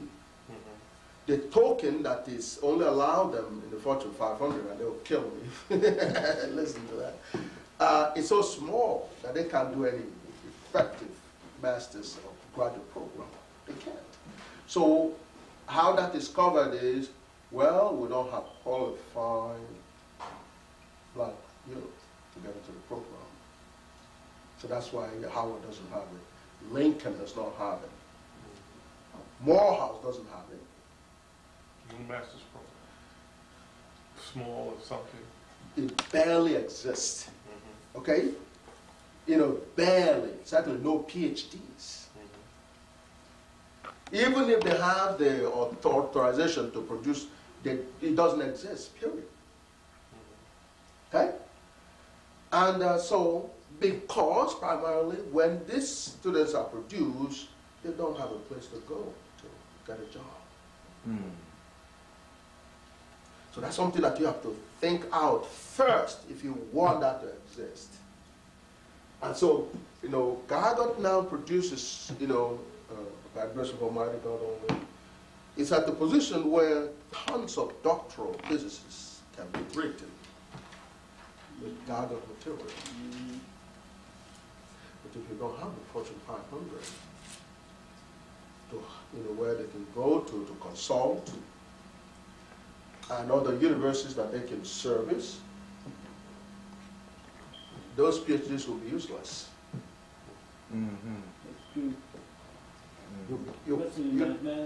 You're not going to train them here to get the PhDs here to go and fill up Harvard or MIT. You think that's feasible? I can produce within a year. I can probably give me 5 years. I can produce about 10 PhDs within Gaga. Yeah, absolutely. But would Harvard take them all? They will. It's original. You know how that is. You're not going to take them. That would, they don't want the character of the color then to change that drastically. But they want to have, they always want to control something that nobody, their caliber understand. But that's where we are. What? That's where we are right now. If you go on the internet, there's a discussion going on from Brown, Cornell, and one of those California education universities, where a question is asked. I don't think I'm quoting it exactly, but it says, does anyone understand Professor Yibo's work? That's thrown on the net. Okay? Does anyone understand Professor Yibo's work? And so, you know, this guy called Bias, I think that's Hispanic or Spanish or whatever, picks up on that. So, well, I don't understand. He must be a phony. Right? Then the others pick up and they discuss and say, well, but hey, let's check this guy out. So they're checking and so on and so on. So, wow, MIT has a write-up on him. Better watch it. Don't write him off like that. Yeah, let's see. So they're looking at something. Anyway, the discussion is going on. Okay?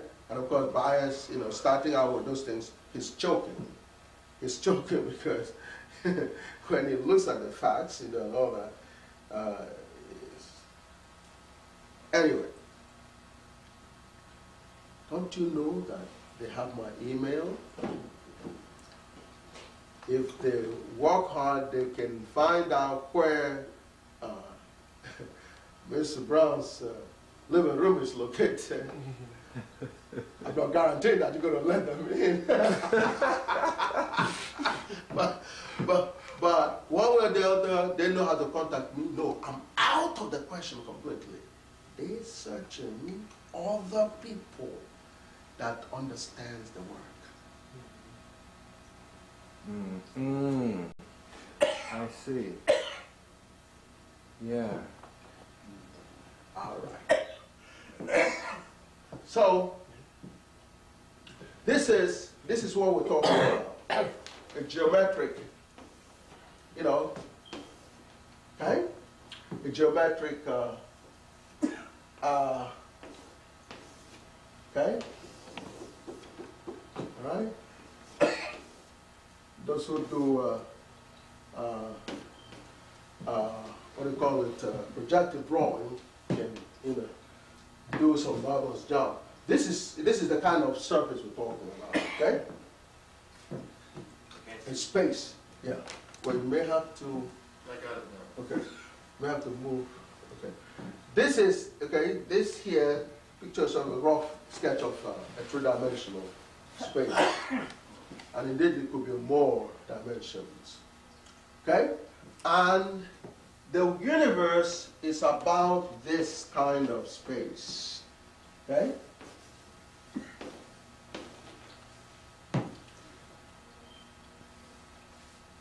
Because you can put a coordinate system to it.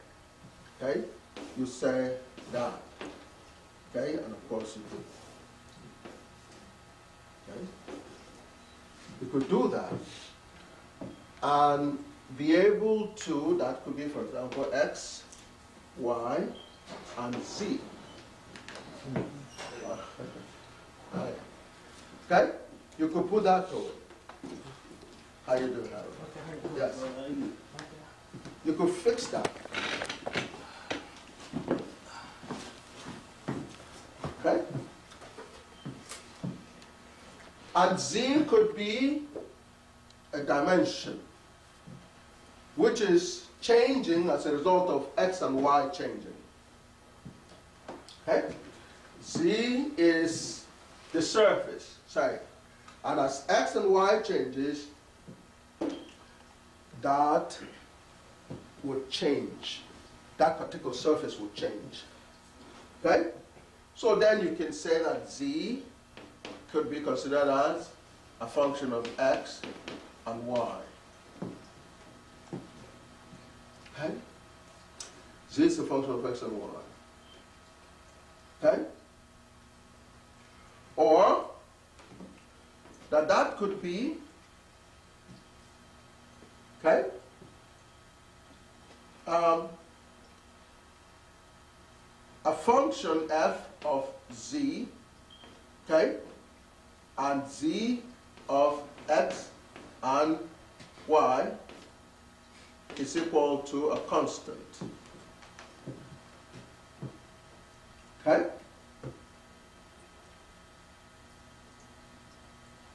Or we will take this off and do that. X and y is a constant. That will give you this. So these two statements are equivalent. In the two dimension, you have, say, a straight line. Say x and y. Where you used to, y is equal to mx plus b or c. Okay? And so you could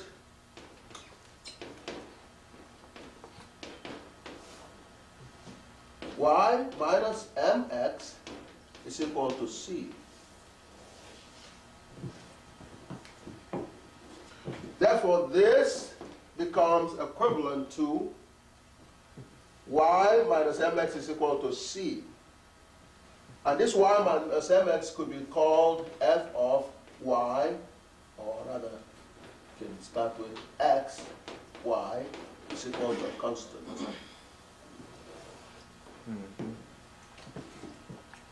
Which is a parallel of this here. Because this and this are equivalent, and they're both equivalent to this.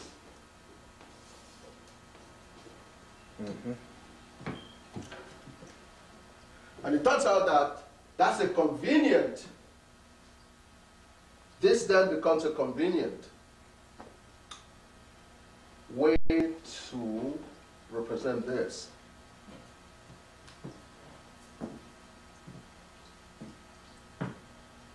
This is an equation of a straight line. A function of x, y is equal to c. They don't present it to you that often.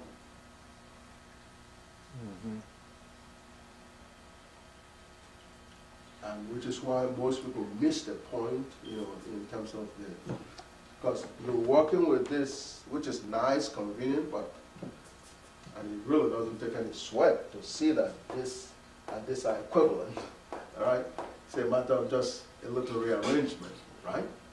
And that leads to this, which in effect, the parallel in the two dimension is a two dimension. The two dimension will be that there, okay, which is the picture here, but in general, it can be more efficient to have it in this form here.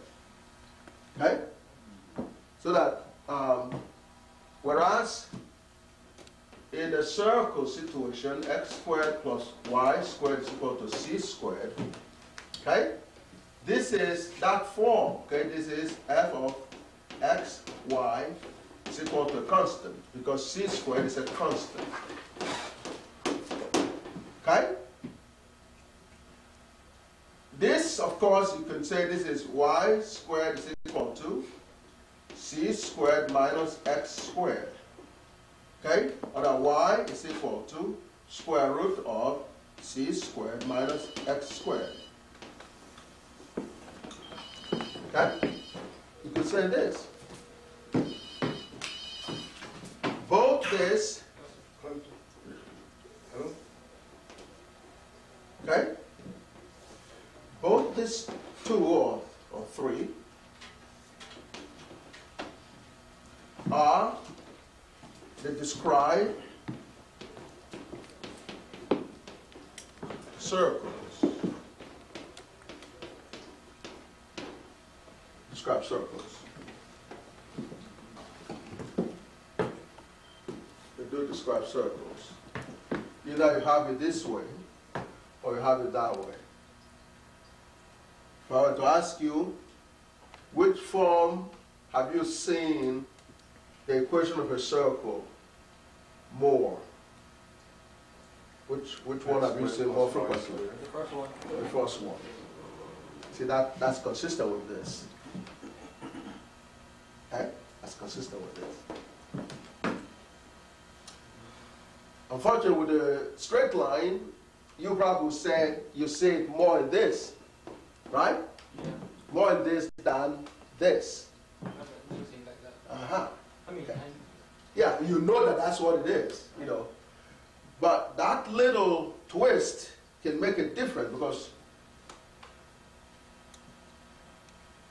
unification theory, Gaga, is about unification, generalization, common denominator.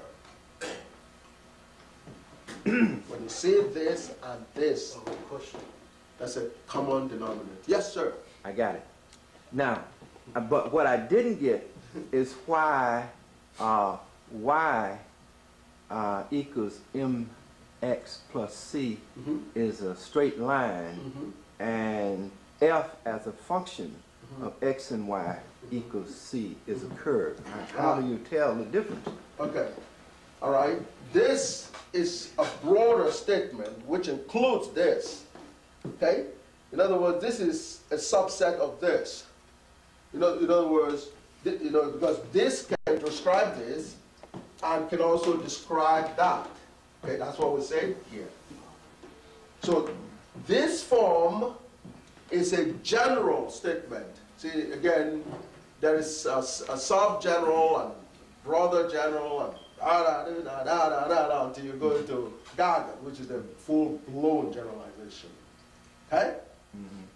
You just have a little common denominator, which is geometry, and that galvanizes, that puts everything together.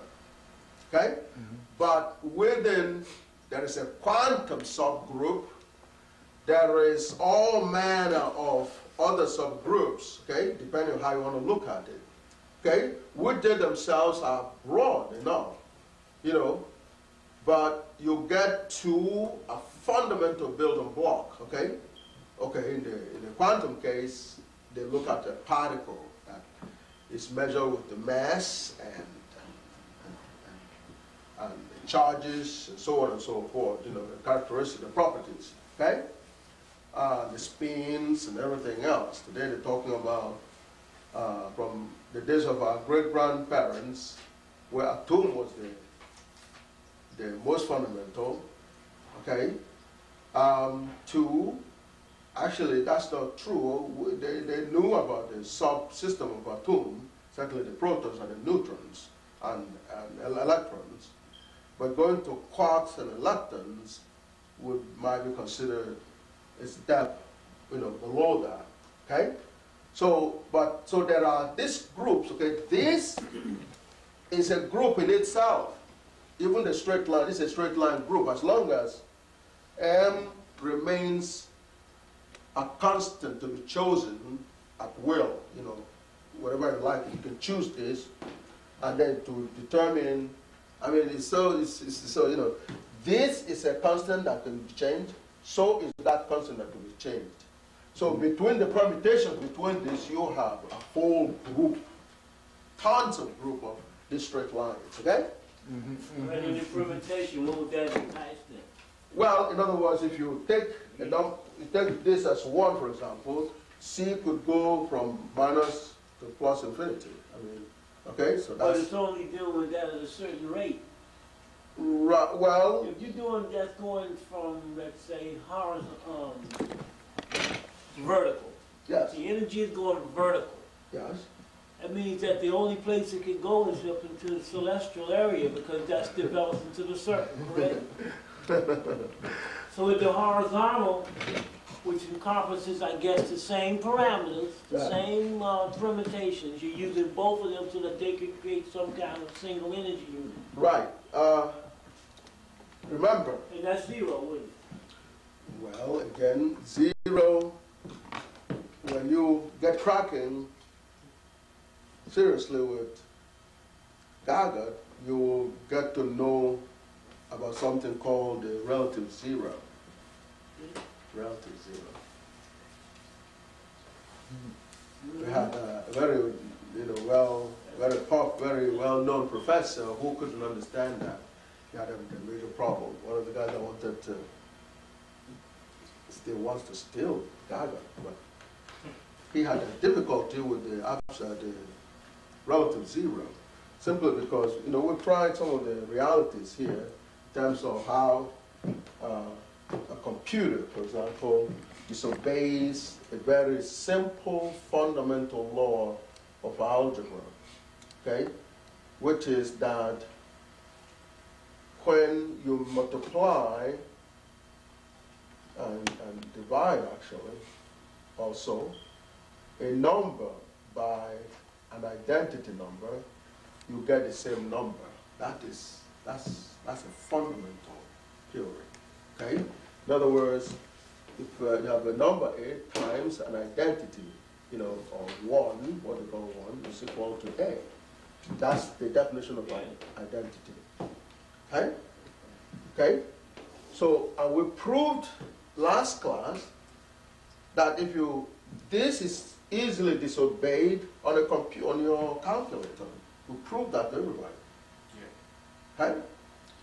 So when you're using computer, especially when they're talking to you that computer is mathematics, that's a very serious problem. Computer is not mathematics. Computer is convenient approximation. Convenient, that's the key word. But you always pay a price for convenience. People never remember that part. Okay, Professor. Yes, sir. So I tried that on my calculator. Okay, on the calculator, it will come out like that. But on the computer now, it won't come out like that. I tried it, on the calculator like he had the other day, it came out to 3.999999. Yes. But on the computer, it came out to 4. It depends on the program that you use. It depends on the program that's been used to analyze. That's number one. Okay, that's a good point. Okay? There will be a number that the computer will be able to, because it's a matter of accuracy. Right. There will be a number that is challenging enough that your computer, whatever computer, any computer, will choke up on it. Meaning what, Professor? Meaning that you were just lucky that your computer was powerful enough and a lot of features were built into it, that particular computer to not be able to deal with 4/3 times 3 to be not 1. I'm sorry, not 4. Okay? Yours, was able to do that. Okay?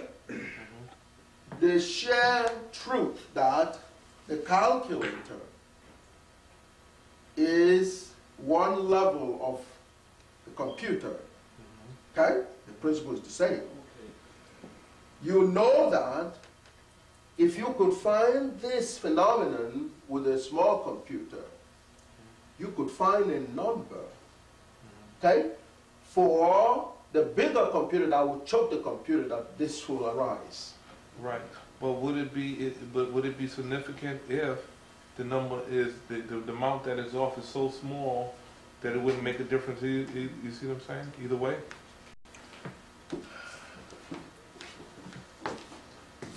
That point is not is point of concern, okay? But the point that is more serious is the fact that on one computer you may be able to get 4. On other computers you get 3.96. On other computers you get 3.8. On another computer, you get 3.999999 for the same answer. Says that those answers are not unique. Well, but on this exercise has one answer, that is 4. 1.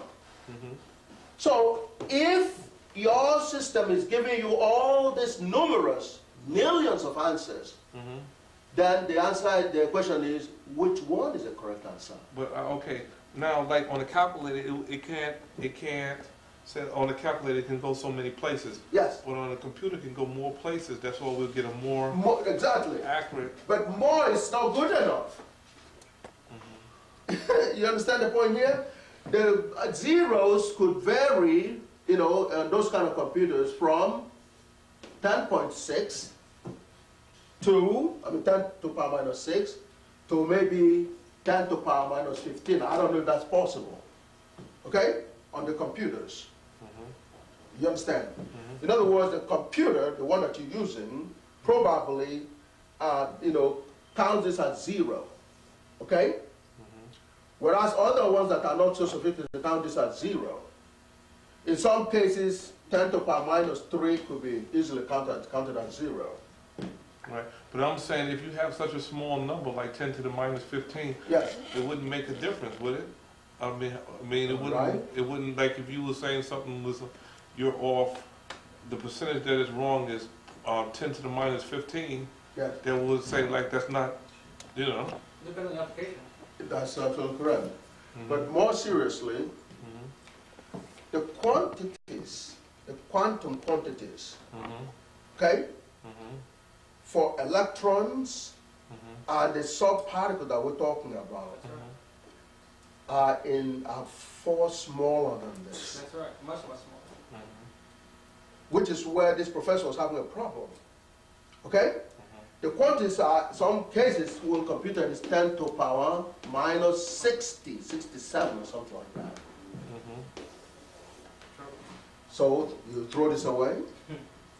Right, I understand. So this is what we're dealing with here. So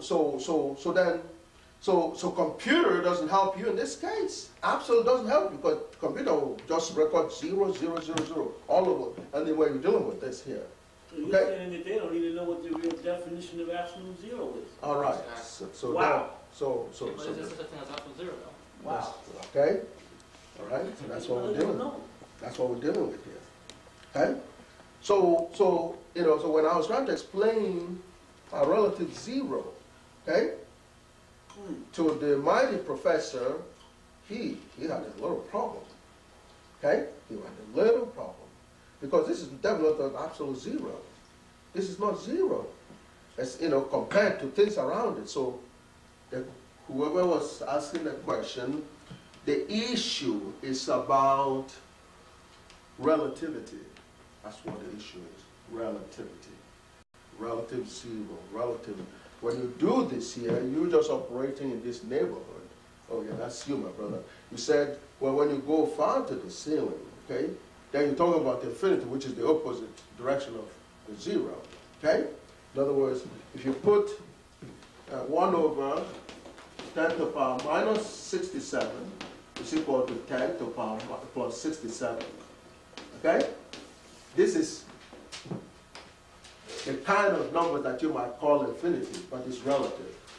If every number around it are those kind of numbers, then it's not infinity. So it's relative. Infinity is relative. Zero, you know, the kind of little number here, or there's a concept called a relative zero. Okay? You know, and when you look at the curves, you know, for the ground unified theorem, okay, the weak force field, for example, okay, has a range that is about, okay, the range is about 10 to the power minus 3, the range of strong force field. Okay?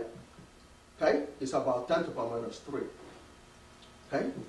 You know, so you're talking about 1 to 10 to the power minus 3. Okay? You could easily take this as 0. I'm sorry, this, you know, that at 0 because it's 10 to the power minus 3. If this was 1. Okay? Or if this was 10 to the power minus 3, say. Okay? Then this is in the neighborhood of 10 to the power minus 6, and most computers will already be calling it 0. Okay? So you will say on that scale that, on that scale you'll be saying that if they, okay, you have that, okay, this is the gravity, okay, EM, okay, and let's say that this is the strong, okay, SF, okay, and this is the weak, okay, all right? The ranges are this value here, you know, basically about here, here, and here, okay? Here is goes, you know, closer to go a little further, okay? But this one here, so if you say that this is the strong here, this is 1 or 0, this will be pretty close to 0, okay? So you need a magnifying glass at this point here to really see the non-zero value for the weak force field, okay? And so, you know, those are the kind of relative things that we're talking about. At the fundamental level, you got to be careful, okay? Because most of these definitions are things that analysts come up with. But because the universe goes from the smallest to the very largest, okay? Okay? For example, if you compare your size as a human being to the size of this room, you're small. Okay? Right? When you compare yourself, however, you know, to an ant, you're big. Okay? You're big. That's relative. Okay? If you compare yourself to the city of New York, size-wise, okay, you're insignificant. We're all insignificant, tiny. Okay? And suddenly if you compare yourself to the globe, the world, the earth, it's tiny, very, very tiny. And when you imagine that the earth, compared to the sun, is insignificant. And here you are bragging about this, you know, big earth that you live on, right? Except that when that earth compares to the sun, it is nothing, absolutely nothing size. Okay? Oh no, it's much more. It's much. It's simply insignificant. You have sunspots bigger than this planet. It's much significant. Much insignificant. So that's the relativity that we're talking about. So it is in that context that an electron you can't even see. Okay? Certainly you cannot see the leptons and the quarks, right? So what does that mean? The theory says that leptons and the quarks are what the Earth is made of. And when you look at the overall, you know, size of the Earth, you say, well, that is too big compared to the leptons and the quarks. So on a computer level, you will say, well, the quarks don't exist. Do they not exist? Quarks do exist. That's what the Earth is made of. Hydrogen atom exists. That's what the Earth is made of. So you can't say because the sizes are relatively, big differences in terms of the atom being so small and the Earth being so large that you can write off the atom. Atom is real. You see, the size may not be, significant, but it's real because it's a building block. Okay? It's a building block for the bigger things. Okay, I have a question for you, sir. Suppose that we use that situation where if we took an elephant and then you take 500 people and you got 2 airplanes. The elephant is going to be assigned to move 1 airplane and 500 people are going to be put on this airplane and pulled. Yes. So they're both creating motion, force, And this is all on a horizontal level. Now, what I'm trying to figure out here now is, will they both equal the same speed if they pull the two airplanes? You get one with 500 people pulling one plane and an elephant pulling the other. What would happen? Would it be relative? If the forces amount to the same thing, because force is what creates acceleration. You know, when you have a motion, the force is behind it. So if the force, you know, like your F is equal to ma, okay? F is equal to ma. Okay, that's Newton. Okay? So let's say this is elephant, and this is F of the 500 men, okay? Human H, okay? It's equal to MA, okay? Now, so now, I'm sorry, I was blocking that. Okay, so it depends on the mass of that unit, okay? And, you know, if it's the same mass that's being pulled, okay, the same plane, okay, so they're all the same, okay, M is the same. So if these two are the same, then the acceleration will be the same. Remember though, it might be the fact that 500 people the elephant may weigh more, or the people may more, or they might be equal in weight. This means this is just a situation where you haven't even did anything. You took 500 people and put them in there and ran them. Yes. Okay, so this is what we're trying to figure out, is that how does the energy fields connect so that matter is complementary?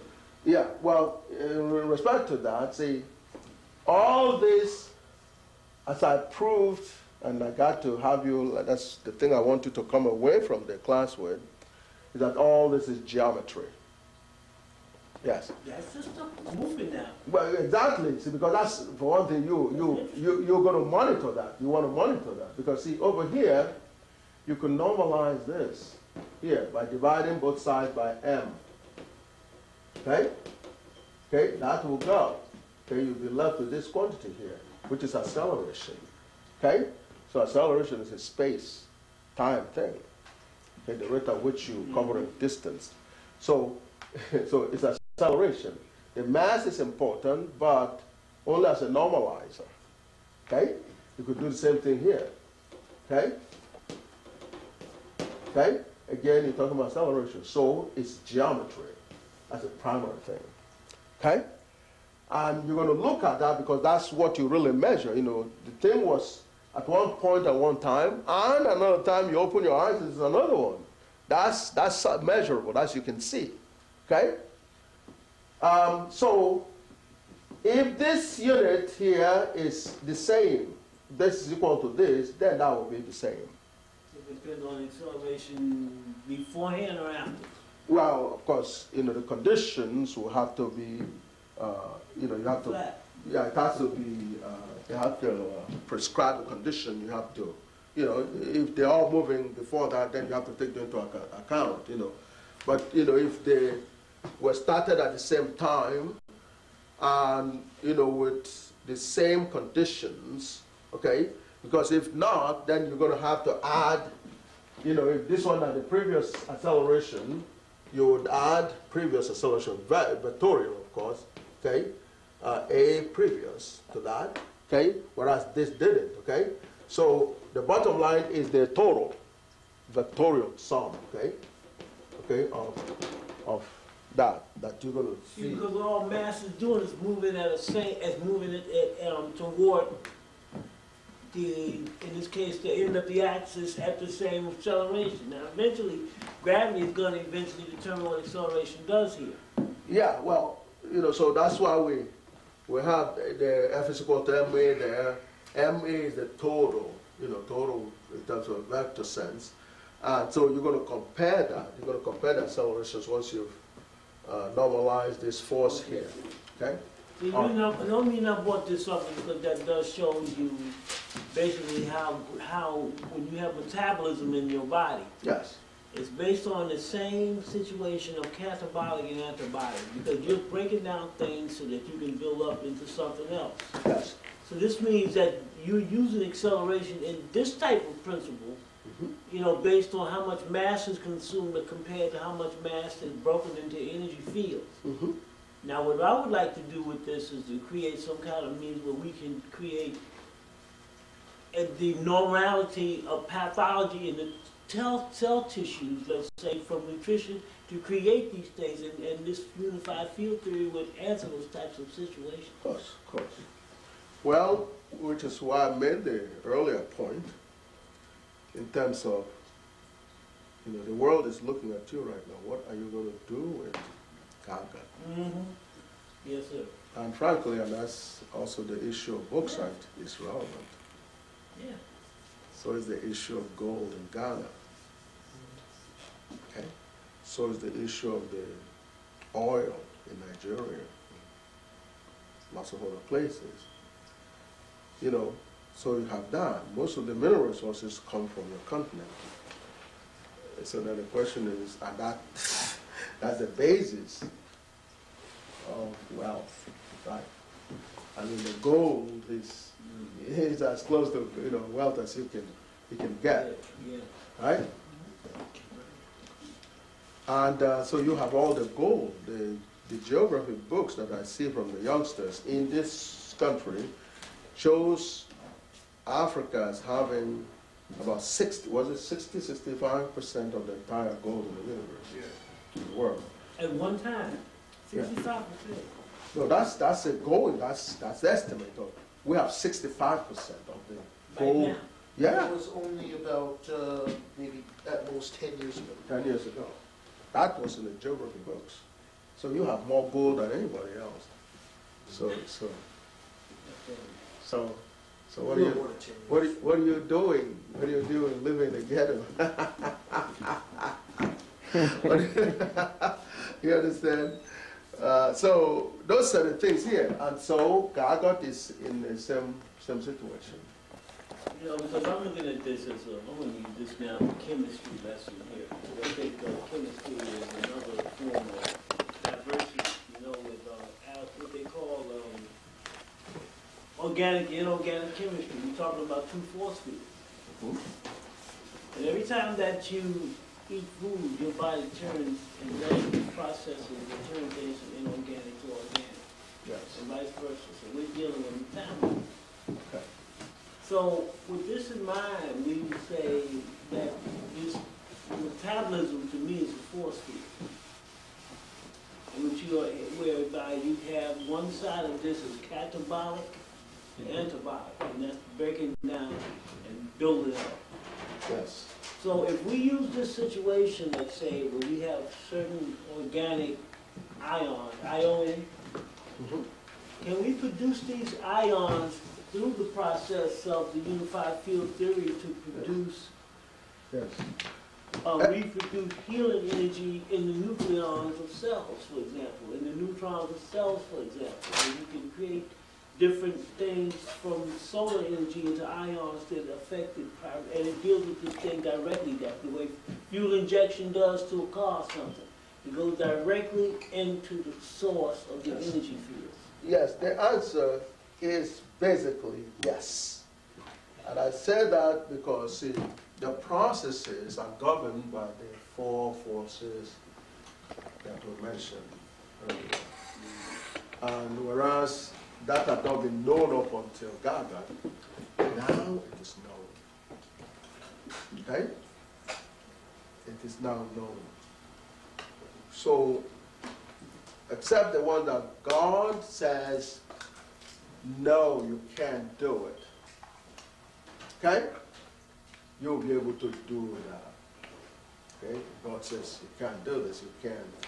For example, what about altering the Earth's trajectory? It may be mad enough to try that. Trying to alter it. That's dealing with gravity. is going on a trajectory, elliptical trajectory right now. If you have enough propulsive energy, you can alter that trajectory and begin to affect the solar system of the universe.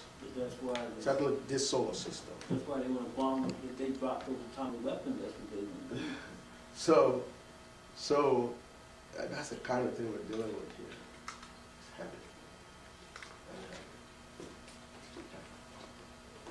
People, when we got all this, people think this is some child. This is not child. This is not children. It's not children stuff. How you might be able to affect the trajectory of the universe, of the Earth, and the solar system. And see, if you don't know, you have no clue about what is going on, you might say, well, I don't know how that's possible. But now you know. And the whole world is watching you right now. Well, what are they supposed to do with this? And yet I can count how many people are here today.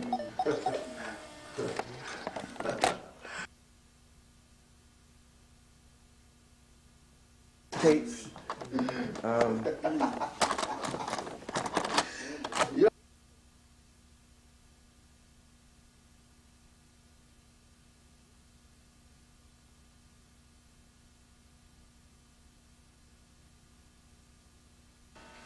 And the young folks and these folks, they start talking about, does anybody understand Professor Kibo's work? And it's like, well, no.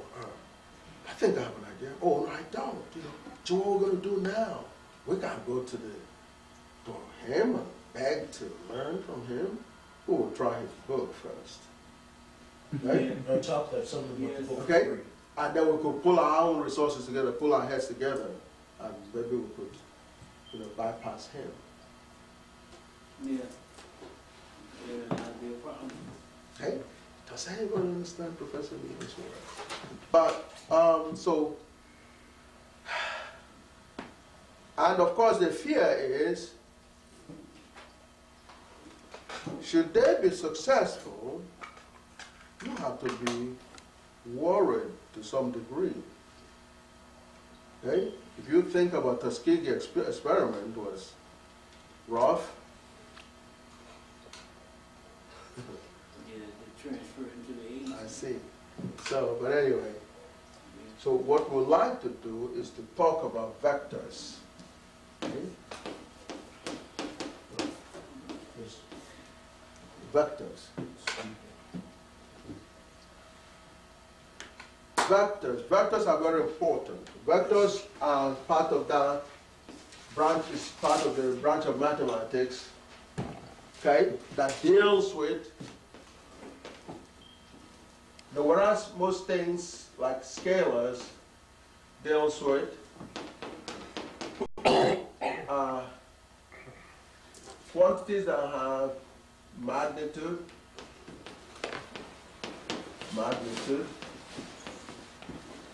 and direction. Okay? There are certain categories of quantities that have not just magnitude, but also direction. And certainly, since after, if you move, this is, okay, that's a coordinate system there.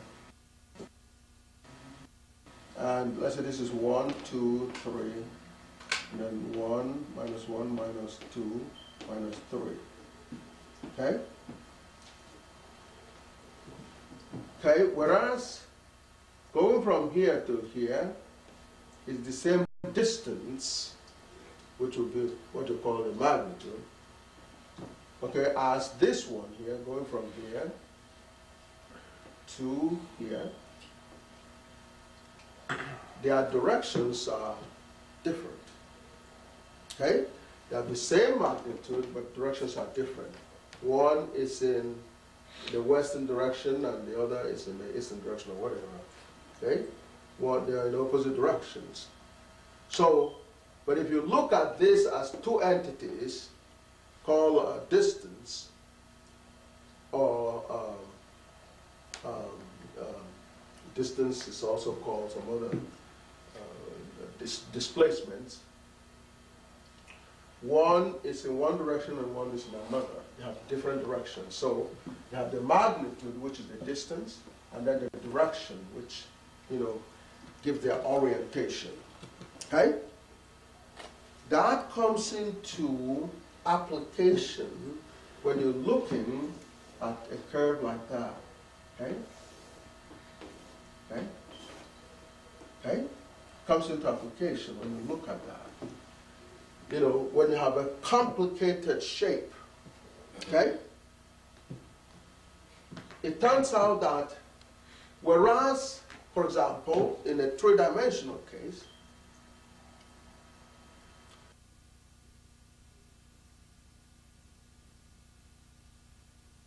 whereas going from here to here is the same distance, which would be what you call the magnitude, okay, as this one here, going from here to here, their directions are different, okay? They have the same magnitude, but directions are different. One is in the western direction and the other is in the eastern direction or whatever, okay? Well, they are in opposite directions. So, but if you look at this as two entities called distance, or distance is also called some other displacements. One is in one direction and one is in another. They have different directions. So you have the magnitude, which is the distance, and then the direction, which, you know, give their orientation. Okay?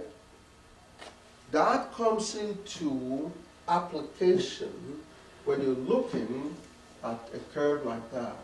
Okay? Okay? Okay? Comes into application when you look at that. You know, when you have a complicated shape, okay? It turns out that whereas, for example, in a three-dimensional case, a slope, which is the gradient of a particular surface, could be the same. Wait, what is it? This? Yeah, what is it supposed to be? Oh, that's the shape. I mean, that's a space. Okay? A section of a space. You're looking down on it. You know, that's cut out from material or space. Okay? It's a boundaries, if you will. That's a boundary. Okay? It's a boundary. Okay? It's not a flat surface, three-dimensional. Well, no, you could add a little more to it like that. Okay? You know, which gives it some depth. Okay? But it's crummy. It's not your regular, you know, straight line. It's wavy. Okay? Yeah, and over here you have something like that, and so on. Okay? And you put some, in other words, it has three dimensions. Okay? Mm-hmm. So when you have stuff like this here, there are gradients. You know, you can look at the gradient this way, or by I mean actually slopes. Okay, you know, this rise this way and so on. Okay, you could also look at a rise that goes that way, you know, that way and so on. All kinds of, you know, dimensions. Okay, or directions. So what's happening is that in looking at that, you have various directions. Okay? So a slope within the proper definition could be the tangent of this angle here, theta. Okay? There could be also another theta there, okay, which will have a tangent. And it may turn out that these thetas are the same, but because of their orientation being different, they constitute different quantities. Okay? The slopes, you know, which is the tangent of theta. Okay? is, maybe the slope, okay, by definition, okay? In one direction, the value may be the same, but the orientation might be different. And it will be showing the slope, slope simply means how, how much if you go horizontally and you go vertically, would you be on the curve, okay? Okay? If you go this way and that way, you're going to be on the curve. You go again, okay, this is a curve that goes that way. You go this way again, and you go that way, and you're on the curve. You go here, and here, you're on the curve, that kind of thing. So, the slope then is really, about the angle here, okay? This angle. These are the slopes, okay, of the various points here, okay? You draw a straight line there, and the angle that makes with the horizontal becomes a measure of the slope, okay? That's what we call slope. So a space curve would have that.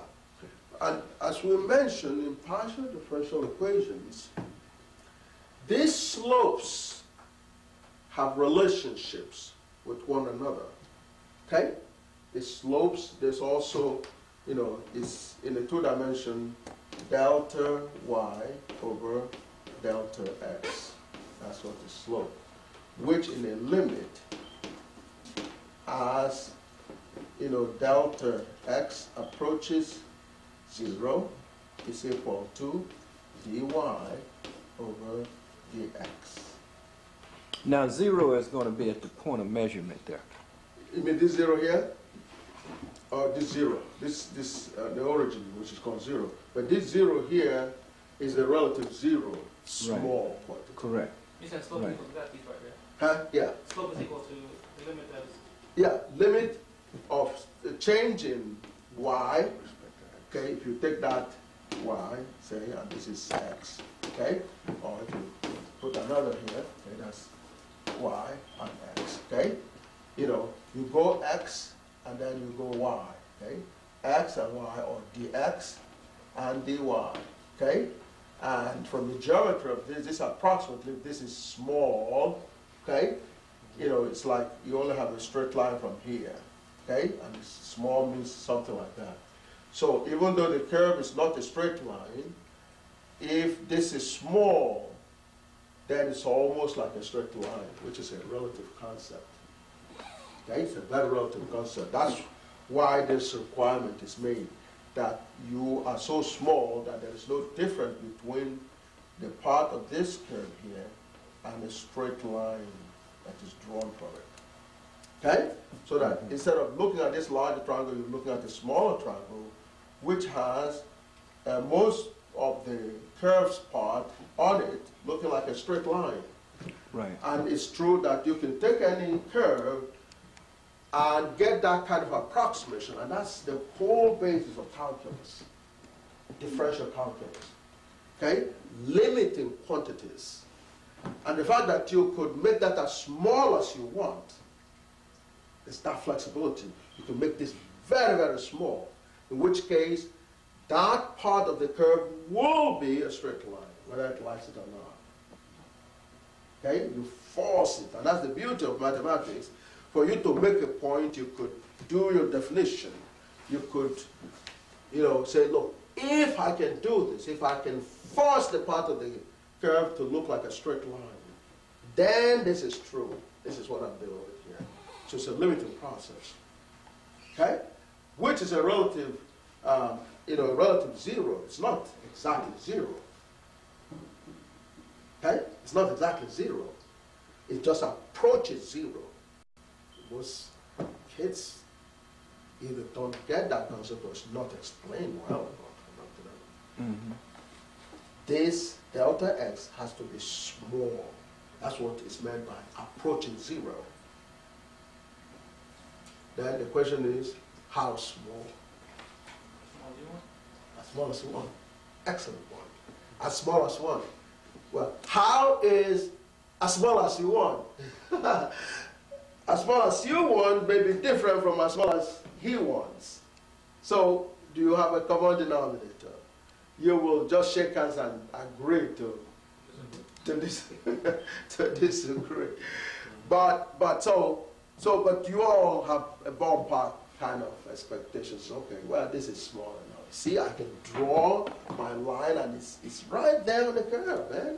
Okay, see, and as closer you get to, to this point, the better that approximation is. Mm-hmm. And as closer you get, the smaller the change in x. Okay, so therefore that represents a slope, and this slope forms the basis, or these slopes form the basis of partial differential equations or differential equations. Okay? That's differential equations. Differential geometry is based on that. So who says there's a difference between differential geometry and partial differential equations? Who says there's a difference? No. Topology. What's your topology? What's topology? Well, youngsters will start dealing with graph theory. Graph theory. Wow. What is graph theory? And especially, I see the way that the subject is presented is so disgusting. I mean, it's like they turn these youngsters off completely. They don't give them any background. They're using some big words. What were you saying the other day? Hamiltonian graphs, Hamiltonian cycle, K5 plated graphs. You understand? These youngsters are overwhelmed. They're completely overwhelmed. With no explanation to what or okay? why we're doing this. And so then what happened? They feel like they've been punished. And it's so, and it's, frankly, it's not, the teachers feel like, well, look, they're showing off or whatever they're doing, I have no clue. You understand? You're not helping the youngsters with those bogus words, okay? Especially when one of the people who claims that they're such a master of mathematics, you ask them a simple question about differential equations, and they've never seen a differential equation before. There you go. Yet they're teachers. All right. Graph theory. What's graph theory? Well, the name is supposed to be descriptive of what the subject is. Graph theory. Right? The theory of how you compute Thank you graphs. very much. Thank you very much. Did your teacher ever tell you that? I can take it, yeah. That's a smart kid. He didn't. He was watching, keeping it up. When you're telling me that today's modern math teachers have never seen a differential equation, that what you said? Oh, they put down. One of the professors at my old university, he was a graph theory teacher. Was Dr. Wynn? No. But it was another professor. I don't want to get into names. Right. Give it. Yeah, because I presented a differential equation to him, and he basically did not know what it was. He didn't know what it was. And he called it a dinosaur, something like that. You said that people practice that as full, I mean, it's going to be like. I know that is. You mean that it's basically like a dinosaur mathematics. Dinosaur mathematics. Can you imagine? I know you're talking about. It's too complex to tell us. Yeah, I know you're talking about me. Like. Well, they're saying that this kind of thing is dinosaur mathematics. Okay? But I've been talking this year, and I can get your response, and I'm feeling energies from you about, what, about the practicality of this here, right? I'm talking about slopes of this, thing here. Okay? I'm getting response, right? So I know that you're coming along, you haven't seen everything yet, but you're coming along saying, yeah, well, the slope is, how much horizontal you go to get a vertical in order to be on the curve. That's what the slope is. And if you move close enough to the starting point, you could approximate the curve by a straight line, which is an approximation. Okay? And you can do that for every point on the curve. So therefore, you can talk about a slope, something like this, for every part of the curve. Now, so, like Mr. Brown said, graph theory is supposed to be about a theory of how You draw graphs simply. That's all it is. You draw graphs. In other words, how you draw geometric figures. That is graph theory. Okay? That's all it is. But before the kids can settle to get a sense of what it is they have to study, they're blasting all this heavy-duty stuff, congestion, this, and, you know, the kids are lost. The kids are lost. A simple theorem is presented in such a complicated, you know, kind of thing. So then they go to, so topology, topology comes from graph theory. Okay? What's topology? You ever hear about map making? Map making. What are you doing map making? Okay? What? Topology. Well, okay. You want to know the map of the unit of the Earth, Mother Earth, the countries and continents and the waters, and mountains, and all that. Okay? You may have walked around, or sailed around, or traveled in the cars, or airplanes. So you visualize things. Okay? You have your plan views, and in some cases you have some elevation. So you look at that and you said, this is what I saw. You put up your table and your paper. You say, well, if I was going from New York, this is the route here. I want to draw this boundary here of a state called New York State. It goes like this, and like that, and like that. So what you've done by the time you got that enclosure is put the outline of New York State on a paper. On a paper, a piece of paper. You've drawn the graph of the boundary that constitute New York State. What does that mean? You have a rough outline of what the city looks like. You've done topology. That's topological map. You have taken, it's not the Earth, it's not the real New York State, but you've gotten a picture of it on the paper. That's topology. Now,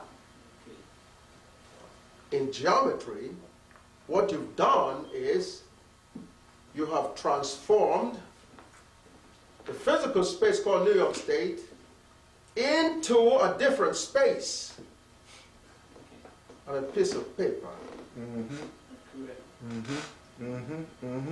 Every point on that drawing has a corresponding point.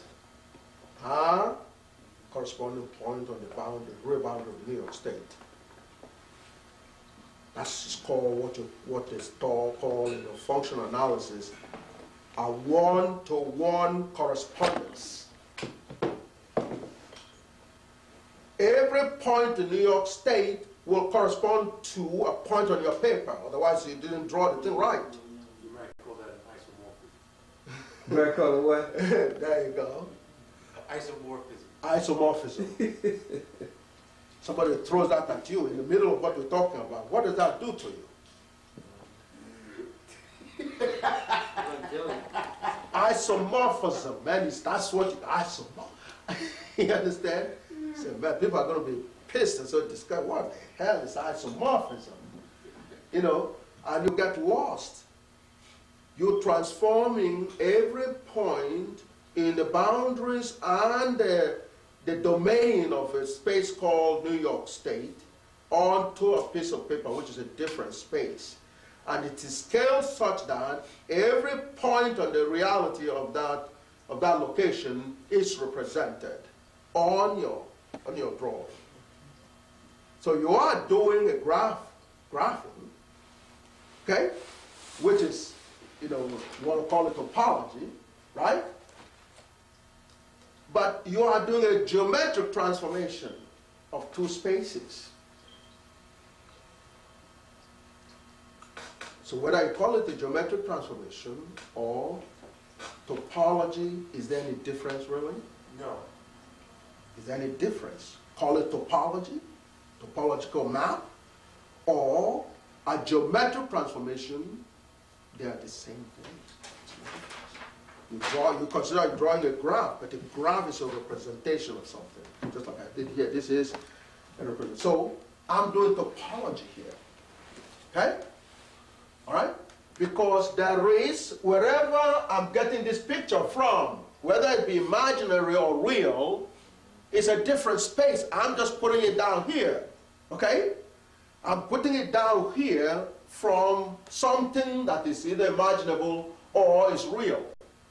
But there is a one-to-one correspondence between any point on this and that my imagination.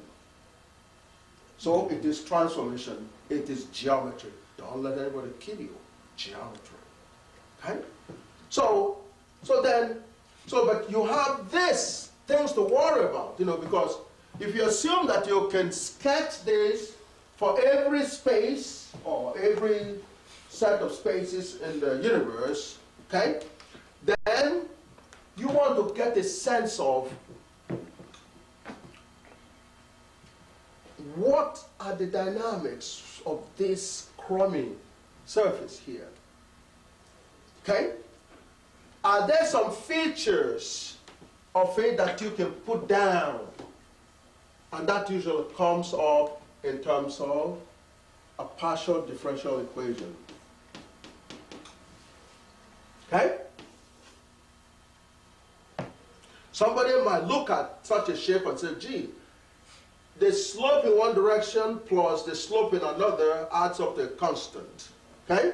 So, you know, you might have phi, okay, x plus phi y is equal to a constant. That becomes a partial differential equation. Can I just ask you a question? Yes, sir. Now that phi x, yes. Now you change the language on me a little bit there. Why'd you put that 0 and that line through it, call it a phi x? It's a symbol. Why did I put you call you minister? Why did I put a hat on you and I call you minister? Okay, so it's arbitrary? Yeah, exactly. Oh, it's just what you want to name that point. That's right. I told you about the flexibility. Okay. Thank you very much. That's an excellent question. This is the real problems, because if you're able to go past some of these things that are basic, okay, nothing can stop you anymore.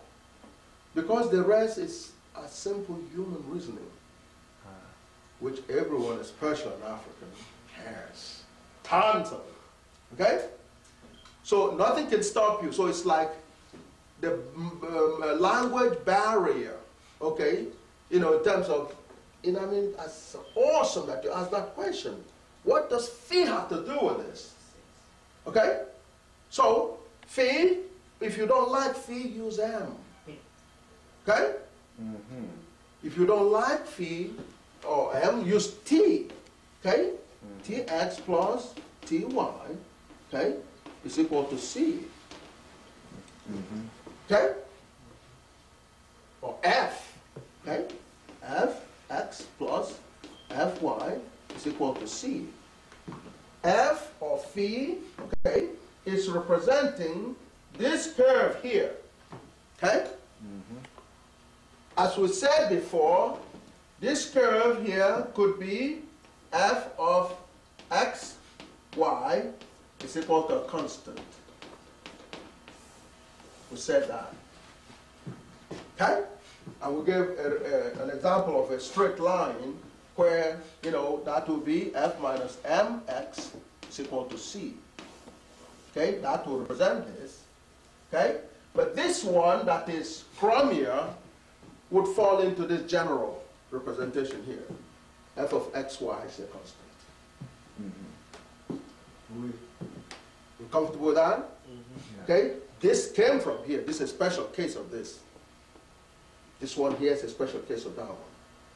Okay? So this, you don't know what the thing is. In fact, if you get over here and get wild, like that. Okay? Crummy. But it still will, you know. And so So f is a constant, represents this here, all right? So, or t or m. So its slope, okay, it is said that somebody observed the slope, and that's an observation. The slope of that curve in x direction plus the slope in the y direction adds up to a constant. That could be an observation.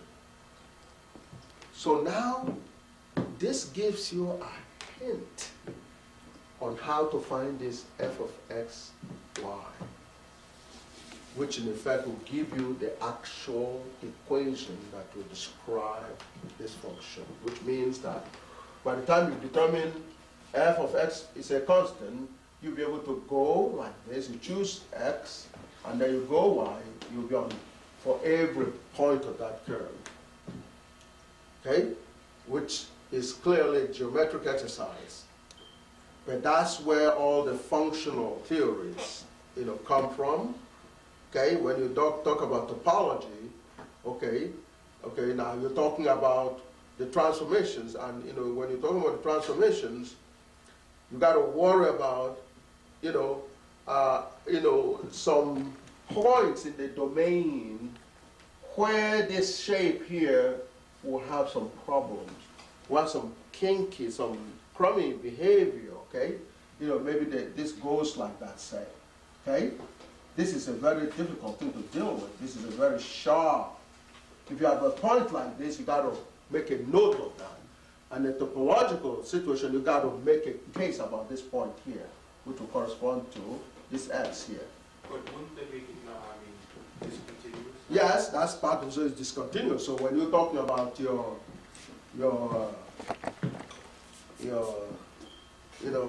compact space and all the other stuff, okay? So now you got to worry about dividing this into maybe two kind of spaces, okay? The ones up until this point and another after that point. And you treat this like a special case, or this domain has a special case. So you have like 1, 2, 3 kind of spaces. And space is just a domain, some kind of, geometry, some kind of area, or a volume, containing points of geometry. Okay? So the key then is how to determine this. And this would help you determine that. This or any of this here, depending on what symbol you use. Okay? All right. So if we have that, let's say we have this here, the shape that is described by f of x and y is a constant. And once you've understood that, you can see how f of x, y, z is a constant would give you a three-dimensional relationship, which will give you z is equal to z as a function of x and y. Okay, that's a three-dimensional situation. So that'd be c to 0. That's it. That could be c. Okay, and 0 is a special case. Okay, yeah. Since 0 is a special case. So from there you get this. Okay, just like from here you get. Yes, from here you get y is a function of x. Okay? And there's nothing unique about choosing z as a function of x and y. Technically, you can say y is a function of x and z. And, all the other combinations. Okay? But,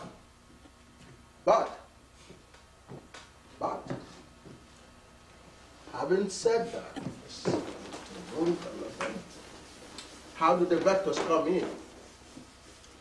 Okay. If we take df, okay, is equal to fx dx plus fy dy plus fz dz. A total change in f, which meaning that curve there, will be the partial change with respect to x times the change in x, plus partial change with respect to y times the change in y, and the partial change in z, multiplied by the change in z. Okay? This is perhaps the most important part, most fundamental part of partial differential equations. Okay? Where this, of course, is d phi dx, partial with respect to x, and so on and so forth. That is df dy, okay, and df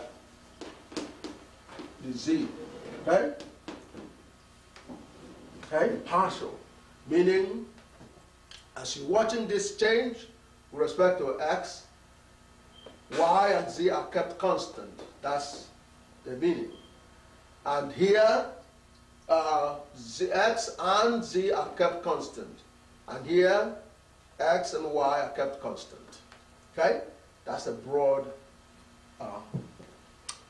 change. Okay? Now,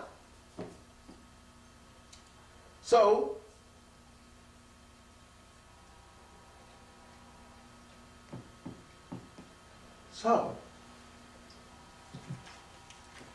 there's something called a gradient vector for that f.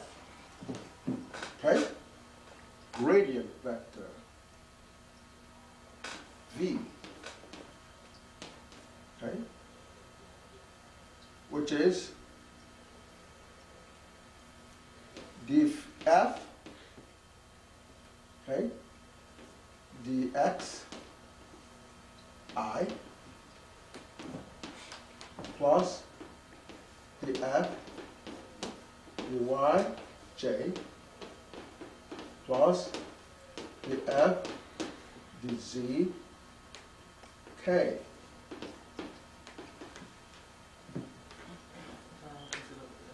I'm sorry, what? This K. No, I just couldn't see it all. Oh, yeah, I'm sorry. Oh, yeah.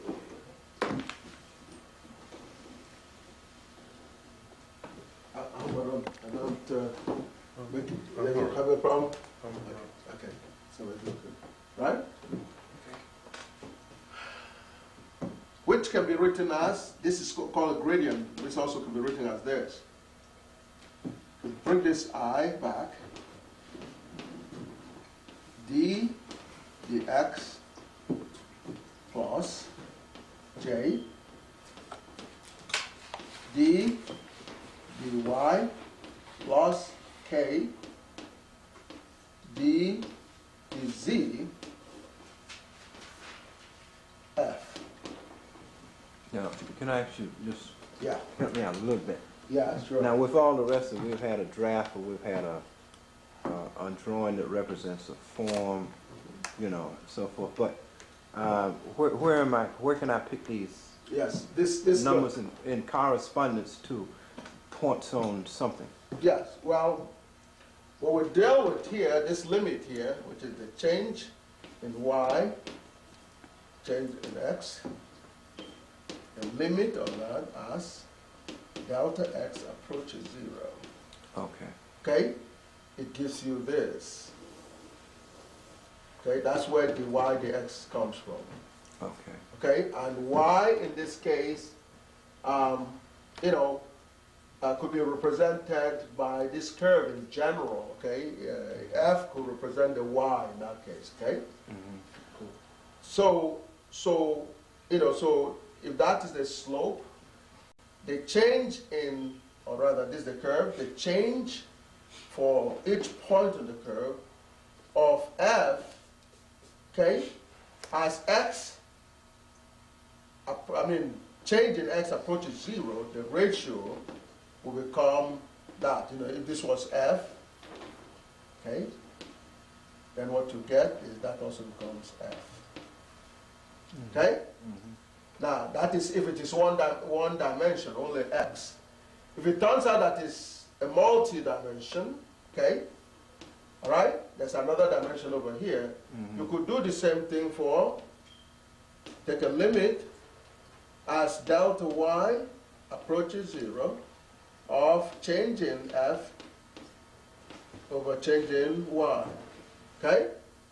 Which would be df, of course it will be partial, okay? We call this that, okay? Partial in the sense that it's the same thing as before, except that you holding x and y, x, y and z constant. That's why we use this symbol instead of the other symbol we have in the case of one variable, okay? You want to be able to identify them. So df over dy, okay? And similarly, limit of, that ratio, change in f over change in z, okay? As change in z approaches 0, it's also df over dz. That's where this came from, okay? And so when you want to look at the total change, okay, in that space curve, this is the general formula that adds up all the, because all these are independent changes, okay? These are independent. So if you take that rate of change in the x direction, which is this one here, multiply by the change, arbitrary change in the x direction, you get a component from the x changing.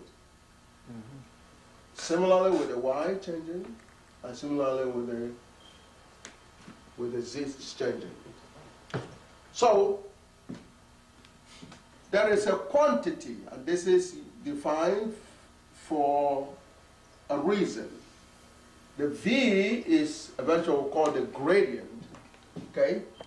Gradient, grad of f, okay? That's what it's called. Okay, it's called the gradient of f. Equal to gradient of f. Okay? Which is a vector gradient or gradient, gradient of, or vector gradient of f. Okay, it's vector because you have I, j, and k. You know that these are the slopes in the x direction, the rate of change in x direction, rate of change in the y direction, and rate of change in the z direction. What happens if you make a vector out of those three changes? A vector is something that you can represent, like a coordinate system, okay? Right? You have a direction here, you have that there, and you have another here, okay? So, let's say you represent phi dx here, okay? And phi dz here.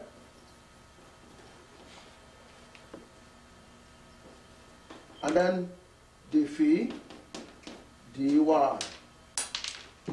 okay? Over here, okay? Now, even though they are individually, looks like they're scalar, they are independent. Why are they independent? These changes are independent in the sense that when you are looking at this rate of change here, you said that x and y and z are constant. They're fixed. So that has nothing to do with y and z. Okay? While you're evaluating this, this has nothing to do with y and z. Okay? So as you're doing this dimension here is not, he doesn't know about it. There's no influence in it at all, instantaneously. Okay? When you go to y, however, okay, x and z are not aware. They're fixed, they're kept constant. They're not contributing to it. Then you go to the F, the Z, then is Y and X. So those kinds of quantities are considered independent. They're considered independent. And because they are independent, you could represent them in three orthogonal, what you call orthogonal directions. Okay? They are independent. And that's the basis of your functional analysis. Okay? X, Y, and Z are supposed to be independent. You can change one at you can go along this direction here without affecting this here. That's the independence. Okay? You could go here without affecting here. You just keep on going. You don't touch this at all. Similarly, if you're going here, you don't have to, this is not touched at all. Okay? And if you are going over here, these two are not touched. Okay? So they're considered independent.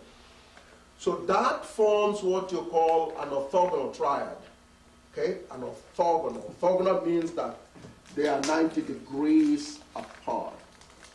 Okay? 90 degrees. Okay? They don't have impact on one another at all. Okay? This one here would be similar. Okay? 90 degrees. They are mutually orthogonal. Mutually orthogonal. Okay? Mutually orthogonal. Orthogonal. Okay? That's a terminology. Orthogonal means that they all have 90 degrees, as angle between them. Okay? Because the change in this does not affect the change in that. Okay? So that means that you could represent them, their overall impact, by a vector, okay, that has a unit value in the x direction called I, and that this here, another vector, that has a unit here called k, a unit vector. I'm going to get into the unit vector. And over here, you have another one that has a unit vector, j, in this direction. So therefore, you could consider a quantity that is a vector summation of those vectors. This becomes a vector, okay? This multiplied by this becomes a vector, okay? Even though this is a scalar, okay? This one, it's only along this direction, but you can make it a vector by multiplying it by a unit vector in that direction, okay? Which is j df dy, j df dy. That's one vector, okay? All right?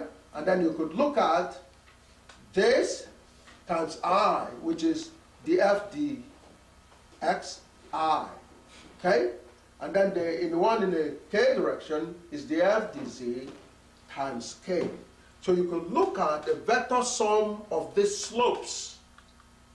You just adding the vector effect of these slopes. What does that mean? Well, it's something that you just looking at, okay? You don't know what it means yet, okay? Is this useful?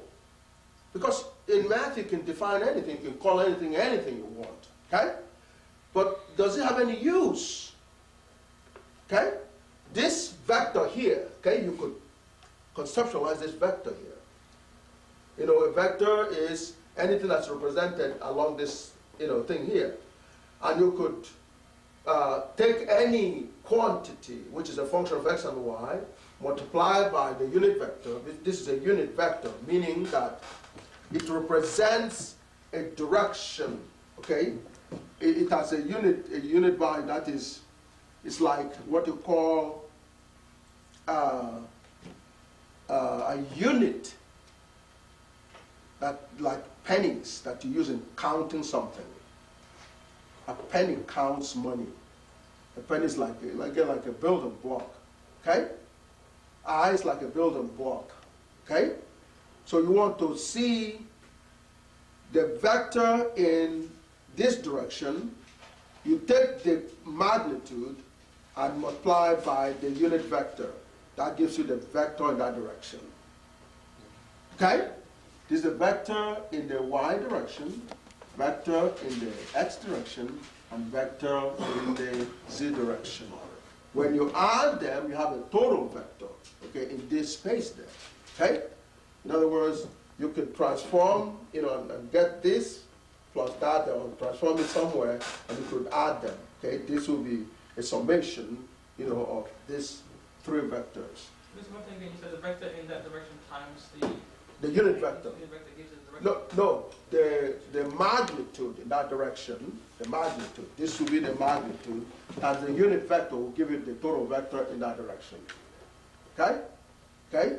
The magnitude of the vector multiplied by a unit vector in that direction will give you, it's like I said before, the pennies that you use to count, okay, the monies, okay, $1 has 100 pennies, okay, okay, 100 pennies, is $1. So the 100 P is equal to $10, okay, or cents, okay, is equal to, so this is like $10. So this is like the unit that we're talking about. This is equivalent to the J, okay, it's the unit. You either call pennies or cents, okay, is equal to that. So this becomes a unit by which you count the content of this $10, okay? So it's 1 unit, okay? Right. That's what the J is for the Y direction, and that's what the I is for the X direction, and that's what K is for the Z direction. You got to have, yes, go ahead. Does that unit include, is that a summation of the mass? That's simply a summation of this animal you call, in other words, vector has this property, okay? Like we said before, it has magnitude. In this space here, that's its magnitude in this direction, okay? And direction. The direction is signified by the J, which at the same time is the unit in that direction for measuring it. Okay, all right. All right? And the same thing with the other directions. Now, once you have put them in those terms, now you can add them. You're not adding apples with apples, okay? Because this is a vector, and that's a vector, and that's a vector. You can add vectors. They're the same quantity now. Because you take this thing multiplied by its unit vector, and so on and so forth.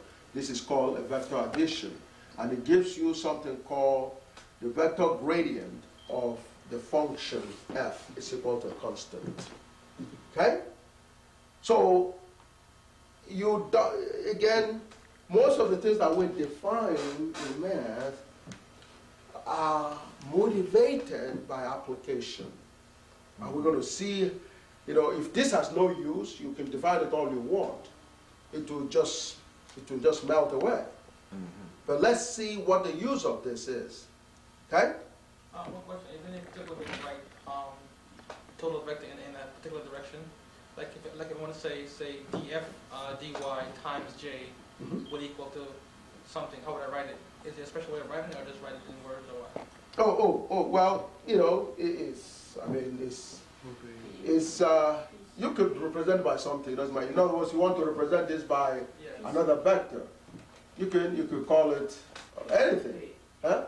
Say piece of cake. Okay, yeah, piece of Y, whatever, or J or something, yeah, you could represent it, but provided that you use a vector notation. You could do that. Okay, you can call it anything you want. But you got to allow yourself opportunity for clarity. consistency, easy visualization. You know, that's so y, it's just a represent that I represents the unit vector in the x direction, okay, and j for y and k for z, okay. So most people have come to use that. Yes.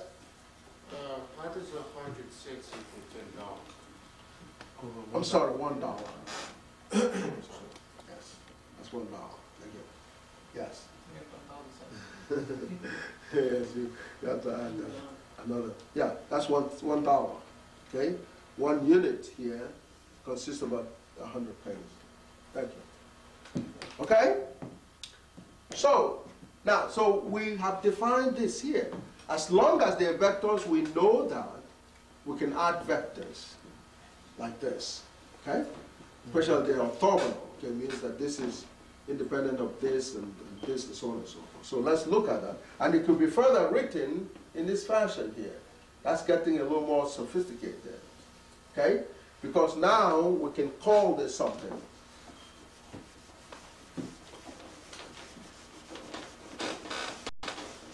We're going to go over this enough times for people to really begin to get a sense of it, okay? This quantity here can be called something, okay? Okay, this can be equal to gradient of that, you know, f, okay? Where del, okay, del, this is called del, okay, operator is defined as I, okay, d dx plus j d dy plus k d dz. Okay, this becomes a definition. Okay, that's a vector. It's called a del operator. Let's just hit up. Okay. Del operator.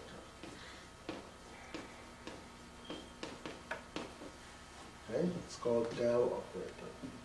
Del operator. Is that the F? Yeah, that the yes, because that's an operator. Okay. Which is operating on F in this case, right? You know, the V would clearly be a del. You know, this is V. Okay. Okay. So now we're going to see what we could do with that.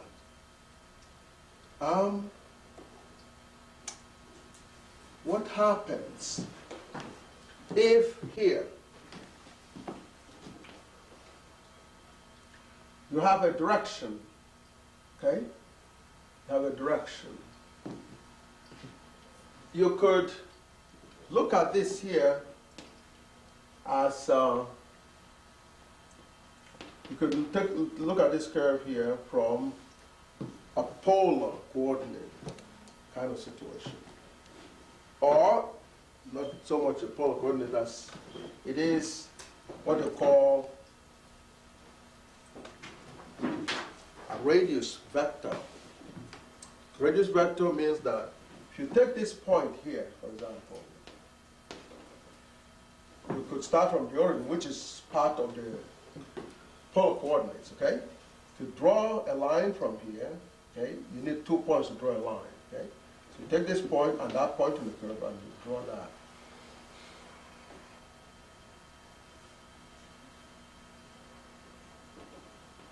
This here becomes a radius vector, R. Is the sum of all these vectors?